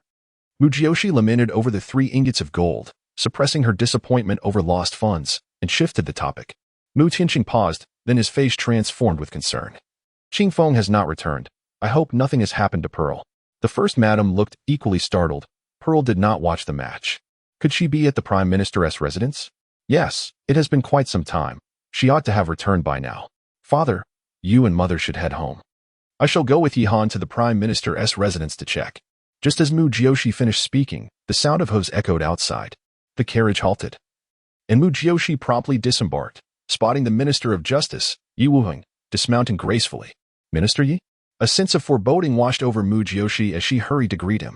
Miss Mu, congratulations on your victory in the competition, Yi Wuheng exclaimed, his crescent-shaped eyes gleaming as they beheld the enchanting and spirited Mu Jiuxi. Hearing of her triumph over the first-rate talent, Miss Qi filled him with immense excitement. He had always suspected that the rumors surrounding Mu Jiuxi were false. Without confidence, she would never have placed a bet. Thus, he was validated in his belief that she was indeed a person of exceptional talent, deeply concealed. In the end, he too had secretly wagered 100 taels on Mu Jiuxi's victory. Chapter 66. By Qing committed murder. Mu Jiuxi smiled faintly and expressed her gratitude before inquiring. Is there anything else? Yi Wuheng, feeling a touch of embarrassment, straightened his expression and replied, Miss Bai Qing has encountered a serious incident, and your second sister, Miss Bai Feng Wan, is currently at the Dali Temple. Mu Jiuxi's eyes widened in alarm as she asked, who has died? No one has perished yet. But Master Bai Qi Feng has suffered a severe stab wound to his abdomen inflicted by Bai Qing. Yi Wuheng informed her, just as Mu Tianxing and Madame Mu arrived. What about Zhu Zhen? What connection does she have to this? Mu Tianxing immediately questioned Yi Wuheng. Miss Zhu Zhen had gone to the Prime Minister's residence to seek out Bai Qing, but somehow ended up in a confrontation with Bai Feng Wan. Both were injured, with Miss Zhu Zhen sustaining a head injury, albeit not severe. What on earth has transpired? Mu Tianxing exclaimed in distress. Father, please escort Mother home first. I must check on my sister, Mu Jiuxi urged, noting her mother's pale complexion. Despite his anxiety, Mu Tianxing had no choice but to escort his wife home before addressing the situation. Zhu Zhen must not come to harm, Madame Mu implored as she entered the carriage. Mu Jiuxi nodded in acknowledgement, fully aware of her mother's concerns. If anything were to happen to Mu Zhen, her stepmother, Lu Weiya, would undoubtedly blame her for sending Mu Zhen to the Prime Minister's residence, shattering the family's peace. Though she recognized that her stepmother was not one to be trifled with, at least outwardly, their facade remained intact, and she had to uphold this pretense for the sake of her parents. Mu Jiuxi and Yi Han promptly followed Yi Wuheng to the Dali Temple. Meanwhile, Prime Minister Bai had already entered the palace to summon the imperial physician for Bai Qi Feng's critical condition. The regent, Mo Zun, who was in discussions with the Empress Dowager, soon learned of this troubling event. Mo Zun's expression darkened, and he excused himself from the Empress Dowager. Galloping towards the Dali Temple, he feared that Mu Jiuxi, in a fit of rage, would storm the Bai residence to exact vengeance, having witnessed her fierce protectiveness before. Upon arriving at the side hall of the Dali Temple, Mu Zhen, with her head bandaged, sat beside the despondent Bai Qing, while across from them, Bai Fengwan glared at them with murderous intent. Behind Mu Jiuxi stood Qing Feng, who feared for her safety and dared not leave her side. Bai Fengwan was flanked by 2 guards from the Prime Minister's residence, one of whom was Su Yang, the Prime Minister's personal attendant. All around them stood officials from the Dali Temple, reluctant to show any favoritism given the influential parties involved, and thus waited for the authorities to return to adjudicate the matter. When Mu Jiuxi arrived, the scene before her was disheartening. "Elder sister," Mu Jiuxi exclaimed, her eyes brimming with tears as she rushed towards her. Mu Jiuxi felt a twinge of guilt as she was grasped by the arm, and with a softening heart. She reassured her, "It's all right, do not fear." Mu Jiuxi nodded through her tears, her anxious heart finally easing. "Is your head all right? Are there any other injuries?" Mu Jiuxi asked, her gaze scanning her sister. "I have a small cut on my head. It hurts a bit, but the doctor said it is nothing serious. By phone one just pinched me a few times," Mu Jiuxi replied, her voice tinged with grievance. "Elder sister, I am sorry. I wanted to handle things well." Seeing the tears streaming down her sister's face, Mu Jiuxi gently patted her hand, saying, "I understand. Do not cry anymore. It is fine. Please sit down." Obediently, Mu Jiuxi sat down like a child before an elder. "Bai Qing, are you all right?" Mu Jiuxi asked, noticing Bai Qing's dazed expression, as if she were lost in thought. Her hands were stained with dried blood, and her dress bore splatters of crimson. "Bai Qing," Mu Jiuxi said with concern, shaking her shoulder gently. Bai Qing snapped back to reality upon seeing Mu Jiuxi, tears welling in her eyes before she burst into sobs. Mu Jiuxi furrowed her brow and quickly embraced her, allowing her to release her emotions. "You still have the audacity to cry after killing my brother. You must pay for this." Bai Fengwan interjected, having been waiting for the right moment to speak. "Has your brother died?" Mu Jiuxi shot back coldly. "He is not dead yet. Are you cursing him to death?" Mu Jiuxi glared icily at her. Mu Jiuxi, you cannot help her this time. Countless eyes are watching." Bai Fengwan retorted with disdain. "The matter remains unresolved, and it is not for you to judge. However, you assaulted my sister, leaving her injured. And you cannot evade responsibility for that," Mu Jiuxi countered with a huff. Bai Fengwan's expression changed, and she exclaimed, "It was she who sought out Bai Qing. She brought this upon herself. So what? Just because she sought out Bai Qing gives you the right to attack her?" Mu Jiuxi replied, amused. "Should I seek out your father to strike you then?" "You. Nonsense." Bai Fengwan trembled with fury. At that moment, Yi Wuheng entered, his demeanor as cold as a lotus in bloom, asserting his authority as he took his seat at the main dais. "This matter pertains to the stabbing of the Prime Minister's 3rd son, by Qi Feng. You are all witnesses and must recount the truth to prevent any miscarriage of justice." He commanded, "Lord Yi, it was Bai Qing who stabbed my brother. She must pay with her life." Bai Fengwan exclaimed immediately, "Miss Bai Fengwan, please remain calm. Every action has its cause and effect. Murder requires motive, and one must not hastily draw conclusions." Yi Wuheng admonished her with a stern gaze. Su Yang, standing behind him, quickly interjected, "Lord Yi, the second miss was merely concerned for her brother. Many witnessed the events, allow me to recount them. And if there are any discrepancies, Miss Bai Qing and Miss Mu Jiuxi may correct me." Su Yang, as the Prime Minister's personal attendant, "You should have been protecting Miss Bai Qing, the legitimate daughter. Why then are you guarding the illegitimate second miss instead? Is not Miss Bai Qing a member of the Bai family?" Mu Jiuxi's incisive remark caused Su Yang's expression to falter. "Mu Jiuxi, this is about Bai Qing committing murder. Whether legitimate or illegitimate, she is a murderer. Should I not protect her, but rather shield a killer?" Bai Fengwan retorted angrily. In her mind, she recalled her father's return from the palace the previous day, believing he could elevate her status, only to have her hopes dashed. He had stated that her mother could not be recognized as the primary wife anytime soon due to the Empress Dowager's disapproval. It was clear to her that Mu Jiuxi had conspired against her with Bai Qing in front of the Empress Dowager. "Bai Qi Feng is not dead. You label Bai Qing a murderer, yet I could equally declare you, Bai Fengwan, a murderer, for my sister has been injured, has she not?" Mu Jiuxi smirked wickedly. "Mu Jiuxi, do not be unreasonable." Bai Fengwan gasped in outrage. "Lord Yi, will you not intervene?" She felt that Yi Wuheng's silence was tantamount to supporting Mu Jiuxi. "I shall speak for myself," Bai Qing said, halting her tears as she looked at Mu Jiuxi with a hint of remorse. Yi Wuheng immediately responded, "That would be most appropriate." No sooner had he spoken than a voice rang out from outside, announcing the arrival of the regent, causing everyone to turn to the entrance. Chapter 67. Did he not survive? Mu Jiuxi's delicate face grew colder, her heart filled with disdain. How dare this scoundrel show up again? Upon the arrival of Imozun, everyone was compelled to rise and pay their respects. Imozun then took his seat at the head of the table, his sharp black eyes sweeping across the room until they briefly locked with Mu Jiuxi's fiery gaze before he turned away. The situation concerning Bai Qifeng was dire, and it was imperative that Miss Bai Qing clarify her account. Otherwise, no one would be able to assist her. Imozun's icy tone sent shivers through the assembly, especially causing Bai Qing to tremble, gripping Mu Jiuxi's hand tighter. Bai Qing, fear not. Speak the truth. I believe you would never attempt to harm Bai Qifeng. It was an act of self-defense, was it not? Mu Jiuxi inquired earnestly. Miss Mu, please refrain from guiding her narrative. Allow her to speak for herself. Imozun stated coldly. Mu Jiuxi nearly choked on her words, but this was not the moment to berate the scoundrel, so she held her tongue. Bai Fengwan immediately let out a cold laugh, her gaze toward Imozun filled with infatuation and adoration. Bai Qing, looking at the crowd, revealed a sorrowful expression and began recounting the events. Today, I was supposed to enter the palace to witness the competition between Miss Mu and Miss Qi, a plan we had arranged 2 days prior.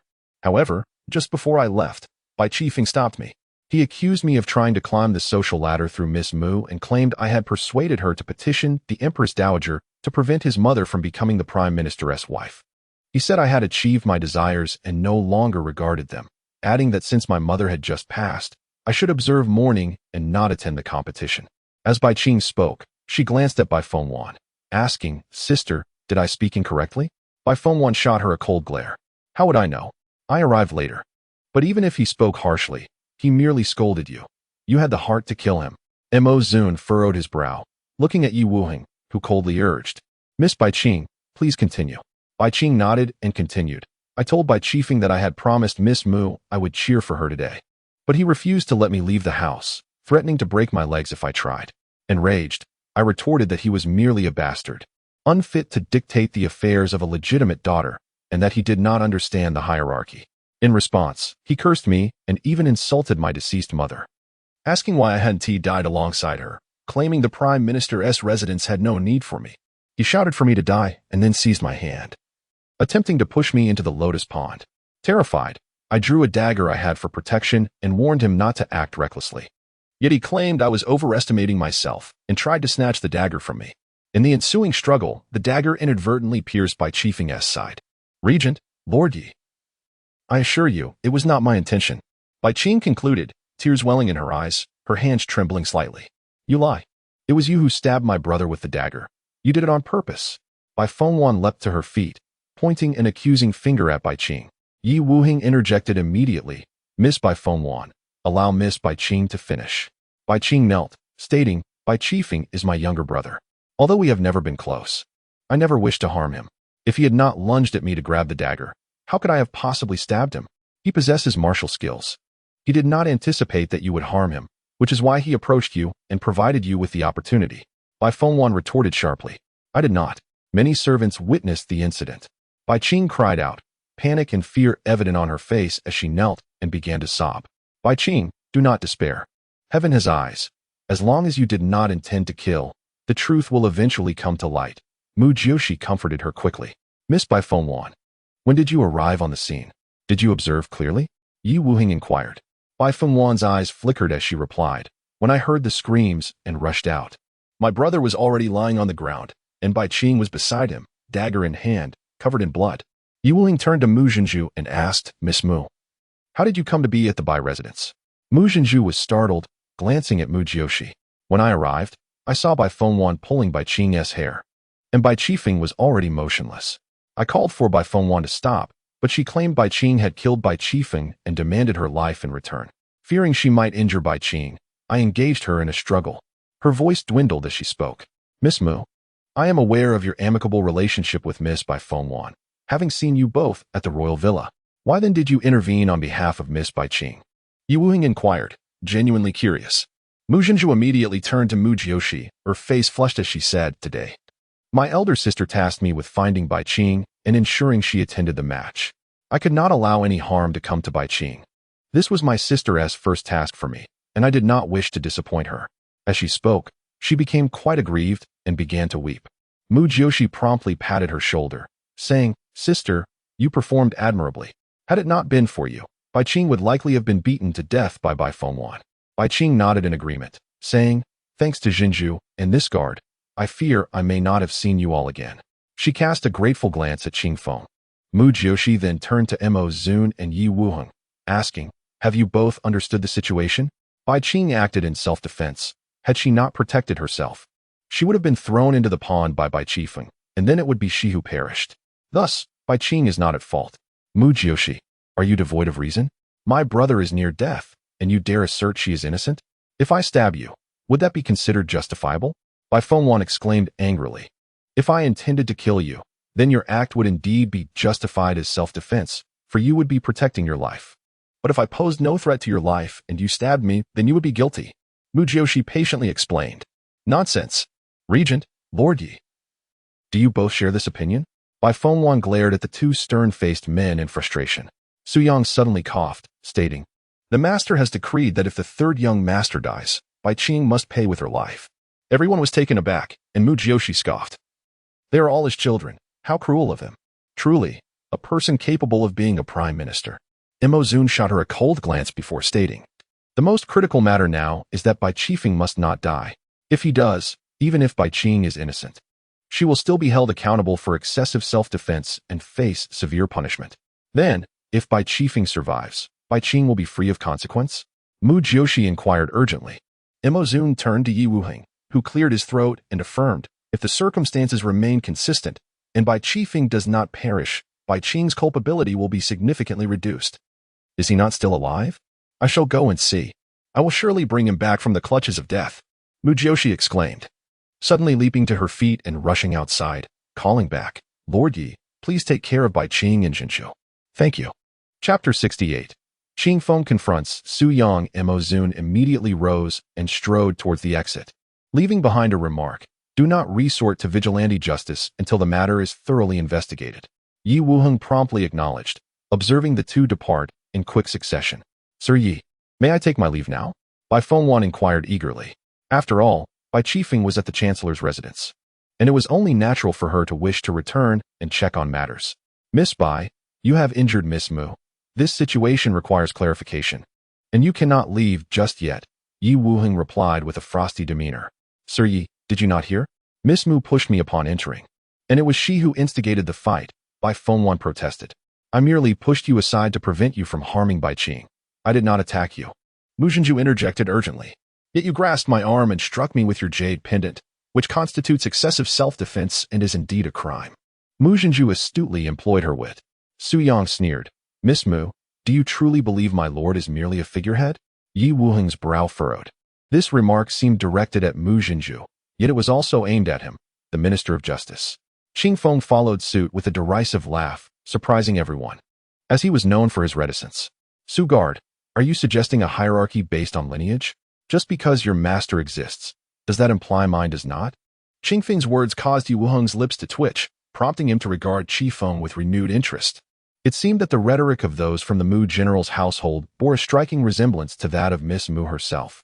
Indeed, one could discern the nature of a master by the demeanor of their servants. They were unyielding in their confrontations. Humph, while the Mu general holds a second-rank title, my lord is a first-rank chancellor, Su Yang retorted, brimming with pride. Yet a first-rank title cannot surpass that of the Empress Dowager, Qing Feng added nonchalantly. Su Yang fell silent, and Bai Fengwan immediately erupted. That was Miss Mu Jiuxi who saved the Empress Dowager, merely a stroke of good fortune. Good fortune? Miss Bai, are you insinuating that the Empress Dowager is fortunate to be likened to refuse? Qing Feng's gaze turned icy, radiating an intimidating chill. Bai Fengwan's complexion paled, her eyes wide with alarm. Qi Feng, do not overstep. Su Yang barked. That remark should rightly be directed at you, until the truth is revealed. Does invoking your master serve any purpose? Qing Feng countered defiantly. How truly fitting it is that a servant mirrors their master. Bai Fengwan found herself equating Qing Feng's demeanor with that of Mu Jiuxi. Miss Bai, I shall relay your statement to my lady, Qi Feng declared, leaving Bai Fengwan momentarily speechless. Her hands clenched tightly in frustration. Everyone, let us refrain from further discourse. Bring Miss Bai Qing and Miss Mu to the side hall. You two shall remain here. For I trust news from the regent will arrive shortly, Yi Wuheng pronounced, departing to interrogate others. Aware that several attendants from the chancellor's residence stood firmly by Bai Fengwan's side. If Bai Qing spoke the truth, it appeared the Bai household sought to wrongfully accuse her, potentially leading to her life being forfeited, or at the very least, a lifetime of imprisonment or exile. Yi Wuheng pondered with concern.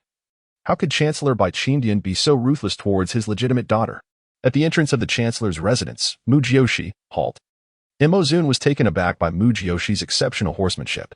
After dismounting at the Ministry of Justice, he pursued her but was unable to catch up, deepening his astonishment. This woman was far too enigmatic. Having already impressed him with her skills in music, chess, calligraphy, and painting, could her prowess in riding and archery also be remarkable? A gentleman should excel in all 6 virtues. How could that be possible? As fate would have it, she showcased her equestrian skills, effortlessly maneuvering through street obstacles and leaping over a cart laden with goods, dazzling the onlookers. Meanwhile, Mo Zun, the regent, found himself nearly embarrassed in the chase. Finally, Mu Jiuxi turned, a sheen of sweat upon her brow, her eyes like daggers as she regarded the approaching Mo Zun. Do not act impulsively. Such behavior may lead to adverse outcomes, he cautioned, his tone softening upon witnessing her anger. You treacherous man, you betrayed me, Mu Jiuxi hissed through clenched teeth. Mo Zun paused, quickly grasping her accusation. Do you think only your 25,000 taels were confiscated? Mine were converted to military funds as well, he retorted. Do you believe the Empress Dowager is unaware of the gambling outside the palace? Mu Jiuxi's eyes widened in disbelief. You never mentioned this? No. Only that during a court session, the issue of military funds arose. This year, with unrest on 2 borders, timely military funding is crucial to maintain troop morale, he explained. She felt her heart sink. Are you suggesting this occurred before our wager? Indeed. Thus, while I proposed this gamble, it is the Empress Dowager who has exacerbated the situation. Many clandestine establishments in the city were orchestrated by her to reap a profit, he stated with grave sincerity. Mu Jiuxi felt a chill wash over her. She had never anticipated the Empress Dowager's cunning could be so profound. Wait, how could she know I would win? She questioned urgently. With a sardonic smile, Mo Zun responded. Are you truly that naive? The outcome of the wager holds no significance for the Empress Dowager. Realization dawned upon her, leaving her feeling cold all over. This round was destined for the Empress Dowager's victory. The only variable was whether she would benefit or if Lord Qi would. As long as the officials could evade the accusation of gambling, they would be compelled to return their silver. I have mentioned before, the Empress Dowager is not to be underestimated. Her apparent kindness is merely a fade. Any woman capable of becoming empress is far from innocent, he warned. Mu Jiuxi regarded him silently, taking a deep breath. I was indeed naive. However, let it serve as a means to do right by my father. By the way, you were the one who suggested my mother's first-rank title, were you not? Mo Zun's expression faltered slightly. Turning away, I knew you would be upset. I had to ensure you felt somewhat balanced. Observing his prideful demeanor, Mu Jiuxi smirked slightly. I suppose you possess a sliver of conscience. Fortunately, with the 10,000 taels from Qi Hushan and your contribution, I am not entirely destitute. Let us depart. Mo Zun pivoted to face her. While Mu Jiuxi had already turned towards the entrance of the chancellor's residence, memories of their impulsive kiss flooded his mind, causing a mix of irritation and helplessness. He considered how, at 23, he had yet to marry, seldom encountering women, let alone sharing such intimacies. Yet, recalling Mu Jiuxi's words that it was her first kiss as well, he felt a flicker of happiness. Mo Zun contemplated his own peculiar feelings. Whenever it came to Mu Jiuxi, his thoughts spiraled into chaos. Jiuxi, he called, hastening to catch up. Mu Jiuxi turned, annoyance evident in her gaze. Mo Zun, do you wish for Bai Qifeng to meet his demise? Chapter 69. Because I have arrived. Mo Zun initially intended to discuss the matter concerning Xiao Lingwei. Yet upon hearing the words, he could only respond, can you still save Bai Qifeng? The imperial physician is already here. I have many abilities, which you are unaware of, he retorted. Mu Jiuxi shot him a disdainful glance before striding into the Bai residence. The guards at the Bai household had already spotted the regent king and Mu Jiuxi not far from the entrance. None dared to obstruct them and merely knelt to pay their respects to the regent king. However, those inside were already aware of the commotion outside and seemed to be embroiled in a quarrel. As Mu Jiuxi's expression bore a striking resemblance to one poised to eliminate Mo Zun. Where is Bai Qifeng? Mu Jiuxi demanded as she seized a servant upon entering. Miss Mu, the third young master, is in the Lin garden, the servant stammered, clearly intimidated by Mu Jiuxi's ferocity. Imozun swiftly advanced, and Mu Jiuxi released the servant to pursue him, exclaiming, "Why name it a cemetery? Are you truly wishing death upon your own son?" Imozun paused, nearly laughing at her absurdity. The resemblance between the Lin garden and a cemetery was indeed uncanny. Fortunately, Bai Qingxiang had not overheard this, or he would surely be enraged. "Jiuxi, temper your emotions. After all, Bai Qing stabbed someone, and Bai Qingxiang is not an easy opponent," Imozun advised. "Are you not the regent king? Are you afraid of him?" Mu Jiuxi scoffed. Imozun sighed. "He has rendered service to Gao Yun, and I, as the regent, must engage in warfare externally. Thus, I require a chancellor of his caliber for internal governance. Everyone makes mistakes, but one cannot simply condemn them outright." Mu Jiuxi understood this principle well enough, having never doubted Bai Qingxiang's loyalty to Beijing based on his contributions to governance. "I am here to save a life.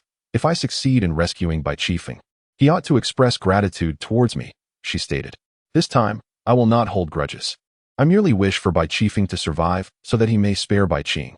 As long as Bai Qifeng lives, I can minimize the repercussions of this incident," Imozun assured her.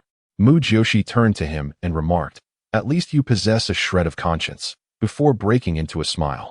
Imozun felt a warmth in his heart. "I have always had a conscience. It is merely that you have consistently extorted me, misunderstanding my intentions. You offered me sunlight, and yet I still shone. What of my dignity? You annulled our engagement. Am I to thank you for that?" Mu Jiuxi's expression soured instantly. Imozun regretted his words. Indeed, the annulment had inflicted considerable harm upon Mu Jiuxi, tarnishing her reputation. Fortunately, she seemed unconcerned. Had it been another woman, she might have chosen to end her life in despair. At the entrance to the Lin garden, a crowd had gathered. Mu Jiuxi bellowed, "Step aside. Do you think you can save the third young master by blocking the way?" The onlookers turned to the fearsome Mu Jiuxi, hastily retreating in her presence, especially upon catching sight of the regent king's cold, unyielding visage. Mu Jiuxi marched straight into the Lin garden. Inside, the air was thick with the scent of medicinal herbs, and many members of the Bai family were present, mainly from the collateral line. Bai Qingxiang's two brothers had also arrived, for Bai Qifeng was their nephew, the most cherished son of Bai Qingxiang, and now teetering on the brink of death.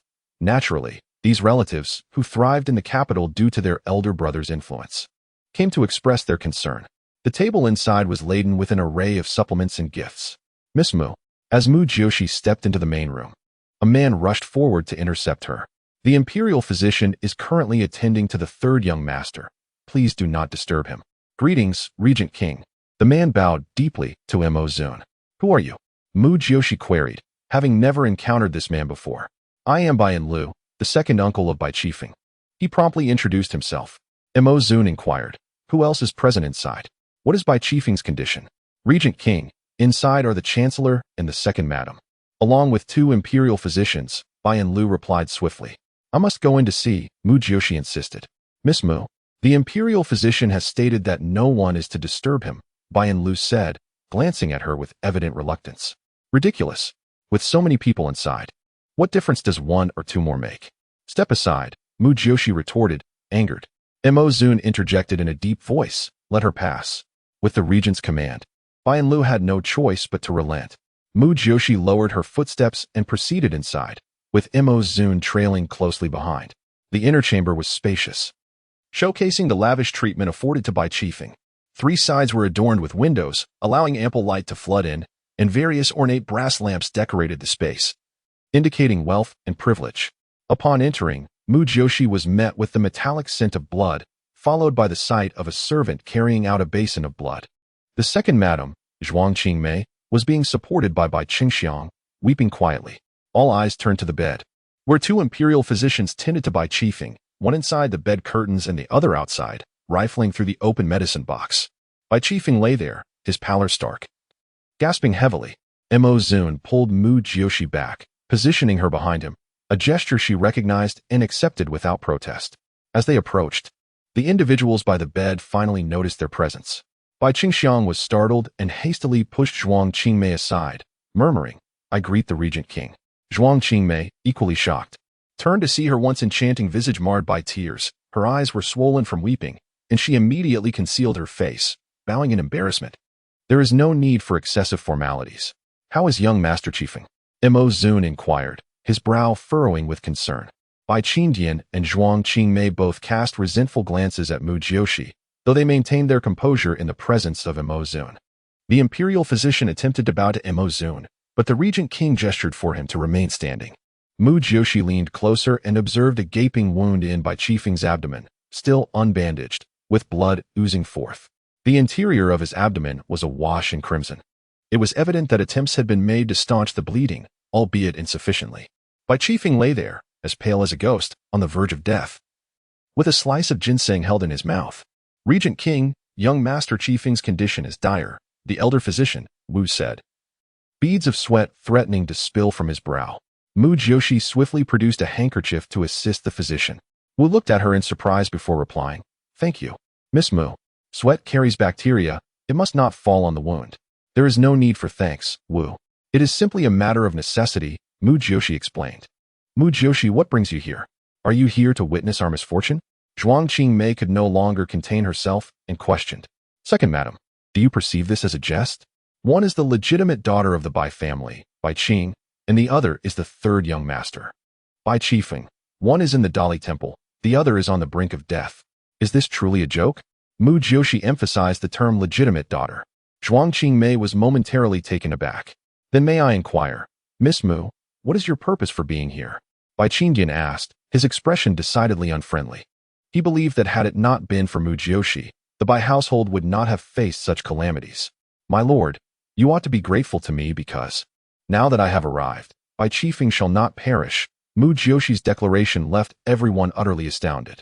Chapter 70. Are you certain you wish to watch? Upon hearing Mu Jiuxi's words, Mo Zun's lips twitched slightly, and he felt a weight lift off his heart. The audacity of this woman to utter such bold statements suggested she possessed the confidence to save Bai Qifeng. He had come to understand this young lady. To a certain extent. "Miss Mu, do you believe yourself to be a deity?" Bai Changxiang gazed at Mu Jiuxi, amusement mingling with irritation. With a cold laugh, Mu Jiuxi turned to Physician Wu and inquired, "Physician Wu, is it not true that Bai Qifeng's blood vessels in the waist have ruptured, leading to blood seeping into the abdominal cavity and compressing the internal organs, thus endangering his life further?" Initially taken aback by her audacious claim, Physician Wu's expression shifted to one of excitement as he nodded vigorously. "Miss Mu is correct. Do you possess knowledge of medicine?" "Somewhat. Allow me to give it a try." Mu Jiuxi replied, requesting a set of silver needles. Physician Wu, not wanting to appear overly formal, acquiesced. Recognizing that their frantic attempts thus far had failed to halt the bleeding, and they dared not suture the external wounds. "What do you intend to do?" Zhuang Qingmei exclaimed in alarm. Mo Zun interjected, "Second, madam, please remain calm. Miss Mu possesses the ability to save young Master Qifeng, but she is not a physician." Zhuang Qingmei protested vehemently. Physician Wu quickly added, "Second, madam, both of us are at an impasse. Should we delay any longer, young Master San will surely perish. Perhaps we should allow Miss Mu to attempt her method." "Physician Wu, you trust her? She is Mu Jiuxi, a spoiled young lady of no worth. How could she possibly know medicine?" Zhuang Qingmei was at her wit's end. "Lord Chancellor, if you wish for your son to live, please take your second wife outside." "I require silence," Mu Jiuxi stated coldly. Bai Changxiang's expression grew peculiar, and Mo Zun remarked, "I trust the Chancellor is already aware of the outcome of Miss Mu's competition with Qi Hongye today." Bai Changxiang, observing the profound gaze in Mo Zun's eyes and the serious demeanor of Mu Jiuxi, suddenly grasped Zhuang Qingmei's arm and urged, "Mayor, let us wait outside." "My lord, you are being foolish. If anything happens to Qifeng, I shall not live either," Zhuang Qingmei cried out. However, Bai Changxiang abruptly swept her into his arms and strode out with determination. "Goodness, my husband is overflowing with vigor." Mu Jiuxi mused enviously as she witnessed the Chancellor's commanding presence. Outside, Zhuang Qingmei's cries echoed, "If Qifeng dies, I shall demand Mu Jiuxi's life."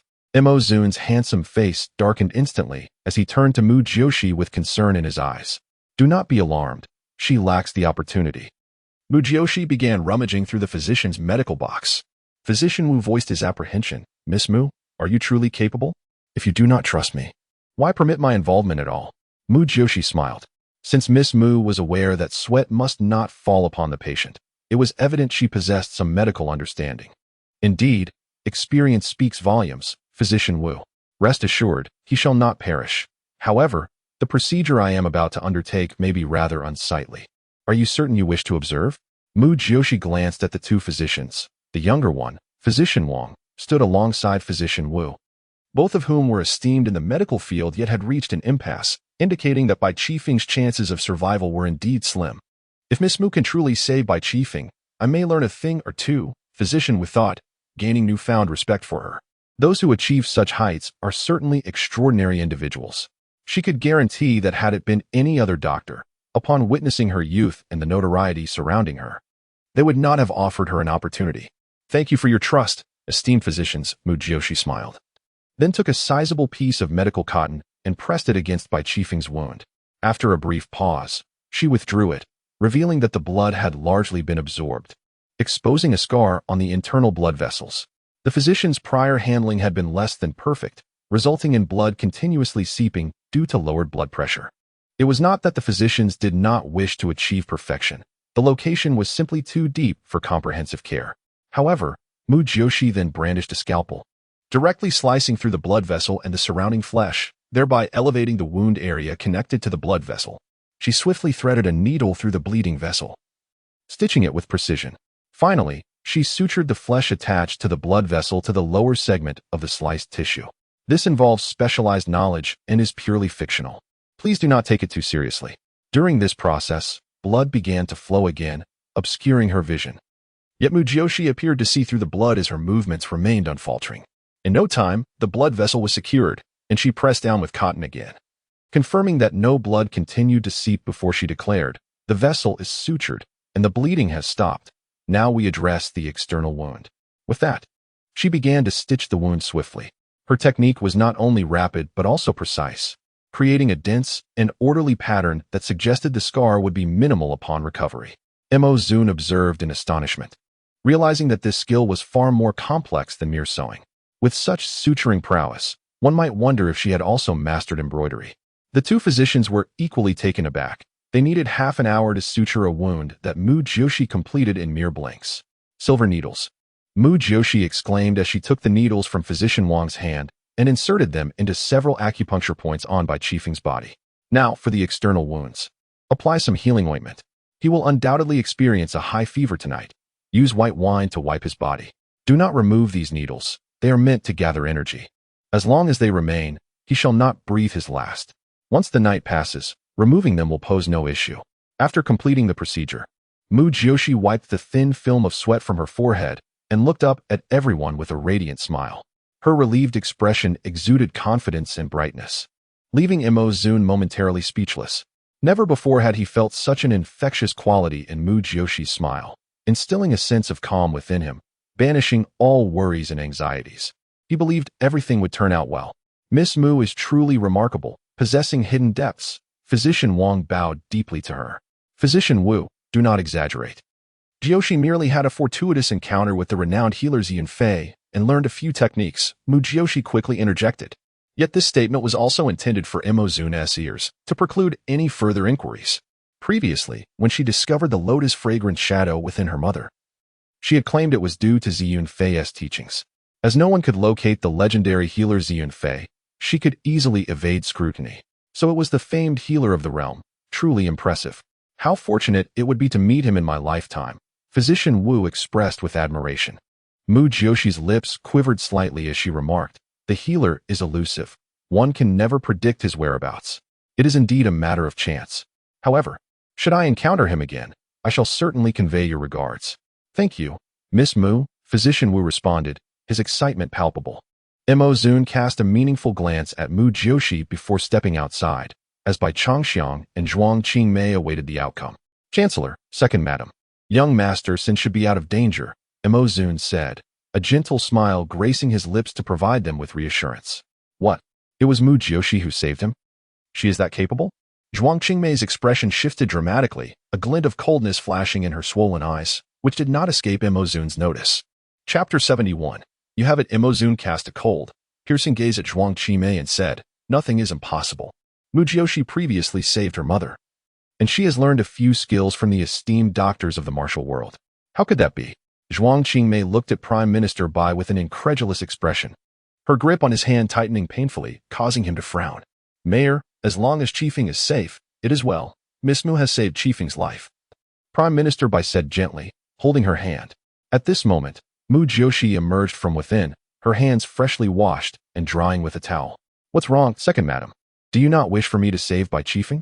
Mu Jiuxi's words dripped with sarcasm. Mu Jiuxi, what nonsense are you spouting? I simply did not expect you to possess medical skills, Zhuang Qingmei retorted, glaring at her with her alluring eyes. There are many things you fail to anticipate. Mu Jiuxi replied with a cold laugh. Rest assured, Bai Qifeng will recover. Now, regarding Bai Qing, she glanced at Imozun. Imozun immediately turned to Prime Minister Bai and stated, Prime Minister, Bai Qing is the legitimate daughter of the Bai family, since Bai Qifeng is unharmed. This matter arose from a dispute between the two. How do you propose we handle Bai Qing? Zhuang Qingmei's expression stiffened as she looked at Prime Minister Bai. This girl Bai Qing is too ruthless. She can harm her own brother. My lord, you cannot indulge her. While death may be evaded, living penalties are hard to bear. Bai Qing was acting in self-defense. If she had not struck Bai Qifeng, she would have been pushed into the lotus pond and drowned. Would you prefer that for your second madam? Mu Jiuxi stated coldly. That is her brother. How could he truly push her in?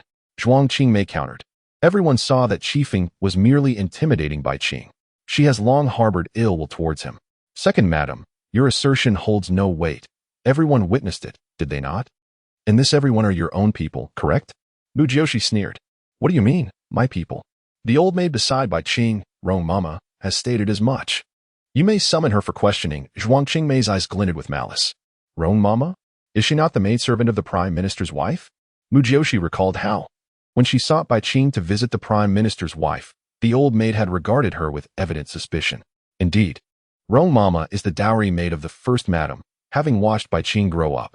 She would not falsely accuse Bai Qing, especially since she claims Bai Qing deliberately attempted to murder Qifeng. Could that be untrue? Is that so? Then let us summon this Rong Mama, Mu Jiuxi said, a wicked smile curling her lips. Mu Jiuxi, what are you planning? You are neither the chief of the Dali Temple nor the Royal City Division. It is not your place to investigate this matter, Imozun scoffed, his voice sharp as an arrow. I have permitted Miss Mu to investigate. Does the second madam have any objections? Imozun replied coldly. Zhuang Qingmei's complexion paled as she stammered, I do not dare oppose. But given that Miss Mu and Bai Qing share a close relationship and have had past grievances with my son, does that not seem unjust? It appears the second madam does not regard Bai Qing as the legitimate daughter of the Bai family, Mu Jiuxi remarked, her gaze fixed on Prime Minister Bai. My lord, the first madam's body is yet to cool, and someone is already scheming against her precious daughter. Will you not speak up as a father? Mu Jiuxi directed her pointed words at Prime Minister Bai. Bai Qingdian stroked his beard and turned to the furious Zhuang Qingmei. Mayor, as long as Qifeng is safe, let it be. Bai Qing is also our child. Zhuang Qingmei narrowed her eyes at Prime Minister Bai, causing him great embarrassment. My lord, you previously promised to elevate my status, but the Empress disagreed. I accepted it, but now that Qifeng is in this state, how can you treat me thus? Do you not consider my children as yours? Zhuang Qingmei wept. Zhuang Qingmei, enough. Mu Jiuxi interrupted sharply. As a concubine, you should at least know your place. If it were not for the Prime Minister's favor towards you years ago in Qingya Building, would you have today? If you cannot show gratitude, do not seek to overshadow others. Today, I, Mu Jiuxi, shall tell you, the first madam did not die from illness but from the effects of the slow-acting poison. Lotus Shadow. Both Prime Minister Bai and Zhuang Qingmei's faces changed instantly. What? Prime Minister Bai exclaimed, shock coursing through him as he turned to Imozun. Imozun nodded, confirming, indeed, the first madam died due to the Lotus Shadow poison. Prime Minister, you are likely well aware of this chronic poison. He cast a glance at Zhuang Qingmei. What do you mean? Are you suggesting I poisoned the first madam? Zhuang Qingmei's face turned ashen as she swiftly turned to Prime Minister Bai. My lord, you cannot think that of me. For over a decade, I have devoted myself to you. Zhuang Qingmei, how can you not be astonished that the first madam was poisoned? Should you not be questioning how it is possible? Mu Jiuxi's eyes sharpened further. Prime Minister Bai's gaze shifted to Zhuang Qingmei, a hint of scrutiny and disbelief in his eyes. Mu Jiuxi, you slander me. Zhuang Qingmei trembled with rage, tears streaming down her face. My lord, you would doubt me too? She raised her fist to strike Prime Minister Bai. At that moment, Prime Minister Bai appeared aged, grabbing her hands and speaking in a low voice. Mayor, let the matter of Bai Qing rest. We are family. Why create such a spectacle for others? Zhuang Qingmei looked up at him in shock. Mu Jiuxi exchanged a glance with Mo Zun, both surprised. It seemed Prime Minister Bai had begun to suspect Zhuang Qingmei. Yet his feelings for her ran deep, leading him to attempt to exchange his daughter's fate to alleviate Zhuang Qingmei's suspicion. He understood that Mu Jiuxi and Mo Zun were likely investigating this matter in secret, and had it not been for Bai Qing's incident, Zhuang Qingmei would have likely faced dire consequences. Prime Minister Bai's thoughts were still focused on the internal struggles of women.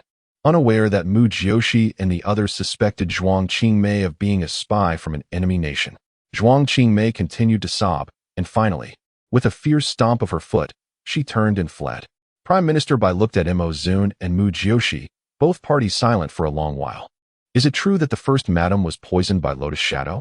Prime Minister Bai seemed to regret not treating the first madam better. If it were not to spare Bai Qing from punishment, I would not have revealed it, Mu Jiuxi retorted. Prime Minister, you are a national hero, a man of clear judgment. How could you fall into the trap of a beautiful woman? You truly are becoming senile. Mu Jiuxi scolded him directly. And Mo Zun shot her a glance, his expression darkened. This woman truly dared to insult anyone. Her temperament would eventually lead to her downfall. Prime Minister Bai's complexion paled, anger flashing in his eyes as he glared at Mu Jiuxi. Mu Jiuxi, there are things you do not know. If it were not for the first madam's secret attempts to harm Mayor and prevent her from entering the household, I would not have neglected her. Chapter 72. Claiming credit. Mu Jiuxi and Mo Zun both paused in surprise, but Mu Jiuxi quickly responded, what a joke. Zhuang Qingmei is merely a courtesan. If the madam truly wished to keep her out of the manor, do you think you could catch her? Do not forget that your madam is the daughter of the former imperial tutor, exceptionally talented. How could she be outwitted by a mere seductress? At this, Bai Qingdian was genuinely taken aback. Memories of the madam in her youth flooded his mind, her exceptional beauty and intelligence, how she had provided him with numerous strategies that had propelled him to prominence in the court. In terms of cunning and strategy, the madam would never orchestrate a plan riddled with flaws.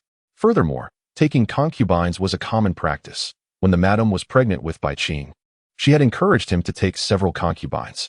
There was truly no need to eliminate Zhuang Qingmei, this courtesan. Reflecting on the past, Bai Qingdian realized he had been blinded by Zhuang Qingmei's allure, neglecting the madam. As her health deteriorated, their bond grew increasingly distant.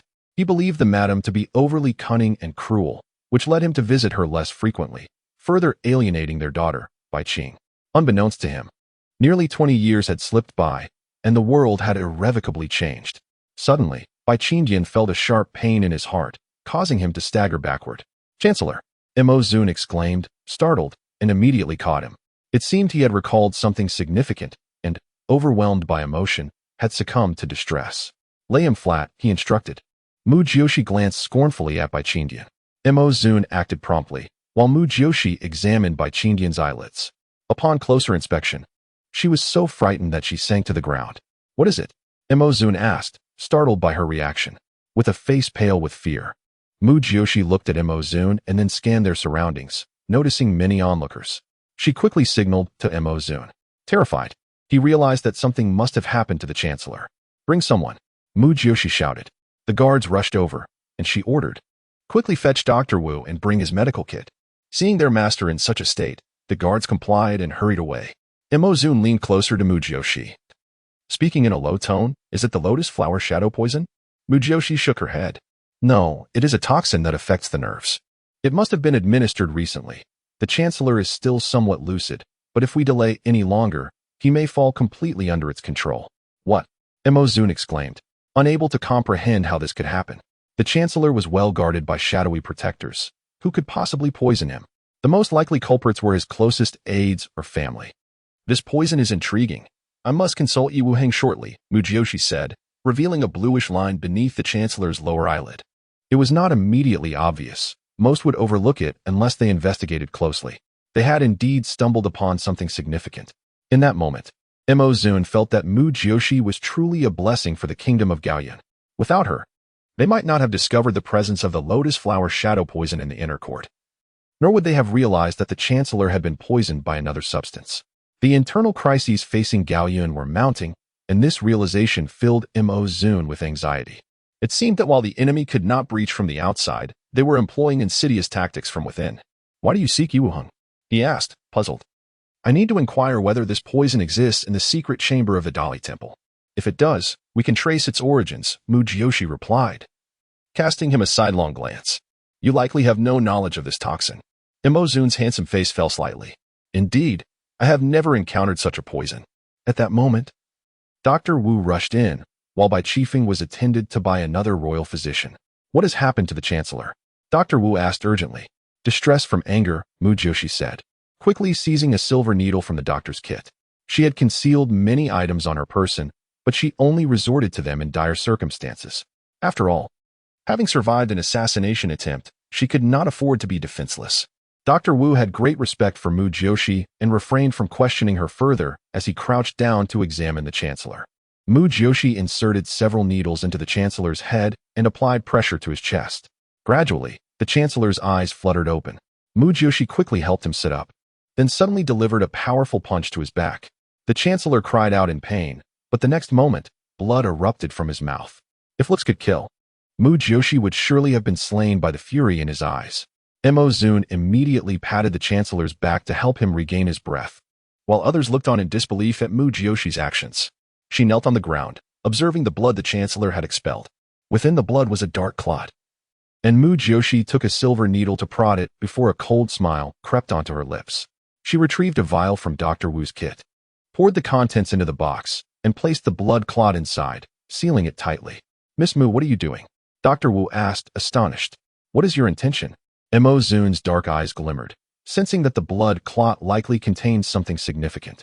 As the chancellor caught his breath, he spoke. What has happened to me?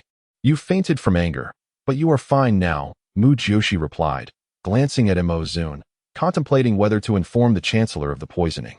Having regained his senses, Bai Qifeng reflected on Mu Jiuxi's earlier words and thought of his recently deceased madam and his wronged eldest daughter. Suddenly, he felt a clarity of mind, as if something had led him astray. This realization chilled his very breath.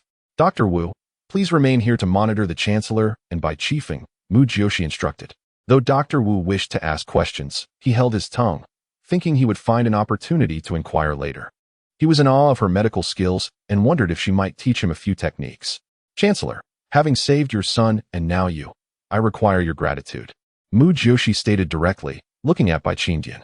He was momentarily taken aback, as was Zun, while Dr. Wu swallowed nervously. Miss Mu was indeed a formidable presence, boldly demanding recognition for her deeds. You may speak, Bai Qifeng replied, nearly choking on his words, but he realized that without Mu Jiuxi, he might have lost his son, and he would not learn of the madam's poisoning so soon. Mu Jiuxi glanced at Zun, then turned her attention to the distant onlookers, a cruel smile playing on her lips. Chapter 73. The terrifying organization. Mu Jiuxi turned to Bai Qifeng and said, I want that Lady Rong. Upon hearing this, Bai Qifeng, Zun, and Physician Wu were all perplexed. Very well, Bai Qifeng replied after a moment of contemplation, a glint of shrewdness flashing in his aged eyes.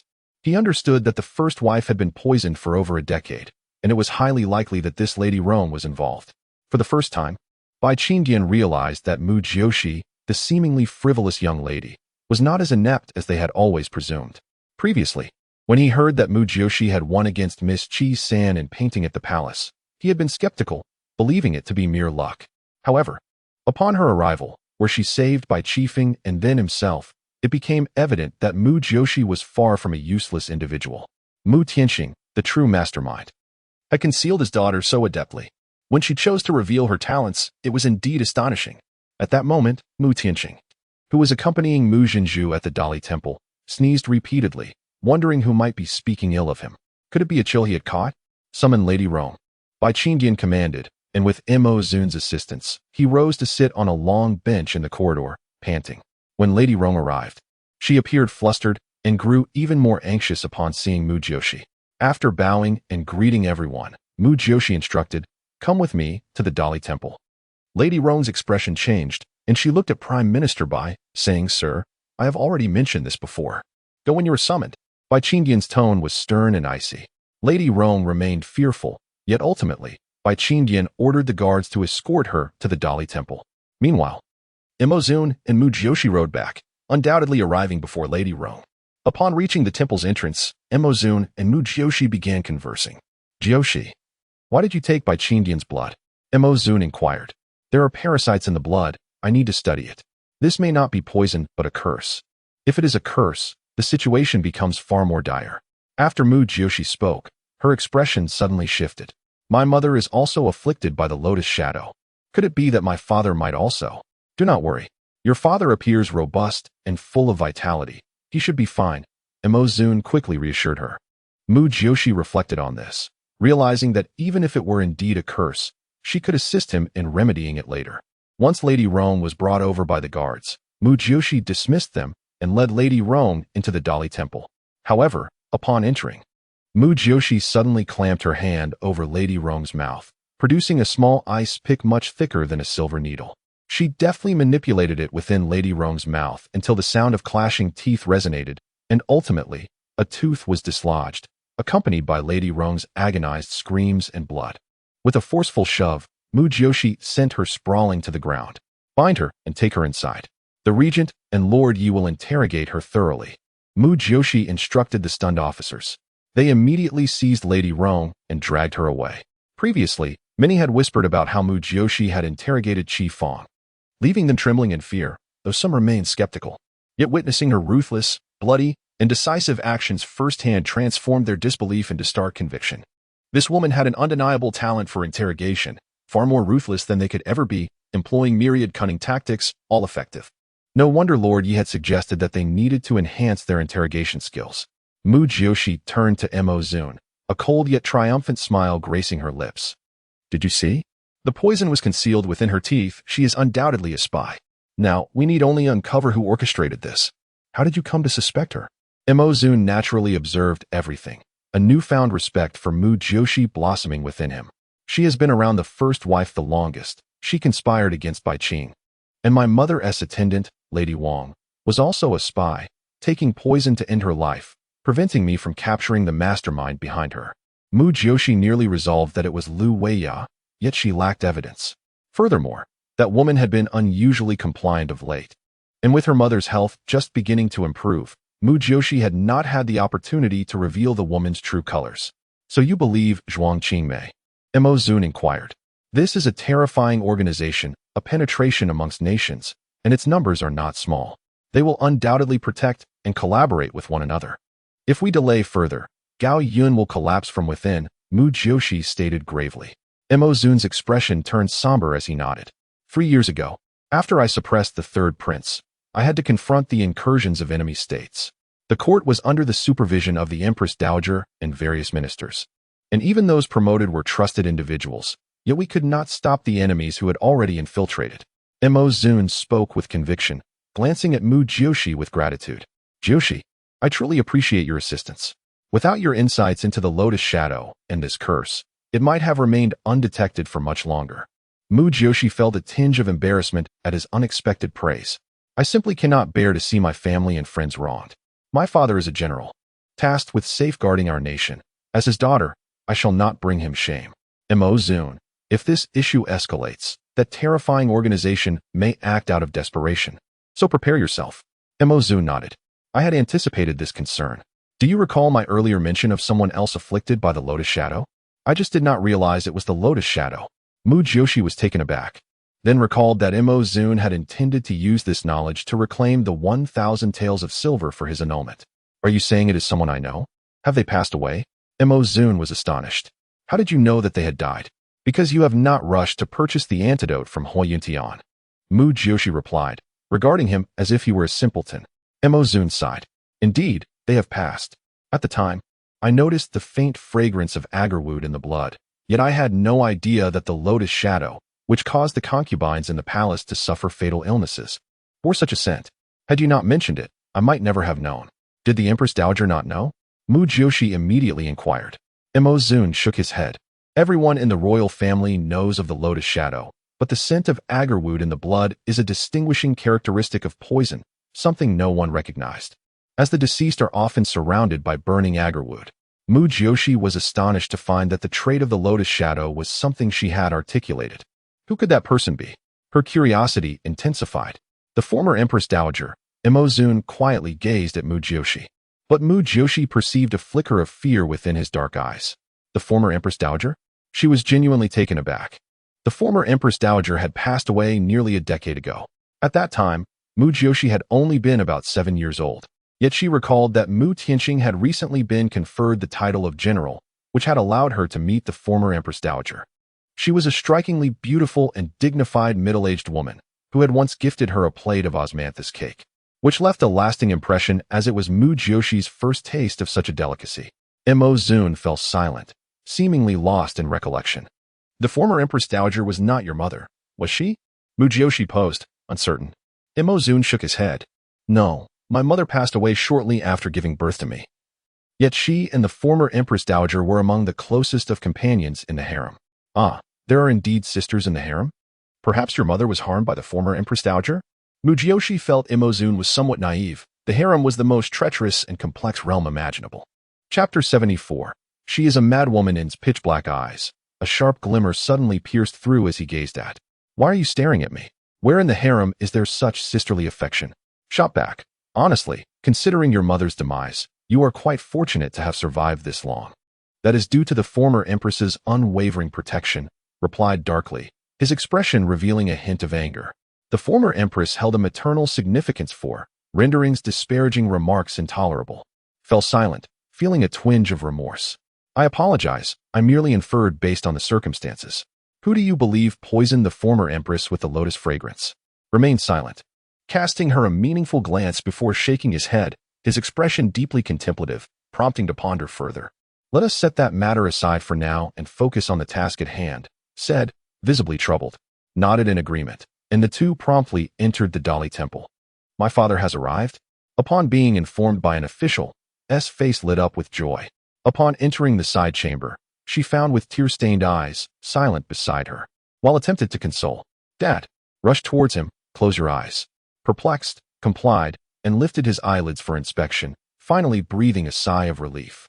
Fortunately, all is well. Xia, what is happening? Is there something in my eyes? Asked, bewildered, glancing at the brooding regent who had followed them in. Just as he was about to pay his respects, waved his hand dismissively, taking a seat in a nearby chair, his head bowed in contemplation.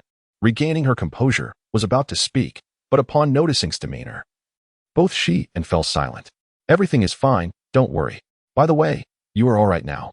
Your father said so there is no cause for concern. Reassured her with a smile.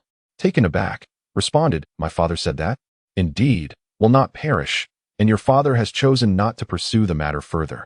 Thought to herself, realizing that the Prime Minister was likely troubled internally, but one thing was clear, he harbored suspicions. Thus, would likely be safe upon her return. As for the issue of his poisoning, it would require to subtly inform him at the right moment, lest he impulsively confront in the manner, which could be perilous if were indeed a spy. This was a significant matter, requiring utmost caution and deliberation. Equally relieved, exclaimed, as long as everything is fine. I am fine too, right? Of course. But what of? She is still here, isn't she? Inquired, having yet to learn about the side chamber's happenings. Yes, she is. In the side chamber, along with, who seems to be plotting something. By the way, elder sister, insulted, saying that a dog reflects its master. It infuriated me. Quickly reported. S eyes widened in disbelief. What? That dog truly dared to say such a thing? Is my personal guard. This is tantamount to slapping my face. His displeasure was palpable. Dad, calm down. There is no need for you to intervene with such a lowly servant. I can handle it myself, quickly soothed her father.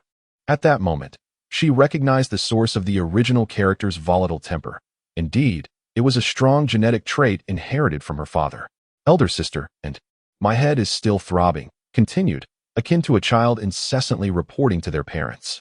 I understand, said as she headed towards the side chamber. Aware that was interrogating others from the Prime Minister's residence in the back courtyard, and decided to refrain from interrupting. Upon entering the side chamber, abruptly stood, exclaiming, Why are you back? What has happened to my third brother? Regarded her, noting genuine concern for her brother. Is alive and has emerged from danger. Your father will no longer pursue. Soon you will be able to leave, she informed her. What? No pursuit? S expression was one of disbelief. Do not forget. Your mother has yet to be formally recognized. You remain a concubine's daughter, while as the genuine legitimate daughter. Your father cannot afford to make a spectacle of himself before the Gao family, retorted coldly, her gaze shifting to thee and another guard behind her. You are? Scrutinized him. Startled, nodded. You are a guard from the Prime Minister's residence, correct? She inquired further. Confused by her questioning, nodded once more. Is the guard from the Prime Minister's residence truly more esteemed than me, the daughter of General? Pressed on. Appeared taken aback and hurriedly bowed in respect. Having anticipated that the two guards had not introduced themselves earlier, but since initiated the conversation, they thought it inconsequential. Little did they expect to take offense. Enough. The Prime Minister's residence clearly requires a thorough reorganization. It is a chaotic mess, with servants and guards alike displaying such audacity. Who granted you such arrogance? In a sudden outburst, scolded, you are merely a lowly concubine's daughter, and yet you behave as if you are above the law. What do you mean by that? Retorted angrily, sensing impending trouble. Having suffered its hands before, she couldn't help but feel a twinge of fear. She truly believed was a mad woman. Indeed, could be quite arrogant herself. But she could not match his level of insanity. To think a mere concubine's daughter, accompanied by two guards, walks around with such a sense of superiority. You truly dismiss my words as trivial. Perhaps I should teach you a lesson in humility, declared, drawing a purple whip from her waist. You have lost your mind. This is the Dali Temple, cried out in alarm, retreating hastily. And the other guard, drenched in sweat, immediately positioned themselves in front of for protection. Miss, since the matters concerning and the third young master have been resolved, we should be allowed to leave, correct? Hastily suggested. Huh, is it satisfying to insult? Are you delighted to see upset? Sneered, if you dare to lay a finger on my people, do not blame me for being ruthless. With that, she lashed out with her whip at. Startled, cried out and attempted to evade, but he underestimated her speed. The whip struck his palm, leaving a bloody mark that caused him to stagger and topple a chair. You little guard, still unrepentant? Then allow me to properly educate you on how to conduct oneself. Once more, the whip flew through the air. The side chamber erupted into chaos, with wooden debris scattering everywhere, as in the other guard endured several lashes. Their skin torn and cries echoing. Was struck once, but merely allowed her to flee, crying and wailing, and hastily exited the Dali Temple. When was urgently summoned by his subordinates to intervene, he arrived to find seated calmly amidst the disarray. Chapter 75. Selling into a brothel. Mu Jiuxi, upon seeing Yi Wuheng's helplessly handsome face, immediately said, My lord Yi, I apologize. I will make amends. Yi Wuheng chuckled softly, shaking his head. Is this how the matter with Bai Qing concludes? Well, since the Prime Minister is not pursuing it, Bai Qing is naturally unharmed. Besides, Bai Qifeng will survive. He will merely endure some hardships. Come, let us go see Granny Rong. Mu Jiuxi smiled sweetly at him. I heard you just extracted a poisoned tooth from her? Yi Wuheng was at a loss for words.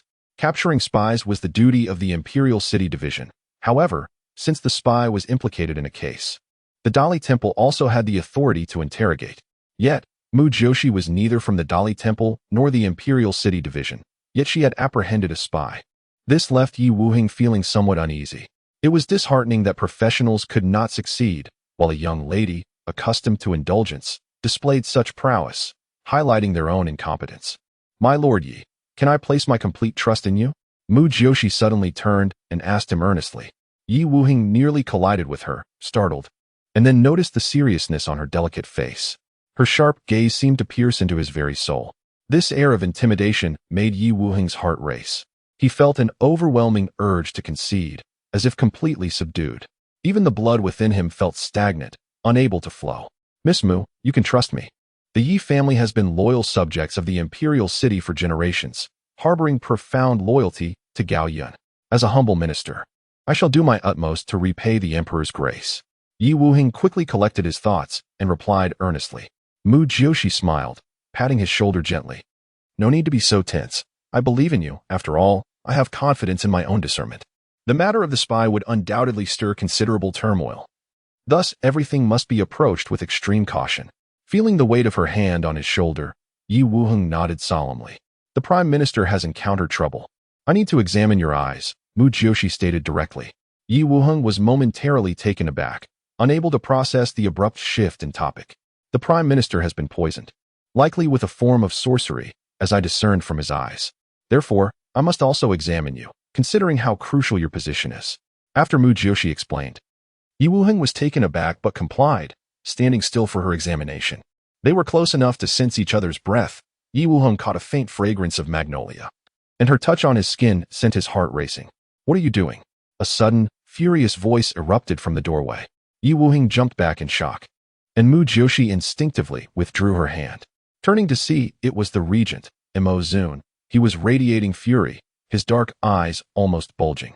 Mo Zun, what are you doing? You nearly scared me to death. Mu Jiuxi replied, irritated. Yi Wuheng's face flushed crimson. He felt as if he had been caught in an illicit act, especially since he had just found Mu Jiuxi's presence quite pleasant. Realizing she was a lady and was checking on him, he felt a surge of guilt. Regent, Miss Mu is assisting me with an eye examination. Yi Wuheng quickly explained. Mo Zun stepped forward, his gaze sharp as he fixed it on Mu Jiuxi. Can't you be a little more discreet? If others see this, rumors of you seducing Lord Yi will spread. Mo Zun, what you say is absurd. Lord Yi and I are simply here in plain sight. How's that not being discreet? The door is open, and we are not in a private chamber. What are you thinking? Mu Jiuxi rolled her eyes. Mo Zun was exasperated. Just the two of you together is enough to raise suspicions. He then glanced at the visibly awkward Yi Wuheng. Yi Wuheng felt helpless. Mu Jiuxi's sudden insistence on examining him had caught him off guard regarding such trivial details. Let them misunderstand. I have been misjudged before, so it matters not. Now, let us focus on serious matters. I am quite busy. Mu Jiuxi was anxious about not having time to cultivate her skills, especially with enemies emerging one after another and her own strength still lacking. As she walked towards the prison cell, she added, Lord Yi, you are not poisoned. Yi Wuheng sighed in relief, and Mo Zun glanced at him. Did she inform you of the Prime Minister's situation? Yi Wuheng nodded gravely. Humph, she certainly trusts you. Mo Zun remarked with a hint of sarcasm before ignoring Yi Wuheng's attempts to speak and following Mu Jiuxi. Yi Wuheng felt a mix of innocence and helplessness, wondering if the regent was perhaps feeling jealous. But hadn't he just ended an engagement? If he were truly jealous. The shift in emotions was rather abrupt for someone so renowned as the first war god of Gao Yun. The prison cell was dark and reeked of blood. In the interrogation room, Granny Rong had been suspended from a wooden frame, her aged face pale. The officers had refrained from tormenting her, as they were uncertain of what to ask, merely overseeing her. Upon the arrival of the three prominent figures, they were all ushered out, and the interrogation room was sealed. Miss Mu, what do you intend to do? Granny Rong quivered upon seeing Mu Jiuxi, never anticipating that she would discover the poison hidden in her teeth, let alone have it forcibly extracted, causing her indescribable pain. Granny Rong, you are a spy for the Northern Jin Kingdom, are you not? Mu Jiuxi toyed with a dagger in her hand, stepping closer with a smile. You, what nonsense are you speaking? Who is a spy? Granny Rong stammered in panic. If you are not a spy, why conceal poison in your teeth? Merely serving as a nanny in the Prime Minister's residence requires such caution? Mu Jiuxi retorted. Do not waste our time. Who are your accomplices? How many spies from Northern Jin have infiltrated? Granny Rong immediately cried out to the regent and Yi Wuheng. Regent, Lord Yi, I am being wronged. Miss Mu is slandering me. Reveal why there is poison hidden in your teeth. Otherwise, even if you deny it, you will be deemed a spy. Once handed over to the Imperial City Division, you will truly find yourself in a living hell, enduring it day after day, Mo Zun said coldly. I am not a spy. I am not. Granny Rong wailed.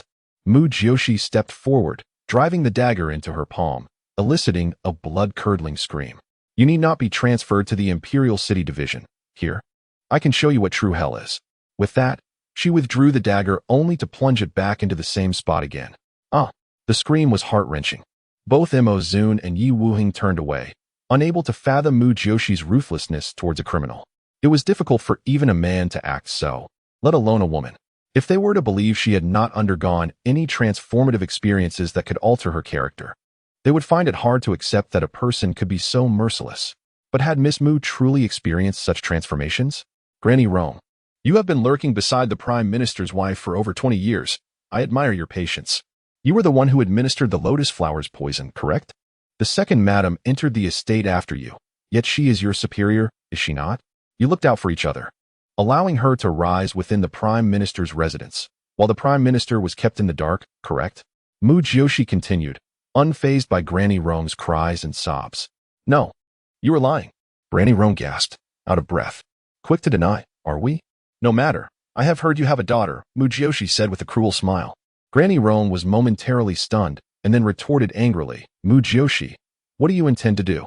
Lord Yi, is it too much to sell the daughter of a spy into a brothel? Mu Jiuxi turned to Yi Wuheng.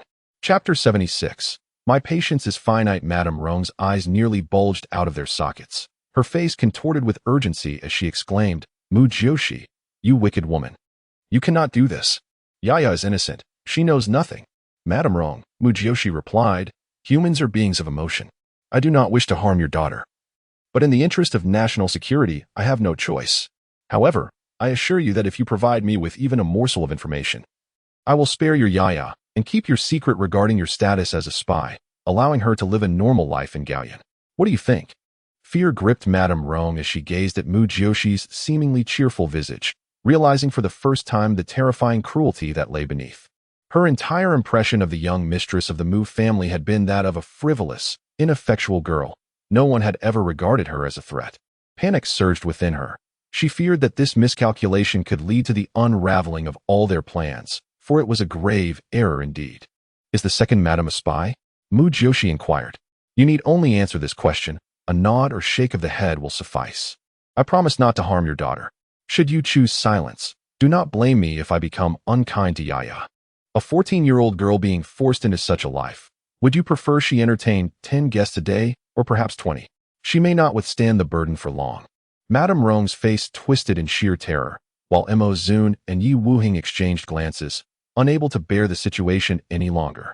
Mu Jiuxi fell silent, her eyes sparkling with a deceptive mirth that contrasted sharply with the icy smile gracing her lips, rendering her beauty utterly merciless and bloodthirsty. Blood dripped from Madame Rong's trembling hands to the ground, yet she seemed oblivious, caught in a tumultuous internal struggle. Madame Rong, my patience is limited, Mu Jiuxi added coolly. Startled, Madame Rong lifted her gaze, her aged features contorting as she finally asked, do you truly mean what you say? If you do not trust me, you may trust the regent and Lord Yi, Mu Jiuxi replied, turning to the two relatively inconspicuous men. Madame Rong, if you cooperate, I assure you that your daughter will remain unharmed. Furthermore, the more information you provide, the better her future will be, Yi Wuhing interjected. Madame Rong, he continued. The truth is, you are already dead in the eyes of your master. Whether you divulge little or much, it is of no consequence. Even if they were to discover your betrayal, you would be beyond saving. Your daughter, however, deserves a chance to live. Tears streamed down Madame Rong's face as she lamented. You do not understand. I have parents and family. The three paused in shock, with Yi Wuhing asking, are they holding them hostage? Madame Rong nodded slightly. The Prime Minister's wife has treated me with such kindness. Were it not for coercion, how could I bring myself to harm her? As she spoke, her sobs grew louder. But how is Yaya still by your side? Mu Jiuxi raised an eyebrow. Because they feared we would not last 20 years. They left her with me as a source of hope, Madame Rong revealed, causing Mu Jiuxi's heart to skip a beat as she exchanged glances with the two men. This organization was not only brutal and terrifying but also possessed a certain humanity, albeit it was merely a means of control. Are you a spy for the Beijing kingdom? Mu Jiuxi pressed on. I am from Gaoyan, merely under the control of the Beijing people. Madame Rong seemed to grasp the situation. How many like you exist? I do not know, but there should be quite a few. Individuals of my rank lack the privilege of such knowledge. Is the second madam your superior? Mu Jiuxi asked. Her curiosity piqued. After a long, scrutinizing gaze, Madame Rong nodded slightly. A cruel smile twisted Mu Jiuxi's lips as she turned to the regent. Mo Zun's handsome face darkened, his aura chilling the air around him. Miss Mu, I hope you keep your promise. In the end, grant me a swift end. Madame Rong's voice was tinged with a sorrowful smile. Then is my second aunt, Lu Weiya, also a spy? Mu Jiuxi queried. Madame Rong hesitated, then replied. I truly do not know. Very well, thank you. Yaya will be safe. You may rest easy, Mu Jiuxi concluded before departing. Mo Zun and Yi Wuhing followed closely, shutting the prison door behind them. Will you not spare her life? Yi Wuhing asked urgently. It is futile. She has revealed all she knows. Allowing her to live would only endanger Yaya, Mu Jiuxi sighed. Mo Zun nodded, turning to Yi Wuhing. Ensure she receives a complete burial. Yi Wuhing acquiesced and went to relay the orders. What should we do now? Should we directly capture Zhuang Qingmei? Mu Jiuxi inquired, aware that the Prime Minister would be gravely affected. Not so hastily. If we act too rashly, they will become wary, and others may slip away. I will assign someone to monitor them closely, and I shall also have a thorough discussion with the Prime Minister. Perhaps we can extract information about the entire organization from him. We must eradicate them entirely. This organization has existed for at least 20 years. Uprooting it will not be easy. We must find its leader, as they will surely possess a list of spies, Mu Jiuxi reflected. Mo Zun nodded. I have already dispatched personnel to monitor the 6 departments' residences, beginning with their inner courtyards. Aside from your mother and the Prime Minister's wife, no one else appears to be involved. This revelation took Mo Zun by surprise. How could such occurrences happen in the residences of all the high officials? Sometimes, it is the lower-ranking officials who prove more capable, Mu Jiuxi reminded. Mo Zun glanced at her. Thus, I have widened the scope and included the Royal City Division. The Royal City Division? Mu Jiuxi frowned slightly. Have you investigated the director? Yes, Lord Zhou Yao is trustworthy. He is aligned with the Empress Dowager, Mo Zun stated, raising Mu Jiuxi's brow. The Empress Dowager's surname is Zhou. Have you forgotten? Mo Zun scoffed. Zhou Yao is her cousin. Oh, Mu Jiuxi admitted, having indeed forgotten. It would be prudent to investigate further, just in case. Mo Zun appeared taken aback, then nodded solemnly. Suddenly, Mu Jiuxi leaned closer, startling Mo Zun. What are you doing? He asked, alarmed. What else could I be doing? I am merely observing your eyes. I believe the most formidable figure in Gaoyuan is you, the regent. If I could eliminate you, it would be tantamount to dismantling the entire Gaoyuan. Thus I would consider poisoning you. Controlling you would be ideal. Mu Jiuxi extended her hand. Mo Zun retorted, how could I possibly be poisoned? Calm down, just let me check. Mu Jiuxi pressed firmly on his shoulder, and when he ceased to retreat, she flipped open his right eyelid. Close your eyes. Upon witnessing her audacity, Mo Zun could only comply, yet the intoxicating scent of magnolia filled his senses, causing his heart to race. The position was undeniably intimate, and he could not help but recall their earlier kiss in the carriage when she had silenced him. Why are you so nervous? Mu Jiuxi remarked, amusement dancing in her eyes as she sensed his tension. Chapter 77. Utterly versatile, Mo Zun abruptly opened his eyes, his dark gaze fixating on her smiling, bright eyes. Are you better yet? He exclaimed, only to be met with an unexpected splash of saliva. Mu Jiuxi instantly recoiled, wiping her face with a look of disdain. Mo Zun's handsome face flushed crimson, embarrassment overwhelming him as he wished to vanish into the ground. Mo Zun, are you not disgusted? Speak properly. Why are you spitting everywhere? Mu Jiuxi remarked, utterly speechless. I didn't do it on purpose. You talk too much. Mo Zun turned away, unable to bear her gaze, his neck flushed with heat. Am I in the wrong then? Mo Zun, could you be a bit more honest? I was merely concerned when I saw you so anxious. I wouldn't harm you. What else with this intense reaction? Mu Jiuxi, it's you who lacks decorum. If you're not going to look, then I shall take my leave. Mo Zun only wished to escape from her presence, mortified. Just take a glance. I won't feel at ease otherwise.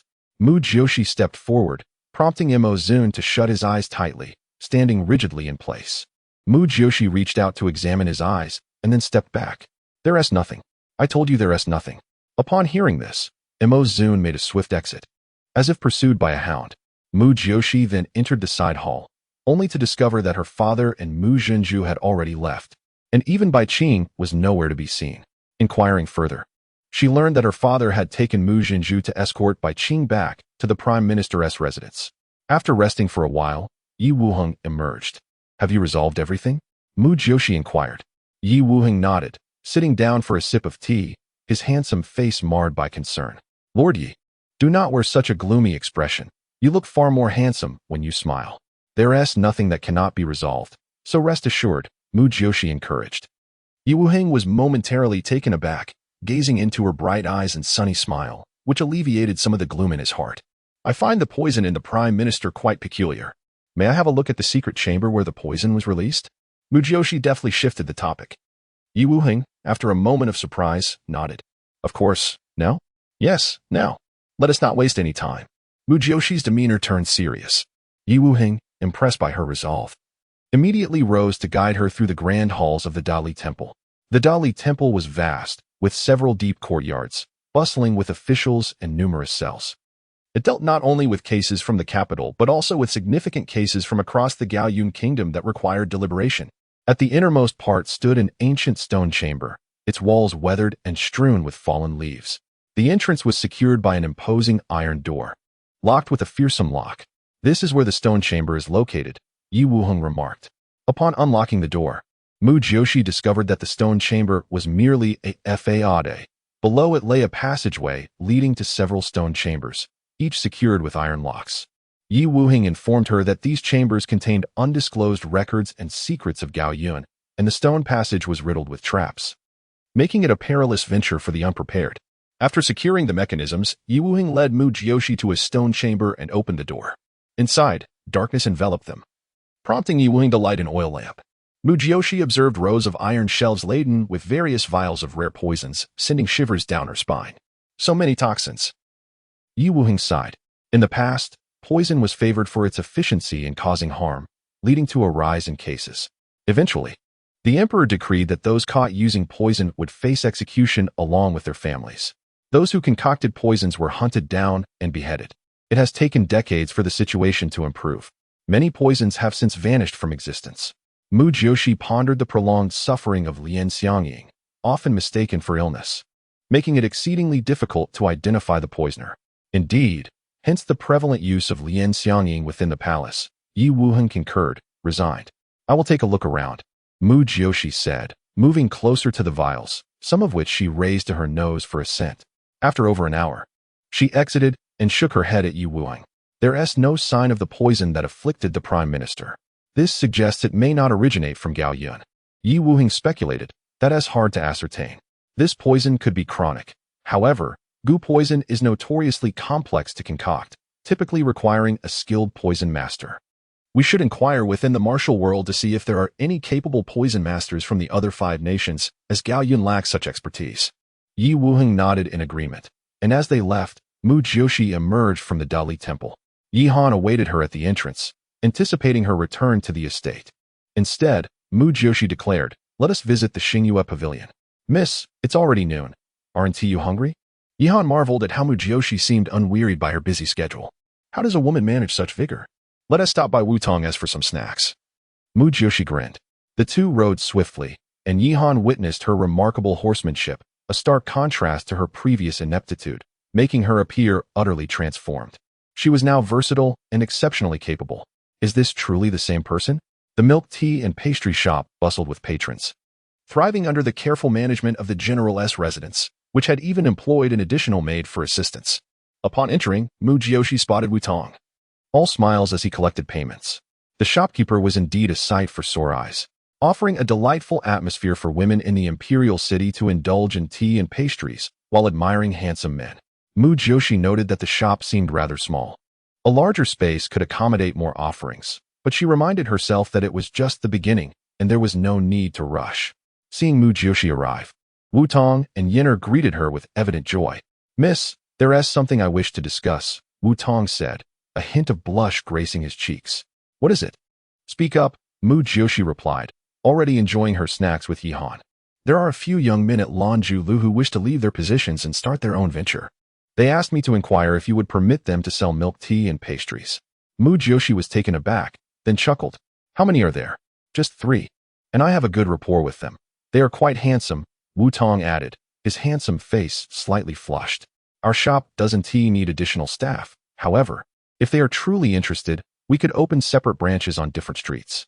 I will cover the rental costs, and they can finance the ingredients and staff. But Wutong, you must oversee operations, managing accounts, and ensuring quality control. This way, even if someone is inexperienced in business, with you supervising, major mistakes can be avoided. I will hold 50% of the shares, you will have 20%, and they can share the remaining 30%. If they are agreeable, you can discuss it with them. Chapter 78. The 6th Prince's Proposal. Mu Jiuxi pondered to herself that she still had 20,000 taels of silver at her disposal, which could be utilized for various ventures. Should that prove insufficient, she could involve her father or Mo Zun as investors, and if necessary, even enlist the support of Hui Yuntian or the Empress Dowager, all of whom were financially capable. Thus, she envisioned establishing a milk tea franchise in the imperial city. Even if someone were to replicate her recipe, once her brand was established, it would undoubtedly hold its ground. This would mark the inception of her first business chain. They would surely be eager to assist her. After all, they were more than willing to work for the young lady, especially if it meant holding a stake in the business. I will speak with them tonight, Wutong exclaimed excitedly. You will handle the details and ensure a written agreement. As for the shop, I will devise a plan. It need not be large, something akin to this establishment will suffice. Later, I can teach everyone some innovative ideas. Catering exclusively to the women of the imperial city could yield substantial profits. Mu Jiuxi was fervently passionate about making money. Yihan felt overwhelmed. As if caught in a whirlwind, it seemed like a remarkable endeavor. The young lady had previously lost 250,000 taels, and now she was seeking alternative means to earn. When did the young lady become so enamored with wealth? Suddenly, a commotion arose outside, and a new maid rushed in. Flustered, "Miss, the sixth. The young maid stammered, her face flushed. Sixth? Everyone was perplexed. What could that possibly mean? Mu Jiuxi, a resounding male voice echoed. Wait, the sixth prince. Upon hearing the voice, Mu Jiuxi immediately understood. Before she could fully react, the sixth prince, Mo Yuanqing, had already burst in, amid a cacophony of chatter outside. It's really the sixth prince. How handsome he is. Isn't he here to seek revenge after being teased by the young lady? He seems quite pleased. Could it be that he has been captivated by Miss Mu? Indeed, she has been quite fortunate in attracting admirers. You are envious, aren't you? Miss Mu is already beautiful, and now she has surpassed Miss Qi to become the foremost talented woman. Even I, as a man, find her appealing. Is this truly a miracle? Miss Mu has managed to triumph, and I lost 50 taels because of it. If not for the chance to see young Master Wu Tong, I would have thrown eggs at the shop. Miss Mu has matured, concealing her brilliance, don't you think? This truly is the greatest miracle in the imperial city. I only hope she leaves a few handsome men for us. They have all been charmed by her. Mu Jiuxi listened to the gossip, feeling as if her head were enveloped in a spiderweb. She had indeed become a prominent figure in this ancient world, a veritable star. However, if her reputation were to flourish, her shop would benefit from the celebrity effect, enhancing business prospects. Mu Jiuxi, I have finally found you. Mo Yuanqing, his forehead glistening with sweat, appeared flustered, yet his eyes sparkled with admiration for her, almost radiating pink hearts. Yihan, Wu Tong, please excuse us, she gestured, and they promptly vacated the room. Why have you sought me, your highness? Mu Jiuxi inquired, a look of confusion on her face. You won the competition. How wonderful. I came to celebrate with you. However, my fifth brother was insufferable, knocking me unconscious. I missed the entire event. Mo Yuanqing fumed at the thought of Mo Zun, lamenting the spectacular moment he had missed. Did he truly strike you down? Why? Mu Jiuxi asked, slightly embarrassed. He said I talked too much, Mo Yuanqing replied, his face contorted in a pitiful grimace. Mu Jiuxi was taken aback, but soon chuckled. That sounds like something the regent would do. Let us not dwell on him. Mu Jiuxi, will you be my sixth princess? Mo Yuanqing's proposal came unexpectedly. Mu Jiuxi nearly toppled from her seat, staring in horror at Mo Yuanqing, who looked at her with genuine affection shining from his beautiful eyes. She thought, what a predicament the original owner of this body had created. You like me, don't you? I like you too. Be my sixth princess, he insisted, believing her teasing was a manifestation of affection. Your Highness, I must decline, Mu Jiuxi replied coolly, her expression turning serious. Why? Mo Yuanqing's demeanor shifted instantly, displaying hurt and confusion. Your Highness, I was just jilted by your fifth brother. Becoming the sixth princess so soon would only invite scandal. What scandal? Marrying me would be a scandal?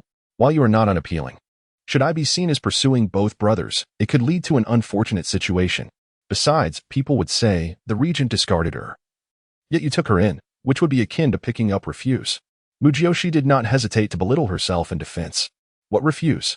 Mu Jiuxi, how can you speak of yourself in such a manner? You are beautiful, possess a delightful character, and have even become the top talented woman. Any man who does not appreciate you is blind. I am not blind, Mu Jiuxi. Marry me, and I shall ensure you enjoy the finest delicacies, partake in drinks, visit theaters, and enjoy boat rides. It would be splendid. Seeing the earnest light in his eyes, Mu Jiuxi felt a headache coming on. Young man, if only life were as simple as you envision. Your Highness, your fifth brother is indeed blind, but I have changed. I no longer wish to be a frivolous young lady who knows nothing but revelry. You know my father has just been entrusted with an important task. As the legitimate daughter of a general, I must alleviate his burdens. Do not perceive me solely as a woman. Mu Jiuxi, what are you saying? You are a woman, and a beautiful one at that. Mo Yuanqing smiled foolishly. Do you truly like me? Mu Jiuxi retorted playfully. Yes, yes. He nodded eagerly, like an enthusiastic puppy. Do not say I do not grant you opportunities. If you can defeat me in a duel, I shall consider dating you. If you cannot best me, I do not want to hear any more about becoming the sixth princess. I, Mu Jiuxi, am fond of the strong. I will only marry a man stronger than I. Understand? Mu Jiuxi felt it necessary to maintain a level of dignity, so she posed a challenge that would not lead to animosity. Mo Yuanqing paused, then suddenly realized. No wonder you are so fond of my fifth brother. Mu Jiuxi nearly choked, baffled by his peculiar reasoning. Are we discussing this now? Well, yes, she awkwardly admitted. Shall we spar? Of course. He nodded eagerly. Do not underestimate me. I have trained in martial arts since childhood. We shall wait for half a month to meet in combat. Return to practice in the meantime, and do not claim I am bullying you, Mu Jiuxi decided. Swiftly reconsidering an immediate confrontation, mindful of his martial prowess. Must we wait half a month? Mo Yuanqing sulked. Can I not spend time with you in the meantime? Your Highness, how old are you to still be playing? Look at how well my business is doing. I must find a shop to open a branch. I have no time for games. Chapter 79. The Art of Flirting. As Mo Yuanqing observed her vexation, he promptly reached out to grasp her hand resting on the table, saying, Do not be upset. It's merely about finding a shop. I have several vacant stores. Mu Jiuxi was momentarily taken aback by his grasp. What a clever lad. Indeed, adept at charming women. Jiuxi, allow me to show you the shops. If you find one to your liking, I shall gift it to you, Mo Yuanqing remarked, interpreting her silence as delight, which only fueled his enthusiasm further. Internally, Mu Jiuxi exclaimed, Goodness! If this man were in modern times, he would undoubtedly be a coveted bachelor, handsome, affluent, and willing to splurge. What woman could possibly resist? Ahem, let us converse without unnecessary gestures, Mu Jiuxi retorted, withdrawing her hand. Do you truly possess shops? Indeed, I do. The Empress Dowager has bestowed upon me several establishments, but alas, I am not cut out for business. My fourth brother once asked me to sell to him, but I declined. They remain unoccupied. You refuse to sell? Mu Jiuxi raised an eyebrow. Would you care to purchase? Mo Yuanqing countered immediately. If you sell them, won't the Empress Dowager and your mother be displeased? They are gifts to me. What cause would they have for reproach? He replied without hesitation. Mu Jiuxi felt a twinge of disquiet. Let us visit the shops. If they are satisfactory, I shall rent one. This way, you can earn some rental income. Certainly. Shall we go now? There are tea houses along that street. We could dine and enjoy a performance as well. Mo Yuanqing was relentless in his pursuit of amusement. Mu Jiuxi couldn't help but envy him, a true heir of immense wealth, born into privilege. While her father was decent, the burden of a large family meant she could not expect substantial financial support. Observing Mo Yuanqing, she felt a pang of jealousy. Is it far? She pondered, recalling her obligation to visit Xingyue Pavilion to fulfill a promise to Hui Yuntian, which required some semblance of effort. They are all situated along a few main avenues. Not far at all, just separated. Then why do you not rent them out? Mu Jiuxi mused, considering it a waste. They were only granted to me last year. I initially contemplated what to do with them. It's not as though I have been idle. Mo Yuanqing feigned a look of grievance. What a carefree spendthrift. Mu Jiuxi thought to herself.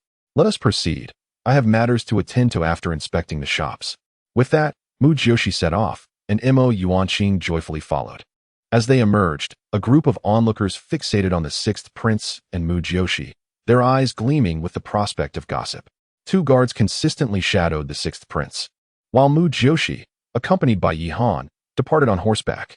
Mu Jiuxi and the sixth prince indeed appeared well suited. Both enjoyed the thrill of life. However, just moments ago, Mu Jiuxi had been jilted, rendering any royal union improbable. Perhaps it had seemed impossible before, but now, as she had risen to prominence, anything was conceivable. The Empress Dowager would undoubtedly arrange a suitable match for her. Why should anyone fret? Indeed, even if she does not marry into royalty. Does Mu Jiuxi not have Wu Tong in the Orchid House? That alone could be intoxicating. Laughter erupted among the crowd, while Wu Tong within turned crimson once more. As Mu Jiuxi traversed the streets with the sixth prince, she surveyed 4 shops that left her envious, for their locations far surpassed that of her milk tea shop. This was the epitome of a bustling commercial district, akin to a vibrant pedestrian street, where the flow of people rendered Mu Jiuxi speechless. Though the 4 shops were modest in size, slightly smaller than her tea establishment, they were perfectly suited for her, as a larger venue would be beyond her financial reach. She quickly conferred with Mo Yuanqing, but his guards insisted that the sixth prince consult with the Empress Dowager. Despite Mo Yuanqing's dismissal of the need, Mu Jiuxi felt it necessary and urged the sixth prince to seek his mother's approval. Only with her consent would she proceed with the rental, lest chaos ensue later.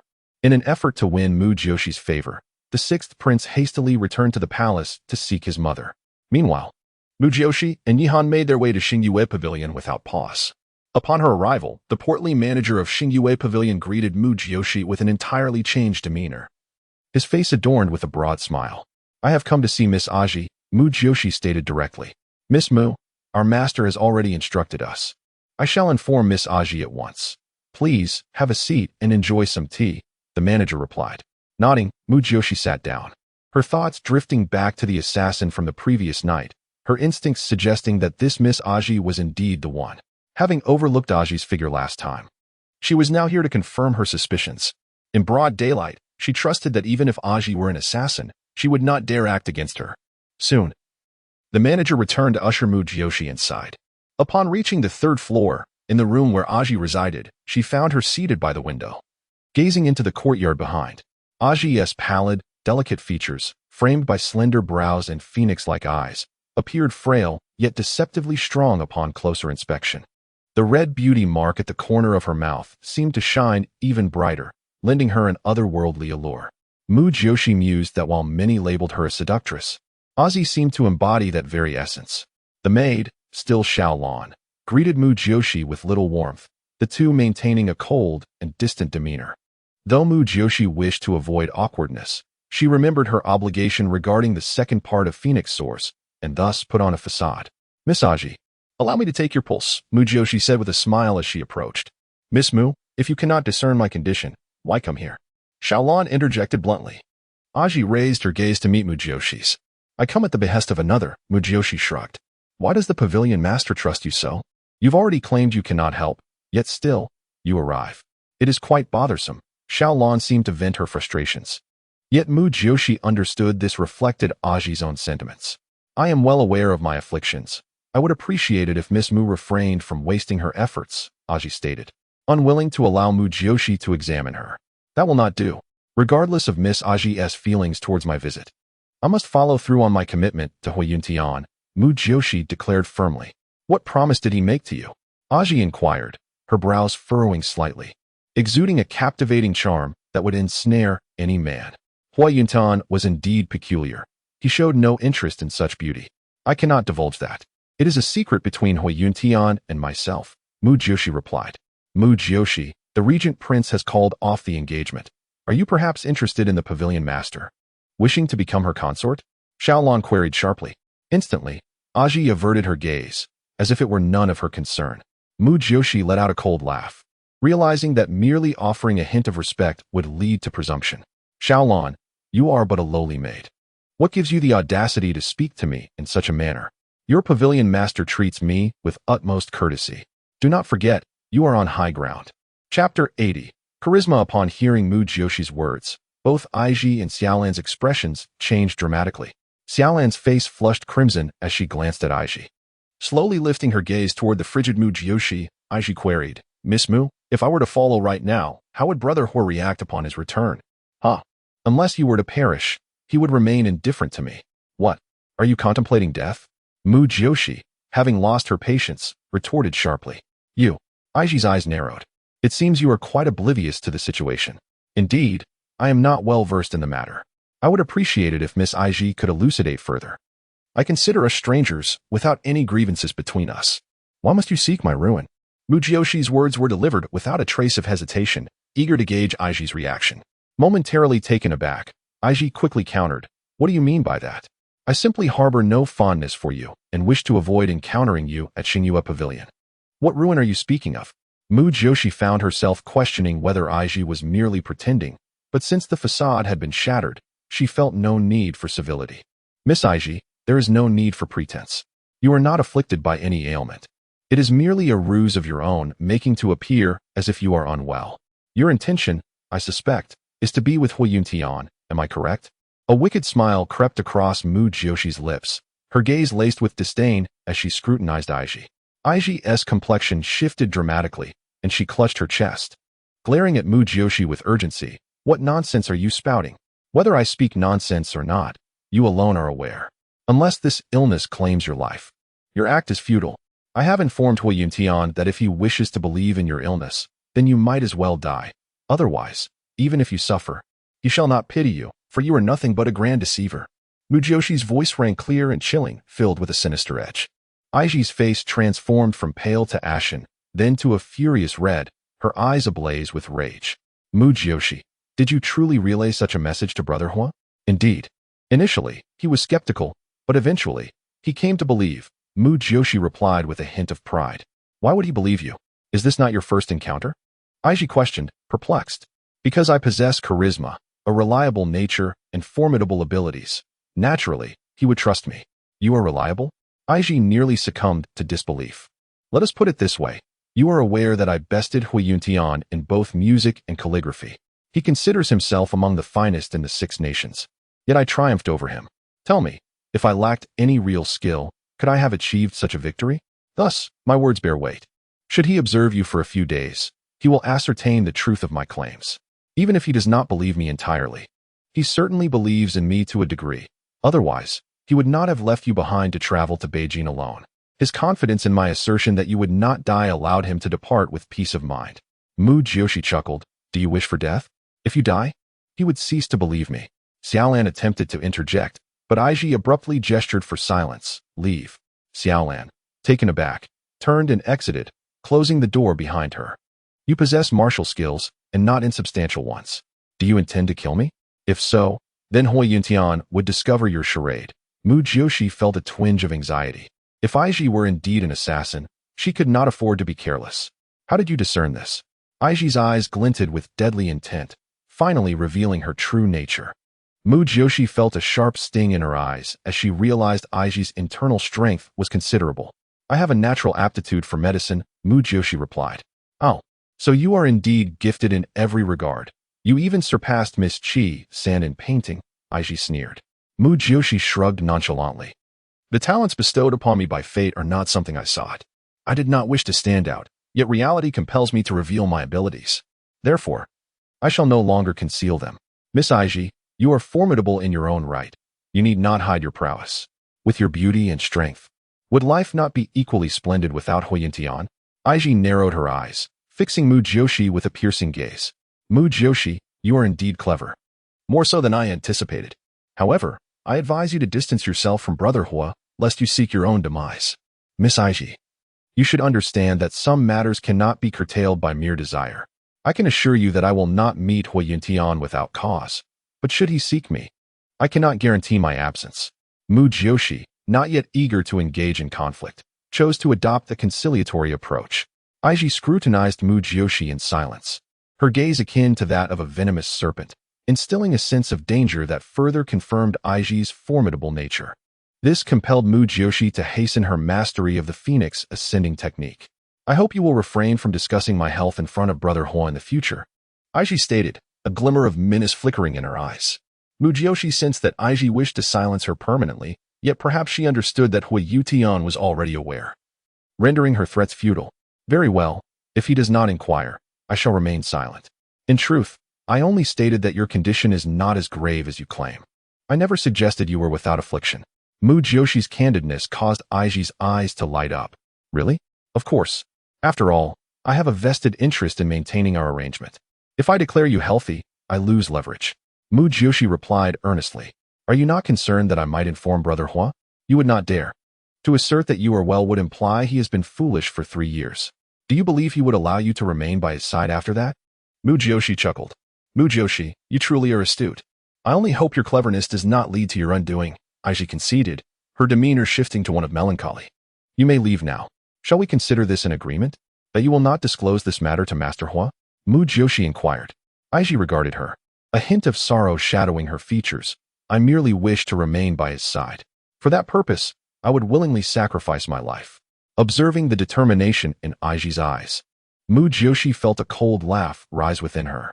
She intended to speak further, but the dissonance in their energies dissuaded her from doing so. Having safely exited Xingyue Pavilion, Mu Jiuxi and Yi Han returned to their residence.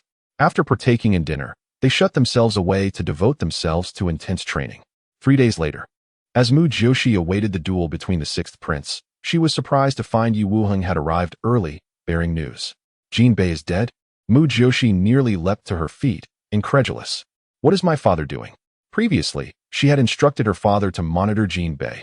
How could he have met his demise? He was slain instantly. We discovered a poisoned fang lodged in his teeth. He was indeed a spy. Yi Wuheng stated gravely as he seated himself at the stone table in the courtyard. I believe my father is the true spy. How could this happen under his very nose? Was he not the one who allowed this to transpire?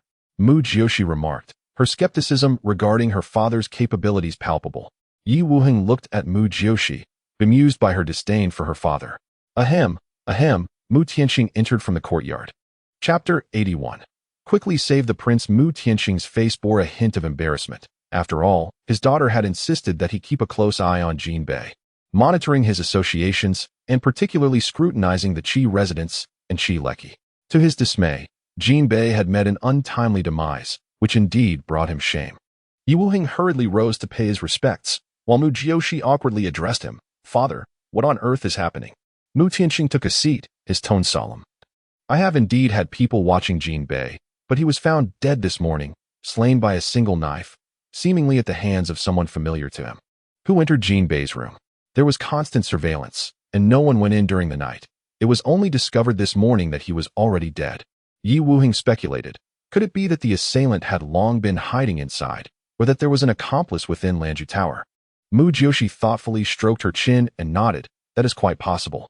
Where is Jinbei's body? At the Dali Temple? No. It was taken away by the royal city guard, and several people from Lanju Tower were also apprehended for questioning, Yi Wuheng replied. The matter of the infiltrator has already been taken over by the royal city guard. Dali Temple need not involve itself for now. Then why are you here? Mu Jiuxi asked, amused. Yi Wuheng's expression turned slightly awkward. The regent has instructed me to keep a close watch. As no one knows whether there are infiltrators within the royal city guard, hasn't the regent also dispatched men to observe Lanju courtyard and the Qi residence? Did his men not spot the murderer? Mu Jiuxi thought to herself, fearing that Mo Zun must be overwhelmed these days. The regent's men withdrew 2 days ago. It appears something has transpired on their end, Mu Tianqing stated. As soon as he finished speaking, hurried footsteps echoed from outside. Yi Han rushed in, breathless. Miss, something has happened to the regent. What? The three of them immediately stood up. Following Yi Han was An Yi, covered in blood, his complexion pale and fatigued as he urgently exclaimed, Miss, we must save the prince. His voice trembled, nearly breaking into tears. Mu Jiuxi's expression turned grave as she shouted, Prepare the horses. I'll gather my supplies. With that, she dashed into her chamber and soon emerged, donned in sturdy attire and carrying a medical kit. I'll accompany you. Yi Wuheng urged. No need. You go to the royal city guard. There is undoubtedly something amiss with Jinbei's case, so it must be closely monitored. Father, reinvestigate Lanju Tower, Mu Jiuxi commanded before rushing outside. At the entrance, 3 horses were already prepared. The moment Mu Jiuxi appeared, she swiftly mounted her steed. Her current strength was akin to a phoenix in flight, agile and swift. Miss, the prince is at Baoguo Temple, not at the palace, and Yi informed her promptly. What? How did he end up at Baoguo Temple? Mu Jiuxi exclaimed in astonishment. The prince was capturing infiltrators, but was ambushed by several skilled opponents and sustained injuries. And Yi explained, panting heavily. Mu Jiuxi's eyes narrowed sharply. Are you injured? I have only a minor wound. It's nothing, and Yi replied hastily. The trio sped towards Baoguo Temple like arrows released from a bow. Mu Jiuxi pondered how someone as formidable as Mo Zun could be injured, leading her to conclude that the assailants must possess significant strength. Were they truly assassins? Had they been hired by Xingyue Pavilion? That seemed unlikely. After all, Xingyue Pavilion would hardly dare to accept a contract to assassinate the regent. Moreover, her relationship with Hui Yuntian had improved, making it improbable that hired assassins were involved. Thus, it must be that foreign spies were at play. After all, the regent was Gao Yun, the god of war. Other nations would certainly desire his early demise. Every kingdom's court breeds its own deathly assassins for various espionage tasks, albeit hidden deeply. The explosive events in Gao Yun country were inadvertently instigated by Mu Jiuxi herself. The regent must have uncovered some critical infiltrator, leading to his relentless pursuit, only to fall into an ambush. What should have taken an hour's journey was compressed into half that time, and when Mu Jiuxi and her companions arrived at Baoguo Temple, they were met by a throng of monks, all armed with various implements, sticks, brooms, and the like, standing vigilantly around the entrance and its vicinity. And Yi swiftly dismounted and approached. Master Huaning, how is the prince? Not well? Where is the physician? Master Huaning, a middle-aged monk, looked at the trio and sensed they were not doctors, prompting him to grow anxious. Miss Mu is the best physician, and Yi reassured him. Mu Jiuxi and Yi Han had dismounted by now. Quickly, lead me inside, Mu Jiuxi urged. Master Huaning, taken aback by Mu Jiuxi's presence, promptly turned and ran. The prince is in the inner courtyard. As Mu Jiuxi hurried through Baowu Temple, she noticed the monks emerging, their expressions grave and serious, presumably to protect Mo Zun. She had no time to admire her surroundings as she rushed inside. And Yi, drenched in sweat and pale, burst through the door, exclaiming, "The prince, Miss Mu has arrived." He then collapsed onto the ground. The scent of blood hit Mu Jiuxi's nostrils, tightening her chest. Despite their frequent disagreements, she did not truly despise this man. After all, the previous owner of this body was not particularly likable, and it was understandable that Mo Zun had rejected her. Mo Zun's voice was low, but Mu Jiuxi felt a wave of relief wash over her. Arriving at the bedside, she beheld Mo Zun, a broken arrow still lodged in his chest. His face was ashen, resembling that of a ghost. Upon seeing Mu Jiuxi, he managed a faint smile. "You've come. Mo Zun, did you not claim to be invincible? How could you be ambushed?" Mu Jiuxi's eyes reddened at the sight of the extensive bloodstains on his chest. "There were 6 skilled opponents," Mo Zun gasped. "They set a trap to lure me out." Enough! Enough! Do not speak." Mu Jiuxi's eyes glistened with tears as she quickly wiped them away. "Prepare hot water and clean towels," she commanded, taking a deep breath. Mo Zun gazed at her, his dark eyes softening with tenderness as he observed her red-rimmed eyes and commanding demeanor. "It must hurt terribly," she said, pulling aside his garments to reveal the ghastly wound. Thankfully, it was a distance from his heart, but the injury was still severe. Mo Zun smiled bitterly. "I intended to return to find you, but I feared that if I lost too much blood, I might not see you again. So I had no choice but to let you come. Thank you for your trouble. Don't be so sentimental with me. You're gravely injured if you ride a horse again." "I truly won't be able to save you," Mu Jiuxi replied, opening her medical kit and retrieving silver needles. After inserting needles at critical acupuncture points, Mu Jiuxi exhaled, and Mo Zun instantly felt much better. He marveled at her medical skills, recalling how she had saved by chiefing. Thus, extracting the arrow would pose no challenge for her. "I'm about to remove the arrow. Brace yourself," Mu Jiuxi instructed after giving him a glance. Mo Zun nodded slightly and closed his eyes. Mu Jiuxi placed her self-made surgical tools, scissors, tweezers, needles, and thread, within her reach and grasped the broken end of the arrow. And he turned his head away, unable to bear the sight. After giving Mo Zun one last look, she exerted a sudden force to pull it out. Blood gushed forth, and due to the barbed arrowhead, the wound grotesquely tore open, exposing raw flesh and blood. Chapter 82. Will they come again? Mo Zun emitted a muffled groan, his pale lips quivering. Fists clenched tightly in visible anguish. "Damn it, this arrow has barbs." Mu Jiuxi cursed vehemently upon witnessing the wound, consumed by a desire for vengeance. Forcing herself to regain composure, she used cotton to absorb the blood and examined the wound. Fortunately, it had not struck any vital vessels, allowing her to staunch the bleeding swiftly. She proceeded to suture the injury, though its size was considerable. "I'm going to stitch it up now. Bite down on this," Mu Jiuxi instructed, offering him a corner of the quilt to bite. At that moment, Mo Zun was drenched in sweat, and seeing her concerned expression, he bit down on the quilt and closed his eyes again. And Yi, standing by, wept. "Miss, is there no anesthetic?" "No, I wasn't prepared for this. However, I've needled some acupoints to alleviate the pain somewhat. Yet, this wound is quite difficult to stitch, so it will undoubtedly hurt." Mu Jiuxi replied while already beginning the stitching process. "Why are you crying? The prince can endure. He is unstoppable on the battlefield. This pain is nothing." Mu Jiuxi seemed to be reassuring herself. Mo Zun's entire body trembled, prompting Mu Jiuxi to hasten her pace. After all, the longer one takes with suturing, the more painful it becomes. "Does the Empress Dowager know?" Mu Jiuxi queried in Yi. And Yi paused before responding. "No, you are the first to know. If the Empress Dowager were to find out, she would undoubtedly worry. Let us keep it a secret for now. By the way, what about the others?" Mu Jiuxi felt it implausible that only Mo Zun was injured. Several shadow guards have perished, and Yi lamented. Those 6 assassins were formidable. However, they ultimately met their end. The prince killed 3 of them, and the remaining 3 are injured. Yet we fear there may be others lurking. So the prince suggested we retreat to the Baowu temple and have someone summon you. Once Yi finished speaking, Mu Jiuxi completed the suturing and immediately applied a healing ointment, bandaging Mo Zun's wound. As the bandaging required wrapping around his torso, Mu Jiuxi had to lift Mo Zun's upper body. Yihan hurried over to assist, noticing that Yi was also injured. He had not stood up since and blood stained his black trousers. After Mu Jiuxi dressed Mo Zun's wound, she took out a ginseng slice for him to suck on. Don't speak for now. You're severely injured. Conserve your strength. Mo Zun gazed at her with his dark eyes and nodded slightly. Miss, please check on Yi, Yihan urged. Mu Jiuxi turned swiftly to find Yi's complexion growing increasingly pale. You're injured? Why didn't you say anything earlier? Mu Jiuxi squatted down before him.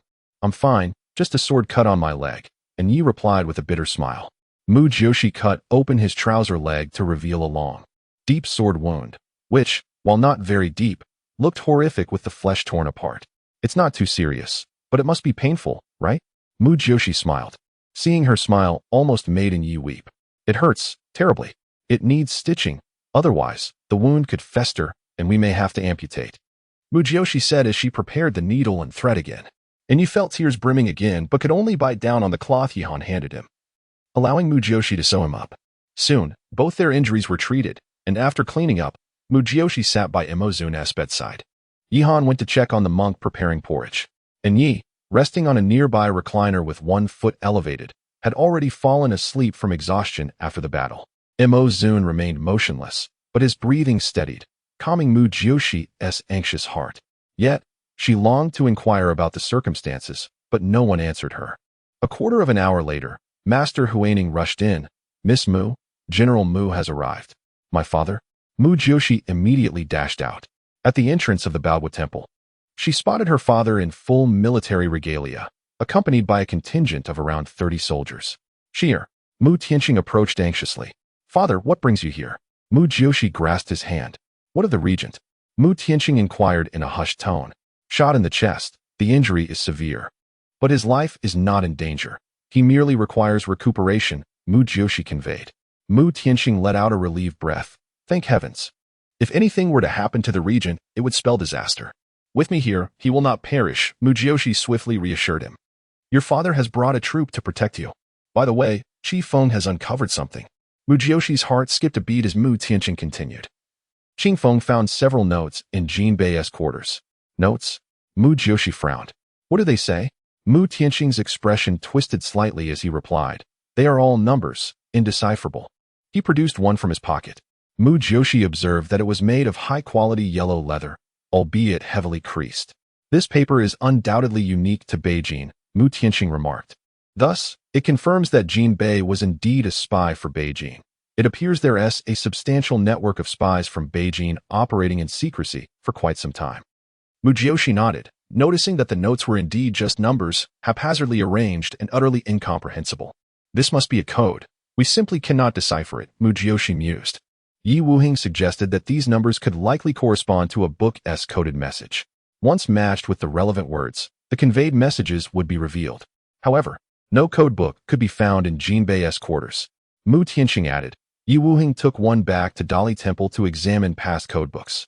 Mu Jiuxi immediately understood that this was a sophisticated means of communication among spies, and without the corresponding codebook, the information would forever remain a mystery. Conversely, once the correct book was identified, all notes could be decrypted. Father, please give me this note. I'll keep an eye on it, Mu Jiuxi stated. Has Qi Leki shown any signs? With Jin Bei dead, she will undoubtedly react. Mu Jiuxi nodded. Recently, that woman seems quite agitated. She visited Jin Bei once and left in a rage. Moreover, a stranger has been entering and exiting her residence. I've instructed people to monitor it. Who is it? Mu Jiuxi inquired with curiosity. Upon investigation, it's the manager of Fenghe Trading Company. On the surface, it appears they have business dealings with Qi Leki. However, considering Qi Leki has many business partners, it's peculiar that this manager has visited her residence 3 times in 3 days, and once was at night. Could he be Qi Leki's old flame? Mu Jiuxi raised an eyebrow. Impossible. That manager is old, short, and unattractive. Definitely not. Mu Tianqing immediately refuted. Mu Jiuxi's lips twitched slightly as she nodded. Have you been monitoring the trading company? Of course. Do you think your father is so foolish? So far, nothing unusual has occurred, he replied. Mu Jiuxi smiled and nodded. We must keep a close watch now. The regent can no longer assist you, and his situation is precarious. Mu Jiuxi recounted the incident involving the 6 elite assassins who attempted to kill Imo Zun. How outrageous! Who dares to be so brazen? Mu Tianqing erupted in fury. My greatest fear is that they are aware of Imo Zun's serious injury and may return. After all, opportunities to inflict such harm on him are rare. Mu Jiuxi's countenance darkened significantly. Chapter 83. She guessed correctly. Mu Tianqing's complexion suddenly changed, and he urged, It is highly likely, Sierra. You must return to the imperial city immediately. We are in the outskirts, where danger is even greater. Imo Zun is severely injured and cannot be moved for the time being. I fear his condition may worsen. Mu Jiuxi furrowed her brows and replied, However, with these guards you brought, the enemy should be somewhat deterred. Mu Tianqing shook his head, saying, These men can handle ordinary guards, but when faced with true masters, they would likely be walking to their deaths. Therefore, father must stay. Father, do you not think that with so many incidents occurring at once, the imperial city is also quite unsafe? You should return quickly, just in case. I will find a way here, and you must inform them that Imo Zun is unharmed. Mu Jiuxi felt uneasy. Among all the masters in Gaoyuan, the regent and her father were among the top tier. If something were to happen back there while both of them were here, there were so many spies, including her stepmother Lu Weiya and the prime minister's second wife, Zhuang Qingmei, all of whom were traitors, alongside the uncertain Qi Leki and the ambitious Xiao Lingyue watching from the sidelines. If they seized an opportunity, things could spiral out of control. Upon hearing his daughter's words, Mu Tianqing broke into a cold sweat and nodded. Then I will return immediately. You must be careful, Sierra. Your life is of utmost importance. Father, I understand. I cherish my life. Mu Jiuxi offered him a reassuring smile. Then I will leave these people with you, Mu Tianqing declared. Father, take some men back with you. I am uneasy about the journey, Mu Jiuxi insisted, now thinking of the worst-case scenario, knowing the enemy was ruthless. Mu Tianqing paused for a moment before saying, I will leave 25 men with you. No, make it 15, Mu Jiuxi suggested after a glance. Mu Tianqing immediately shook his head. Sierra, your father is not so weak. 20 men. Ah Yao. He called out to a soldier. A burly man stepped forward. Ah Yao, stay behind to protect the young lady and the regent. Follow their orders. Mu Tianqing instructed. Yes, General, Ah Yao promptly replied, turning to Mu Jiuxi. Mu Jiuxi nodded. All right, father, return quickly. We will be fine. Mu Tianqing had intended to check on Imo Zun, but, recognizing the urgency of the situation, hastily departed. Mu Jiuxi instructed Ah Yao to position their men around the Baoguo temple. The monks inside were not adept at handling enemies, but they were doing their utmost to provide for everyone. As night fell, shadows deepened in the back mountains of the Baoguo temple, and strange bird calls echoed through the air. Mu Jiuxi, Yi Han, and Yi were inside Imo Zun's room. Imo Zun had awakened and, after eating some porridge, felt much better, which eased Mu Jiuxi's worries. He then began to cultivate his inner strength to expedite his recovery. Mu Jiuxi advised Yi to rest more while she and Yi Han stood under the eaves outside. The monks had already settled down for the night, while Ah Yao remained alert, sitting motionless above the eaves. Miss, do you think those people will launch a surprise attack tonight? Yi Han asked, his heart filled with anxiety. I do not know, but if they have ample manpower, it is highly likely. If it were me, I would certainly take advantage of Imo Zun's injury to claim his life. Mu Jiuxi then shared several strategies she had devised, preparing everyone for the worst. There are over 100 monks in the Baoguo temple, and I have instructed them not to come out at night. Only the 8 monks beside Master Huaning possess martial skills.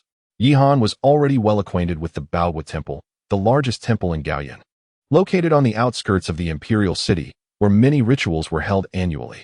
Years ago, Mu Jiuxi had saved the Empress Dowager in the back mountains of this very temple, which spanned a vast area.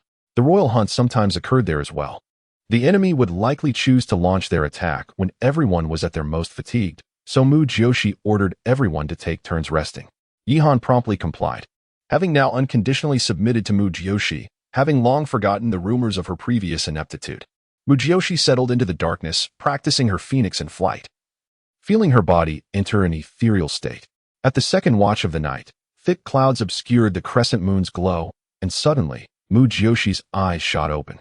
"They're coming," she exclaimed. Nearby, Yihan was startled, having heard no sound.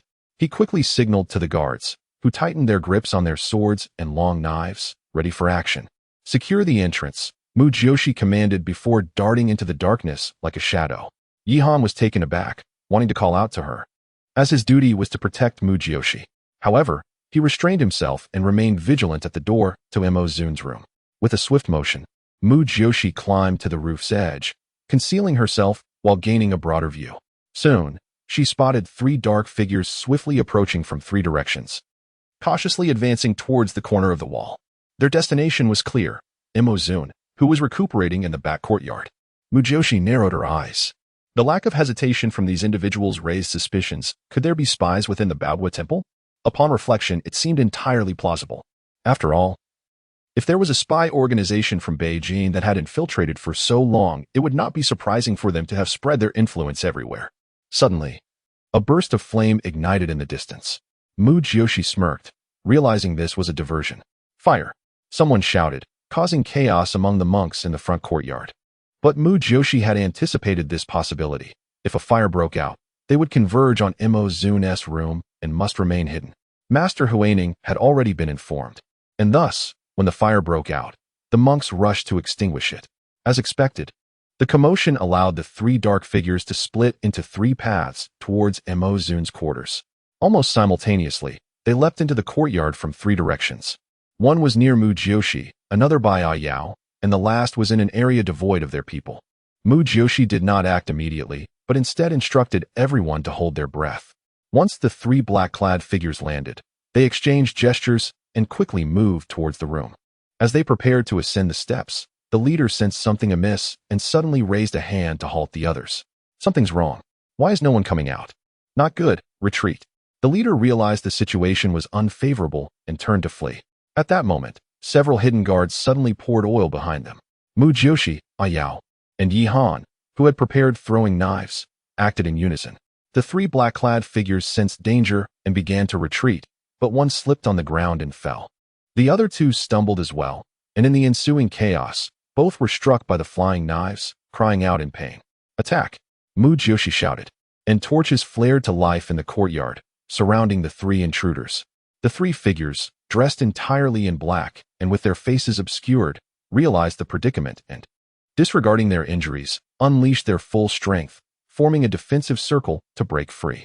Mu Jiuxi had prepared for everything, yet she had not anticipated the formidable strength of these 3. They swiftly dispatched her soldiers, leaving her heart aching. These were all her loyal soldiers from Gaoyan. Chapter 84. Not on the list. Mu Jiuxi's eyes immediately turned red, and she shouted, "Throw the torches, burn them alive." Upon hearing this, the 3 men in black let out a scream and swiftly dispersed, rushing out in different directions. The one who had fallen earlier was covered in oil. As soon as the torch was thrown, he ignited and let out a horrific scream as flames engulfed him. "Run, quickly!" The burning man urged his 2 companions to flee, while he suddenly spread his arms and lunged towards the side where Yao and the soldiers were gathered. Yao and the soldiers retreated hastily, and Mu Jiuxi wielded her long whip, aiming it at another black-clad man who had been injured in the leg. The skilled assassin swiftly pivoted and struck at the whip with his blade. Their weapons clashed, causing the black-clad man to abandon his knife. Seizing the opportunity as Mu Jiuxi's whip recoiled, he attempted to escape by climbing over the courtyard wall. Meanwhile, another one was fiercely engaged with Yihan on the rooftop. "Leave this to me," Mu Jiuxi declared, vaulting over the courtyard wall in pursuit of the injured man. "Miss!" Yihan called out urgently, concerned that Mu Jiuxi might be at a disadvantage in her chase, but he was unable to assist her at that moment. Yao, having been instructed to protect Mo Zun, could not leave his post and had to stand guard against further ambushes. Once outside the courtyard, the black-clad man darted towards the back mountain. Mu Jiuxi let out a cold laugh, unleashing her full power. With the grace of a soaring phoenix, she pursued him like a delicate bird in flight. When the man glanced back and saw Mu Jiuxi gaining on him, he nearly stumbled in fear. His injured foot hindered his escape. Just as Mu Jiuxi was about to catch up, he abruptly stopped and kicked up a branch from the ground. Mu Jiuxi deftly evaded it and continued her relentless pursuit. You cannot escape, she declared coldly. The man seemed to be struggling more with each step. Suddenly, he halted and turned to face Mu Jiuxi, revealing a short blade in his hand, roughly the length of his forearm. The sight of the weapon reminded Mu Jiuxi of the female assassin from that fateful night. Was she a spy from Beijing? Not the young lady Aji? At that time, had Beijing sought to eliminate her, the budding Mu family heiress? No, she had already clashed with her second mother and had visited the prime minister's residence, where she learned of the poisoning incident. Had Beijing discovered her investigation into Lian Xiangying and the healing of her mother, prompting them to target her? Mu Jiuxi felt a whirlwind of confusion. She had always believed the female assassin was Aji, as Aji had confessed to her formidable martial skills. Miss Mu, you are truly insufferable. A hoarse voice cut through her thoughts. Isn't it more detestable that a Beijing spy commits such heinous acts? Mu Jiuxi stepped closer, her eyes scanning him meticulously, leaving no detail overlooked. As the queen of the night, she was all too familiar with the ruthlessness and treachery of assassins. The man fell silent, his eyes flashing with murderous intent as he gripped the short knife tightly. If you seek death, do not blame me for being merciless. You failed to assassinate me last time. Do you truly believe you will succeed now? Mu Jiuxi advanced. Last time, the man was momentarily taken aback. Miss Mu, you overestimate yourself. You are no longer on our list. However, after this encounter, perhaps you will be. The list? It seems you have endured in silence for long enough. Finally ready to take action. I am honored to join your ranks, but you certainly will not have that opportunity. It is you who will miss your chance. In an instant, the man lunged at Mu Jiuxi. She swiftly tilted her body, her legs sweeping up to strike his injured limb. The man grunted as he fell, his short knife aimed at Mu Jiuxi's heart. Yet before it could reach her, he felt a chill at his throat, followed by a spray of blood. He collapsed to the ground, clutching his neck. Disbelief etched across his face as he realized that a powerful assassin like him had been defeated by Mu Jiuxi in a single move. I knew you would not surrender. So die. But I will hang your corpses at the North City Gate for Beijing to see. Mu Jiuxi's gaze turned fierce and merciless. You. The man convulsed in anger before finally succumbing to death. Mu Jiuxi approached him, pulling down his mask to reveal a pallid face, calloused hands, and upon searching him, she discovered a dagger hidden in his boot. However, nothing else of significance was found. It seemed impossible. Organizations like his must have some form of token or means of communication. She lifted his sleeve but found no tattoos. She stood in contemplation over the man's lifeless body. Suddenly, the moon broke through the clouds, a sign that darkness had passed. Miss. Yihan's urgent voice called out from a distance. I'm here, Mu Jiuxi replied. Yihan rushed over, and upon seeing her, noted her disheveled appearance and torn sleeves. Dead? He asked, glancing at the corpse on the ground. These assassins are of no use alive. Drag the body back and see if Mo Zun wishes to display it at the North City Gate, Mu Jiuxi instructed. Startling Yihan. What about your target? Also dead. Poisoned. I couldn't stop him, and the other was burned beyond recognition, Yihan reported. Very well, let us return. Mu Jiuxi felt a heavy weight in her heart, unable to uncover the secrets of their communication. Upon reaching the Baogua temple, the place was brightly lit. The courtyard where the fire had broken out was half burned, but they had extinguished the flames in time, averting further damage, and none of the monks had perished. In contrast, 3 of Ayao's men had died, and 2 others were injured, which weighed heavily on Mu Jiuxi's conscience. As she entered Mo Zun's chamber, she found him awake, his eyes wide open. Yi stood vigil beside him, sword unsheathed and at the ready. How do you feel? Mu Jiuxi asked softly, noting his pale complexion and bloodless lips. Seeing blood on her, Mo Zun immediately inquired, Are you injured? Mu Jiuxi shook her head. No, it isn't mine. All 3 are assassins, and they are dead. They were highly skilled, likely on par with those who attacked you. So there were 6 before, and now 3 more. This organization has quite a number of expert assassins. Even so, 6 are dead, and 3 are severely injured. That should be enough to cause distress to their master.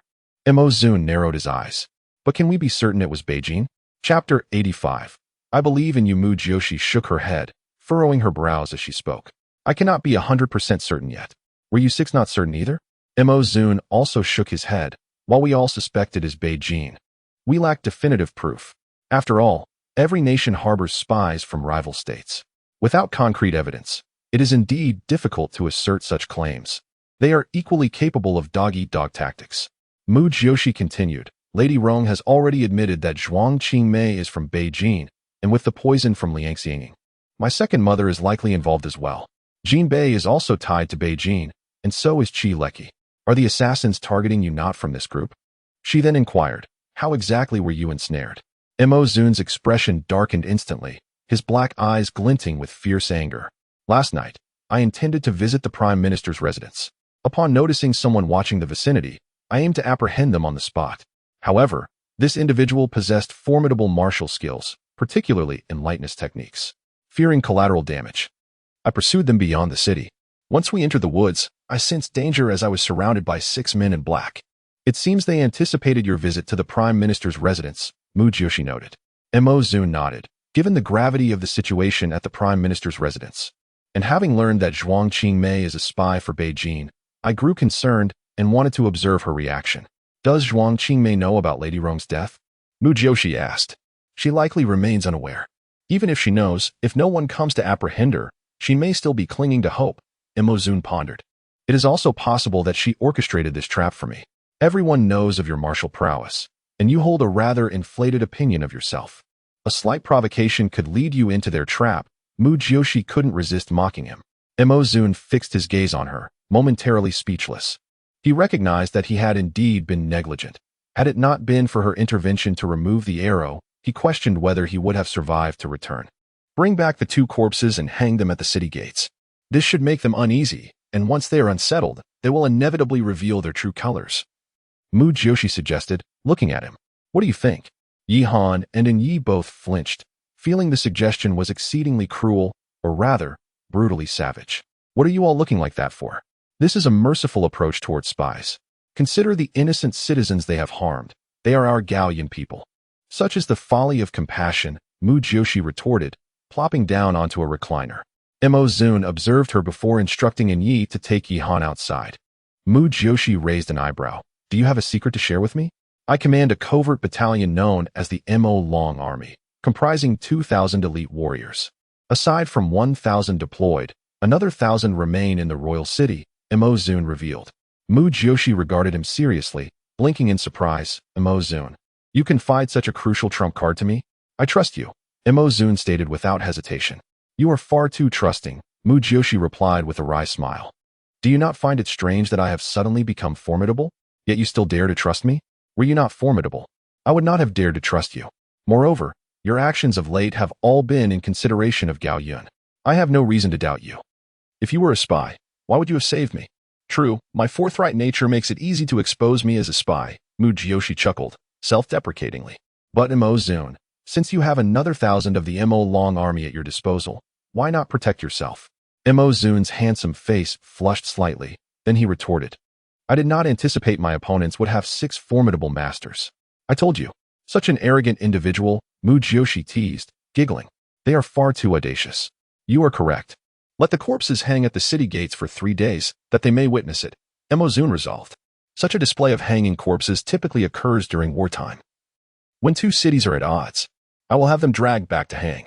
By tomorrow, your injuries should allow some movement. And we can take a carriage back to the royal city slowly, Mu Jiuxi stated. By the way, during my interrogation, that fellow mentioned an assassination list. An assassination list? Mo Zun exclaimed. Indeed. I was not on the list previously, but I suspect I have been added after this incident, Mu Jiuxi sighed. Previously, Minister Gu was assassinated. He must have been on that list too.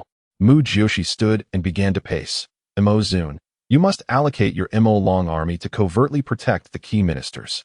Ministers usually have capable bodyguards, and Minister Gu survived the assassination attempt due to timely intervention. However, you are right. We cannot take risks. I will issue orders for additional protection for certain important ministers. All right, you should rest now to recover swiftly. I will sleep here, Mu Jiuxi glanced at the recliner. No need for that. You should rest in the next room. I will have Yi watch over this place, Mo Zun insisted. You are now a protected individual. To be honest, if I were a spy, I would attempt to return. Mu Jiuxi's words sent a chill down Mo Zun's spine, but it was indeed a possibility. He had improved somewhat, but if he were to engage again, his wounds might reopen, prolonging his recovery indefinitely. How is your training in the Phoenix Ascension progressing? Mo Zun asked. Above the 7th layer, nearly at the 8th, Mu Jiuxi replied, a proud smile gracing her features. What do you think I have been doing in seclusion? I must master the first stage quickly to open the Rin and do meridians. Progressing to the second stage will then be much easier. Cough, cough. Emozun looked at her strangely. Do you genuinely believe that opening the Rin and do meridians is that simple? Emozun, there are far too many impossibilities concerning me. Do not reason with conventional logic. Now sleep. Mu Jiuxi declared, stepping out to wash up. After giving a few instructions to Yihan and Yi, she returned to the long couch and fell asleep fully dressed. Emozun found himself momentarily at a loss, reflecting on how, in such a short span, Mu Jiuxi had transformed completely, not merely a change, but into something splendid and extraordinary. Perhaps, for her, miracles are merely the norm? His heart ached slightly. He had toiled step by step to arrive at this day. Was the heavens too indulgent towards this young woman? Gazing at Mu Jiuxi's serene visage as she slept, Emozun's emotions remained turbulent for a long while.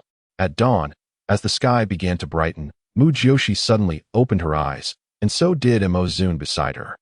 Their gazes met in the dim light of the oil lamp, and they simultaneously looked up at the ceiling. Mu Jiuxi had already rolled off the bed silently, appearing beside Emozun, a purple-red whip materializing in her hand. The bedding in the Baobua temple was rather rudimentary, lacking mosquito nets, revealing the intersecting beams of the roof above. Chapter 86. I thank you, my lord. Mu Jiuxi carefully shifted Emozun further onto the bed. Despite the pain from his wound that made him grit his teeth and break into a sweat, he immediately endeavored to cooperate with her. Above, the tiles were pried open, and Mu Jiuxi soon beheld a flurry of sharp, flying daggers descending towards them. Both Mu Jiuxi and Emozun's expressions turned grave. She swiftly brandished her whip, creating a protective barrier that deflected all the daggers, which then lodged themselves into the surrounding walls and furniture, producing a cacophony of clinks and clatters. When the chaos subsided, the room was adorned with glimmering daggers protruding from every surface. Miss, outside. Yihan's anxious voice echoed with an abundance of worry. The roof. Mu Jiuxi shouted, only to notice numerous dark, elongated shapes above. Snakes. A chill ran down her spine as she recognized the venomous creatures raining down. Despite her innate fear of snakes as a woman, her role as the Night Queen had often put her in perilous encounters with them. Emozun, equally startled, prepared to strike at the serpents, but Mu Jiuxi commanded, do not move. With that, her whip lashed out again, but a colorful snake managed to slip through. Just as Emozun reached out, Mu Jiuxi seized the snake by its neck and hurled it forcefully aside. However, the snakes that had been deflected by her whip were far from dead. They writhed menacingly in the room, hissing loudly. Amidst the commotion above, chaos erupted in the courtyard, with Inye's shouts warning of the serpents. Ayao, stop that fellow. He intends to set fire. Yihan suddenly cried out. Mu Jiuxi's expression darkened as the earlier disarray made sense. The windows had been sealed, indicating a trap. Just as she realized this, another hole was smashed into the roof, and a torch was hurled inside. Run! Mu Jiuxi exclaimed, lifting Emozun onto her back as she descended from the bed. However, the floor was slick with snakes, forcing her to grip him tightly. Let me down, I can walk. Emozun insisted, his forehead glistening with cold sweat as his wound throbbed painfully. To her horror, she noticed that the snakes were coated in flammable oil. Once ignited, they surged wildly, creating an inferno that consumed everything in sight, effectively blocking their escape route. Fire! Someone put out the fire. Yi shouted outside, accompanied by the sounds of agonized screams. Watch for hidden arrows. My lord, miss. Yihan's voice rang out, piercing through the tumult. Flames and smoke filled the room as Mu Jiuxi dashed towards the window, only to find it barred. With a fierce kick, she failed to break through, and the overhead beams ignited. She was astounded by the enemy's ruthless determination, realizing that their numbers had swelled since the earlier encounter. They were intent on eliminating Emozun. Was this an all-out assault? With the regent dead, Gao Yun was indeed in grave danger. Mu Jiuxi rushed back to Emozun, who was now coughing up blood. She swiftly pulled him into the washroom, where a basin of water awaited. Drenching a cloth, she pressed it against his mouth before soaking her sleeve to cover her own, then plunged back into the fiery chaos, dragging a blanket with her. Just as she returned, a loud crack resonated above. The beam had collapsed. Seeing Mu Jiuxi's hair nearly singed, Emozun urged, Jiuxi, you must escape. Don't concern yourself with me. Escape? We either fight together or perish together, she declared, draping the blanket over their heads before hoisting him onto her back. Emozun nodded, and together, They charged towards the wooden window, smashing through with their combined strength. As they burst through, Mu Jiuxi tightly embraced the bloodied Emozun, and they tumbled to the ground. We escaped. Fire arrows. A fierce voice called out from above. Mu Jiuxi cursed under her breath as Emozun, in agony, nearly lost consciousness. His body once again stained with blood. You must go, he insisted, wanting her to flee first. Yet Mu Jiuxi sprang to her feet, straddling him protectively. The whip reappeared in her hand as arrows rained down like ice projectiles towards them. With a fierce command, she wielded her whip with precision, creating an impenetrable barrier. While Emozun, lying between her legs, remained unscathed. Despite her disheveled appearance, with hair cascading wildly, Mu Jiuxi emanated a dark and bloodthirsty aura. Is there more? She taunted, eyeing the darkness ahead with a mocking smile as the arrows ceased. Silence enveloped the scene, and then the man's voice returned. Miss Mu, you have indeed caught everyone off guard. What? Are you too cowardly to face me directly? Mu Jiuxi retorted boldly. The man, incensed, sneered, Mu Jiuxi. Do you truly believe you can protect the regent? Today marks the end for both of you. Charge. 8 figures clad in black emerged from the shadows, their eyes glinting as they drew short blades aimed at Mu Jiuxi. In an instant, she discerned a faint white glow within their sleeves, an insignia for identification among allies. Emozun, how are you holding up? She asked urgently. Not dead yet. Even if I perish, I'll take them down with me, he gasped. You must conserve your strength. I cannot save you otherwise. Allow me to handle this. You rest, she instructed, leaving him astounded. Rest? Huh. Miss Mu, you truly are audacious. But I am curious, after being rejected by the regent, why do you still seek to save him? The man inquired, intrigued by her motives. His rejection is his affair. I simply intend to protect him. Is that any of your concern? She shot back with a smirk, tucking her battered whip back at her waist. It seemed this man was quite the gossip. He must be their leader.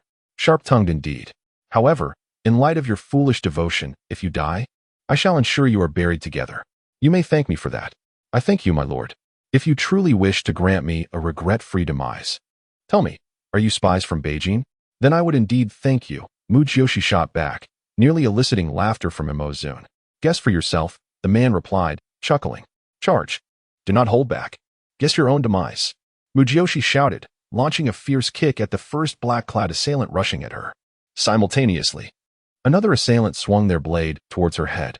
In a fluid motion, Mu Jiuxi sank low, twisting her waist as she remained rooted to the spot, her crescent blade sweeping sideways.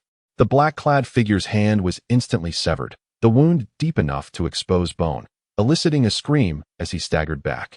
Chapter 87. She stands against 8. Emozun lay on the ground, his emotions a tumultuous blend of confusion and discomfort. The sight was undeniably peculiar, resembling a scene where he was being subdued by Mu Jiuxi beneath her. The regent, a figure of high esteem, found himself in an unsettling position, protected by a woman who seemed to defy all odds. If only he had not been so overconfident in Navi, this predicament might have been avoided. Those despicable spies, if they did not perish today, he would ensure they tasted the agony of 1,000 cuts. As the remaining 6 cloaked figures advanced from both sides, Mu Jiuxi suddenly unleashed a flurry of silver needles. In close proximity, 3 of them were struck and flung back with cries of alarm. With unwavering focus, Mu Jiuxi turned her attention to the 3 assailants approaching from the sides and rear. Her movements were swift and fluid. It was as if her upper body could twist and contort freely while her feet remained firmly anchored to the ground, reminiscent of a creature of incredible agility. Once more, 2 of the black-clad assailants fell victim to her unexpected assault. One had his throat slit, while the other, taken aback, stumbled backward in disbelief. The leader of the hidden assassins, stunned, bellowed in fury, "Kill the regent." A coward, too afraid to confront him directly, instead sent his minions to their doom. Mu Jiuxi retorted with biting sarcasm. I am not in a hurry. I have all the time in the world to deal with you. Continue, he shouted, though he remained hidden, unwilling to join the fray. The 4 assassins surged forward again, 2 aimed at Mu Jiuxi, while the other 2 targeted Emozun, one striking at his head and the other at his legs. However, the short blades required a significant bend to reach Emozun. Mu Jiuxi engaged directly with the assassins, raising one leg to deliver a powerful kick to one of their necks. Retract your legs, she shouted to Emozun. His gaze locked onto her, and he promptly pulled back his legs, narrowly avoiding the lethal blow. With a sweeping motion, Mu Jiuxi sent the attacker sprawling. Just then, another assassin lunged viciously at Mu Jiuxi's neck. "Be careful," Mo Zun cried out in alarm. Mu Jiuxi tilted her head, the blade striking her shoulder with a resounding thud. It felt less like flesh being cut and more akin to metal clashing. The assassin froze, and in a swift motion, Mu Jiuxi's arm sliced through the air, leaving a crimson mark across his neck, causing him to stagger back in shock. Of the 8 black-clad figures, 2 lay dead, 2 severely injured and unable to rise, and another 2 lightly wounded and bleeding. The remaining 2 were gripped by fear as they realized that a woman was not only protecting the regent but was also a formidable opponent. The leader of the hidden assassins, along with Mo Zun, was taken aback by Mu Jiuxi's extraordinary prowess. The 2 uninjured assassins howled in unison, charging toward Mu Jiuxi once more. She smirked coldly, locking her gaze on the approaching adversary. As he drew closer, she spat out a glimmering object, which lodged under his arm, immobilizing him while she seized his other hand. With a swift pivot, she slashed the blade across his throat. At that moment, the second attacker struck from behind, thrusting his dagger toward Mu Jiuxi's back. As she constrained the first assassin, her body leaned forward, executing a backward kick that connected with the second assassin's knee. The pain caused his strike to veer off course. Having dispatched the first assassin, Mu Jiuxi quickly swept her arm back, her crescent blade finding its mark once more on the throat of the second foe. Though she too felt the sting of his dagger grazing her waist, the whip-like motion mitigating its impact. "Jiuxi," Mo Zun gasped, astonished to witness the rapid demise of 4 of the assailants, with 2 gravely wounded and the remaining 2 too intimidated to advance further. In that moment, Mu Jiuxi resembled a vengeful specter, drenched in blood, yet it was clear that little of it was her own, raising questions about her extraordinary strength. In truth, Mu Jiuxi was grateful for her rigorous training in the Phoenix Ascending technique. Without that inner strength, such speed and power would have been unattainable. Despite the prowess of the assassins, her advantages lay in close-quarters combat and agility. She had mastered the fundamental skills of a killer, swift, ruthless, and precise, reaching the pinnacle as the Night Queen, unafraid of close confrontations. What she feared was an opponent with inner strength, amplifying their speed and power. Yet now, she too possessed such power. While these men were formidable, their experience paled in comparison to hers. "Are you still in this?" She glanced down at Mo Zun, who was visibly anxious. "Do not worry, I am unscathed." "You are injured," he replied. "A mere scratch. They have lost half their numbers." She raised an eyebrow defiantly. Mo Zun coughed, the white cloth around his chest now stained crimson. I might not last much longer," he managed a pained smile. Mu Jiuxi crouched beside him, producing 3 long silver needles. "I will not let you die." With that, she inserted the needles into his heart. "Close your eyes and rest. Do not think of anything. Leave this to me." Staring at her confident and beautiful face, a faint smile crept onto Mo Zun's lips as he nodded and shut his eyes. Earlier, he had overexerted himself, fearing he might break through the window, and now he was on the verge of losing consciousness from blood loss. Once he closed his eyes, Mu Jiuxi rose to her feet, positioning herself protectively in front of Mo Zun, as the remaining enemies were now before her. "How are you doing this?" The leader of the assassins, shaken to his core, questioned in disbelief. "Aren't you supposed to be worthless? Enough of your prattle. Come at me yourself." "Those 2 are not enough to quench my thirst for blood," she replied, her eyes gleaming with a predatory light. "Miss." Suddenly, Inye's voice cut through the chaos, as flames erupted from the Baogua temple, signaling a catastrophic loss. "Retreat," the assassin leader commanded, hastily withdrawing with the last 2 lightly wounded assassins, while the gravely injured ones chose to end their lives with poison. Upon Inye's arrival, Mu Jiuxi sank to the ground, utterly exhausted from such an intense battle. "Where is Yihan?" she inquired. Inye leaned heavily on his sword, his posture uneven, revealing the severity of his leg injury. Observing the corpses of the black-clad attackers and then glancing anxiously at the regent, he exclaimed, "What of the prince?" "He is unharmed," Mu Jiuxi reassured him, sensing Mo Zun's presence. "What of the others?" "The fire rages too fiercely. We are rescuing people and extinguishing flames. Several monks and soldiers have perished." Inye's face was obscured by darkness, save for the stark trails of tears marking his cheeks. Mu Jiuxi's expression hardened. "Those heartless beasts." Yet, she noted, their adversaries had suffered heavy losses. Over 20 dead and 2 captured, their poisoned teeth pried from their mouths. Mu Jiuxi's eyes sparkled with determination. Excellent. Truly excellent. Chapter 88. The Chancellor kneels before Mu Jiuxi. The darkest hour before dawn is past, and the eastern sky begins to brighten, with rays of light piercing through the clouds, enveloping the forest in a misty haze. Half of the Baoguo temple has been reduced to ashes, smoke billowing amidst the echoes of sorrowful cries. Fortunately, when In Yi and Mu Jiuxi carried Mo Zun to the entrance of Baoguo temple, Yi Wuheng had already arrived swiftly with a contingent of men. This was the second assault, and Ayao had immediately dispatched someone to summon reinforcements. They had not anticipated the enemy's numbers. Believing the first wave consisted of merely 3 attackers, with the second wave being at most a dozen. To their shock, there were fully 30 to 40 foes, each possessing formidable skills. The monks could only engage in battle while also attempting to extinguish the flames and rescue the injured, suffering heavy losses. However, upon learning that the regent was still alive, a collective sigh of relief seemed to wash over everyone. The situation was indeed dire. Mu Jiuxi had solely protected Mo Zun, and they had believed that the two were doomed. Yet to their astonishment, Miss Mu truly accomplished the impossible. How she managed to do so remained a mystery. As no one witnessed the events unfold, Mu Jiuxi herself would not speak of it.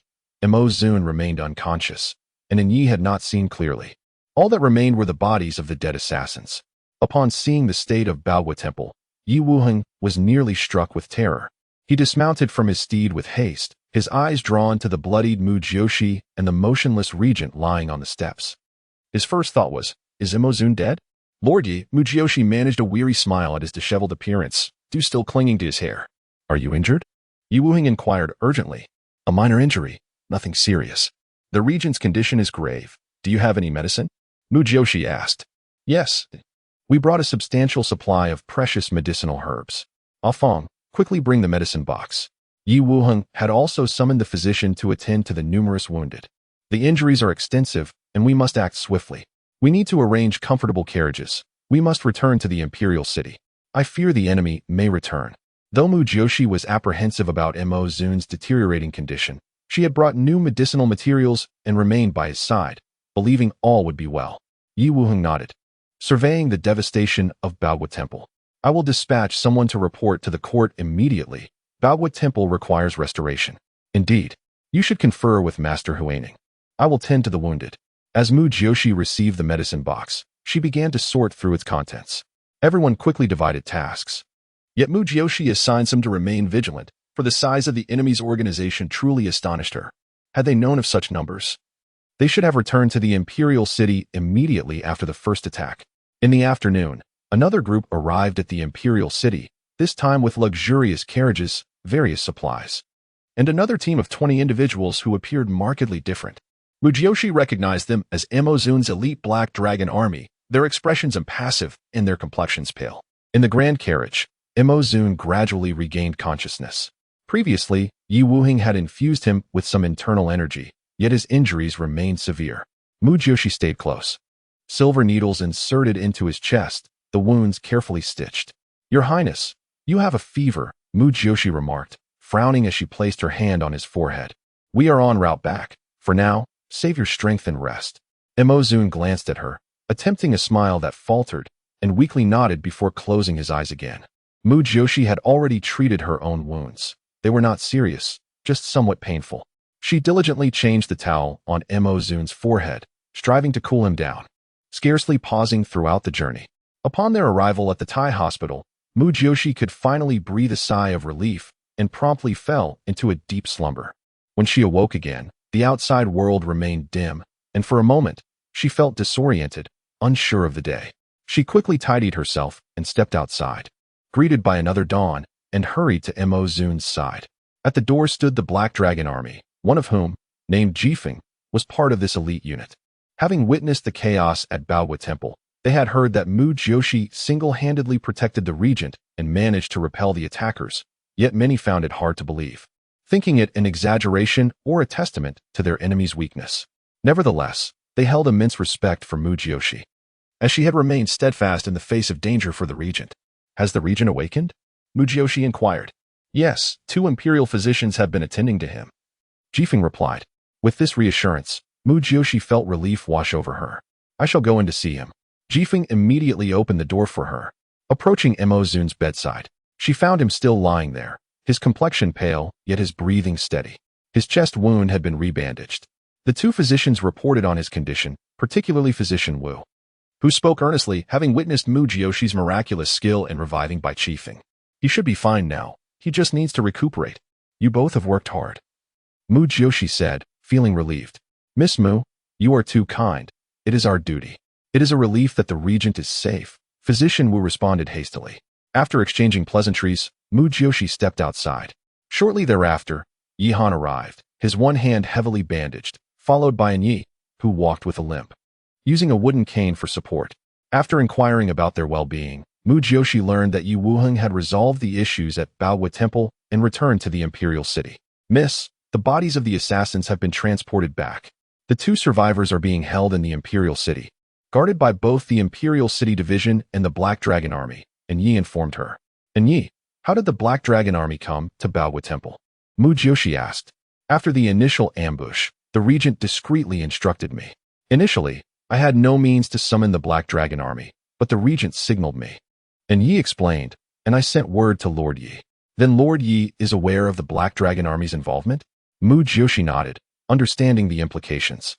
Concealing such information could be detrimental. Had the enemy been aware of the Black Dragon Army's presence, they may not have acted so brazenly. And Ye's expression shifted slightly. The regent mentioned that cultivating the Black Dragon Army is no easy feat.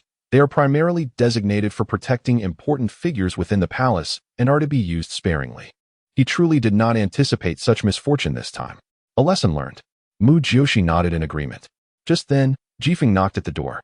Miss, the Chancellor has arrived.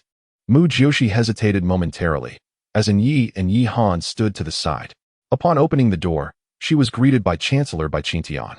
The once dashing middle-aged gentleman now appeared to have aged a decade within moments. His vitality diminished, as if he were a different person altogether. As soon as the door closed, Chancellor Bai Qingtian unexpectedly knelt before Mu Jiuxi with a thud.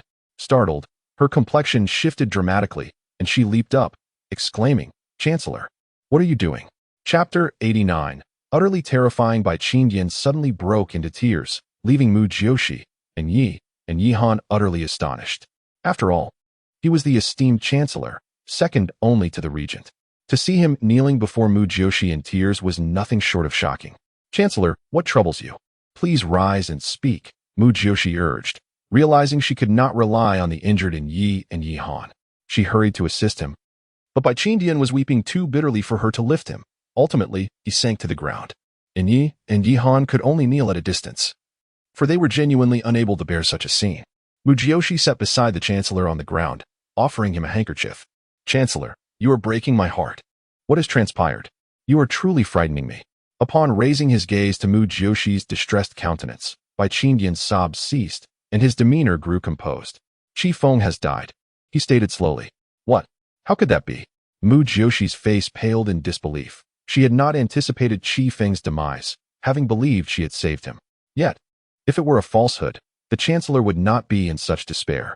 Qi Feng was his son, whom he had raised with the hope of being cared for in his old age. He could not fathom such a loss. How could this happen? When I left, he was no longer in danger, and the physician was attending to him. How could he die? Mu Jiuxi was genuinely taken aback. He was murdered. Bai Qingtian wept once more, tears streaming down his face. Mu Jiuxi could only consider this possibility, her voice turning cold. Do you know who did it? Bai Qingtian remained silent, and Mu Jiuxi waited for him to regain his composure. Meanwhile, Yi and Yi Han were both shocked. They had not anticipated witnessing such a harrowing scene, nor hearing such news. Take a guess. At that moment, Bai Qingtian appeared somewhat terrifying to Mu Jiuxi, oscillating between pitiful weeping and sudden, piercing clarity. His expressions could surely earn him an Academy Award. Second Madam, Mu Jiuxi stated directly. Bai Qingtian was taken aback. Why are you so certain? Mayor is Qi Feng's biological mother. The second Madam is a spy from Beijing, as Rong Momo has revealed. For a spy, national interests outweigh all, and sacrificing a son is nothing. Mu Jiuxi remarked with a cold laugh. Bai Qingtian's expression confirmed her suspicion. It was Su Yang, who was caught at the scene. He added with a bitter smile. At the time, Mayor had just left Qi Feng's chamber. They conspired together. Mu Jiuxi was momentarily stunned. So Su Yang is not your man, but rather the second madam's subordinate? Bai Qingdian felt a twinge of shame. I did not realize when he betrayed me. He looked at Mu Jiuxi and continued, Mu Jiuxi, I now see that I underestimated you. I cannot fathom how Mayor could be so heartless. Chancellor, your position is pivotal in Gaoyun. Should you fall, the court will undoubtedly descend into chaos. Thus, the second madam's task is to control you. However, it is evident she has failed.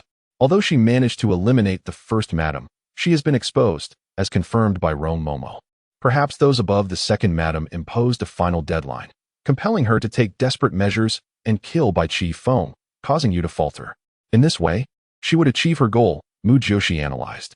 Bai Qingdian furrowed his brow as he considered her words. But a tiger does not eat its own cubs. I have treated her well. She could have disregarded the organization, and I would have protected her. Why would she resort to this? Chancellor, it seems you are truly confused. In a tightly knit organization, how could one not anticipate the possibility of betrayal from within? Take Rong Momo's situation. For instance, the organization holds her family's lives hostage, forcing her to betray the first madam. Thus, it appears the second madam is also under their control.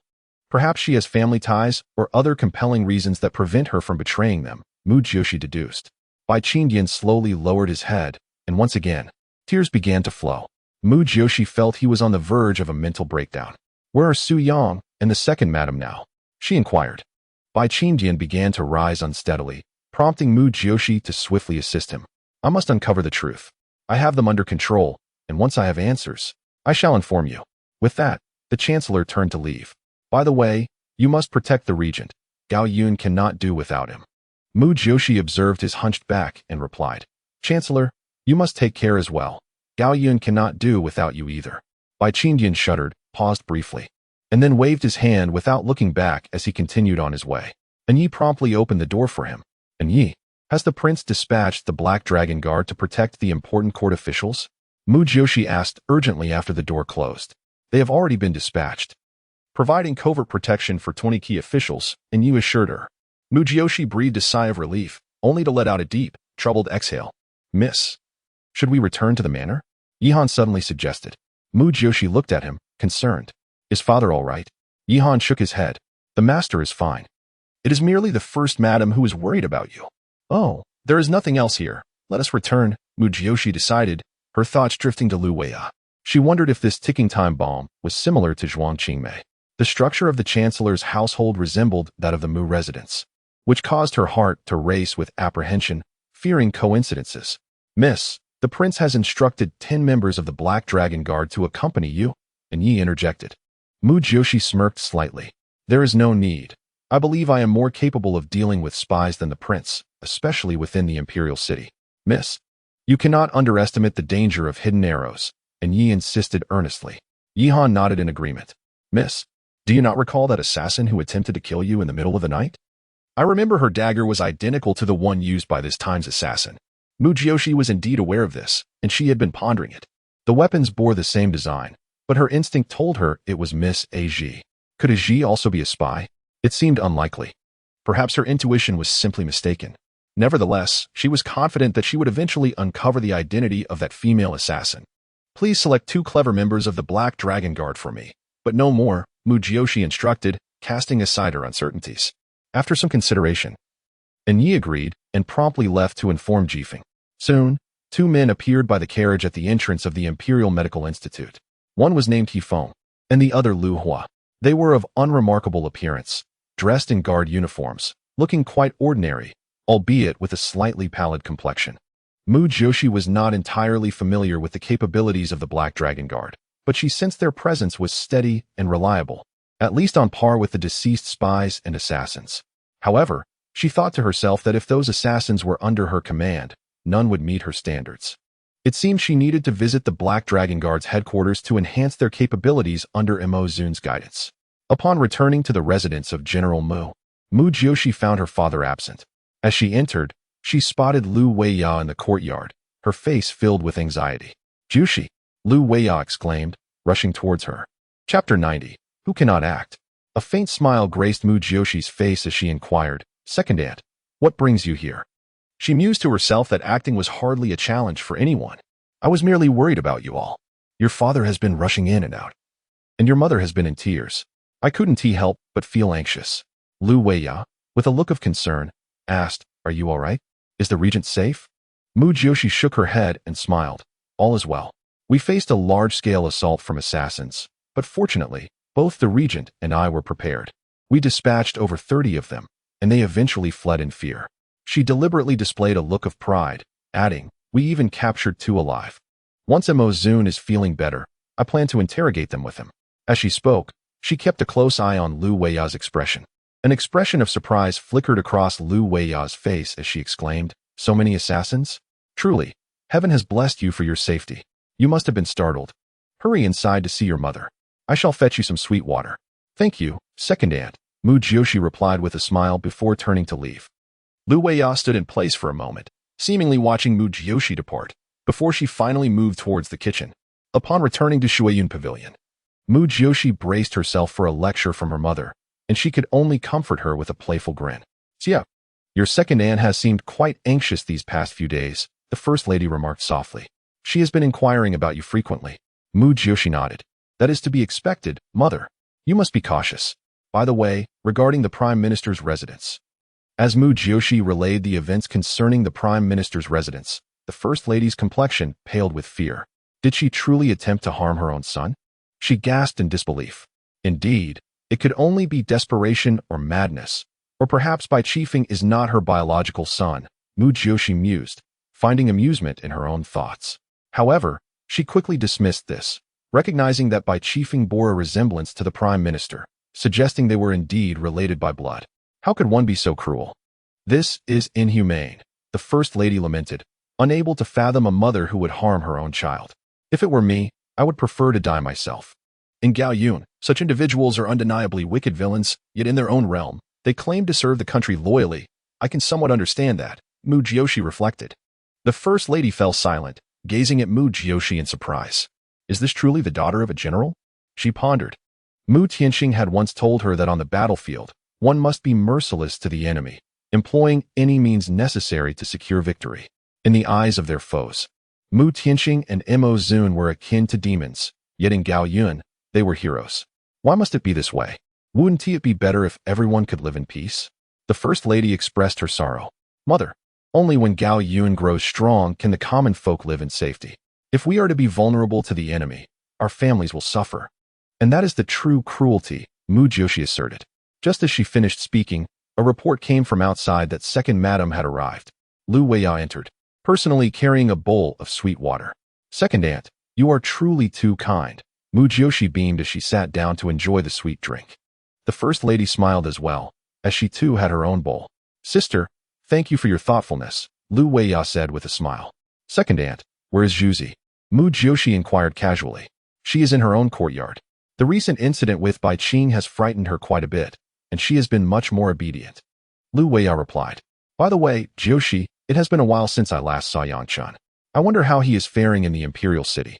Could you arrange for him to come home? Or perhaps I could visit him. That child is not suited for hardship. I worry about how he is managing." Mu Jiuxi felt a stirring in her heart and replied, "Second aunt, I have plans to visit the imperial city tomorrow. I shall take you with me."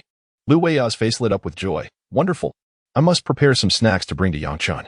"Very well," Mu Jiuxi nodded, and with that, Lu Weiya hurried off. Mu Jiuxi's expression turned serious as she glanced at her mother.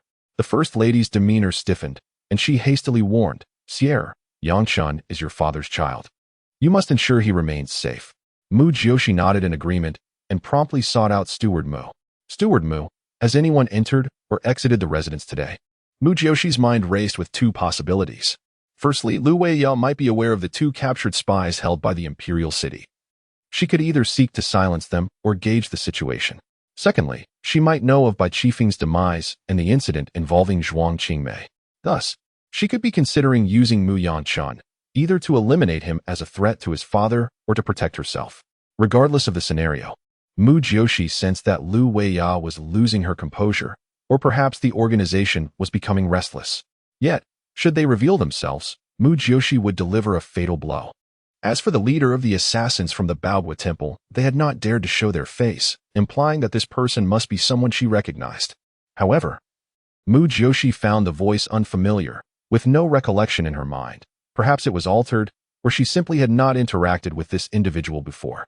Moreover, the swift arrival of so many individuals suggested a highly secretive stronghold nearby, one that would be difficult to conceal from local residents. Identifying such a place was imperative. Certainly, there were higher-ups within this organization that must be uncovered one by one. Steward Mu pondered for a moment before mentioning several names. You say Zhao Gu went out last night. Through the side gate. Mu Jiuxi's lips curled into a cold smile. Indeed, had it not been for this old servant's stomach discomfort, I would not have noticed. Young miss, do you think Zhao Gu is involved? Steward Mu inquired curiously. As a long-standing servant of the Mu family, having begun as a page beside Mu Jiuxi's grandfather, his loyalty was beyond doubt, akin to that of a member of the Mu household. Steward Mu, keep a close watch on the second house, but be cautious, Mu Jiuxi advised. Steward Mu nodded. This old servant understands. That evening, Mu Jiuxi retrieved the vial of poison extracted from the prime minister, which she had yet to examine. She poured it into a white bowl and added clean water. As the blood clots entered the water, they did not dissolve. Instead, tiny white worms began to emerge. Inching their way into the liquid, they were nearly invisible to the untrained eye. Mu Jiuxi concluded that this was not a traditional poison, at least not the kind that could lead her to the poisoner. However, it was evident that this was a toxin capable of causing severe neurological disruption. Should the prime minister's mind falter and he heed Shuang Qimei, the consequences would indeed be dire. Now, she could not ascertain who else had been afflicted by this venomous creature. The worms detached from the blood began to surface, indicating that blood was their sustenance. Without it, they would perish. Thus, the breeding ground for such creatures must contain blood, and the place abundant with blood must be dark and secretive. If human blood was plentiful in a hidden locale, there could be only one place. Chapter 91. Do Not Die, Royal City Division. Mu Jiuxi squinted her large eyes, which gleamed with shrewd calculations, and a wicked, cold smile crept upon her lips.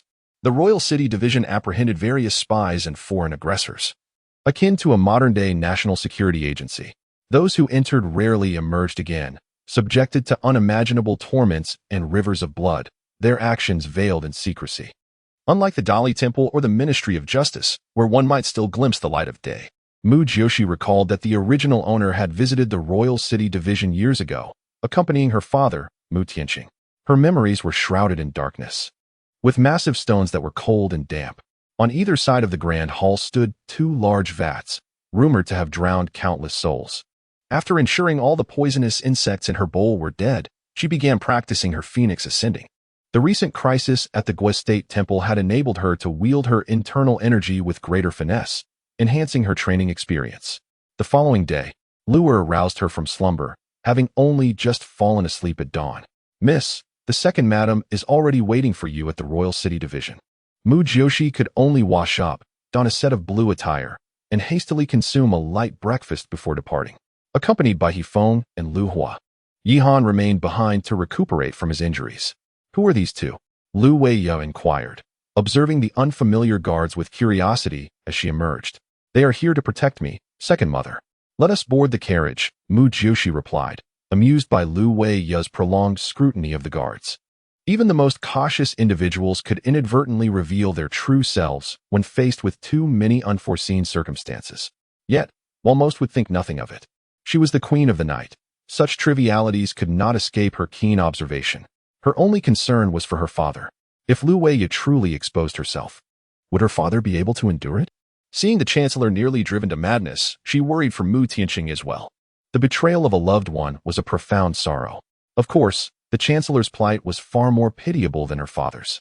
Yet it underscored the chancellor's significance in the face of adversaries, threatening to utterly shatter him, not physically, but psychologically. The first madam was framed, her son murdered. The second madam a spy, and her subordinates betrayed her while she herself was poisoned. Few could withstand such burdens. Mu Jiuxi could only hope that Chancellor Bai Qingdian would endure. His visage, a blend of tears and composure, sent shivers down her spine. Lu Weiye was accompanied by Zhao Gu, who carried a basket of food, as the three women climbed into the carriage. Throughout the journey, Lu Weiye engaged in light conversation, mentioning that Mu Tianqing had not returned the previous night. Mu Jiuxi was well aware that her father was closely monitoring the Hifeng shop, having embarrassed himself in front of his daughter once. He was determined not to suffer a second humiliation, insisting on handling matters personally. The Royal City Division was uniquely situated at the very heart of the imperial city. An imposing black hexagonal building encircled by grand trees, standing over 50 meters from the nearest residential street. At its dark entrance loomed two massive stone lions, while a central lake, fed by underground currents, was adorned with a winding bridge. The entire Royal City Division exuded a magnificent yet eerie aura, its ominous presence deterring common folk from approaching. Upon the carriage's arrival, two guards approached. As Mu Jiuxi disembarked, they clasped their fists in greeting. "Greetings, Miss Mu." Mu Jiuxi nodded, inquiring, "Is my third brother present?" "Young Master Mu is here, but it is rather early. He may not yet be awake," one guard replied awkwardly. Lu Weiya's expression shifted, her irritation evident. "That lazy boy. How can he still be sleeping?" "This is my second mother. Let us go inside," Mu Jiuxi stated. As one guard promptly escorted the three women inside, while Yifeng remained outside to guard the carriage, and Lu Hui trailed behind Mu Jiuxi. Once inside, Lu Weiya and Zhaogu began to glance around anxiously. "Why does it feel so eerie in here?" Zhaogu remarked. "With so many dead, it is naturally sinister. Each day, foreign spies are captured and subjected to severe torture. If they do not confess, they are relentlessly tormented, showing no mercy to spies." Mu Jiuxi explained as they walked. Zhaogu's complexion visibly paled, her grip on Lu Weiya tightening. "Miss, young Master Mu is in the West Wing's guard quarters. This way, please." "Ah, by the way, where are the two captured spies held?" Mu Jiuxi inquired deliberately. "They are hanging in the largest cell to the north." Lord Zhou Yao stated that they must not be starved to death while awaiting the regent and Miss Mu for interrogation. Zhou Yao, the head of the Royal City Division, was a cousin of the Empress Dowager, making the division her eyes and ears. "Very well, I shall go see them shortly. Ensure they remain alive," Mu Jiuxi instructed. "Understood." The guard replied, leading the group to the West Wing, the living quarters for the Royal City Division guards, expansive enough to rival half a general's estate, indicating the considerable manpower within the division. As they rounded a corner, a small mustached man nearly collided with the guards. "Forgive me, Master Xie," the guard quickly apologized. The middle-aged man, Xie Feng, appeared astute, clearly a shrewd individual. Frowning, he intended to address the guards, but noticed Mu Jiuxi and the others. "Miss Mu?" His demeanor shifted, and he clasped his fists in greeting. "Madam Mu." Mu Jiuxi felt a jolt of surprise. How did Xie Feng know Lu Weiya? "Master Xie, do you know my second mother?" she asked directly. Xie Feng smiled amiably. "The second madam is indeed known to me. Once, General Mu brought her to the Gu family's banquet, where one of my subordinates inadvertently bumped into her. Thankfully, she bore no grudge." Lu Weiyu immediately chimed in. "Master Xie, you flatter me. It was a long time ago. I apologize for any trouble my family may have caused you." "Not at all. Young Master Mu is quite clever," Xie Feng replied, though his expression seemed insincere, a clear display of flattery. At that moment, a loud, furious voice erupted from ahead. "Lu Wei, are you seeking death for disturbing my slumber? Mu Yanchun, you troublemaker, get up for training. Otherwise, the martial instructor will punish our entire room. Hurry up." Another irate voice responded. "Let him try. I'll have my father deal with him." Mu Yanchun retorted, brimming with arrogance. "Mu Yanchun, you disgrace the general's household. What face does your father have left with you as his son? How could he have produced such a worthless being? What did you say? Such audacity. I'll kill you." The sounds of a scuffle erupted from within. Chapter 92 speaks of the blood punishment. Master Xie chuckled derisively, glancing at Mu Jiuxi and then at Lu Weiya. Lu Weiya appeared genuinely infuriated, trembling as she inquired, "Has he always been like this since he arrived here?" Master Xie felt quite awkward but nodded, saying, "Madam, every time your son brings up General Mu, others find themselves at a loss. Why hasn't anyone put an end to him?" Lu Weiya retorted angrily, charging forward. The door swung open with a loud bang, and the two brawling inside immediately halted, turning to look at the entrance. "Mother?" Mu Yanchun tilted his head, uncertainly calling out. Lu Wei, who was atop Mu Yanchun, seemed to have the upper hand. He quickly dismounted and retreated, glancing nervously at Master Xie. "You little rascal. Is this how you behave in the Imperial City office?" Lu Weiya shouted at him. "Mother, they're all bullying me. I never wanted to come here." Mu Yanchun burst into tears. "You still have the audacity to cry. Your sister and I have heard everything." Lu Weiya stepped aside, revealing Mu Jiuxi behind her. Upon seeing Mu Jiuxi, Mu Yanchun's face turned ashen with fear. "Sister, what are you doing here?" His instinctive fear of Mu Jiuxi was palpable. She would not shy away from striking him, and even their father would defend her, asserting that her actions were justified. I came to see how you were faring. Mu Jiuxi replied with a smile. Mother brought you some snacks, saying you must be weary here and need to replenish your strength. As she spoke, she took the basket from Aunt Zhao's hands and placed it on the floor, urging, Go on, eat up. I fear you may not have the chance later. Mother, I shall go check elsewhere and return shortly to fetch you. With that, she turned to leave, instructing Liu Hua to stay behind. Master Xie, let us go together. Mu Jiuxi said. Very well, Master Xie replied, casting a glance at Lu Weiya and then at Mu Yanchun before departing with Mu Jiuxi. Mother, what does Mu Jiuxi mean by saying I may not have food later? Mu Yanchun asked, alarmed by her words. Your father sent you to the Imperial City office for training, yet look at you now. You've brought shame upon him. How could your sister possibly let you off lightly? Lu Weiya retorted, taking out some snacks. Have a bite. Mother, you must save me. What does my sister intend to do? I want to go home. I want to find father. Mu Yanchun cried, tears streaming down his face. Enough. How old are you? It's time you matured. Your sister only wishes what is best for you. If you continue this way, your father will be disappointed in you, Lu Weiya said, her expression grim. Mother, I am the only male heir of the general's residence. Why must I endure so much suffering? Mu Yanchun protested. It is precisely because you are the only heir that you must bring honor to your father. He is a great general, if you are deemed inept. How will others view you and your father? Lu Weiya replied angrily. Look at your sister. She is already making a name for herself, assisting your father. The general's residence will belong to her.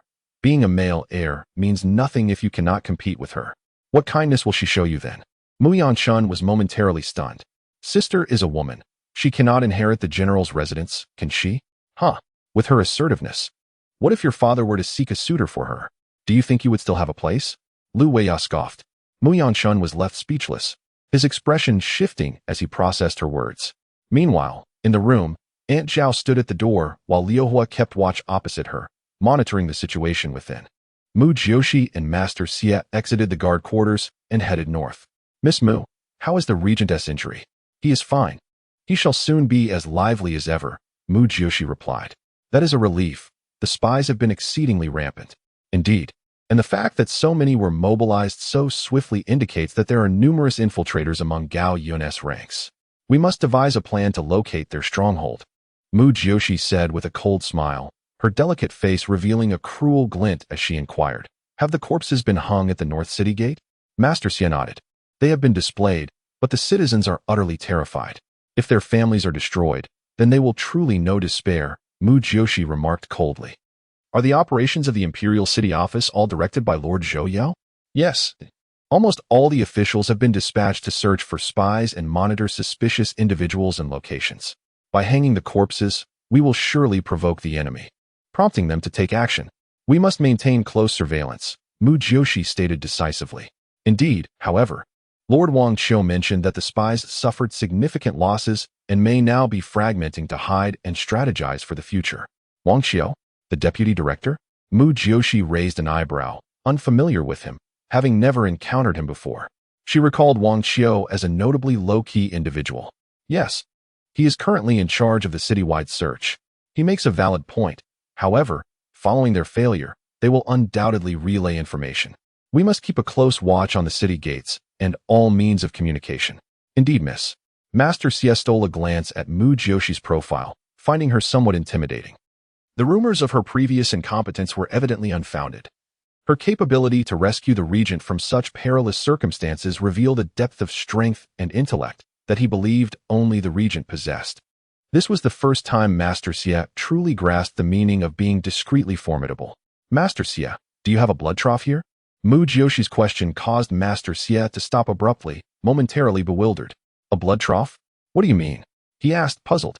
There exists a form of punishment involving bloodletting, wherein the offender watches their own blood flow slowly. Surely, a trough is required to catch the blood. Mu Jiuxi glanced at him pointedly. Oh, I see. You mean blood punishment. Yes, there is one in a specialized torture chamber to the east. It also serves as a place for handling corpses. Has this form of punishment been frequently employed lately? Mu Jiuxi inquired as they walked. Master Xie pondered. In the past 3 months, there have indeed been several blood punishment cases. Previously, there were few. Oh, In the past 3 months? Mu Jiuxi calculated internally, realizing that the blood nematode poisoning the prime minister could only have been cultivated in such a brief span. Yes, previously, it was deemed too gruesome, and its effects were rather slow, so it was seldom used, only once or twice. However, in the past 3 months, Lord Wangqiu has taken a liking to this method. He believes that instilling fear in the offenders will prompt them to divulge more information during the process, Master Xia explained. Mu Jiuxi's eyes narrowed suddenly, and she turned to ask, has Lord Wangqiu gone out today? Chapter 93. Why the interest Xia Shiya immediately shook his head and replied. Lord Wangqiu sets out with his team every morning and returns only at midnight, sometimes even staying out all night. It is indeed very arduous. Has he captured any spies? Yes, but when they are brought back, they are subjected to severe interrogation, yet they are merely low-level minions. Lord Wang has been growing increasingly irritable. Xia Shiya offered a wry smile, acknowledging that he was the hardest worker in the Imperial City Division. Mu Jiuxi nodded, eager to inquire further when someone called out, Xia Shiya, Lord Zhou requests that you bring Miss Mu over. Understood, Xia Shiya responded promptly. Miss, shall we head to Lord Zhou's office first and then return to examine the spies? I shall not be inspecting the spies today. My visit is solely for Lord Zhou. Mu Jiuxi replied with a smile. The two swiftly arrived at the main hall on the 3rd floor of the Imperial City Division. Lord Zhou Yao, donned in a black official robe embroidered with a majestic eagle, exuded an imposing aura, his square face tinged with a hint of severity. Having met Lord Zhou before, Mu Jiuxi entered and performed a respectful greeting. Zhou Yao's stern expression softened into a smile. Miss Mu's visit truly graces the Imperial City Division. Lord Zhou, you jest. I have no desire to frequent this bloody place, but my circumstances compel me, Mu Jiuxi quipped, eliciting a moment of surprise from Zhou Yao before he burst into hearty laughter. Though not intimately acquainted, their paths had crossed numerous times, particularly during the Empress Dowager's banquets, where Zhou Yao was usually present.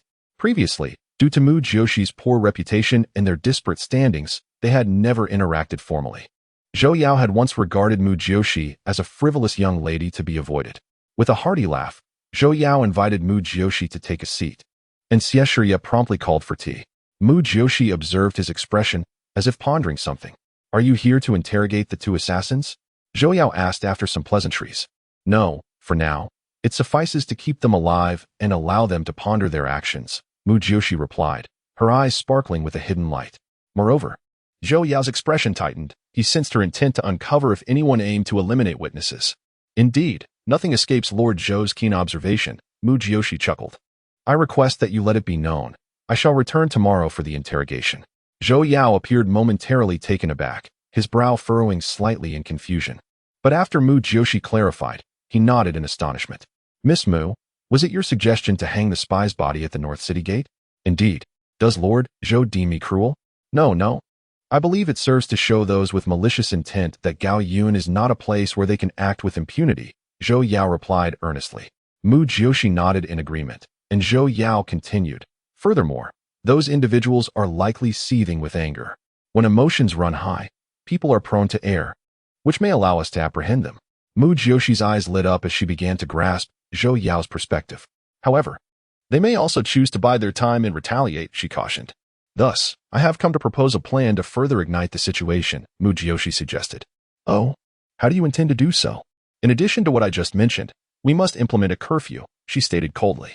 We need to instill fear across the entire imperial city, making the populace aware of the looming crisis in Gao Yun and encouraging them to report any suspicious activities or individuals.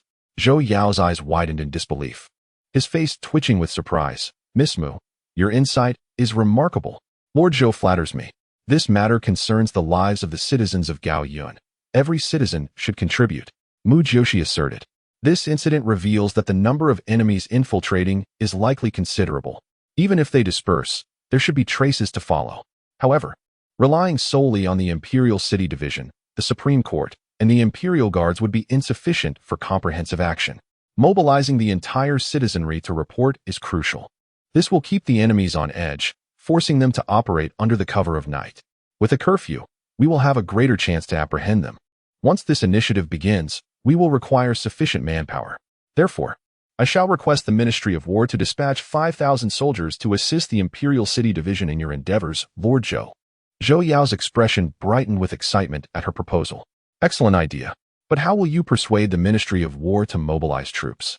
Have you spoken to the regent? Not yet, but I will do so shortly. Rest assured, the regent will acquiesce, Mu Jiuxi replied with a smile. It seemed that a bond of trust had developed between Mu Jiuxi and the regent, prompting Zhou Yao to wear a teasing smile. Indeed, but do not misconstrue our relationship. Lord Zhou, we share a camaraderie forged in battle. Even if I had ulterior motives, he would surely reconsider our engagement.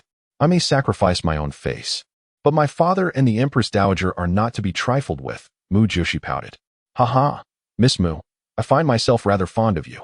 Zhou Yao chuckled. By the way, Lord Zhou, who is Deputy Director Wang Qiu? Zhou Yao paused. Wang Qiu has been with the Imperial City Division for over 20 years, starting from the lowest ranks and gradually working his way up. He is quite diligent, taking on tasks personally. Oh, Mu Jiuxi replied solemnly. Does he have any family? He is an orphan, having grown up begging at the Earth God Temple. After joining the Imperial City Division, he finally led a normal life, marrying and having children. Though his wife passed away 3 years ago, his son runs a cured meat shop on Hongguang Street, known for its excellent flavor. I have patronized it several times. Zhou Yao recounted, his expression turning inquisitive as he wondered why Mu Jiuxi showed interest in Wang Qiu. Is the cured meat shop on Hongguang Street called the dry cured meat shop? Mu Jiuxi's mind raced, recalling fragments of the original owner's memories. Yes, indeed. That is the one. There are several fine taverns and gambling houses nearby. I used to frequent that area often, Mu Jiuxi said, a smile creeping across her lips. Zhou Yao chuckled awkwardly, realizing that Miss Mu was well known for her exploits in that vicinity, indulging in wine, gambling, and teasing the sixth prince at those taverns. Reflecting on this, Zhou Yao's gaze deepened as he seemed to attempt to penetrate her faade, astonished at the extent of her transformation. Previously, the entire city had wagered on her drawing contest with Miss Qi, and he had confidently told his subordinates that Miss Mu would certainly lose. The outcome had been devastating for the Imperial City Division, with even him being scorned by the younger generation. Most troubling was that he had secretly lost 5,000 taels to his wife, without knowing how he would explain it to her once discovered. Yet, he consoled himself with the notion that Mu Jiuxi's victory was merely due to luck, as when the news of the underground cave's artistic merit spread. Everyone believed her win was less than honorable, completely disregarding the merits of the peony flower. But this time, half of the Baowu Temple was gone, and countless lives were lost, yet she managed to bring the regent back safely. Each of those assassins was a master, capable of taking on 10 opponents single-handedly. Coupled with the scorn from Yi Wuheng, who had openly mocked him for being blind, Zhou Yao had finally awakened to the reality. After all, Yi Wuheng had never made him feel so flustered, but in order to persuade him that Mu Jiuxi was not a waste, he had audaciously insulted him, compelling him to accept the truth. Through their conversation, Zhou Yao realized that the entire city had been blind to Mu Jiuxi's true potential, not just himself. With this thought, he felt a bit more at ease. After all, the Empress Dowager and the regent had also been oblivious, so his own blindness was not such a grave matter. Miss Mu, what piqued your interest in Wang Qiu? Zhou Yao asked, frowning as he returned to the matter at hand. Chapter 94. Tomorrow will reveal all. Mu Jiuxi spoke in a somber tone. Does Lord Zhou believe that there are no spies within the Royal City Division? Zhou Yao's expression shifted dramatically as he gazed at Mu Jiuxi in disbelief. Sensing the sharpness and authority in her eyes, he understood that she was serious. Are there really spies in the Royal City Division? Zhou Yao countered, recalling that he had contemplated this matter previously but had conducted a thorough investigation. Concluding that it was clean, Lord Zhou, Lian Xiangying appeared in the imperial harem over 20 years ago, administering poison that led to death. This extensive time frame indicates something significant. It suggests that a spy infiltrated Gao Yun long ago, deeply embedded within. If a spy remained inconspicuous for such an extended period without any signs of advancement, they would certainly not be a competent spy and would never be entrusted with important responsibilities, Mu Jiuxi articulated slowly. Zhou Yao's face paled as he comprehended Mu Jiuxi's assertions. Without delving into what I have discovered or what I suspect, I am unequivocally certain that there is a spy within the Royal City Division.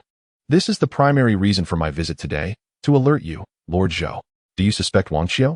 Zhou Yao inquired after a brief nod. I cannot be certain, but I harbor doubts. Did Mo Zun mention anything regarding the Prime Minister's condition? Mu Jiuxi asked, uncertain if Mo Zun had disclosed the Prime Minister's poisoning. Zhou Yao hesitated, then sighed. He did mention it. The Prime Minister is in a dire state, and I have refrained from inquiring further out of pity.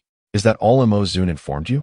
Mu Jiuxi questioned, unsure if Mo Zun had revealed the details of the Prime Minister's poisoning. You refer to the Prime Minister's poisoning? The regent came to me that day and demanded to see my eyes, Zhou Yao remarked, bemused. Mu Jiuxi was momentarily taken aback before bursting into laughter. Miss Mu, the regent claims that you uncovered this poison. Indeed, it is a type of insect toxin akin to blood filaria, which can wreak havoc on the nervous system, clouding the mind and leading to erratic behavior.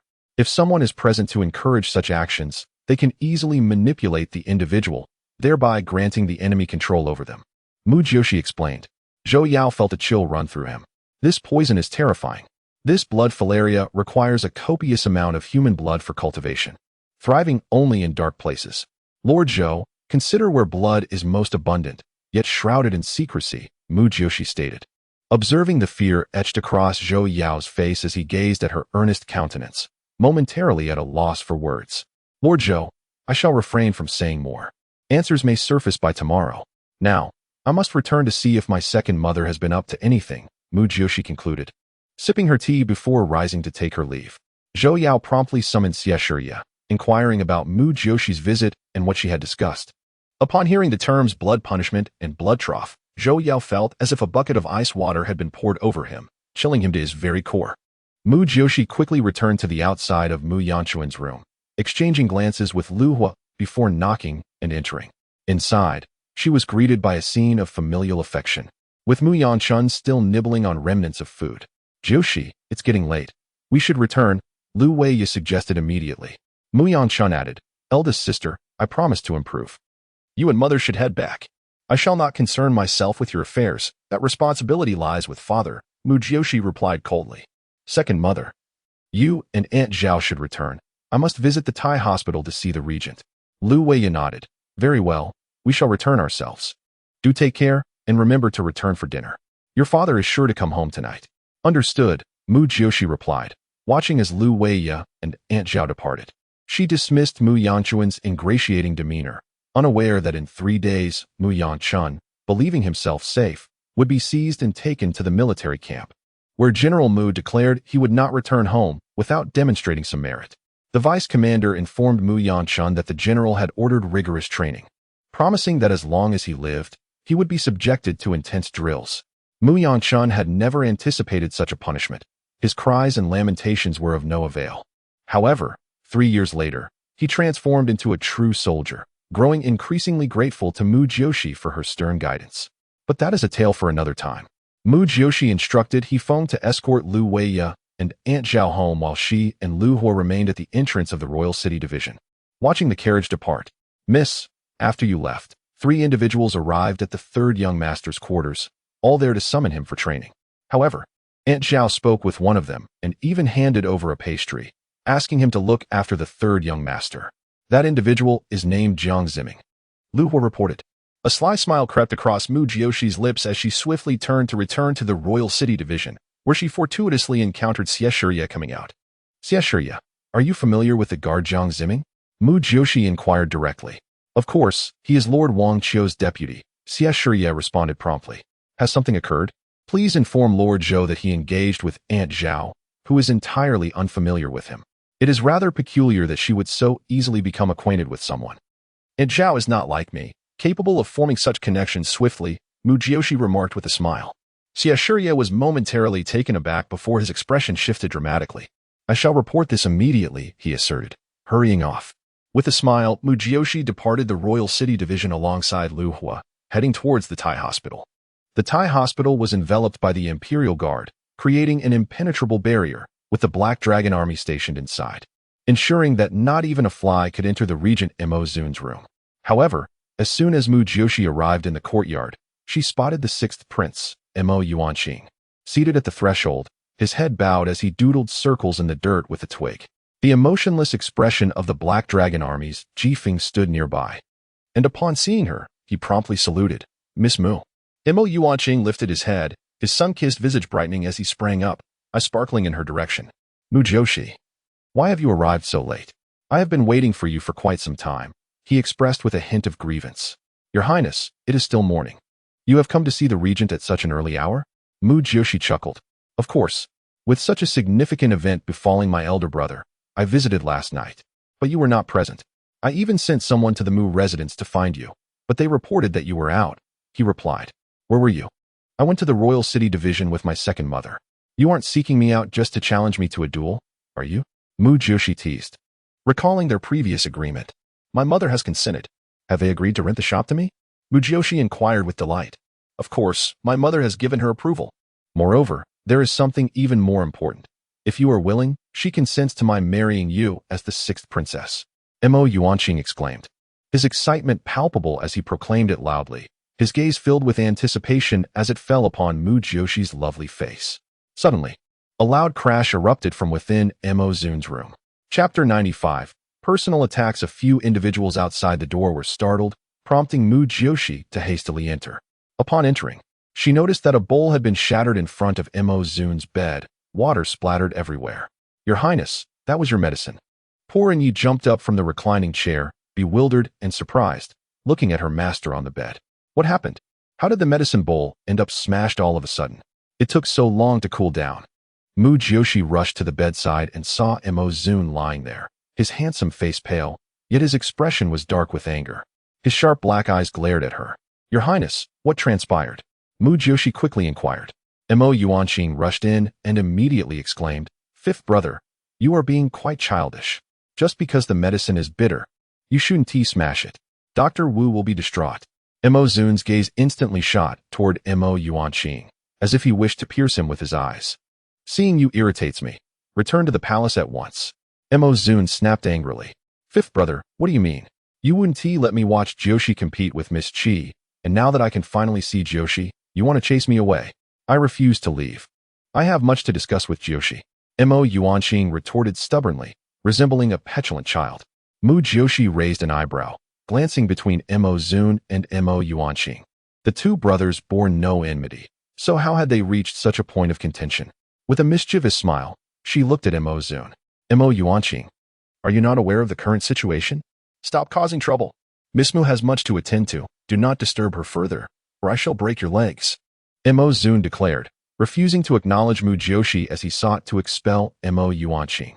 This fellow claimed to be here to see him, yet he had spent the night and morning incessantly discussing Mu Jiuxi, insisting that his mother had been persuaded and that he could marry Mu Jiuxi. Mo Zun found the notion both grating and absurd. Despite scolding him several times, Mo Yuanqing remained seated at the door, awaiting Mu Jiuxi's arrival. Originally, he had hoped Mu Jiuxi would arrive later, but to his dismay, Mo Yuanqing had anticipated her presence. The audacity of that boy was appalling. Did he truly believe marrying Mu Jiuxi was so simple? Or was it that his fifth brother had just broken off an engagement?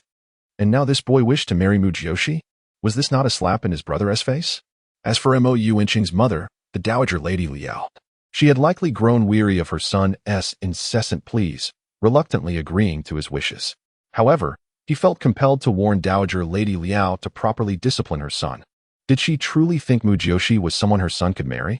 Mo Zun was entirely unaware that, unintentionally, he had begun to perceive Mo Yuanqing, this playful sixth brother, as unworthy of Mu Jiuxi. Fifth brother, you have gone too far. I shall inform the Empress Dowager. Mo Yuanqing shouted in disbelief after a moment of stunned silence. Go ahead, do it now. Do not linger here and obstruct me. Mo Zun retorted without reservation. Jifeng, escort the sixth prince out. Do not allow him to re-enter before I leave the imperial hospital. Jifeng promptly complied, looking at the furious and incredulous Mo Yuanqing. Mo Zun, you have gone too far. Do you even consider me your brother? I shall never acknowledge you as my brother again. Mo Yuanqing declared before storming out. Yet, upon reaching the door, he turned back and grasped Mu Jiuxi's arm. Jiuxi, come with me. I have matters to discuss with you. In that instant, Mu Jiuxi felt the atmosphere around Mo Zun shift, his gaze, sharp as a knife, fixed on her hand held by Mo Yuanqing. At that moment, she found herself wanting to laugh. Mo Zun was clearly jealous. However, she refrained from doing so, fearing it might provoke his injury to flare up again. Sixth prince, you should leave first. In half a month, let us arrange a time to compete. I have stated before, should you defeat me, I shall consider a relationship. Should you lose, we shall remain friends. Mu Jiuxi's words momentarily stunned Mo Zun, But soon after, his oppressive aura seemed to subside. I understand, but I shall not compete with you in half a month. I require more time to practice. Let us wait a month before I challenge you. Oh, why is that? Mu Jiuxi asked, surprised. Everyone claims you are formidable. I do not wish to lose. Mo Yuanqing was not foolish. He realized Mu Jiuxi had saved Mo Zun at the national shrine, battling numerous foes and returning safely, indicating her strength was no small feat. Ah, you have some sense. Very well. Wait until you are prepared, and I shall be ready to accept your challenge at any time. Mu Jiuxi felt relieved. After all, she knew Mo Yuanqing had trained in martial arts since childhood and was not weak himself. Thus, after a while, she would finish learning the first part of Phoenix Ascending, then clear the run and do meridians to study the second part, rendering Mo Yuanqing even less of a match for her. I shall surely win your heart. You must wait for me, Mo Yuanqing declared resolutely. Mo Zun felt as if he were choking on blood. This damned brat was relentless. Get lost. Mo Zun could no longer tolerate his nonsensical ramblings. Mo Zun, you wait. I shall marry Jiuxi. You have no say in this. I am going to find the Empress Dowager.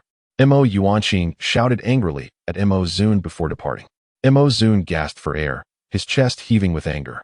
And Yi tidied up the mess before the bed and then discreetly closed the door, heading out to summon Dr. Wu for medicine. Mu Jiuxi sat by Mo Zun's bedside, smiling at him in silence. Mo Zun glanced at her awkwardly. What are you smiling about? Mu Jiuxi shook her head. I find our regent's temper increasingly volatile. Humph.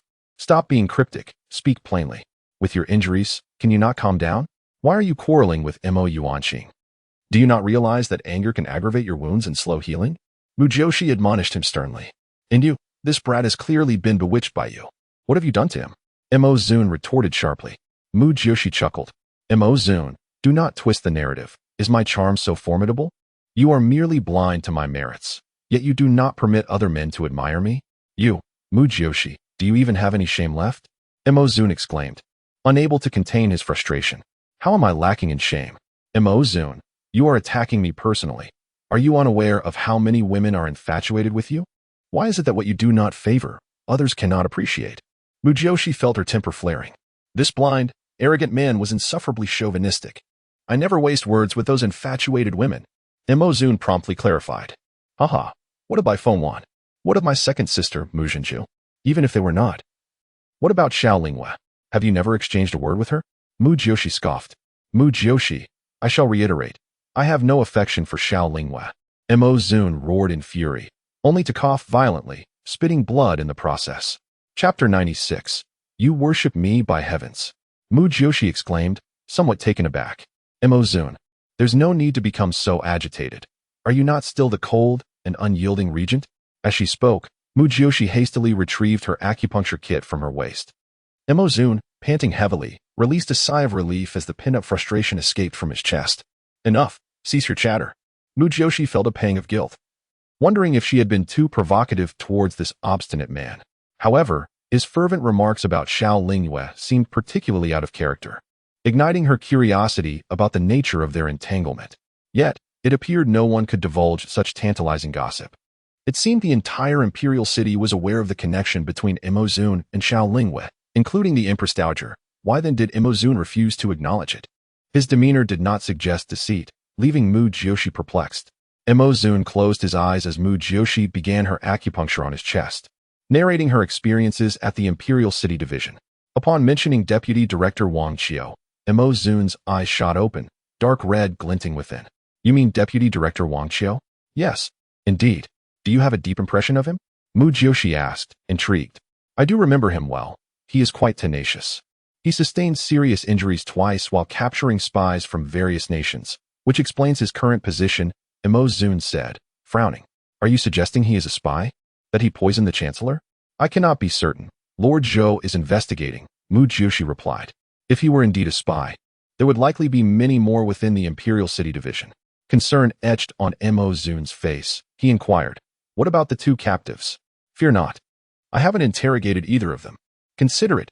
If our death warriors were captured, would they not be tortured into revealing the truth? Mu Jiuxi chuckled. Mo Zun shook his head in disbelief. I thought you had a plan. Those known as death warriors undergo specialized training, and with your own Black Dragon army. How many truly comprehend the details of our operations? They merely follow orders and are likely ignorant of the intricate truths, Mu Jiuxi replied, stifling a laugh. Is this your bait?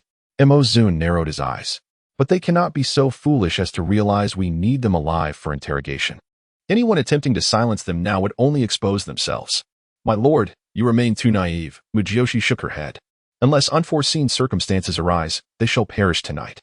What? How do you know? Mo Zun gaped, unable to believe her words. Are you a fortune teller? Because I visited the Imperial City Division. And I had Lord Zhou convey that I would interrogate the prisoners tomorrow, Mu Jiuxi smiled. They now deem me a dangerous figure. And given my previous interrogation at the Dali Temple, someone in the Imperial City Division must be aware they will not afford me the opportunity to question them.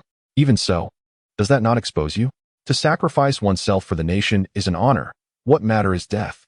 Mu Jiuxi declared. Consider the notion of a suicide mission for silencing. Though I am loath to see them perish. Mo Zun immediately grasped her intent. What preparations have you made? Have you arranged for Lord Zhou to capture them? Mu Jiuxi nodded, then stated, there are a few commands I need you to issue. Mo Zun regarded her for a moment, and Mu Jiuxi raised an eyebrow. What? Do you doubt me? Afraid I might wield the Emperor's authority to command the lords? If one day you were to become the queen of the realm. I would not be surprised, Mo Zun commented. Mu Jiuxi was momentarily taken aback before bursting into laughter. Mo Zun, do you realize your tone sounds as if you are in awe of me? She said joyfully, considering this praise to be the highest form of flattery. No, I merely find you terrifying. A woman like you is truly fearsome. Rarely does one encounter someone so shrewd, ruthless, and cunning, with schemes aplenty, Mo Zun retorted, dousing her enthusiasm with cold water. Get lost. I find you utterly devoid of emotional intelligence. It's no wonder you are in such pain. With that, Mu Jiuxi stormed off in frustration. Where are you going? Mo Zun called after her. I do not wish to see you. I am off to find my father. You lie there helplessly. I must attend to matters, Mu Jiuxi sighed, then suddenly recalled something. Mo Zun, shouldn't you be sending me royal provisions? I am working for you, after all. You are working for your father, for Gao Yun, Mo Zun promptly replied. You wretched man. I swear I shall never save you again, Mu Jiuxi declared, slamming the door behind her, causing the guard and Yi outside to tremble in fright. You want tea? Mo Zun chuckled as he reclined on the bed, amused by this money-driven woman. Contemplating Mu Jiuxi's actions, all aimed at safeguarding Gao Yun. He realized that as the regent responsible for Gao Yun's safety, he was naturally her primary focus of protection. As he lay lost in thought, recalling the incident at the State Memorial Temple, he watched her fearless demeanor as she valiantly shielded him, warmth filling his dark eyes. He immediately summoned Jifeng, quietly dispatching orders from the Imperial Medical Institute. Just as Mu Jiuxi exited the Imperial Medical Institute with Lu Hua, she sensed someone was watching her, an instinct honed since childhood. She moved closer to Lu Hua, whispering a few words before parting ways amidst the bustling streets. Upon entering a tailor shop, Mu Jiuxi swiftly made her way to the back courtyard, scaling the wall and returning to a shop across the street where she kept a watchful eye on the tailor's entrance. Before long, a woman wearing a wide-brimmed hat hurriedly exited, glancing about before stomping her feet in frustration and departing. Mu Jiuxi discreetly followed, unfamiliar with the woman but determined to uncover who had sent her. Judging by her movements, though she possessed some martial skills, they were not formidable. She was clearly being directed by another. Mu Jiuxi felt a surge of excitement. Might she have the chance to capture someone herself? After losing her tail, the woman hurried away. Yet after a short distance, she cautiously scanned her surroundings, seemingly wary of being followed. After meandering through several alleys, Mu Jiuxi observed the woman entering a jewelry shop named Blossoming Happiness. Unable to enter herself, Mu Jiuxi waited outside. After some time, a maid emerged, carrying a bamboo basket filled with vegetables, the leafy greens clearly visible. Instantly, Mu Jiuxi chuckled. It was noon. After all, whose maid would be returning home with groceries at such a late hour? Observing the maid's silhouette and actions confirmed that she was indeed the same woman who had just entered. However, her face remained unrecognizable, compelling Mu Jiuxi to follow once more. This time, it did not take long for Mu Jiuxi to see the maid enter through a side door of the third princess residence. Xiaolingwe. Now I shall catch your sly tail. Mu Jiuxi smirked wickedly. Rather than act immediately, she decided to seek out her father near the Hifeng shop. However, as soon as she appeared, Lu Hua pulled her into an alley.